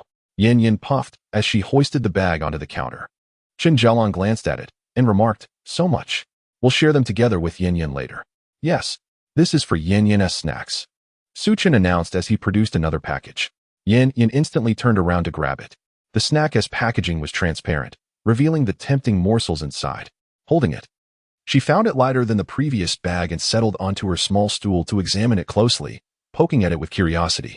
Daddy, what kind of tasty treat is this? With a smile, Xiyan approached and replied, these are called little steamed buns. Don't let her eat those buns yet. My meal is almost ready. Chen Jalan interjected immediately.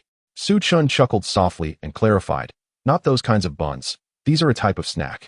Let me take a little out for you to try. Clearly unfamiliar with these small treats, Chen Jalan looked on in intrigue. Xiyan carefully opened the sealed bag of little buns, revealing a thoughtful design that allowed for easy access and resealing to prevent moisture. Seated, he placed the bag on the table while Yin stood beside him, her large, expressive eyes eagerly watching the process. With a satisfying rip, the packaging tore open. Xiyan unsealed the opening and reached inside, grabbing a handful. As the rich aroma of milk wafted through the air, Yin tiptoed, peering into the bag. The sight of the clustered little buns was undeniably enticing. "Let us try one," Xiyan said, holding one up to Yin. With her mouth wide open, she exclaimed, "Ah!" As Xiyan placed a little bun into her mouth, he also popped one into his own. Yin cautiously closed her mouth, mirroring Xiyan's action. The delicate, crispy shell of the small steamed bun begins to dissolve swiftly upon encountering the warmth of the tongue, enveloping the mouth with a wave of milky flavor intertwined with the fragrant essence of flour. Yin could not help but smack her lips and exclaimed, "Daddy, I want more." "Is it delicious?" Xiyan inquired with a smile. "It's incredibly delicious," Yin declared, having never tasted a snack so delightful. "Go fetch a small bowl, and I will put some in it for you to enjoy on your own," Xiyan chuckled. "All right." Yin scampered off to retrieve a bowl. Observing this, Chen Jalan promptly handed Yin a wooden bowl and added, "Dinner is almost ready. Don't eat too much." "Rest assured, I won't spoil her appetite. I'll only give her a few," Xiyan responded with a grin. He filled Yin's bowl with a third of the small buns, allowing her to take it herself, while also offering a handful to Chen Jalan. She hesitated, claiming she didn't want any, yet when Xiyan presented it, she instinctively opened her mouth. Xiyan's finger unintentionally brushed against Chen Jalan's tongue, and the tip of his finger vividly recalled the sensation, the gentle softness, the moist surface, and the delightful springiness, which made Xiyan wish to transform into that little bun. Chen Jalan suddenly looked at Xiyan in astonishment and exclaimed, "This is absolutely delicious. If you enjoy it, once we finish, I shall buy more," Xiyan affectionately replied, gazing at Chen Jalan. Realizing she had slightly lost her composure, Chen Jalan remarked, "I'm not particularly interested in children's snacks. There is no distinction in snacks between children and adults. If you like it, I shall get you more." Xiyan laughed. Chen Jalan felt warmth in her heart and pointed at the large bag of snacks, asking, "What are those? Why did you buy so many?" "Dried fruits. You can snack on them while making dumplings," Xiyan explained. Chen Jalan gazed at Xiyan's retreating figure, feeling sweeter than the dried fruits themselves. Xiyan washed his hands and quickly approached Chen Jalan, saying, "You should rest. I'll take care of the rest." Chen Jalan waved her hand, saying, "I haven't cooked much lately, so I'm a bit out of practice. It's no trouble for me to cook a little." Xiyan smiled, saying, "I truly didn't expect you to cook while waiting for my return. As long as the rice is done, I can handle the rest of the dishes. You've already prepared enough ingredients." Chen Jalan's culinary skills were generally mediocre, even bordering on poor. Steaming a dish was manageable, but stir-frying was quite a challenge for her. After a moment's hesitation, she relented. Indeed, Xiyan's cooking was far superior. "Run. You take Ruerue and run. Don't come back." Zhao's angry voice echoed from outside the yard. Chapter 73. Providing shelter for Hu Shua and her daughter. "Yin, your father is truly wonderful." "Ruerue?" As Yin indulged in her small buns, she perked up upon hearing Rue's name. Before Xiyan could intervene, the little one dashed outside.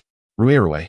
Yin spotted Ruerue, who was being led by Hu Shua, and cheerfully greeted her.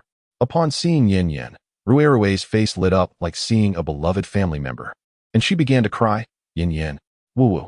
Hu Shua, unable to hold on, watched as Ruerue followed Yin into the yard. Naturally, Hu Shua followed suit, leading Yin inside as well. Zhao was still outside, hurling insults, and many curious onlookers had ventured out. However, Xiyan could no longer endure the commotion and promptly shut the door. Upon witnessing Xiyan close the door in her presence, Zhao's fury intensified, and her tirade grew increasingly vitriolic.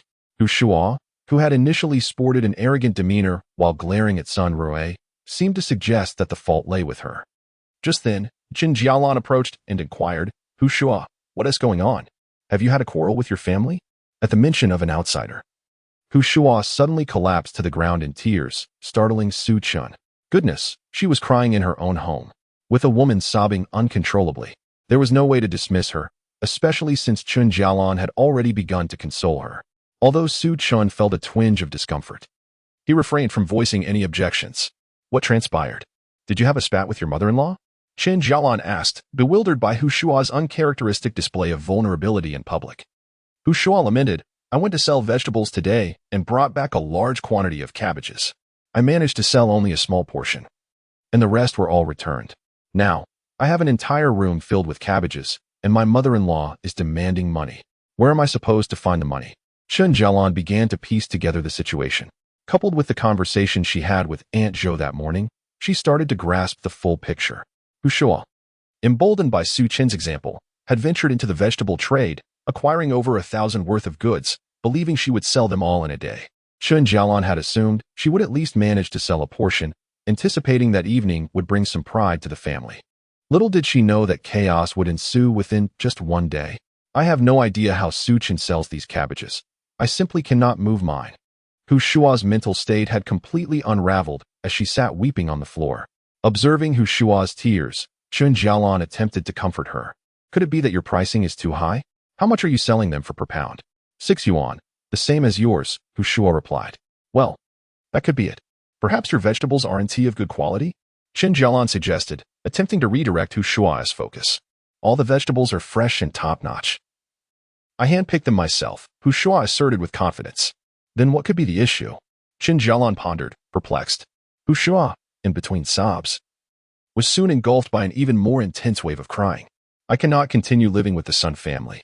After years of toiling for them, bearing children, nursing them, and doing all the household chores, my life is miserable, and they continue to bully me. I think it's best if I take Rue and return to my parents' home. At this point, Chen Jalan felt at a loss for words in her attempts to console her. Meanwhile, at the door, Zhao was eavesdropping and erupted in an outburst. Hu Shua, do not speak nonsense. You've only given birth to a girl. What are you so proud of? Why didn't you have a son instead? Every woman nurses children. Toiling for the family? Let the whole village hear. Which woman toils yet wears a shirt worth 180 yuan? Your family's cattle must be capitalist cattle. Your horses wear clothes worth 180. If you want to leave, then leave. If you wish to take Rue with you, there is no way. You insisted on selling cabbages. Did I not advise you against it? With that shameless attitude, now you dare to blame me? Bah, I shall now call your parents to seek their judgment. Hu Shua initially felt wronged, reluctant to part with his money while also unwilling to discard the cabbage, thus losing face to some extent. After Zhao's family had aired all grievances, Hu Shua's gaze dimmed, and he ceased his lamentations, turning to Chen Jalan and saying, Ah, woman, if you marry the wrong man. It truly spells disaster, does it not? Chen Jalan was deeply moved by his words. The tides of fortune shift every 30 years. She too had gazed at her empty rice jar, inhaling the aroma of her neighbor's meal, feeling helpless, sorrowful, and despondent.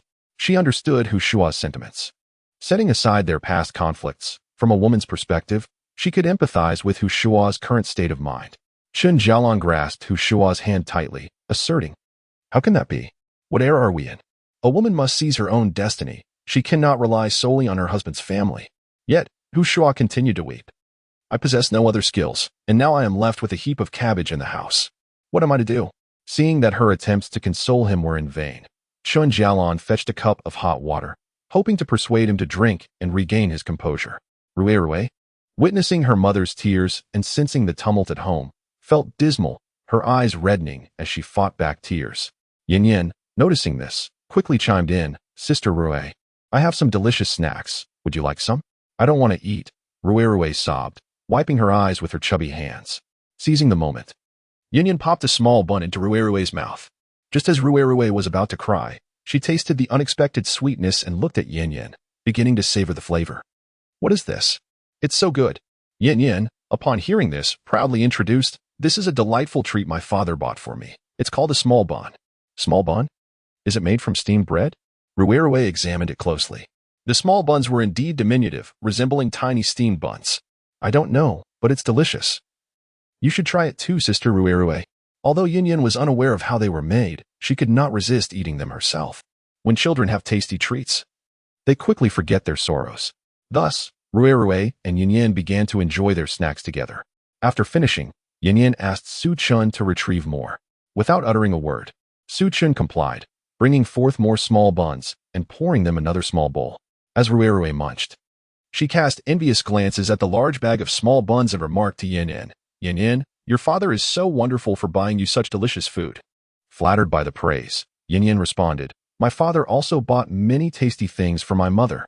Rui, hearing this, felt even more envious.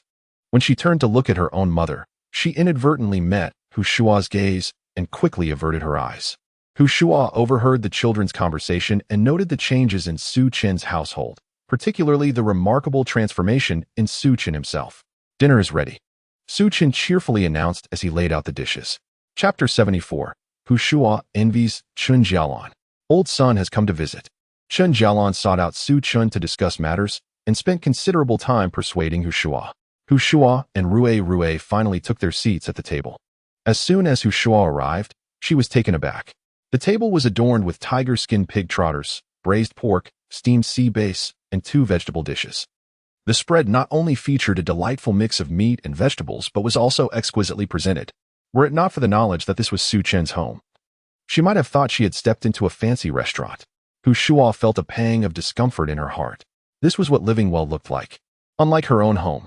Wow, meat and fish. Is it New Year's? Yin, your father is truly wonderful for buying such delectable treats for the occasion. Rui, however, was less contemplative. Upon seeing the fish and meat, she naturally assumed it was a festive celebration. The feast was even more lavish than her own family's New Year's spread. Dad is the best, and so is Mom. Yin proudly glanced at Su Chen and Chen Jalan, then enthusiastically set about arranging bowls and chopsticks for Rui. Having Rui over for dinner, with a companion to share the joy, was simply delightful. Lost in the warmth of friendship and the enticing aroma of the dishes, Rui soon forgot about any lingering grievances from home. Hu Shua, on the other hand, felt somewhat awkward, especially in the presence of Su Chen. Not long ago, she had been in this very courtyard, speaking ill of Su Chen, and had even shared unflattering remarks about her with various aunts and younger sisters in the neighborhood. Now, after having quarreled with her family, she had come to Su Chen's house seeking solace, only to be faced with a meal prepared by Su Chen herself. Such exquisite dishes were something she would never have served to guests. Back when her family had dumplings, she hadn't even spared any for Yin. Noticing Hu Shua's discomfort, Chen Jalan took the initiative to serve her some food. Unable to resist any longer, Hu Shua picked up her chopsticks and took a bite. The moment the dish touched her palate, she was struck by the remarkable difference. Su Chen's cooking was infinitely superior to that of the Zhao family. "Su Chen, your dishes are almost on par with those from a high-end restaurant. They taste divine." Hu Shua devoured the food enthusiastically. Su Chen smiled modestly and replied, "It's nothing special. Just home-cooked meals. If you like it, please eat more." Hu Shua nodded, eagerly filling her plate again and again, until the table was soon cleared of all the dishes. Su Chen then stood up to begin tidying the bowls and chopsticks. Chen Jalan helped her by carrying the dishes inside, but did not linger afterward. It was at this moment that Hu Shua noticed something unusual and hurriedly asked Chen Jalan, "Jalan, aren't you going to wash the dishes?" "Su Chen won't let me. He has been the one washing the dishes lately," Chen Jalan replied. While Hu Shua also rarely washed dishes at home, as her mother-in-law took care of that, she wondered which household in the village had men doing the dishes. How fortunate was Chen Jalan, though she didn't voice it. Hu Shua felt an overwhelming sense of envy, murmuring, "Your husband is truly wonderful, unlike mine, who doesn't dare to speak up even when I argue fiercely with my mother-in-law." Chen Jalan quickly offered her comfort. As dusk approached, Chen Jalan found herself in a predicament. Although there were 2 rooms in the house, she and Su Chen were currently living separately. This was no concern for Aunt Zhou, who kept her lips sealed and wouldn't gossip. However, if Hu Shua stayed over tonight, it would be impossible to keep everything under wraps. Just as Chen Jalan found herself in a predicament, a knock echoed at the door. Knock, knock, knock. Upon hearing the polite rapping, Su Chen felt compelled to inquire, "Who is it?" "It's me," old Sunday realizing who it was. Su Chen hurried to open the door. "Uncle Sun, please come in." Old Sun's face was adorned with a smile, albeit one laced with awkwardness, and he immediately noticed Hu Shua seated in the courtyard. Hu Shua, upon catching sight of her mother-in-law, Zhao, instinctively turned her head away. Zhao seemed poised to say something, but was restrained by a tug on her sleeve from Sun Jiaqiang. "Su Chen, I heard from Jiaqiang that your vegetable business is thriving lately." As the head of the family, Old Sun maintained his composure, refraining from addressing the matter of his daughter-in-law, and instead engaged Su Chen in conversation. Chen Jalan busied herself preparing tea, inviting their guests to sit and enjoy some sunflower seeds. Old Sun settled down, while Zhao and Sun Jiaqiang, under old Sun's watchful gaze, chose to remain standing. Uncle Sun, it's merely the trading of vegetables. Nothing remarkable, just enough to get by, Chen modestly replied. Old Sun nodded, observing Chen and recognizing a more mature demeanor than he remembered. How do you sell your vegetables? My daughter-in-law went to sell some today. But not only did she fail to sell any, she returned home with a cart full of cabbage. Now we have 2 carts of cabbage in the house. Old Sun chuckled, though the humor was tinged with embarrassment, revealing a facade of composure amidst his frustration. How could there be 2 carts? Chen was perplexed. Zhao could no longer contain herself and pointed an accusatory finger at Hu Shua, exclaiming, Ask her. She's the one with the wild ideas. Hu Shua, as if recalling something, quickly averted her gaze from the probing stares. It's not entirely Hu Shua's fault, Old Sun interjected, taking a puff of his cigarette. This young couple, inexperienced in the ways of the world, took 2,000 yuan and rushed to buy cabbage, demanding the finest quality. Not only did they take a cart full, but they also paid for the next day's cabbage.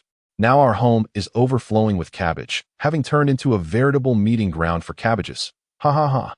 Chen grasped the situation. Hu Shua and her husband, in their eagerness to strike it rich, had impulsively purchased a cart's worth of goods. They had envisioned selling out in a day and then repeating the process the following day. Yet their dreams were overly optimistic. They hadn't sold a single head, resulting in chaos instead. It will surely get better with time, Chen thought, opting to offer some polite remarks. Old Sun, observing Chen, tapped the ash from his cigarette and remarked, Chen, with the heat, this cabbage can sit for a day or 2 without issue. But leave it for 3 days, and it will spoil. Chen pondered the implication of Old Sun's words. Without beating around the bush, Old Sun leaned in slightly and continued, This young couple is struggling to save a bit of money. Now that they see you thriving, they've been led astray by greed, thinking only of profits. Not only have they failed to earn money, but they also find their home inundated with cabbage. If it were any other vegetable that could be stored, my wife and I would accept it, even if it meant eating it until we died. But alas, such fine cabbage is wasted. Look, Chen realized this was a request for his assistance in brainstorming ideas. This was certainly feasible. After all, they were all fellow villagers. And since Old Sun himself had approached him, it was only right to consider his request. Uncle Sun, I believe that to swiftly sell this batch of goods, we could lower the prices and sell to those vendors at the market. We may not be able to reclaim everything, but we could at least recover a portion, Chen suggested. Old Sun leaned back, evidently not fond of Chen's proposal. We have already reached out to them. Those vegetable vendors have established supply channels. Their daily sales volume is limited, and they simply cannot purchase from us, he replied. Old Sun was not foolish. He had already contemplated this approach. Chen nodded in agreement, acknowledging the truth in Old Sun's words. Then we must resort to a price reduction. If it is inexpensive enough, it should sell well. Old Sun sighed, saying, It's not going to sell. I could have my wife sell it, but her arithmetic is poor, and she cannot make change. Not selling? Chen inquired, puzzled. Old Sun nodded and resumed smoking, seemingly reluctant to delve further into the matter. Zhao, unable to contain herself, interjected. It's all because of that Hu Shao, who got into an argument at the market. The police were called, and they warned her not to deceive others again, or she would be arrested. Chapter 75, The Sun Family Moves Vegetables. Villagers gathered to watch. Chen was taken aback. It turned out that Hu Shao had indeed engaged in a dispute later on. Someone summoned the police, who provided her with quite the reprimand. The situation escalated, leading to the return of all the vegetables purchased, and Hu Shao's reputation was tarnished in the market. At this rate, not only would they struggle to sell at a reduced price, but even at cost, there might not be any willing buyers who would want to consume vegetables returned by others. They were not the only sellers around, and there was no choice. It was then that Old Sun sought Chen's help, first to bring back his quarreling daughter-in-law and granddaughter, and secondly to inquire if Chen could purchase the cabbages. Chen routinely had vehicles coming to collect cabbages, a fact well known to everyone. If he were to take in fewer cabbages tonight, it would align perfectly. However, Chen understood in his heart that this arrangement was untenable. The cabbages he sold were not of the same quality as those Hu Shao had brought in. The sizes, weights, and appearances were entirely different. It would be impossible to misrepresent them, even if he soaked them in the spring water to enhance their appeal. He could not set such a precedent. Chen, please help us. I will come early tomorrow to assist you with the goods, all right? Sun Jiaqiang said softly. Looking at him, Chen noted how far he had fallen from his usual arrogant demeanor. He now resembled a wilted eggplant. It's not that I refuse to help you, Xiyan, but you have moved my cabbages before and know that mine are distinct from yours in size, weight, and appearance. Su Chen explained. Sun Jiaqiang had no retort. He recognized the truth in Su Chen's words.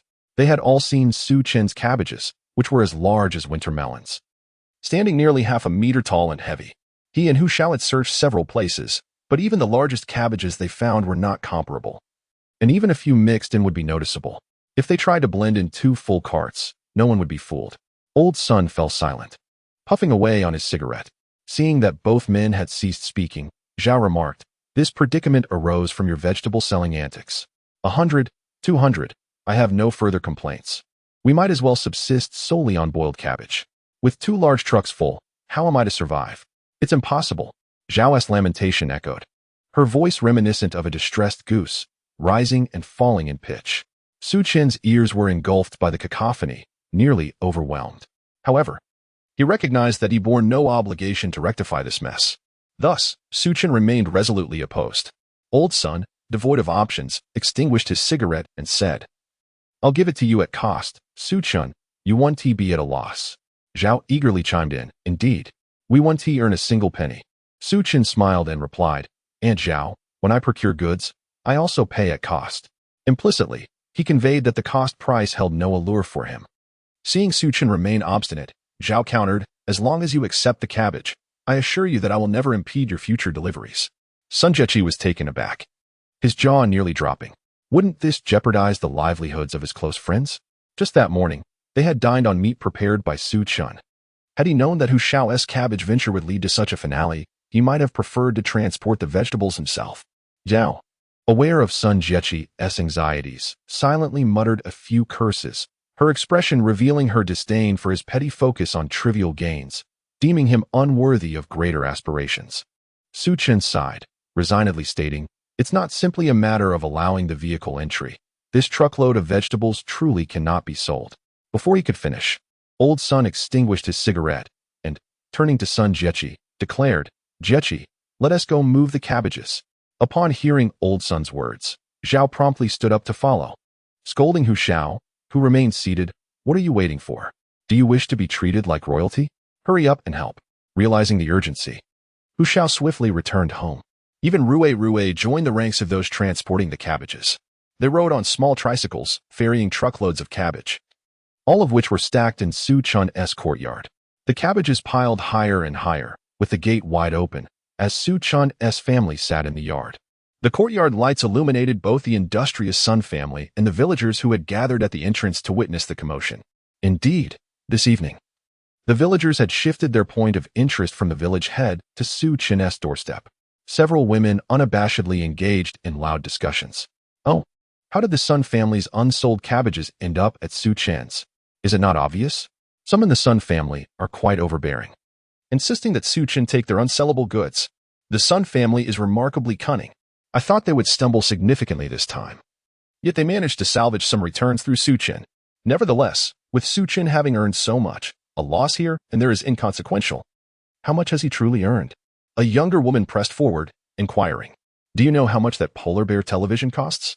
"Such ignorance. How much is it?" Everyone turned to Auntie in unison. "It must be several thousand," she exclaimed, gesturing dramatically with both hands. "I went to Huimin department store yesterday, and the price tag read 4,998 yuan. The villagers, watching the commotion, felt a pang of unfairness, especially as they observed the Sun family transporting cabbage with newfound appreciation. "We need Su Chen's help. They've earned so much already. Indeed, it's just 2 carts of cabbage. Even if there were more, Su Chen could handle it." As Su Chen sipped tea and nibbled on snacks, he couldn't help but chuckle at the villagers' chatter. Most of the residents of Yuanshan village had yet to awaken to broader perspectives, fixated solely on immediate gains, and it was no surprise they uttered such morally questionable remarks. Soon, the cabbages filled Su Chen's small courtyard. "We finished moving the cabbages, Su Chen. The cost is 2,000 yuan. Don't give us more than that," Old Sun said with a grin, wiping his hands. Su Chen sneered internally, thinking, "This Old Sun talks so sweetly. Who would give more? Perhaps he is the one overthinking it. I never agreed to your moving them here, so don't expect to receive any money," Su Chen replied, not one to be easily deceived. Zhao laughed and said, "Well, The cabbages are already in your yard, and with so many villagers watching, if you don't have money today, you'll have to sell them tomorrow and bring the earnings to my family. Before the gathered villagers, Zhao asserted, I won't lie. I will not take a single extra cent from Chen. Just 2,000. After speaking, she nudged Rui to approach Xiyan and plead with Chen on their behalf. Chapter 76. The Forced Resale of Cabbage. Lingquan Pickles. Xiyan was just a child. How could she navigate such complex relationships? Rui, being 2 years older, quickly explained the situation to Xiyan. Xiyan, are we good friends? Rui shook Xian's hand. Xiyan nodded yes. Rui's sister is my good friend. Could you ask your daddy to help sell the cabbages? Rui inquired further. Xiyan looked confused, glancing back at Chen. Chen was astonished to see the Sun family even leveraging their granddaughter's friendship. Then he noticed Chen Jalan's concerned expression. Before Chen could say anything, Old Sun waved his hand dismissively, leaving with a parting remark, if there's no money today, you can come tomorrow. Zhao, at the back, slammed the door shut. However, the sounds from outside remained clear. Everyone disperse. Go home. The excitement is over. Leave. With so many cabbages, how would they sell them? Why do you care about it? Just let it rot at home. It has nothing to do with you. The crowd gradually dispersed, leaving behind a courtyard full of cabbages, transferred from the Sun family to Chen's home. After a considerable moment of reflection, Chen Jalan finally grasped the situation, yet the damage had already been done. What could she do now? Neither she nor Chen possessed the stubbornness characteristic of the Sun family. Chen, how about I assist you in selling the cabbages tomorrow? Chen Jalan attempted to comfort Chen. However, Chen shook his head and replied, there are too many cabbages, and they aren't the same variety we sold before. If I sell them on the street, it could tarnish my business reputation. I cannot do that. Really? Chen Jalan exclaimed, her mouth agape. So we're not selling them? Are we supposed to eat them all ourselves? Chen chuckled and reassured her, of course not. I intend to pickle the cabbages and sell the pickled vegetables. Pickled vegetables? Why didn't I think of that? A smile spread across Chen Jalan's face. If we pickle them, we can certainly preserve the cabbages. We still have several large jars at home. I'll go clean them. Great. I will prepare the ingredients for pickling, Chen said. Chen Jalan responded joyfully, all right. Chen had no particular items to prepare, primarily needing to draw out the spring water for the pickling process. Given the sheer quantity of cabbages, he could not make kimchi but would instead prepare sauerkraut. This method of pickling was straightforward. As long as the brine was well prepared, the process would proceed without significant issues. Chen Jalan assisted Chen with tasks within her capabilities, while Chen focused intently on mixing the brine.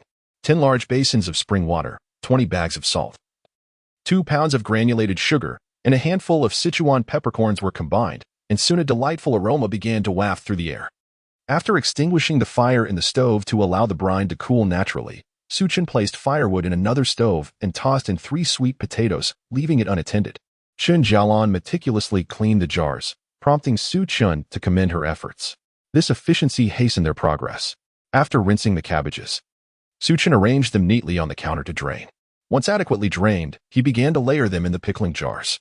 Using a clean porcelain bowl, he ladled the brine into the jars, adding slices of ginger, garlic cloves, small chili peppers, and a few chopped apples, followed by a splash of rice vinegar and high-proof grain alcohol. He prepared both spicy and non-spicy variations. Before long, the courtyard was bustling with an array of jars, large and small, filled with pickled vegetables. As Chen moved about, he couldn't help but grumble about the uneven ground, lamenting the lack of suitable space for the jars. Daddy, especially right here. Xiyan pouted, running over to point out a specific spot to Chen. What's wrong here? Chen inquired with a smile. No matter how arduous his tasks became, the sight of Xiyan would wash away all his fatigue. Xiyan, resembling a little informant, exclaimed, Xian's tooth is broken right here. Chen quickly squatted down and followed his daughter's gaze, noticing a tooth that was half missing. What happened? He asked, his concern evident. Xiyan expressed herself somewhat incoherently, prompting Chen Jalan to clarify. It turned out that it was a rainy day when Chen Jalan ventured nearby to forage for wild vegetables, intending to prepare a soup for Xiyan. Upon her return, she discovered Xiyan had woken up and was crying. Seeing Chen Jalan, Xiyan rushed towards her but stumbled over the uneven ground of the yard, falling and striking her teeth against a protruding stone, resulting in a painful injury that left her bleeding profusely, a sight that would shock anyone. Is this where you fell? Chen asked with concern.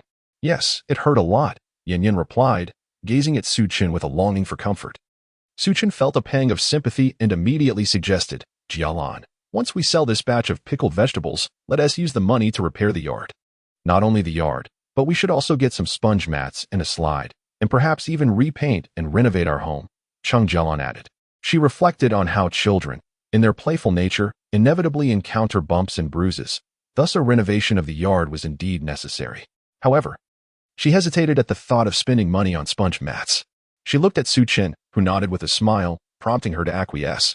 Chen prioritized their daughter and Chen Jalan, making it difficult for her to argue against him. All right, I will accompany you to sell the pickled vegetables and aim to earn more, they agreed, and with their plans set, their work became more efficient. Soon, all the cabbages were successfully pickled. Chen Jalan, having done minimal work, felt relatively unexhausted, while Chen, aided by his agricultural expertise, found the task invigorating rather than laborious. Afterward, Chen went to the stove and retrieved the sweet potatoes he had just roasted. The hot sweet potatoes burned his hands, prompting him to switch them between his palms. Yin, seeing this, gleefully exclaimed, Great sage. What? Chen replied, not quite catching her words. Great sage, Yin repeated enthusiastically. Chen Jalan chuckled, explaining, the Monkey King. Yin has been captivated by the animated version of Journey to the West lately. Then let our little monkey have a roasted sweet potato to enjoy, Chen said, smiling as he placed a peeled sweet potato into a bowl, handing it to Yin along with a spoon for her to savor at her leisure. In contemporary times, girls often indulge in their food this way, a practice Chen had observed. However, in their current setting, sweet potatoes were typically consumed without such elaborate utensils. Chen Jalan remarked, you spoil Yin too much. Even providing her with a spoon, Chen, still smiling, handed Chen Jalan a bowl as well, saying, you get one too. Receiving equal affection from Chen. Chen Jalan felt a bit shy to protest further. After they finished the sweet potatoes, Chen Jalan retrieved a small cloth pouch, instructing Chen to sit down. Chapter 77. Chen Jalan shaves. The sauerkraut is ready. Chen, puzzled yet compliant, took a seat. It wasn't he until Chen Jalan produced a razor that he understood her intentions, quickly interjecting, let me do it myself. It's too dark, I can't see anything. And we don't have a mirror at home. I'll shave you instead, Chen Jalan insisted, declining his offer. Chen observed Chen Jalan busily attending to matters, an indescribable warmth blossoming in his heart. It felt delightful to be cared for. Chen Jalan prepared a basin of warm water, immersing Chen's towel within until it was thoroughly soaked, then wringing it out gently and placing it upon Chen's chin. This was intended to soften his beard, making the subsequent shaving less painful, akin to the principle of shaving cream. Chen found it curious, to his recollection. He had never asked Chen Jalan to assist him with shaving, so how was she so adept at it? Noticing Chen's unwavering gaze, Chen Jalan feared he might overthink the situation and quickly clarified, it's not that I want to shave you. You haven't visited the barber. And with your prickly beard constantly poking at Yin, how could you not shave?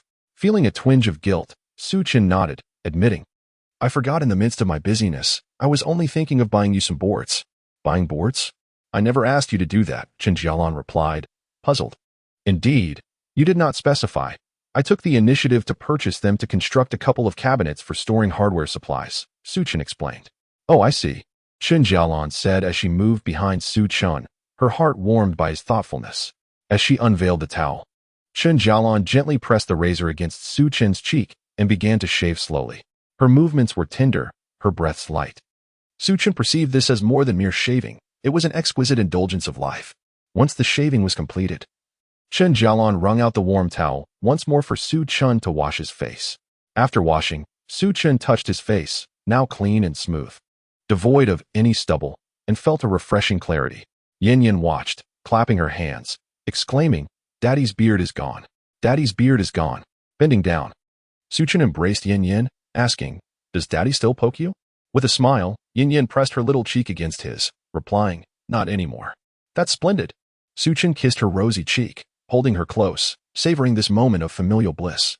After tidying up, Chen Jalan took Yin to wash up and prepare for bed. Chen rested for a brief moment before tending to the cabbages and grass for the supply supermarket. The following morning, the first thing Chen did was retrieve one of the cabbages, tearing off a leaf to taste. A tangy pickled flavor immediately filled his mouth. followed by a savory saltiness. As he chewed, a burst of fruity sweetness emerged, just as Xiyan had anticipated with the addition of the spiritual spring water. The fermentation speed had accelerated, including that of the cabbage. Remarkably, after just one night, the pickled cabbage was ready to be enjoyed. Moreover, the incorporation of the spiritual spring water had significantly enhanced the texture, yielding a flavor far beyond that of ordinary pickled cabbage, effectively transforming the mundane into the extraordinary. Thus, Xiyan retrieved the cabbage, slicing it finely, and utilizing a toothpick, he packaged it within a plastic bag. This was intended for customers to sample the pickled delicacy, preventing the chaos of individuals picking at bits here and there, and also eliminating much debate about its quality. They could simply taste it for themselves. Xiyan prepared a pot of congee and fried eggs, awaiting the rising of the two women. As for the laborers assisting with the move today, he generously offered each an extra 5 yuan, allowing them to procure breakfast at the village's entrance.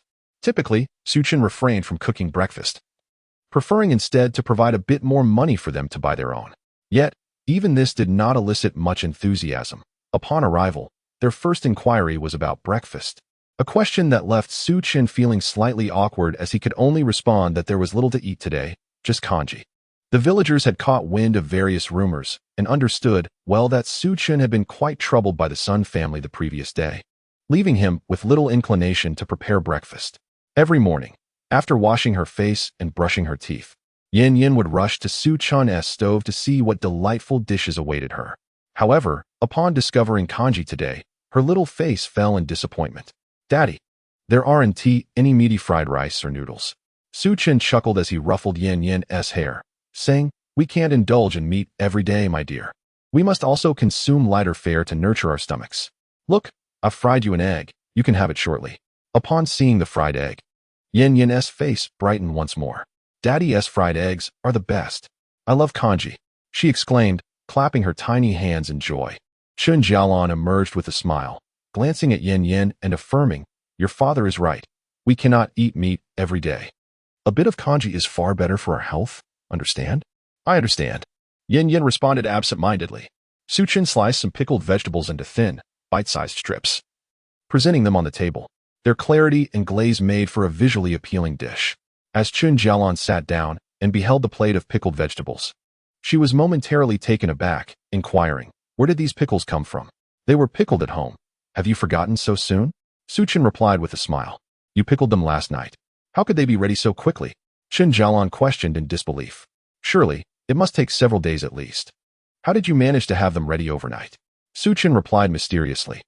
"I used a secret recipe from a restaurant chef that significantly shortens the pickling time while enhancing the flavor."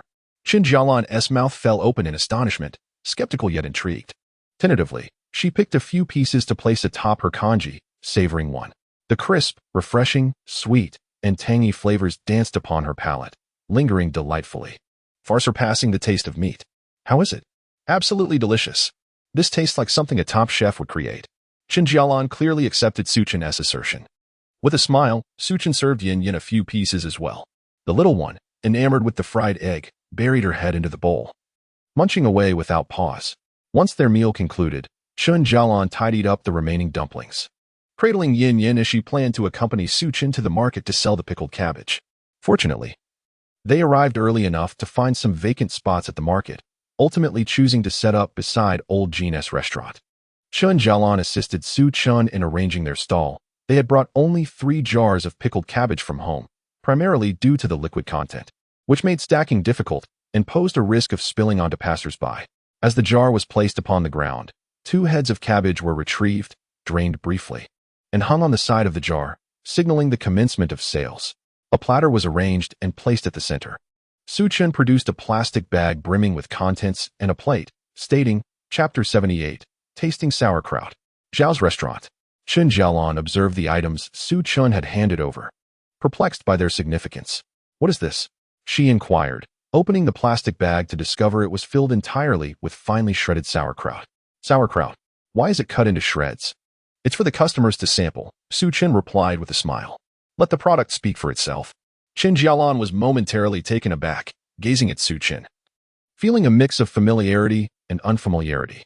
He still bore the same face, handsome among the crowd, yet he was no longer the same. He now pondered on ways to earn a living and captivate customers, embodying the essence of a seasoned vendor. Though this batch of sauerkraut had not yet been sold, Chen Jalan was convinced that it would surely be a hit. Before long, a curious onlooker approached. "Is this sauerkraut?" An elderly gentleman wobbled over. Su Chen greeted him warmly. "Sir, come, try our homemade sauerkraut." As he spoke, he offered a toothpick. The old man waved his hand, saying, "No need for a toothpick. I haven't tea at breakfast yet." Su Chen chuckled, explaining, "This toothpick isn't for cleaning your teeth, it's for sampling the sauerkraut." Chen Jalan then understood the purpose of the toothpick. It allowed patrons to poke at the sauerkraut shreds, enabling them to taste without the unsanitary practice of using their hands, while also limiting the quantity greedy individuals could take at once. The more she pondered, the more she admired Su Chen's cleverness. A smile unwittingly grazed Chen Jialan's lips as she watched him. After a brief explanation, the elderly gentleman finally grasped the concept and accepted the toothpick. Just before poking, he asked, "Really, no charge?" Su Chen responded with a grin, "Absolutely free, sir. If I were to charge you for a few strands of sauerkraut, would I still be human?" "Haha, as long as it's free." The old man laughed, glancing at the densely packed sauerkraut shreds. Without hesitation, he poked and lifted 3 strands on the toothpick. With one bite, he savored all 3. His eyes widened in surprise as he chewed, and after 3 bites, he stared at Su Chen, still mechanically chewing, until he swallowed and asked, "Boss, may I have another taste?" "Of course, feel free to sample as much as you like," Su Chen generously replied. The old man quickly repositioned the toothpick and speared a few more strands, chewing while shaking his head in delight. Finally, he gave a thumbs up, exclaiming, "To achieve such flavor in sauerkraut, you must have a master chef." "No chef here, just honest pickling. Do you find it agreeable?" Su Chen inquired with a smile. "If it weren't agreeable, would I take a second bite?" The old man chuckled. "How much does this sauerkraut cost?" Su Chen replied, 8 yuan per jin. 8 yuan per jin? The elderly gentleman was evidently taken aback by the price. "Indeed, sir, while the price may be somewhat steep, the quality of our pickled vegetables is beyond reproach. You might wish to consider it." Su Chen maintained a beaming smile. The old man attempted to turn away, yet his feet remained rooted to the ground. After a moment of hesitation, he said, "Weigh out 2 pounds for me to take home for my wife to taste." "Certainly." Su Chen promptly began to weigh the vegetables, while Chen Jalan assisted with the payment and change. Soon, a second and then a third customer approached the stall, and after sampling the delicacies, they found the flavors utterly delightful and were reluctant to leave, each purchasing a few pounds. Chen Jalan had heard the words of the Sun family the night before. These vegetables were procured at a mere few dimes per pound. After Su Chen's careful pickling, in just one night, they had transformed into a product worth 8 yuan per pound. The cost was as negligible as the water clinging to the pickles. Her admiration for Su Chen grew even stronger. While business thrived here, the Sun household was enveloped in silence. Since yesterday, Zhao had ceased cooking, enraged by Hushua's incompetence, and insisted he prepare breakfast this morning. "If you can't produce a grandson, at least you should know how to make breakfast." This phrase had been uttered over 20 times. Hushua ground his teeth in frustration, yet felt powerless. The incident with the cabbage had been resolved smoothly, but he was uncertain how well Su Chen was faring with her vegetable sales, and whether they would successfully recoup the 2,000 yuan. Zhao shared this sentiment, and in a burst of inspiration, declared, "Enough of this. Let us head to town for the market and see how Su Chen is selling her cabbage. Perhaps we can learn a thing or two." This remark resonated with Hushua, who promptly fetched the small tricycle, arranging 2 stools, one for Rui and a larger one for his mother-in-law. He then pedaled the tricycle, taking them to the market. As they passed the village entrance, others greeted them. "Oh, what festival is it today? Where is this family off to all together?" Zhao smiled and replied, "Ah, the little one is craving something, so we're going to buy some food." Upon hearing this, Rui's face lit up with joy as she exclaimed, "Are we going to buy little steamed buns, Grandma?" "Buns?" Zhao glanced at her and nodded. "Of course, if you want buns, that's easy enough. We shall buy some." "Ha ha ha, I will have little buns too." Rui joyfully wiggled. "Don't move. You'll fall and hurt yourself." Zhao swatted at her. Shortly thereafter, they arrived at the market.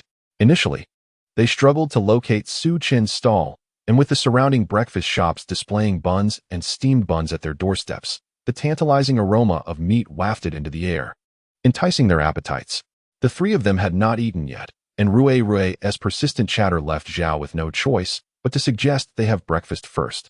Dining out for breakfast was not overly extravagant, as it remained the most affordable meal of the day, and Zhao could certainly afford it. As for lunch, they would return home and eat whatever was prepared. Dining out saved money, and that was what living well meant. Zhao, with a sense of pride, led Rue into the restaurant, her right hand tucked at her waist where a concealed pocket, sewn with coarse cloth, held several banknotes that she couldn't afford to lose. The group ordered a few bowls of congee and several steamed buns. Remembering Rue's insistence on having mantou, she ordered 2 white buns, while the side dishes were priced at 30 cents each. Zhao remarked that it was inconsequential whether they ordered them or not, and thus chose to forego the extras. However, at the neighboring table, a little boy was noisily relishing his side dishes, drawing attention with his enthusiastic commentary. "Grandpa, this pickled cabbage is delicious. It's a heavenly match with congee." The boy expressed all the grandiloquent praise he could muster. "Grandma, I want some pickled cabbage too." Rue looked at Zhao, her voice dripping with sweetness. Zhao shot a glare at Rue and retorted, "Don't you already have enough to eat? Is it not sufficient? Do you still want side dishes?" Rue huffed, set down her chopsticks, and pouted, conveying her resolve that if she didn't get the pickled cabbage today, she would refuse to eat, reluctant to part with the 30 cents. Zhao stubbornly refused to buy it, declaring, "You're not even hungry. You can still eat the bland congee." After being scolded, Rue burst into tears. Zhao, initially seeking a dignified outing, found the situation spiraling as Rue cried, prompting her to panic and softly admonish, "Stop crying. I'll buy it. It's just pickled cabbage." Rue immediately ceased her sobbing. Zhao retrieved 50 cents from her waistband and tossed it to Hushua, instructing him to buy a portion of side dishes for their daughter. Although Hushua was reluctant, he recognized his daughter's desire and stood to make the purchase.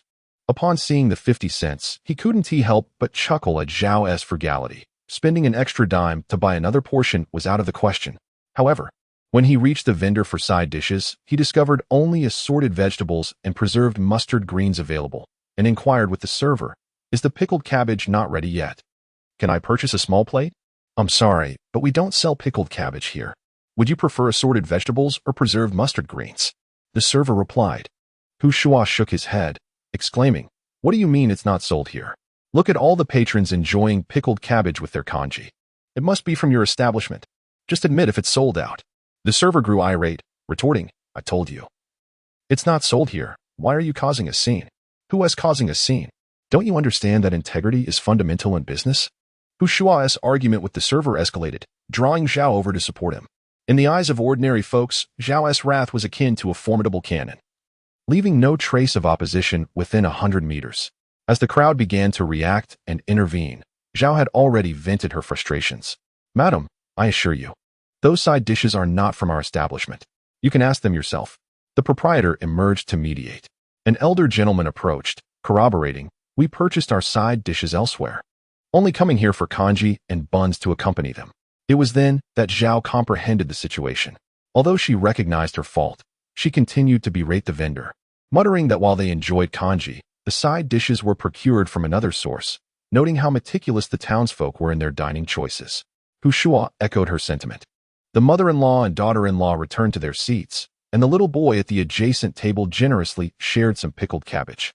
Rue, delighted, took a bite. As she chewed, her eyes sparkled with joy as she exclaimed, "Grandma, this pickled cabbage is absolutely delicious. It's far better than what you make." Zhao, not one to easily concede, thought to herself that having been a homemaker for decades, she could not possibly lose to someone else in pickling cabbage. How good could pickled cabbage really be? With determination, Zhao grabbed 2 pieces from Rue's bowl and tossed them into her mouth. To her surprise, it was indeed tastier than her own preparation, leaving Zhao speechless. Hushua observed everything. Initially disinterested in the pickled cabbage, her curiosity piqued, and she decided to try a piece herself. "Mother, this pickled cabbage is quite delightful. If we could take some home to cook with pork and add a bit of vermicelli, it would surely taste wonderful." Zhao Chong loves pickled cabbage stew, Hushua remarked to Zhao. Zhao shared this sentiment but hesitated, as there was still pickled cabbage at home, and she was reluctant to spend unnecessary money. "All you do is eat," Zhao scolded. "Grandma, I want to eat pickled cabbage too." Rue protested, on the verge of tears. Zhao was at a loss for words. This meal was truly embarrassing, degrading her in front of everyone. "Fine, we'll buy some," Zhao said through gritted teeth. Since they were going to buy something anyway, She resolved to get some pork and pickled cabbage for old son and Jia. Upon hearing that they were buying pickled cabbage, a nearby elder eagerly offered directions, stating that the seller was just down the street at the corner of a large restaurant, and urged them to hurry before it was sold out. After finishing their breakfast, the three hurried to the location indicated by the elder. There was only one restaurant on that street, and sure enough, around the corner, people were arriving one after another, carrying bags of pickled cabbage. Just yesterday we cleared out the cabbage, and today we're buying pickled cabbage again. It seems the cabbage has come to life. This is the only thing we deal with. Zhao always found something to complain about. Hu Shuo, riding a tricycle, reached the corner and soon spotted familiar faces. Chen Jalan, Xiyan, what are they doing here? Selling pickled cabbage? Zhao said, disembarking first before calling Rui to join her. Mother, let us not buy it, Hu Shuo suggested. Zhao looked at Hu Shuo, stating, whether we buy it or not, it's still your decision. That pickled cabbage belongs to Chen. Hu Shuo pointed across the street. Zhao frowned and turned to look, indeed spotting Chen and Chen Jalan amidst the crowd. When did they start selling pickled cabbage? Zhao asked Hu Shuo. I hadn't heard anything about that. I only knew they were selling cabbage and grass, not pickled cabbage, Hu Shuo replied, equally perplexed. Just the night before, she had dined at Chen's home and had discussed with Chen Jalan that their income came solely from cabbage and grass, with nothing else. How had pickled cabbage suddenly appeared overnight? Nevertheless, it was surprising that so many people were buying it. Hu Shuo recalled the previous day when she came to sell cabbage. The customers had been exceedingly picky and skilled in haggling. Yet here, with Chen, they willingly purchased and paid without hesitation. In stark contrast, her own attempts to sell cabbage had proven futile, rendering her efforts rather laughable. After expressing her astonishment, Zhao asked a passerby, excuse me, did you buy this sauerkraut from him? The passerby nodded. Indeed, I got it from him. You should hurry to buy some as well. There isn't much left. Yes, I plan to, Zhao replied with a smile, then inquired, how much does he sell it for? The passerby responded, he charges 8 yuan per pound. This one head weighs over 4 pounds, costing 35 yuan. With that, the passerby departed. 35. Zhao was taken aback. 8 yuan a pound was even pricier than meat. One head of sauerkraut sold for 35. Chen's family was bound to prosper. Hu Shuo was equally astonished, observing Chen and his wife bustling about, collecting and giving change. Wasn't this the life she had always dreamed of? Soon the crowd dispersed, for the reason was simple, they had sold out. Chen and Chen Jalan began to tidy up their belongings. Zhao approached with a smile, greeting them. Oh, what a coincidence to run into you two lovebirds at the market. What are you selling? Chapter 80, Zhao's Provocation. Custom bag orders again. Upon seeing Zhao, Chen Jalan felt a sense of unease. This woman was talkative, acerbic, and truly difficult to deal with. After their first encounter, Chen had learned the wisdom of keeping her distance. Yet now, with Zhao approaching, she felt increasingly uncomfortable. Chen Jalan glanced at Chen, her eyes pleading for help. Chen smiled reassuringly, indicating he would handle the situation. Aunt Zhao, you're here at the market too? What a coincidence. Chen continued his work without pause. Zhao leaned in, inspecting the jar. What is this? Unfortunately, apart from a jar of sour liquid, there was nothing else. The sauerkraut had long been sold out. This is brine. I plan to dispose of it, Chen said as he took the jar from Zhao and began pouring the brine into the drainage. Zhao had inadvertently dipped a finger into the brine and licked it, finding it sour and salty, reminiscent of the sauerkraut she had just eaten. How did you suddenly start selling sauerkraut? Where did you source it? My Rui loves it. I was thinking of buying 2 pounds. Zhao asked with a smile. Chen replied, wasn't it you, Aunt Zhao, who insisted on giving me that cabbage last night? I couldn't let it rot, so I decided to pickle it and sell it for a little profit. Her words left Zhao momentarily speechless. Is this the cabbage we brought in yesterday? Hu Shuo was equally bewildered, glancing at Chen Jalan. The two exchanged looks, and Chen Jalan, being more diplomatic, nodded. Zhao quickly regained her composure and raised a question. Wait, how did you manage to pickle sauerkraut overnight? Chen smiled, and Zhao, that's a trade secret. I learned it from a chef. It's a family recipe I can't disclose. Zhao was infuriated, as if a surge of fire was rising within her. An ancestral recipe? How am I unaware of this? Aunt Zhao, with a smug expression, directed her ire towards Chen. You sly one, where did you sneak in those goods? You don't wish to share the secret, do you? Not at all. Please step aside. I need to pour the brine, Chen replied, and without a moment's hesitation. He proceeded to do so. Oh dear. My newly made cloth shoes. You, wretched upstart. How could you behave in such a despicable manner? The brine splattered onto the pointed toes of Zhao's shoes, inciting her to unleash a torrent of curses. I did say to step aside. Your reaction was rather tardy. Su Chen chuckled in response. Aunt Zhao fumed like a fish out of water, huffing and puffing as she contemplated how to vent her anger. At that moment, someone recognized Hu Shua and pointed accusingly. That's the woman. She deceived me yesterday, selling ordinary cabbage as specialty fruit cabbage. Thankfully, the police arrived. Or I wouldn't have gotten my money back. Once one person recognized her, a crowd quickly gathered. The commotion from the previous day's incident had spread. And although some market-goers were unaware, local merchants were well-informed and emerged to denounce Hu Shua. Hu Shua felt like a rat scurrying down the street, pursued by a mob clamoring for her downfall. Zhao hastily picked up Rue and hopped onto a small tricycle, while Hu Shua pedaled vigorously, retreating towards the distant village. Just then, Chen Jalan, the wife of old Jean, happened upon the scene and approached the couple at the corner of the entrance. Lily, Chen Jalan called out. Old Jin's wife was named Hu Lily, and although Chen Jalan initially referred to her as sister-in-law, Lily insisted on being addressed as Sister Lily instead, as it sounded more elegant. By the way, what are you selling today? Why so many jars? Hu Lily inquired with a smile.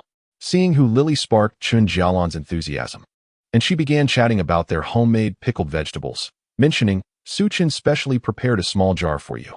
With that, Chen Jalan went to their large tricycle and returned with a small jar wrapped in oiled paper and tied with red string, handing it to Hu Lily. Oh my, how very gracious of you, Hu Lily exclaimed, receiving the jar with a smile. It's the least we could do.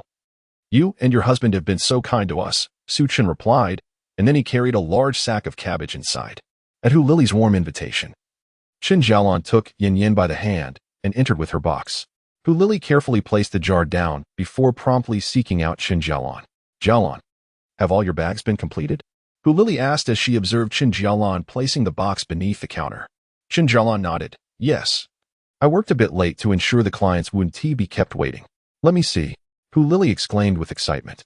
Chen Jalan readily opened the box, revealing the bags one by one for Hu Lily to admire. Each time a bag was produced, Hu Lily gasped in delight. Jalan, are you a weaver? Is your hand enchanted? How can you create such beautiful bags?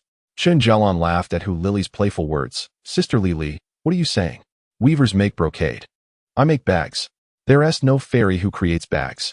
Oh, it's all the same. Now, even the weaving maiden in the sky is crafting bags.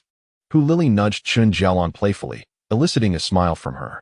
At that moment, Hu Lily gazed at Chen Jalan and said, I need your assistance in customizing 2 bags. The production cost is not insignificant, but I will handle the pricing negotiations as long as you deliver quality work. Chen Jalan, naturally, would not decline the opportunity to create bespoke bags. Each additional bag she crafted would translate into extra income, which in turn would provide greater security. Hu Lily promptly led Chen Jalan to a nearby table, where they sat down. She summoned her server to bring forth a platter of fruits and delectable fried chicken nuggets favored by children. Although Chen Jalan protested, Hu Lily insisted that as close friends, sharing a meal was perfectly acceptable, and she urged her to sit down. Yin had visited several times before and had grown quite familiar with the setting, boldly helping herself to juice and contentedly munching on the fried chicken. Hu Lily then produced 2 photographs and handed them to Chen Jalan. Upon receiving the images, Chen Jalan's eyes lit up. What exquisite kipayos. The 2 photographs displayed elegant kipayos hanging gracefully. One was a deep indigo, adorned with large peonies embroidered across the waist and thigh, exuding an aura of opulence.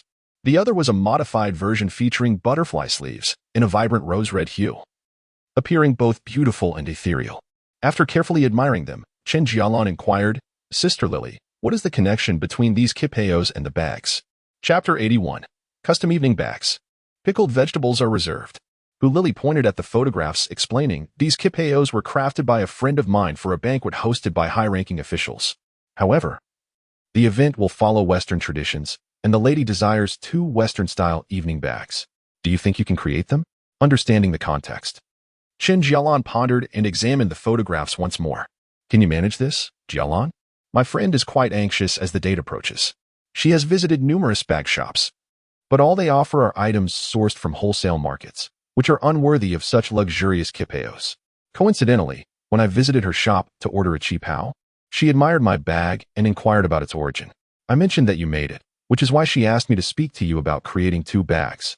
Hu Lili succinctly recounted the situation, allowing Chen Jalan to grasp the full story. Crafting 2 small clutch bags would be manageable. However, the challenge lay in merging Western bag designs with the traditional qipao. Chen Jalan studied the photographs and remarked, "Indeed, it's a delicate balance." Hu Lili nodded in agreement, affirming, "Exactly, my friend mentioned the same. But she also said that if you find it too challenging to merge styles, a simple yet elegant design would suffice." Feeling relieved, Chen Jalan replied, "I will give it a try. I believe I can manage it." "Splendid," Hu Lili exclaimed, slapping her thigh. "However, these 2 bags are urgently needed within 2 days. It's not that the banquet is approaching too soon. Rather, they must be delivered to the lady for her approval. Otherwise, we will need to arrange for additional time." Chen Jalan nodded, acknowledging understood. Crafting 2 bags in 2 days is certainly feasible. I will take on this task. Hu Lili smiled, letting out a long breath, grasping Chen Jalan's hand, and said, "Here are 2 bags. The funds are provided in advance. Take this." She handed a flat, light brown leather envelope to Chen Jalan. It had been many years since Chen Jalan had seen such an envelope, stirring a wave of nostalgia within her. But she suppressed her emotions and accepted it. "Just a quick confirmation," Hu Lili insisted. "No need for that, Sister Lily," Chen Jalan replied, feeling a bit shy. Hu Lili hurriedly interjected, "This is the rule. Even between brothers, accounts must be clear. Just go ahead." Reluctantly, Chen Jalan opened the leather envelope, discovering a stack of banknotes inside. Upon counting, she found 20 notes. 2,000? So much? She gasped, her hands trembling slightly. 2,000 could fund dozens of small bags. The financial support was indeed generous. "Of course, my friend takes a cut as well. Her husband isn't short on money. You just need to make the bags well. And the rest is yours. Additionally, there will be a custom fee," Hu Lili whispered. Chen Jialan's mouth dropped in astonishment, realizing that the client was affluent and desired exquisite, one-of-a-kind craftsmanship. "Sister Lily, I will strive to do my best," Chen Jalan promised earnestly. "Great. It all depends on your efforts," Hu Lili replied with a smile. Meanwhile, Chen Jalan had already taken out paper and was sketching her design ideas for the bags. Su Chen was deep in conversation with Old Jean. During their discussion, Su Chen mentioned his pickled cabbage and invited Old Jean to taste it. As a restaurant owner, Old Jean was no stranger to sauerkraut. Yet Su Chen's offerings were exceptional. Both the cabbage and the herbs were the finest he had ever encountered. Filled with anticipation, Old Jean eagerly awaited the sauerkraut. In the back kitchen, they sliced some for tasting. Old Jean sampled a bit and shared it with the chef, who gave a thumbs up and said, "Su Boss's products are remarkable. If this sauerkraut is stir-fried with some meat or stewed in soup, it would be divine." Old Jean was pleasantly surprised and quickly asked Su Chen, "Xiao Su, could you bring some tomorrow? I'd like to experiment with a new dish." Su Chen readily agreed, but then curiously inquired, "Old Jean, aren't you going to ask how much the sauerkraut costs?" "Why should I? I don't need much for a plate of dishes. How expensive could it be? The quality of your goods is what truly matters," Old Jean replied with clarity. 8 yuan per jean, Su Chen revealed nonetheless. Brothers are brothers. And business is business. We must not confuse the two. Once the goods arrive, we can discuss the price. It would be awkward otherwise, he added. Old Jean, having consumed a jean of the cabbage, chuckled and remarked to Su Chen, "I pay over 5 yuan per jean for meat. Your sauerkraut costs 8. Since it's a bit high, I wanted to let you know in advance. However, Old Jean, I'll give it to you for 7 yuan. Su Chen offered a concession. Old Jean nodded, saying, "Good brother, then let us start with 100 jeans. Your cabbage is pricey, but I know I can sell it well. Quality goods don't fear a lack of customers."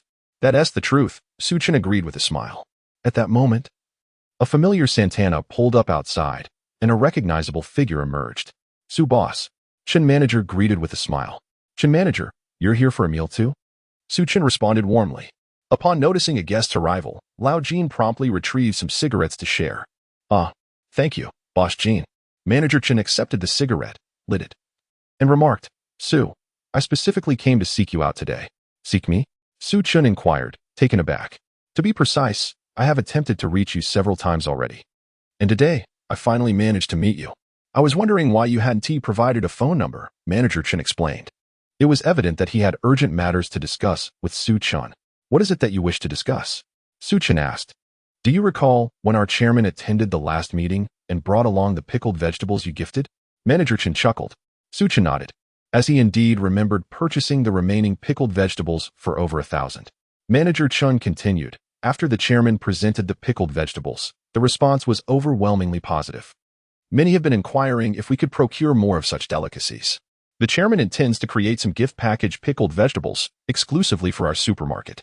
You will need to take the time to obtain a business license and provide me with a copy. Xiyan comprehended the situation and responded, "All right. I will make time to obtain one." At that moment, acquiring a business license was relatively straightforward, especially for agricultural-related endeavors, which enjoyed expedited processing. Meanwhile, Manager Chen observed a young waitress at the counter sneaking bites of something. After consuming one piece, she indulged in another. With a smile, he turned to Lao Jin and said, "Look at your staff, pilfering food meant for customers. This calls for some proper guidance." Lao Jin chuckled. "That's not for the customers. It's the sauerkraut that Xiyan prepared himself. We cut some to taste, and it's only natural for the young lady to be tempted. The flavor is exquisite. If anyone is to be blamed, it should be Xiyan." Intrigued, Manager Chen extinguished his cigarette. "What sauerkraut? Let me have a taste." Lao Jin presented the dish, and Manager Chen took a piece, savoring it before bursting into laughter. "Ah, Xiyan, you are truly remarkable." Upon seeing the satisfied expression on Manager Chen's face, Xiyan realized that he had caught the attention of this individual regarding his sauerkraut. "What price are you asking?" Manager Chen inquired directly. Xiyan held up 2 fingers. Manager Chen hesitated to guess, knowing that unpickled cabbage was priced at 6 yuan before fermentation, hence the pickled version would reasonably be 8. 8 yuan seems rather extravagant. He mused, leaning back in his chair, clearly contemplating the pricing further. That cannot be, given the premium positioning of Wayman's supermarket, where a 100-milliliter bottle of skincare essence can command hundreds. Selling my sauerkraut for 8 yuan is hardly outrageous. Xiyan stood firm. He could sell it at that price in retail. Naturally, he could afford to offer it at wholesale to larger supermarkets. Manager Chen shook his head. That may be challenging to sell. After all, this is sauerkraut, and people may perceive it as not worth such a price. Moreover, if I purchase it for 8 yuan, what would be the selling price? 16 yuan a pound? The common folk would surely hold me responsible for exorbitant pricing. Xiyan smiled. How could that be? The pickled vegetables are marketed as a premium product, and the customer feedback has been excellent. Sauerkraut cannot simply follow the same packaging route, can it? Manager Chen shook his head. Who would package sauerkraut in a box for sale? The gift box is exaggerated, but what about the vacuum bags? Weighing in at 200 grams or 500 grams, focusing primarily on smaller weights, wouldn't that allow for a more favorable price? Xiyan, hailing from a future era, often found himself at the supermarket after work, as he was a solitary soul without a daughter frequently returning home. Occasionally, when he decided to cook for himself, he would opt for small packaged side dishes, which seemed inexpensive but, when calculated to 500 grams, equivalent to a pound, were significantly pricier than those at the local market. Yet, the allure of their perceived affordability, coupled with discount price tags, drew in the elderly and homemakers alike. Manager Chen sat across the table, his newly lit cigarette forgotten between his fingers as he pondered Xiyan's words. Breaking down the bulk, if 8 yuan per pound seems excessive, then slicing it into strips and selling it for 16 yuan per pound, packaged into 16 bags at 1 yuan each, would surely create a frenzy among buyers. Boss, if you ever tire of selling vegetables, come work at our supermarket. I guarantee you'll be given an important position, Manager Chen declared, brimming with enthusiasm, as if he had secured a coveted position in a state-owned enterprise for Xiyan. I'm just suited to growing vegetables, earning a modest income. I could never be like you, Manager Chen, sitting in an office and drawing a steady salary. Xiyan chuckled. Manager Chen laughed in response. After successfully negotiating a procurement deal, he drove home in his Santana, yet the more he reflected on their conversation, the more disconcerted he became. Xiyan's words had initially sounded appealing, but upon deeper contemplation, they seemed rather misguided. His monthly earnings barely surpassed 4,000 yuan. Even when including performance bonuses, a sum that, at that time, represented a high salary, 4 to 5 times that of an ordinary laborer. This meant he, alone, was equivalent to 4 or 5 workers in terms of output. Moreover, he had the prestige of a company car, an undeniable status symbol.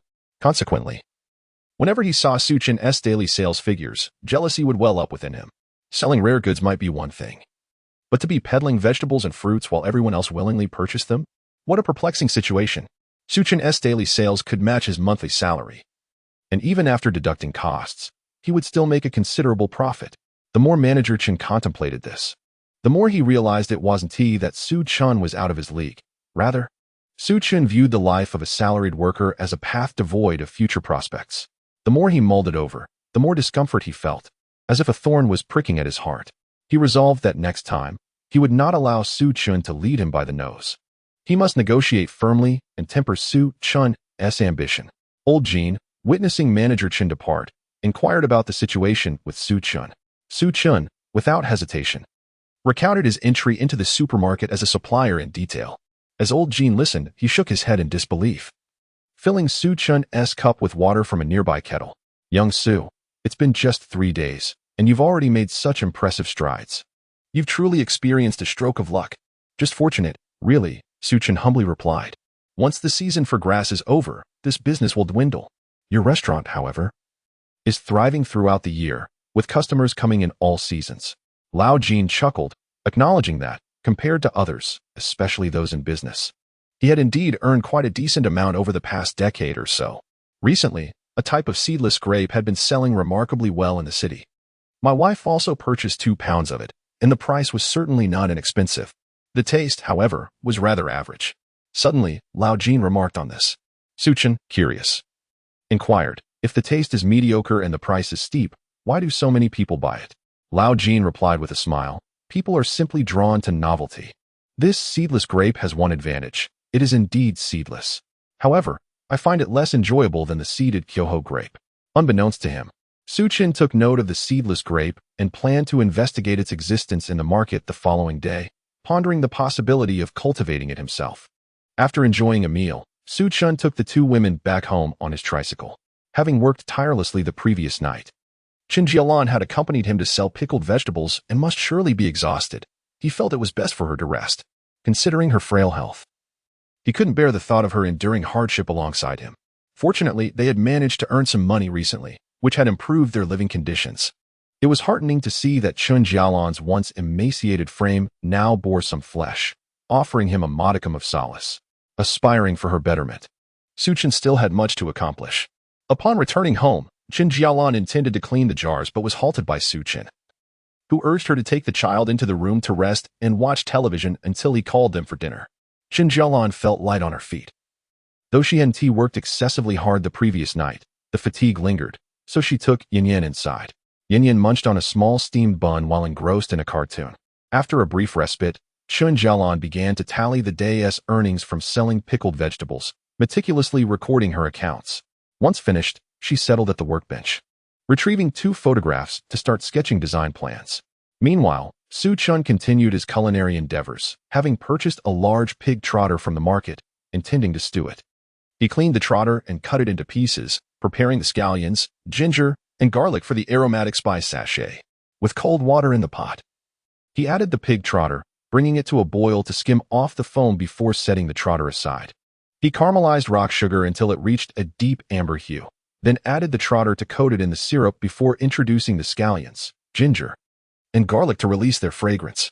He drizzled cooking wine along the pot's edge, added appropriate amounts of light and dark soy sauce, placed the spice sachet inside, and poured in enough water to submerge the trotter. The aroma of the stewing pig trotter intensified with the addition of the cooking wine, followed by the inclusion of the remaining pickled vegetables. In an instant, the delightful scent wafted throughout Xiyan's courtyard, reaching even the Zhao household. Chapter 83. The Zhao family comes to collect money. As Zhao caught a whiff of the savory aroma of pickled vegetables with stewed pig trotter and glanced at her own dinner of stir-fried greens and stewed vermicelli, she was incensed. How outrageous! Had it not been for their premium cabbage being sent to Xiyan, he would never have conceived of making pickled vegetables. If he hadn't made pickled vegetables, he wouldn't have earned so much money. What a pity to have handed a lucrative opportunity to Xiyan. Mother, what shall we have for dinner tonight? Rue is complaining of hunger and insists on having those little buns. Hushua approached and inquired about Zhao Shi. Zhao Shi glanced at Rue, then at Hushua, her irritation mounting. She scolded, "You are utterly useless, always thinking about food. If you want to eat, you can cook for yourself." With that, she removed her apron and tossed it onto the stove, striding out with determination. Hushua mouth agape. stared at Zhao Shi and asked, "Mother, where are you going?" "I'm going to demand the money for the cabbages from Su-chan. You will cook dinner tonight." Zhao Shi left without looking back. Hu Shua surveyed the unheated stove and the vegetables, noodles, and the absence of any meat, lacking the motivation to cook. He decided to simply stew the noodles with the vegetables as a makeshift meal. "Mama, I want Yan Yan's little buns." Rui tugged at Hu Shua's shirt. "Where would I find the money to buy you little buns? Our family is too frugal," Hu Shua retorted angrily. "Wah wah wah." Rui could only retreat to a corner to cry. Zhao Shi stormed over to Su Chen's house, banging on the door. "Su-chan, open up." Su-chan, tasting soup with a wooden ladle, recognized the sound of her knocking but chose to ignore it. "Su-chan, I know you're inside. You can cook. But can't you hear me knocking?" "Su-chan, open the door." Bang, bang, bang. The loud banging and Zhao Shi's raucous complaints drew the attention of Chen Jalan, who couldn't help but step outside to see what was happening, as villagers gathered to witness the commotion. "I know you're in there. If you have the guts to make money, then you should have the guts to open the door." Aunt Zhao became more animated as more villagers arrived. Chen Jalan, standing in the yard, felt an indescribable annoyance while glancing at Su-chan, seeking assistance, feeling that the seasoning was just right. Su-chan covered the pot and let it simmer on low heat. Unhurriedly, she wiped her hands and told Chen Jalan, "Go fetch 2,000 yuan. Oh. Chen Jalan understood that this was the payment for the cabbages from the Sun family and hurried inside to retrieve it. "Aunt Zhao, I was in the restroom and didn't hear you knocking. What's the matter?" Su-chan greeted her with a smile as she opened the door. At the forefront was the boisterous Zhao Shi, who stormed into the yard. A crowd of onlookers followed, and although Su-chan hadn't anticipated their presence, she greeted them with a smile, inviting them to come in and sit. The villagers, however, were not naive. They waved their hands, indicating they preferred to observe from a distance rather than enter. Once inside the small courtyard, Zhao Shi beheld jars and containers piled high, nearly filling the entire space. A slight peek revealed the familiar sight of pickled cabbage. Goodness, if she sold them for 8 yuan per pound, wouldn't Su-chan make a fortune? Zhao Shi's eyes turned red with envy as she paced around the courtyard. "And Zhao, what is your urgent matter?" Su-chan discerned Zhao Shi's thoughts, but chose not to confront her directly. "What urgent matter?" Zhao Shi's voice boomed, engaging the distant spectators who felt part of the drama. "Why have I not received the money for the 2 carts of cabbages? The cabbages haven't all been sold yet. How can I give you the money, Aunt Zhao?" Su-chan inquired. Indeed, it is evident to all that the cabbage is neatly arranged within the jars, untouched. This observation sparked a flurry of discussions among the bystanders. "Aunt Zhao, your cabbages haven't even been pickled yet. You brought so many yesterday, and now you expect payment today? Isn't that a bit too much for Su-chan?" "Absolutely. The fact that Su-chan is willing to accept your cabbages is already generous. Why the pressure? Can't we just wait until they are sold?" The sight of Su-chan's untouched cabbages shifted the villagers' support towards him. Although Aunt Zhao's remarks were not harsh, they were nonetheless sharp, unable to withstand the indignation. Aunt Zhao placed her hands on her hips and retorted, "You idle folks, lingering about in the fields while my husband puffs away. What do you know? Su-chan has already pickled my cabbages and taken them to town to sell for 8 yuan a pound. 8 yuan. What a profit. Why does he hesitate to collect the payment?" Upon hearing the price, the crowd fell into a stunned silence. One bold villager ventured, "Aunt Zhao, did you mishear? There's no way pickled cabbage sells for 8 yuan a pound." "Mishear?" I asked 3 people. Am I the only one who got it wrong? Aunt Zhao proclaimed with conviction. "Impossible." Aunt Zhao pushed through the crowd and addressed the villagers. "Do not listen to her nonsense. We've eaten all pickled cabbage before. No one can sell it overnight." Her words released the tension. An agreement rippled through the crowd. "Indeed, my own pickled cabbage takes at least a month. Once truly pickled, it requires 2 months. No way can it be sold in a day." No one believed Aunt Zhao's fabrications. It was simply implausible to sell pickled cabbage overnight. They surmised that Aunt Zhao was merely anxious for money, concocting such a tall tale. Realizing the villagers collectively doubted her, Aunt Zhao challenged, "Why are you all standing outside? Come in and see for yourselves if the cabbage in these jars is ready to eat." A brave soul stepped inside, intent on debunking Aunt Zhao's claims. To their astonishment, the cabbage from the previous night had indeed transformed into pickled cabbage. "Well, did I not speak the truth? Is it not pickled cabbage?" Aunt Zhao exclaimed triumphantly. The villagers outside observed the man, who nodded in disbelief. Curiosity piqued. More individuals entered to witness the miraculous transformation of cabbage into pickled delicacy. Upon seeing this, their minds reeled, exchanging glances filled with astonishment. Sensing her advantage, Aunt Zhao turned to Su Chen, extending her hand. Money. Pay me. Su Chen shook his head. While the cabbage has been pickled, not all has been sold. Since your family is in urgent need of money, I shall lend you some as a neighborly gesture. With that, Su Chen glanced at Chen Jalan, who promptly unfurled a handkerchief containing 2,000 yuan and handed it to him. Su Chen then presented it to Aunt Zhao. However, Aunt Zhao scoffed, turning her head away. Only 2,000 yuan? Chapter 84. Aunt Zhao's outrageous demands. Old man son to the rescue. As Su Chen extended the money halfway, he was not surprised by her words. Given Zhao's insatiable greed, it was indeed predictable that she would attempt to extort a sum. Otherwise, she would not have raised her voice so loudly. Su Chen noticed old son and son Jiaqi, who had just arrived at the back of the crowd. Instead of stepping forward immediately, they remained silently at the periphery, observing the commotion. If the family members were neglecting their responsibilities, it fell upon him to intervene. He withdrew the money and remarked, Aunt Zhao, I was aware that your family is reasonable. You entrusted me with selling the unsold cabbages, which surely indicates a sense of guilt. You wouldn't demand the original cost from me. Are you hoping to save a few hundred? Zhao's tone left little doubt that she intended to swindle Su Chen. Yet, Su Chen feigned ignorance, interpreting Zhao's intentions as a desire for a discount instead. The situation was becoming increasingly amusing, and the onlookers could hardly contain their anticipation, wishing they had a handful of seeds to munch on. You destitute wretch, thinking you can take advantage of my family. Let me make it clear, if you don't have 4,000 yuan today, you can forget about getting rid of me, Zhao declared, feeling somewhat shortchanged despite her bravado. Su Chen, with cabbages purchased at a mere few jiao per jane, was planning to sell them for 8. She was merely doubling her profit. How benevolent of her. A faint smile graced Su Chen's lips as he responded, the cabbages were pickled overnight by my wife and me. If we are discussing profits, it is indeed the fruit of our labor. Zhao huffed, completely oblivious to the trap she had fallen into. Fruit of your labor. Had our family not wholesaled such a large quantity of cabbages that went unsold, would you have ever considered pickling them? You haven't even contemplated that. Therefore, your earnings must be shared. 4,000 is insufficient. I demand a 50-50 split of the sales. Zhao was overwhelmed by the prospect of earning money from the abundant cabbages, her mind racing with thoughts on how to extract more from Su Chen. Her words elicited dismay from the villagers, who were embarrassed for her. I knew Zhao was unreasonable, but I never imagined she could be this unreasonable. She is fully aware that the cabbages were forcibly brought over, yet she dares to demand a split. My family may not be affluent, but I could never shamelessly seek a share of Su Chen's earnings. Indeed, old son usually conducts himself well.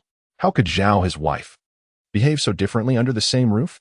The villagers' opinions began to shift in favor of Su Chen. He was the underdog, cornered by Zhao's aggressive demands. Who could condone such outrageous behavior in broad daylight? Old son, overhearing the villagers' discussions, felt a pang of embarrassment and could no longer hold back. He wished to take son Jiaqi away. Su Chen noticed this and called out, Uncle Son, please come in. I still need your input on this matter. At this, everyone began to scan the crowd for old son's figure. Some even went so far as to tug at old son's clothing, chuckling as they remarked, Old son, you've struck it rich. Your wife is asking Su Chen for 4,000, and that's just not enough. We're planning to split it 50-50. Indeed, once wealth is acquired, one must indulge in fine wine and perhaps even light a cigarette. A fellow, grinning mischievously, jested further.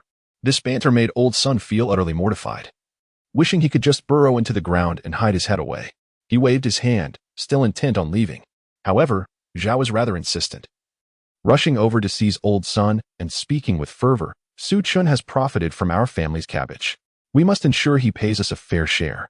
Old son glared fiercely at Zhao, gritting his teeth as he retorted, Nonsense. When have I ever spoken foolishly? Go and see for yourself if the cabbage has turned into pickled vegetables. Zhao, undeterred, tugged at old son to lead him toward the pickling vat. Old son shook off Zhao's grip, shooting her another glare as he declared in a low voice, Be quiet. Having been acquainted with old son for 30 years, Zhao could easily discern that he was genuinely angry. Normally, she would yield to him, but today's matter involved profits amounting to thousands. How could she remain silent? Remember, ask him for more. A 50-50 split is ideal. Zhao added. Laughter erupted from the doorway. Old son turned to son Jiaqiang, saying, Take your mother home.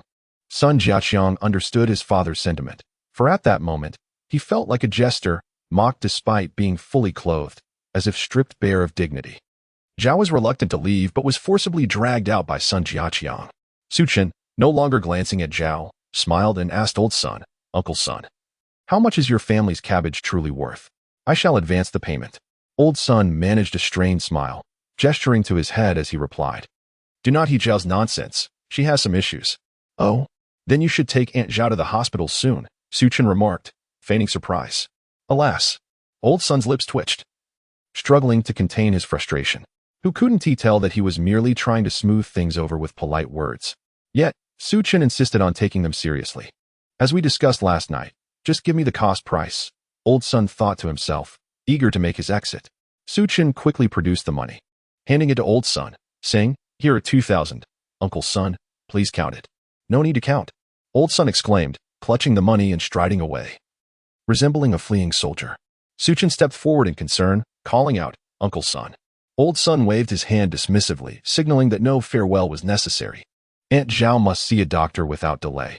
If the funds are insufficient, feel free to borrow from me," Xiyan said, his face etched with worry. Old son, furious, felt a lump lodged in his throat, nearly choking him in his agitation. Meanwhile, the villagers began to chatter once more.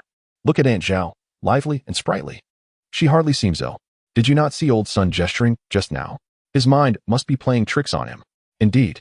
Oh dear, we must hurry to check on him." Laughter erupted among the crowd, while old son hurriedly retreated home, flustered.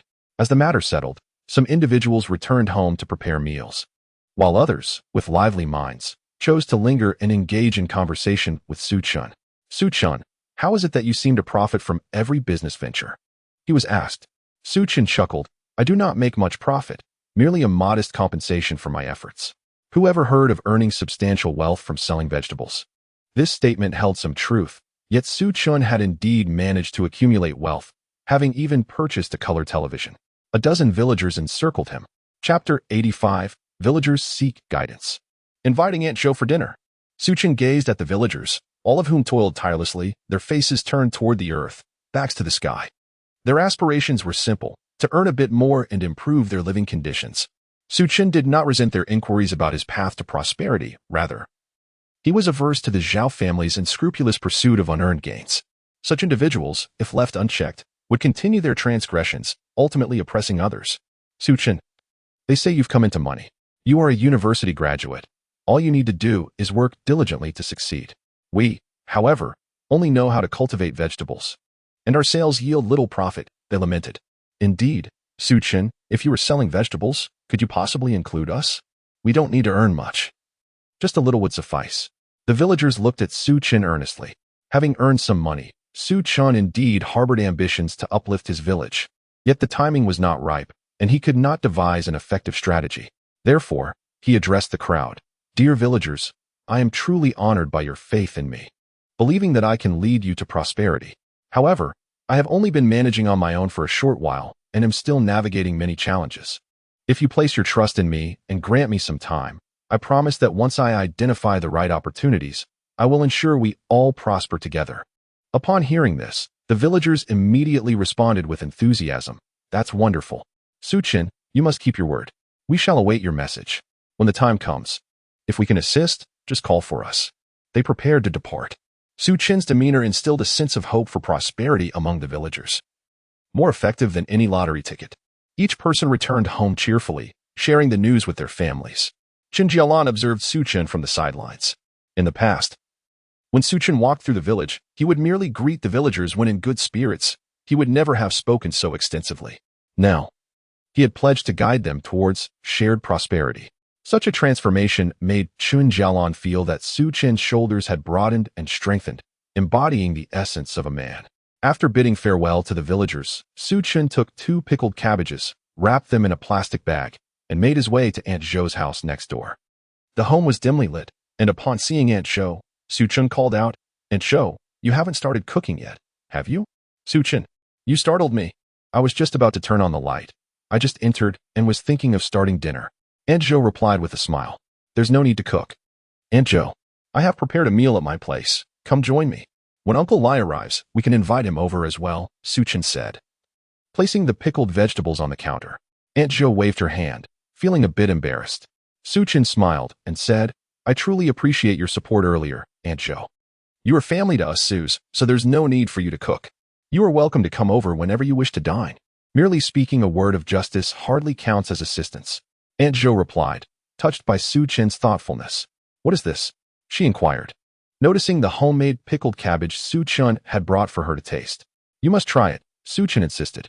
Really, there's no need. You already bring things to my house so frequently that I am at a loss for how to thank you. Aunt Jo chuckled. I have to step out tomorrow. And I would appreciate your help in watching over my daughter, and I am truly worried about them. As they walked towards Chen's home, Aunt Jo conceded. Recognizing the boy's warmth and enthusiasm, she decided to forego cooking, thinking it would suffice to manage a simple meal. Besides, Chen had a favor to ask of her. So the meal would not go unreciprocated. She could prepare a couple of delightful dishes for Chen Jalan and Xiyan the next day. Neighbors ought to interact more, she mused. However, once she sat at the dining table in Chen's home, she realized that it was Chen's culinary skills that had persuaded her to accept the meal. Chen had prepared scallion pancakes, sauteed garlic sprouts, and pig trotters braised with pickled cabbage, along with a couple of cold dishes that made one's mouth water. My goodness, why are there so many dishes? Aunt Jo said, feeling shy. Chen smiled and replied, these are merely home-cooked meals. The pickled cabbage is from our own preparation, and the pig trotters were selected by Chen Jalan, sourced from local farmers who raise their own pigs. Please, have a taste. Oh no, I can serve myself. Aunt Jo quickly refused. Without giving her a chance to decline, Chen placed a generous pig trotter into Aunt Jo's bowl. Chen Jalan also served her some other dishes. Aunt Jo couldn't help but sigh. You two are truly living better than before. I am genuinely delighted for you. I used to be so thoughtless, causing Jalan and the child to suffer. It is only right that I do my part now that they can enjoy a better life. Chen reflected sincerely. With a smile, Chen Jalan seemed to intentionally divert from such an emotional moment, serving more food while reminding Xiyan to watch out for bones. Aunt Jo, having lived many years, easily noticed Chen Jalan's shyness. She leaned closer to Chen and whispered, do not rush, Chen. Jalan takes her time to warm up. It will get better with time. Chen nodded with a smile, raising his glass to clink with Aunt Jo's, saying, thank you. Aunt Jo, I am grateful for your care over the years. Silly child, what are you saying? We are neighbors. It's no different from family, Aunt Jo laughed. Throughout the meal, Aunt Jo observed Chen and felt he had matured significantly. The conversation flowed more freely between the older and younger generations. As they were about to leave, Aunt Jo pulled Chen Jalan aside for a brief conversation, causing her to blush deeply. Chen noticed, but refrained from probing. He understood that he needed to give Chen Jalan ample space and freedom. Their relationship would naturally evolve. In this lifetime, he was willing to embrace a love that blossomed after marriage, cherishing his wife beyond measure. Once everything was tidied up, Chen Jalan returned to the room, delving into the intricacies of handbag design. Creating a bag that harmonized with such a grand style was indeed a cerebral challenge. Chen Jalan had discarded several iterations of her design sketches, yet she still struggled to discover a version that satisfied her aesthetic. With only 2 days remaining, anxiety began to gnaw at her. Would she truly be able to complete the design? A sigh escaped her lips as she momentarily lost herself in thought.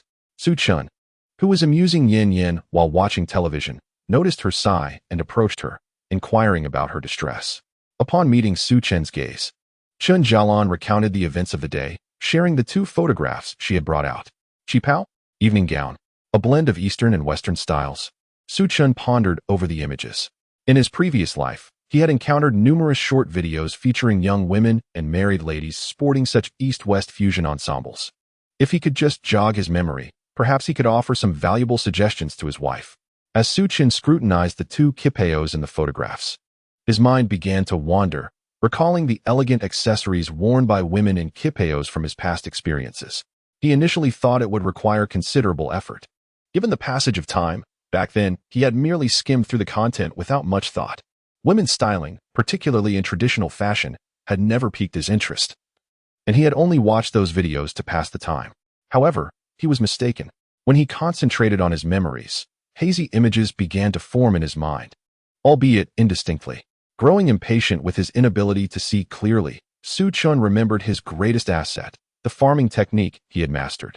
The spirit water, which he had acquired from cultivating this skill, made him wonder if he could also harness it to aid his recollection. He began to silently chant, "In my home, I tend to my own fields, nurturing spirit seedlings for eternity, flowers like golden buds, and seeds like jade grains, all perfectly round. After reciting it once, the images began to sharpen in his mind. Overjoyed, he repeated the chant, and after the third recitation, vivid scenes from his past emerged before him. There were swaying live-stream hosts, exuberant girl groups, and stunning women adorned in ancient-style kipeos. At last, Xiyan discovered a handbag design that beautifully complemented the qipao, blending ancient charm with Western influences, resulting in a look that was not overly rigid. He mentally noted this design and continued his search. Shortly thereafter, he found another handbag that suited a purple qipao, which he also committed to memory. While Xiyan was lost in thought over the photographs, Chen Jalan found it peculiar that he was so captivated by kipeos. Was there a deeper connection? Just as she was about to voice her curiosity, Xiyan extended his hand and requested, "Hand me some paper and a pen." Confused, Chen Jalan tilted her head in inquiry. Xiyan repeated his request, prompting her to finally hand him the paper and pen. He pulled up a chair and began sketching the handbag designs that had taken shape in his mind. Chen Jalan harbored little hope for Xiyan's endeavor. After all, how could a man possibly grasp the nuances of handbag creation? The reason for providing him with paper and pen was merely to align with his wishes. However, gradually, Chen Jalan ceased to underestimate the design sketches produced by Xiyan. "It truly resembles a bag," Chen Jalan exclaimed, as she examined the drawing from an awkward angle, unable to discern it clearly. She stood up and circled around to observe from behind Xiyan, scrutinizing the details closely. Xiyan initially outlined the overall contour of the bag with bold strokes before meticulously refining the finer details. The smooth, rigid lines represented the metallic components, while the design on the bag's surface unmistakably depicted bamboo, with a tassel gracefully hanging from the metal fixture. What surprised her most was that Xiyan had illustrated two decorative buttons in the upper left corner of the bag. Overall, this creation embodied both the structured elegance of Western bags and the gentle grace of a traditional Chinese qipao. "Did you conceive this?" Chen Jalan asked incredulously. Gazing at Xiyan nodded. "Upon seeing this qipao, I felt it deserved a bag like this. They complement each other perfectly. I had never considered it. I merely thought it should be fashioned into a small Western-style bag." "Your design has entirely redefined the concept of evening bags," Chen Jalan exclaimed with enthusiasm. "What is the conventional design of an evening bag?" Xiyan inquired with a smile. Chen Jalan sat down, took another sheet of paper, and sketched a rough draft. Pointing at it as she explained, "Typically, evening bags, especially those for women, are not particularly large, sized to be comfortably held in one hand. In foreign designs, they often appear quite petite to match outfits, some made of similar materials, others in a monochromatic palette. Some are simply exquisitely crafted clutches." Xiyan understood. The essence of an evening bag lay in its compact allure, nearly devoid of the dimensions in his hands. "Should we consider making it smaller?" Xiyan suggested. Chen Jalan shook her head, stating, "No, the size of this bag also relates to the individual. I observe that the qipao isn't particularly small, and this lady's physique is likely on the fuller side. Thus, a bag of medium size would be just right." Chen Jalan highly affirmed Xiyan's initial sketch. She took Xiyan's drawing and began to enrich the lines, rendering the bamboo design with greater intricacy, even detailing the veins of the leaves and animating the tassels significantly. If Xiyan's bag design was akin to a raw structure, then Chen Jalan was its meticulous decorator. In no time, she had even added color. Xiyan was astonished. The final design bore an uncanny resemblance to the bag he had envisioned in his mind. How marvelous! Were it not for the untimely demise of Chen Jalan in her previous life, Xiyan might have doubted that the designer of the bag was indeed Chen Jalan herself.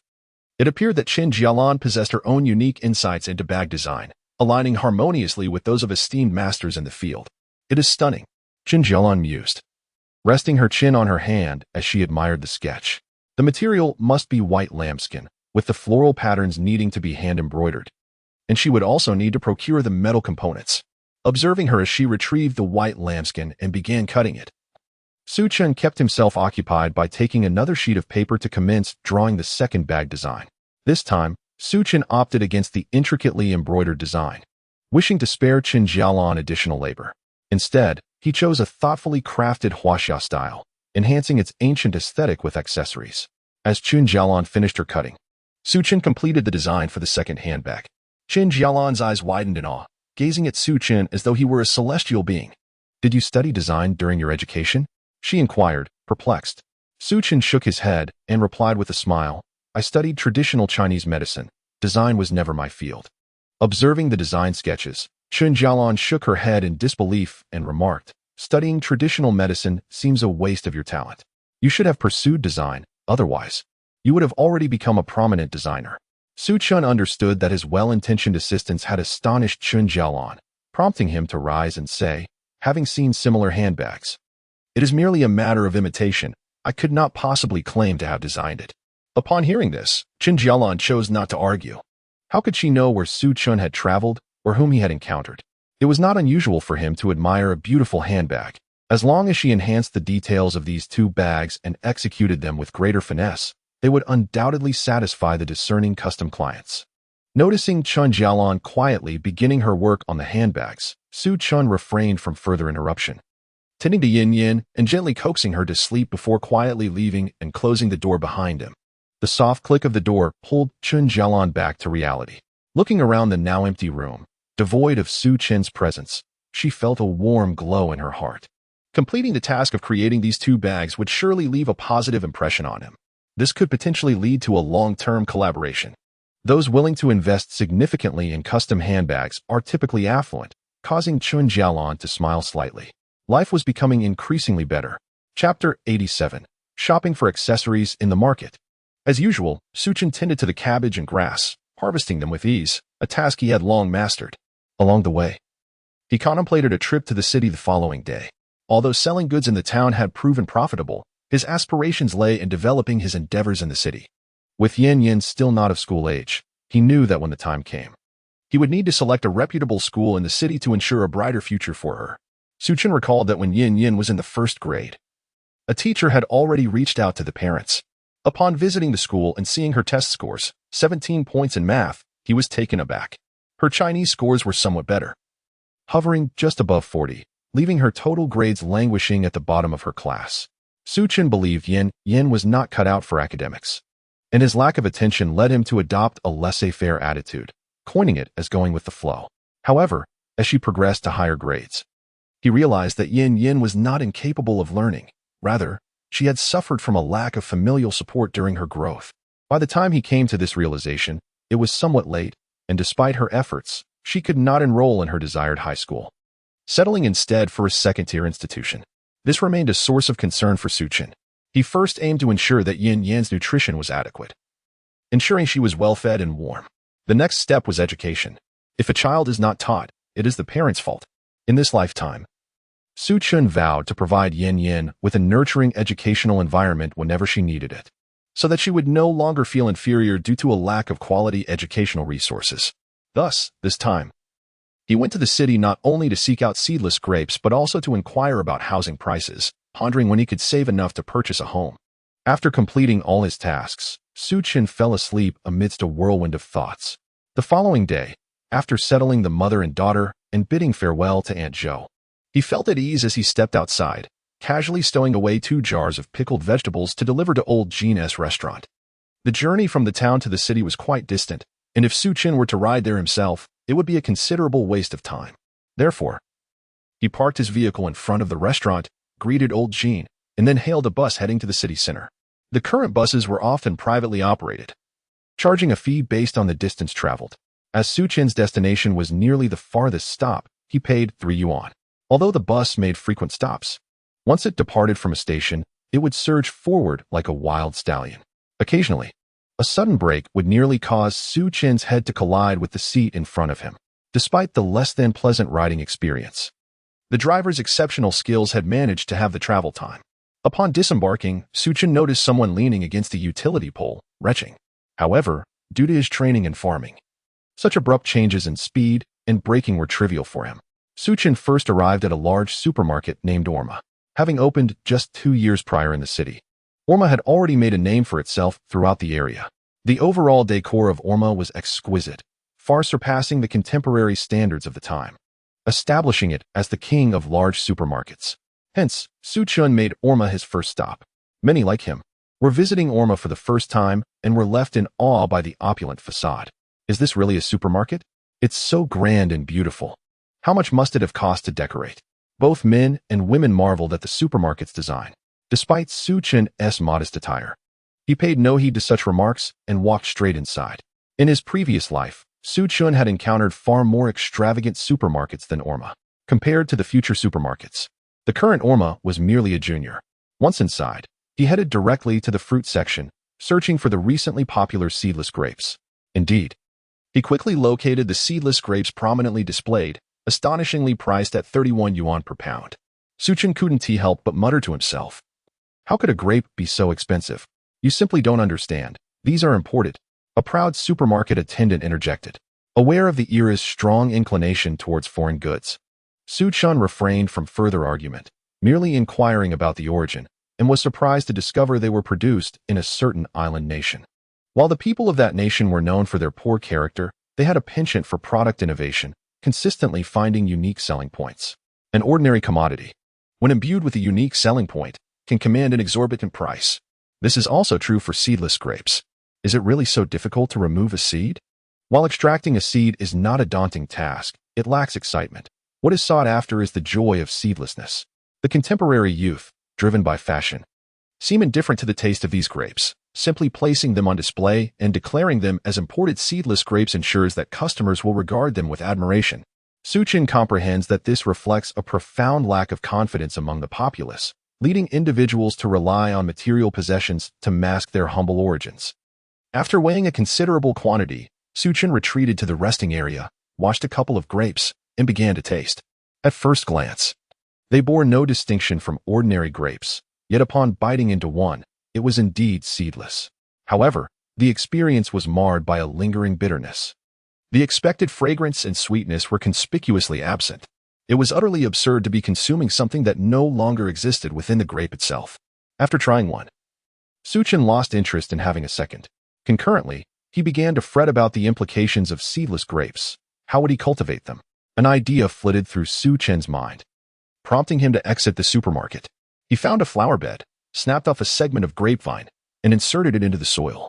Then, with a swift motion, he discreetly poured some water at the base of the cutting. Before long, a small sprout eagerly emerged, peeking out. Xiyan smiled as he gently uprooted the sprout and placed it into a plastic bag.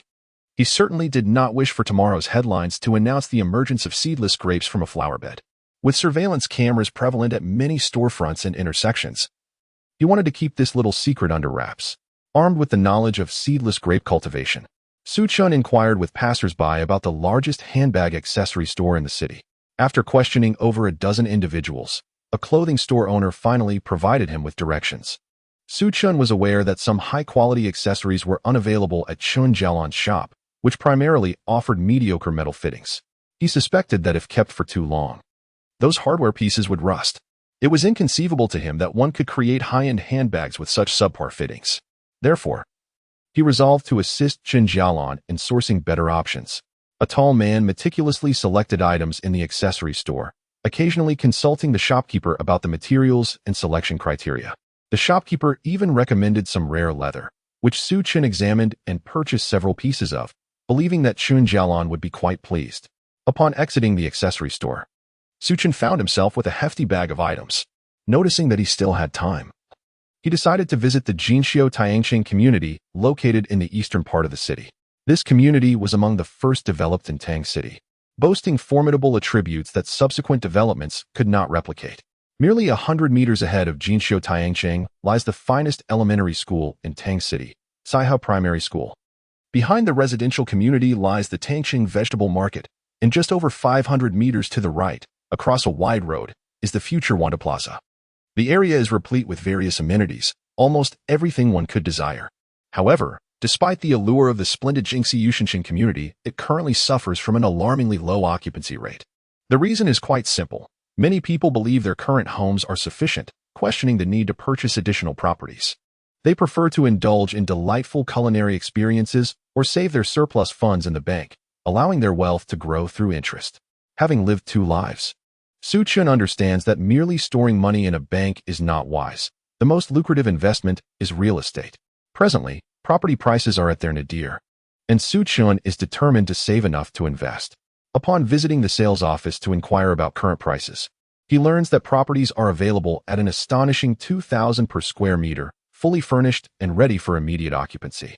Upon inspecting the model home, he discovers that the materials used for the renovations are of the highest quality available today. Xiyan is astounded by the exceptional value offered by the Xiyan community. Given the prime location, pricing, and caliber of the renovations, one would expect the cost to be at least 2,500 per square meter. 2,000 truly feels like a bargain. Curious, he asks the sales representative about the current residents of the community. The saleswoman pauses, then giggles, covering her mouth as she replies, "It seems you are not from around here and are not very familiar with our community." Xiyan nods and smiles. "I hail from Yuanshan village, which is quite far from here." No wonder.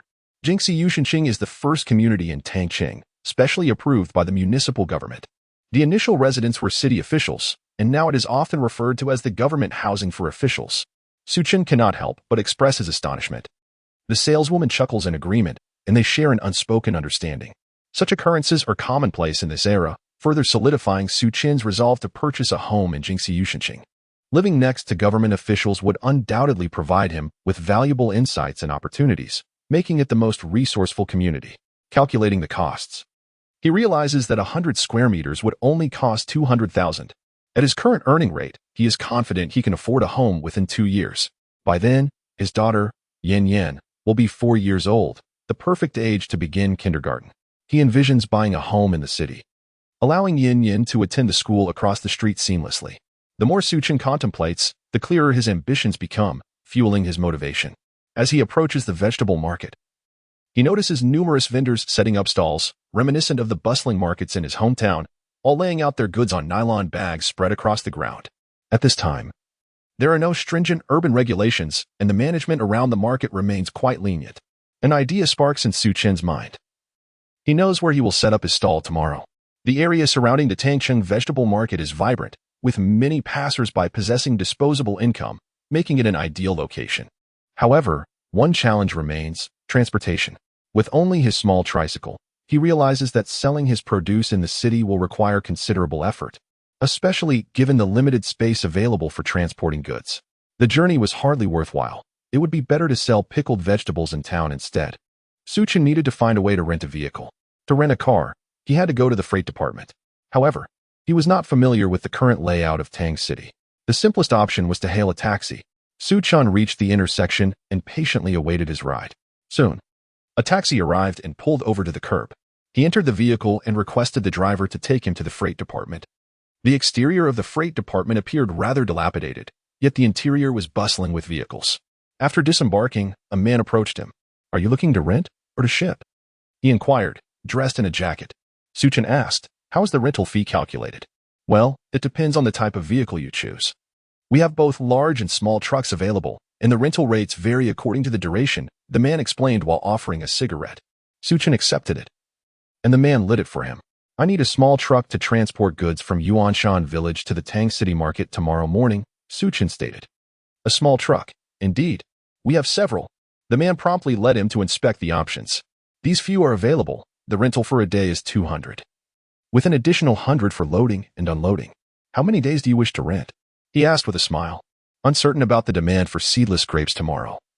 Xiyan replied, "Let us start with 1 day."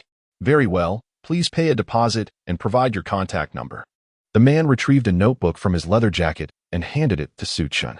He filled in the landline number of the small shop and the specific address before handing over a 100 yuan deposit. With the receipt from the freight department in hand, Xiyan hurriedly boarded a bus back to Yuanshan village. After a day away, he was preoccupied with thoughts of Chen Jalan and Xiyan back home, longing to return swiftly.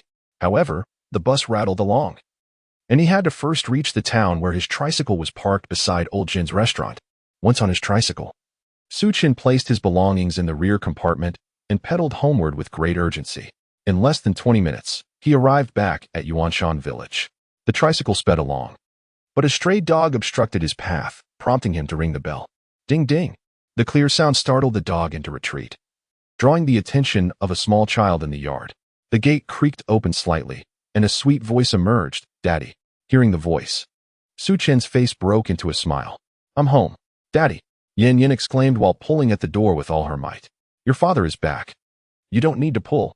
Chen quickly halted the tricycle and rushed to assist Yin Yin in opening the door. As soon as the door swung open, the little one leaped into his arms. Daddy! Yin Yin wrapped her arms around Chen, holding him tightly. His left leg was trapped by her embrace, rendering him immobile. Yet his heart warmed as he melted under her affection. Come, let Daddy hold you. Did you miss me? Chen squatted down to lift Yin Yin from his leg, only to unexpectedly notice tears streaming down her face. Yin Yin, why are you crying? What is the matter? Panic surged within Chen as he hurriedly wiped her tears away. Tell Daddy what happened. Chapter 89, Yin Yan's Grievance. I brought you something wonderful. Yin Yin remained nestled in Chen's embrace, reluctant to respond. This left Chen in a state of distress as he endeavored to soothe her for quite some time. Eventually, Yin Yin quieted, her voice trembling as she accused Chen. Daddy, do you not want Yin Yin anymore?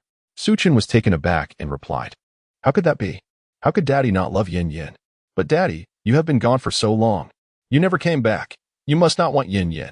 Yin Yin lifted her gaze to meet Chen's, tears cascading down her cheeks, warm droplets landing on the back of his hand. Chen felt his heart shatter, overwhelmed by an indescribable complexity of emotions. Yin Yin, Daddy was away on business in the city, and it took longer than expected. It is not that I do not want you. Daddy loves you the most. I will never leave you. He whispered these reassurances into her ear, over and over again. Gradually, Yin Yan's tears dried, leaving only her bright, glistening eyes that blinked back at Chen. She wrapped her arms around his neck and planted a kiss on his cheek. Chen felt as though he might melt entirely, returning the kiss to her cheek. Aunt Zhou, sitting nearby and munching on seeds, watched the scene unfold with a smile. This child. Just a little while ago, an aunt from the village teased her, saying her father was off in the city enjoying fine food and drink and didn't take her along because he no longer wanted her. She took it to heart. How could it be so? Why didn't Chen Jalan intervene? Chen realized that it was indeed the village aunt's jest that had incited this misunderstanding. Villagers often took delight in teasing children. It seemed their greatest skill lay in making little ones cry. Unfortunately, due to Chen's higher standing in the village, he felt unable to voice his discontent, leaving him to bring his child home and comfort her properly. Having suffered similarly in his youth, he was acutely aware of the impact of such misguided words. He resolved to discuss with Chen Jalan the necessity of curbing the village elder's propensity for careless remarks in his absence.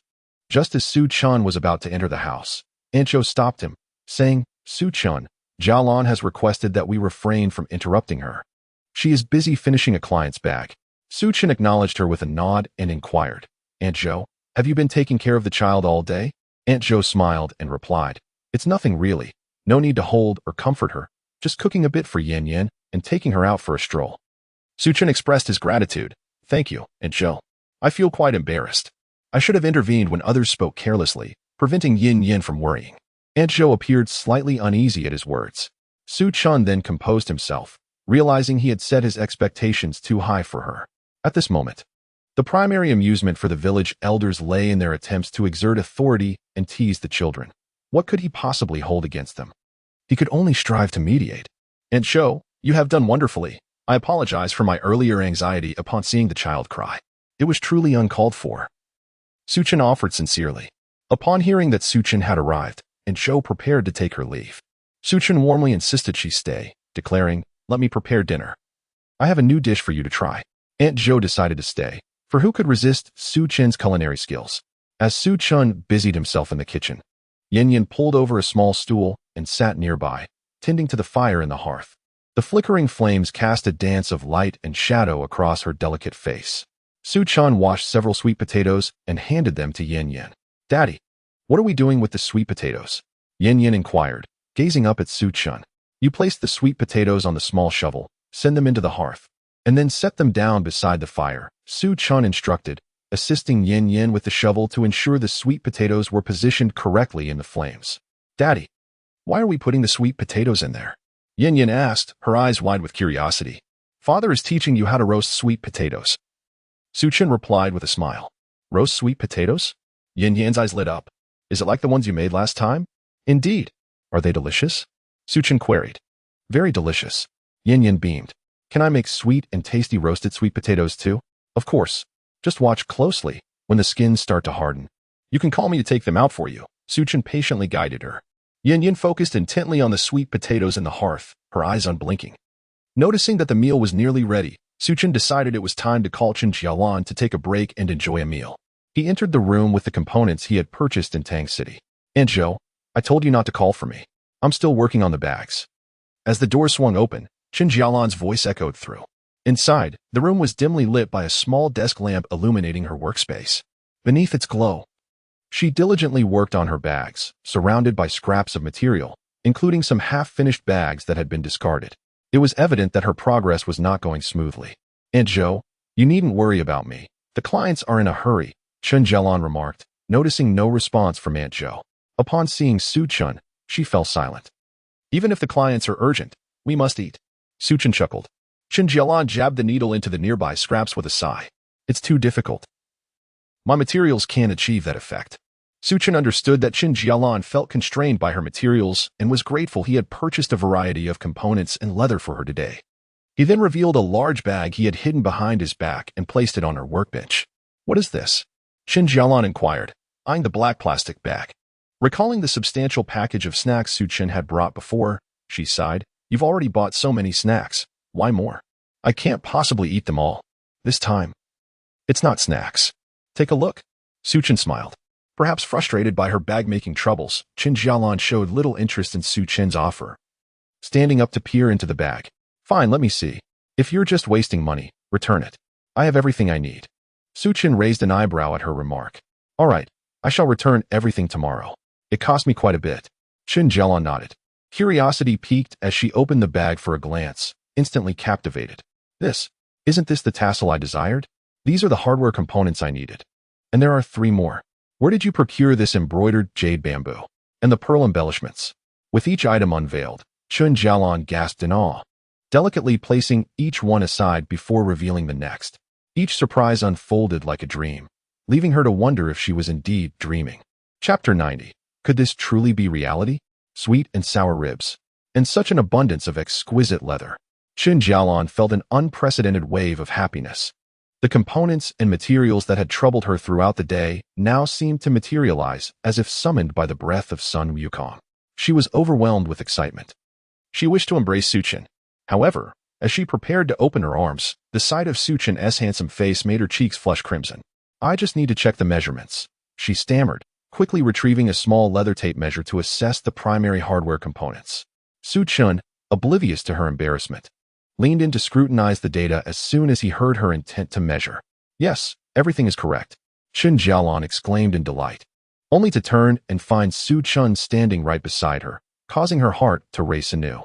Xiyan was momentarily taken aback, his heart fluttering at the proximity of Chen Jalan's blushing face. Chen Jalan, feeling even more flustered, shyly gazed at Xiyan, her voice barely above a whisper. "Thank you." Just then, as Xiyan prepared to wave off her gratitude, and Zhou happened to open the door, peering in and gasping in shock, covering her eyes. From her vantage point, the two seemed to be engaged in a rather intimate moment. In a village where tradition still held sway, such a display was rather provocative. "You two lovebirds should wait until nightfall to indulge in such affections," Aunt Zhou teased. Chen Jalan hurriedly shook her head, exclaiming, "No, Aunt Zhou, you misunderstand." Aunt Zhou nodded knowingly, looking at Chen Jalan and saying, Yes, I see. Let us eat first." Yet her words belied a knowing expression, as if to say, "I understand perfectly."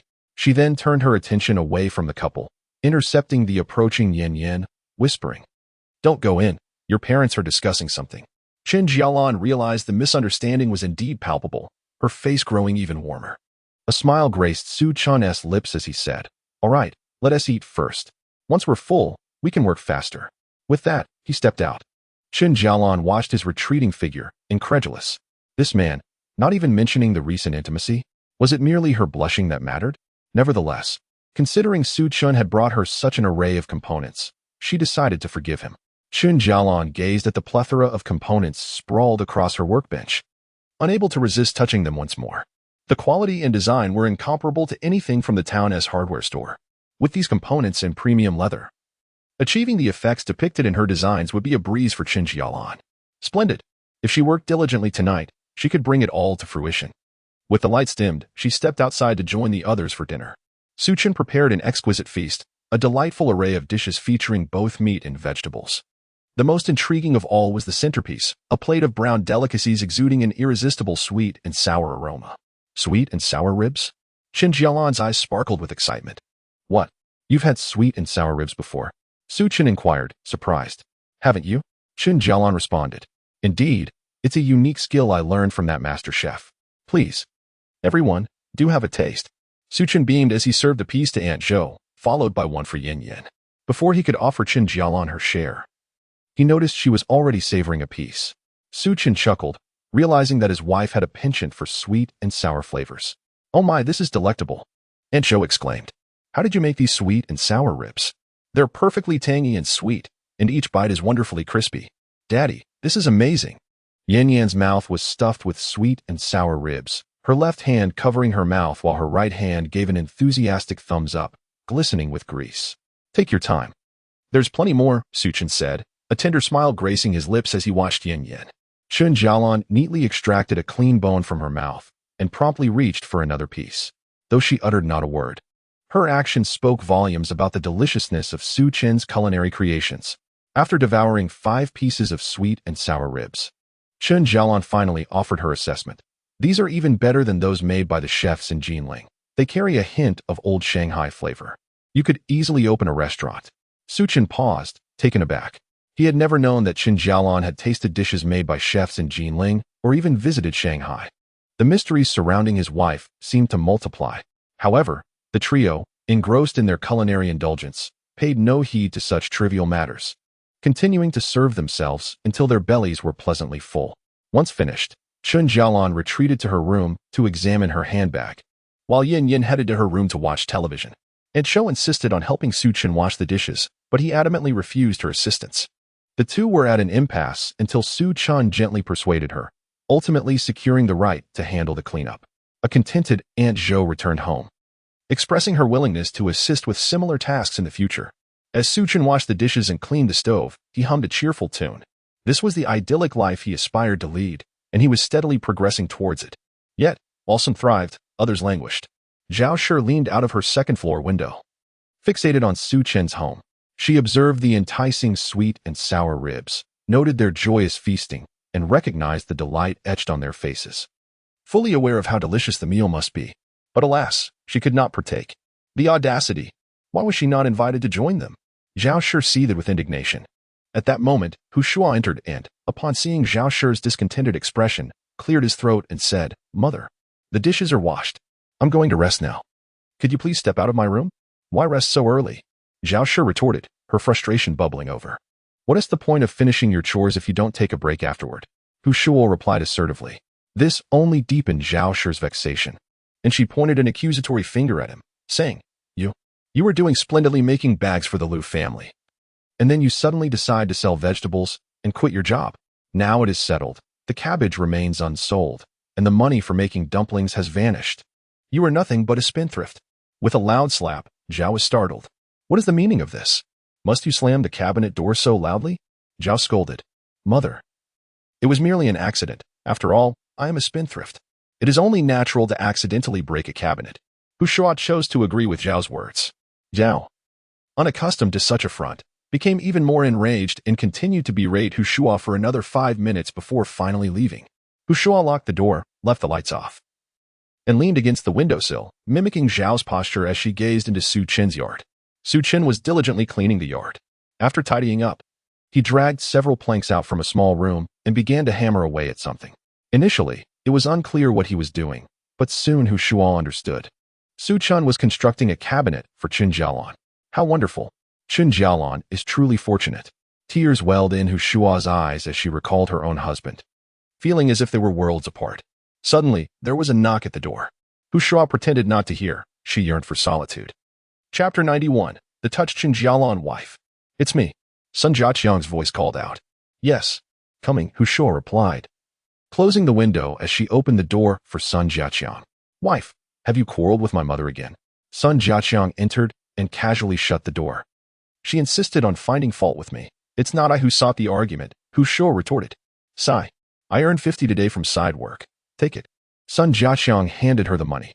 At this, Hu Shua's expression brightened, though she still pouted, saying, What good is 50? That 2,000 was taken back by your mother again. When will we ever turn things around? Don't be anxious. I already have a plan, Sun Jiaqiang said with a smile. What plan? Hu Shuo clearly did not believe him. Is it to have a grandson so your father can give me a big red envelope? That plan isn't bad, Sun Jiaqiang chuckled. Hu Shuo, overwhelmed, snapped. You only think about matters of the belly. Can't you learn from Su Qin and engage in business to earn money? Sun Jiaqiang's smile immediately faded. Hu Shuo had never been this furious before. However, today he had every reason to make Hu Shuo smile. Wife, mine is a secure job. Can it be compared? If his business fails, I will not. I will be promoted, receive raises, and even have a pension upon retirement. It was better not to mention this. But once it was brought up, Hu Shuo became even angrier. Promotion? Raise? After 5 years of marriage, have you received either? Are you deceiving me? Hu Shuo slammed the cabinet open and declared, I'll leave. This home can no longer accommodate me. I will return to my family. No.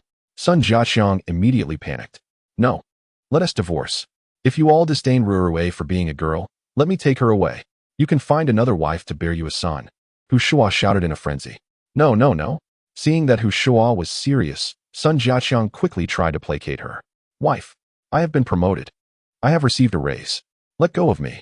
Struggling with uncertainty, Hu Shuo suddenly paused, turning to inquire, You deceived me.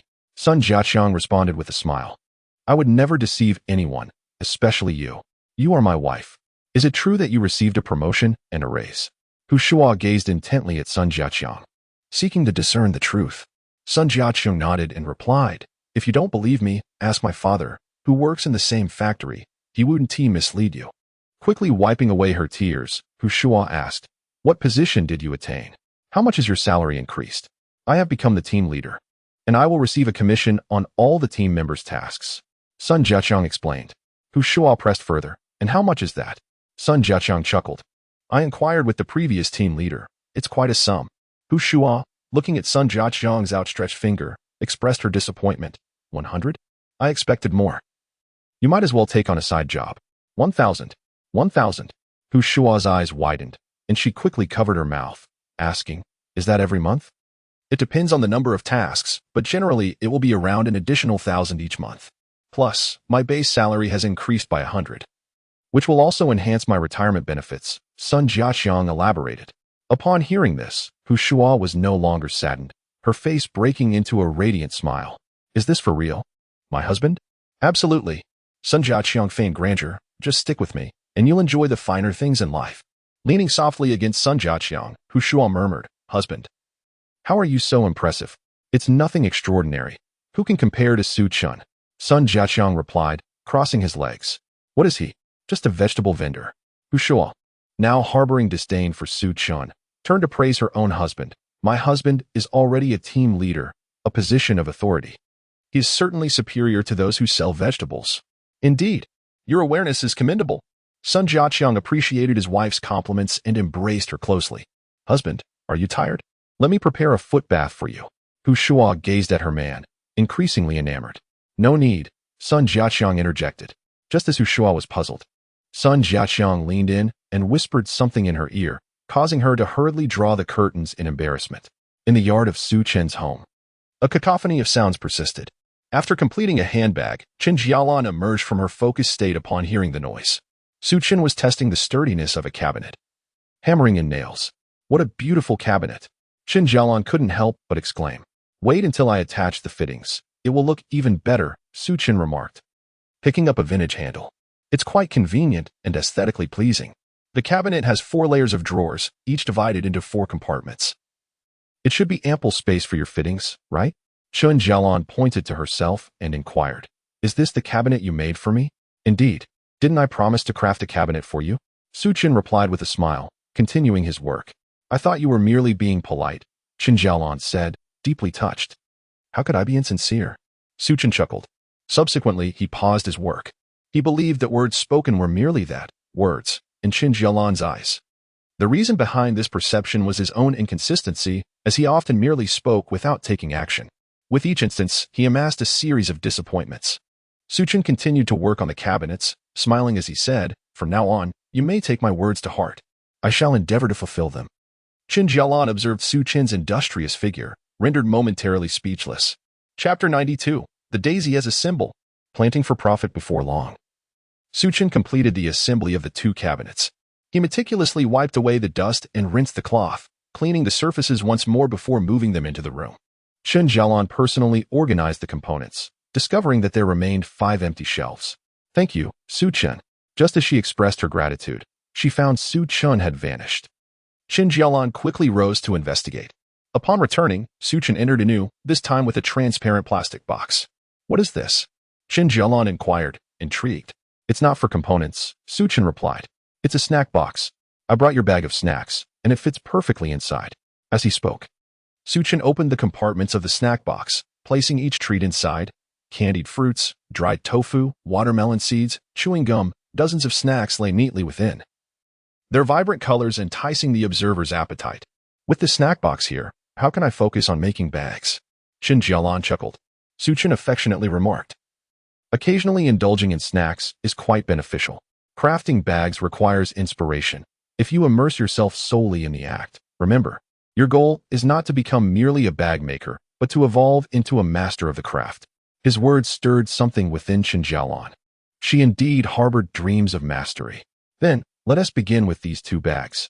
She selected a component and, guided by her imagination, began to assemble a design. With a marker, she sketched a daisy in the corner of the bag and meticulously stitched the pattern using pearls as fine as grains of rice. Xiyan, observing, praised her. "You're using daisies for your bags?" "Indeed. What do you think?" Chen Jalan asked suddenly, looking at Xiyan. "Do you know about them?" Xiyan realized he had misspoken. In the future, people would gradually adopt a blend of Chinese and English in their conversations, with words familiar to all ages.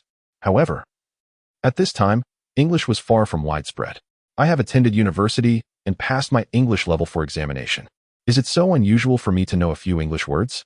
Xiyan chuckled. Chen Jalan nodded in agreement, her spirits lifting as she remarked, "I believe the daisy carries a unique significance, so I shall use it as a symbol." "What unique significance?" Xiyan inquired. Chen Jalan gazed ahead, her eyes suddenly becoming profound. "Daisies symbolize innocence and purity, embodying the fairy Bertus, and represent joy." Xiyan nodded in agreement. "If you like it, then let us use daisies. They will look lovely on your bag, not at all out of place." "Indeed," Chen Jalan affirmed. Noticing that Chen Jalan had begun her work, Xiyan went to accompany Yin. Yin had run outside to play again, with dusk approaching. Xiyan intended to wash her up and encourage her to sleep early. To his surprise, Yin was still sitting by the stove, staring intently at the firebox. "Yin, is the sweet potato ready?" Xiyan inquired with a smile. Yin lifted her small face and replied, "Daddy, don't rush. Once it's done, I'll give you some." Xiyan was charmed by Yin's earnest demeanor and affectionately patted her little head. Upon glancing at the firebox, he noticed the sweet potatoes were already encased in a hard, crisp skin, with juice visibly seeping out, indicating they were indeed ready. "Yin, use the small spatula to scoop them out. They're all cooked," Xiyan reminded her. Promptly, Yin picked up the spatula and carefully extracted each sweet potato. After allowing them to cool slightly, she poked at one with her tiny hand. "Wow, Daddy," she exclaimed, retracting her hand in surprise. "It's hot." "Yes, it's very hot right after taking it out, which is why Daddy didn't want you to touch it," Xiyan explained. Yin nodded obediently. Under Xiyan's guidance, she wrapped a clean cloth around a sweet potato, lifted it, placed it in a bowl, added a spoon, and brought it over to Chen Jalan. Xiyan followed closely behind, filled with immense pride as he observed this little one, who had progressed from knowing nothing to being able to roast sweet potatoes herself. He silently resolved to teach his daughter many practical life skills, witnessing her growth firsthand. After enjoying the roasted sweet potatoes and receiving praise from her parents, Yin fell into a contented sleep. Chen Jalan lit a lamp to work on her bag, while Xiyan ventured out to attend to his tasks. There had been no news regarding the ironclad dendrobium from the eastern Guangdong region. Presumably, the remote mountains delayed its arrival, but Xiyan was not anxious. Currently, the most pressing matter was to cultivate the seedless grapevine. Unlike other crops, grapevines are climbing plants that cannot grow upright on their own. They require support to ascend. Thus, Xiyan needed to construct a trellis for them. Fortunately, he owned a mountain filled with trees, providing ample materials. He selected several non-economic trees with smaller branches, chopped them down one by one, trimmed off the excess twigs, and then chose a clear area. estimating the spacing before driving the wooden stakes into the ground. Since acquiring agricultural skills, Xiyan's strength had significantly increased. The motion of driving the stakes into the ground felt as effortless as inserting chopsticks into rice. Before long, nearly 100 square meters of grapevine land had been prepared. Xiyan took the seedless grapevines out of the plastic bag, carefully placed them back inside after picking them, and meticulously divided the remaining portion into dozens of sections. Grasping one with both hands, he squatted down and pressed it into the soil until it was fully embedded. Subsequently, with a mere thought, Xiyan summoned a stream of spirit spring water that cascaded gently into the bucket until it brimmed to the top. He ladled the spirit spring water with a gourd scoop, meticulously watering each pit. At that moment, Xiyan yearned for an automated irrigation system, one that could effortlessly dispense water at set intervals with the press of a button. A far easier task than his current laborious method of bending over and watering each pit individually. After 10 minutes, he had finally quenched all the pits, and the bucket revealed its bottom. Sitting atop a large stone, Xiyan patiently awaited the ripening of the grapevines. The tendrils of the grapevine emerged from the earth, slowly entwining around the wooden stakes as they ascended. From his vantage point, the sight of one or two vines was pleasant, yet as he observed, it resembled a time-lapse of nature-esque growth, leaving him utterly astonished. The grapevines transformed from mere plants to tendrils akin to tentacles, climbing ever higher, even reaching the overhead trellis. The leaves expanded in size, and the tendrils thickened gradually. Soon, Xiyan could no longer discern the interior, obscured by the dense foliage. Chapter 93. The Size of Ping-Pong Balls. The Show-Off Zhao family. Turning to look below, Xiyan was instantaneously stunned by the spectacle before him. The overhead grape trellis was adorned with clusters of delicate white flowers. He had never known that grapevines could bloom. How beautiful! Xiyan marveled. In the blink of an eye, the tiny flowers gradually wilted, giving way to diminutive green fruits the size of rice grains. They were clusters of tiny grapes. Shortly thereafter, akin to inflating balloons, they began to swell. Xiyan watched as the green grains transformed into grapes the size of ping-pong balls. Initially green, they soon exhibited a purplish hue, gradually deepening into a rich purple. Splendid. I must taste one, Xiyan mused, plucking a grape with his hand. Without the application of any pesticides and without washing, he tossed the grape into his mouth. With a single bite, the sweet and fragrant essence of the grape filled his palate. He chewed thoughtfully and swallowed, discovering there was not a single seed.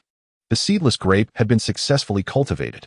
Elated, Xiyan retrieved the grapes from the plastic bag for comparison. In terms of both size and flavor, they effortlessly surpassed the imported grapes from the supermarket. While the supermarket sold them at 31 yuan per pound, his extraordinary grapes could easily command 41 yuan per pound. Any higher price would be deemed excessive, potentially hindering sales. Resolute in his decision, Xiyan commenced the harvest of the grapes. Despite the modest area of just over 100 square meters, the yield filled 5 large tricycles to the brim. Xiyan felt as though his small courtyard could scarcely contain it all. It was time to reorganize the yard. The following day, Xiyan prepared a large pot of marinated delicacies. Such dishes only grew more delectable and fragrant with time. He was to be out for the entire day, so he naturally needed to ensure his family was well taken care of. The aroma of the marinated meat was irresistibly enticing, awakening the appetites of everyone around. Aunt Zhou, familiar with the routine, entered through the door and exclaimed, "Xiyan, what delightful dish have you prepared this time? Your Aunt Zhou has lost her appetite for breakfast." As laughter filled the air, Aunt Zhou arrived at the perfect moment to assist. "Keep an eye on the fire for me. I can't manage everything alone." Xiyan greeted her with a smile. "What are we having for breakfast? Come eat at my place today. I also need to ask you to help look after the house." "It's no trouble at all." Aunt Zhou promptly stepped forward to monitor the hearth, occasionally tidying up as well. In truth, Xiyan could manage on his own, but he sought to keep Aunt Zhou around, needing an excuse to do so. Otherwise, with her audacity, she wouldn't frequently come over for meals. Since the day the Sun family sold their cabbages, Sun Jiaxiang had ceased to help Xiyan with the vegetables. The villagers had benefited, each earning an extra 10 yuan daily. Today, Xiyan had prepared braised beef and some offal, slicing 2 large bowls and stir-frying 2 plates of cabbage for them to enjoy with rice. The prospect of having braised beef so early in the day was beyond their wildest dreams, and they eagerly filled their stomachs. Silence enveloped the room, save for the sound of chopsticks clinking against bowls. One villager had eaten 3 bowls, while another was readying for a 4th. Even Yin had finished her bowl and was asking Su Chen for a second. "Hey, are you eating?" A familiar voice resonated at the door. Su Chen didn't need to turn to know that Aunt Zhao had come to visit. This woman had an amusing habit of feeling restless if she didn't come by every few days to stir up some trouble for him. "Aunt Zhao, have you eaten?" Su Chen inquired with a smile. Aunt Zhao's gaze flicked over the dining table, and upon seeing the main dish was braised beef, she could hardly contain her excitement. Her mouth watering at the sight. Yet, her rationality pulled her back, and she feigned indifference, stating, "Of course, I've already eaten. I'm quite full." Su Chen nodded. A hint of regret in his expression. "I had hoped to let you sample my culinary skills, but since you've already eaten, I suppose it will have to wait until next time." And Zhao found it hard to suppress her appetite, but her irritation grew. This Su Chen, speaking one way and acting another, if he truly wanted her to taste it, he should have handed her a bowl and chopsticks instead of taking them away. "You all." Aunt Zhao decided to approach the villagers directly, lecturing them. "Stop thinking about always helping others with their vegetables and foraging in the fields. Consider finding jobs in factories or applying to larger companies. It's far more promising than hauling vegetables." One villager chuckled and responded, "Aunt Zhao, it's easy for you to say. Unlike Sun Jiaqiang, we don't have those connections. How can we secure stable jobs?" "Exactly. Sun Jiaqiang receives a steady salary every month, regardless of the weather, while we can barely earn 2,000 in a year. Indeed, if it weren't for Su Chen providing us with a chance to earn some extra income, we would have nothing to show for our efforts." Aunt Zhao desired this reaction, shaking her head solemnly. "You all are misinformed. Jiaqiang earns far more than just over 1,000 a month." One villager, his mouth full of rice, mumbled in disbelief. "That can't be right. Jiaqiang told me himself. He wouldn't lie to me." Aunt Zhao replied with a laugh, "It's not that Jiaqiang deceived you. He has recently received a promotion and a raise. I haven't mentioned it to you yet." The revelation piqued everyone's interest, as none were foolish enough to overlook such news. Early in the morning, the Zhao family had come to flaunt their fortunes to others. No one was inclined to engage in conversation, their appetites entirely soured. On one hand, they disparaged others as mere laborers, while on the other, they exalted their own son, boasting of promotions and salary increases. They even subtly mocked Su Chen, who would dare to respond. Yet, Su Chen remained unfazed, calmly remarking, "Aunt Zhao, congratulations. With Jieqi's promotion and raise, your family must be thriving." Zhao was taken aback by Su Chen's composure and smile, responding, "Indeed, you wouldn't believe the increase." As she held up a finger with an air of superiority, she cast a sideways glance at Su Chen. "Oh, 100? Su Chen inquired. Zhao crossed her two fingers, declaring, 10 hundreds. Every month." Su Chen nodded. "That is indeed a significant increase. It's doubled." "Congratulations." Zhao felt an odd sensation, akin to striking a fist against cotton, an unsettling discomfort. Did Su Chen remain indifferent even to 1,000 a month? Frustration coursed through Zhao, who wished to pry open Su Chen's mind to uncover the secrets of his nonconformity. Encourage your children to study more, so they can attend university and find good jobs. With nowhere to vent her ire, she turned to a few villagers. This time, everyone had lost their appetite entirely. Even the last morsel of beef tripe in their bowls seemed unappetizing. "Eating this in the morning is too heating." Zhao hastily approached, scooping the last piece from the bottom of the bowl and accurately tossing it into her mouth. "Is this the residence of Mr. Su?" A stranger inquired at the door.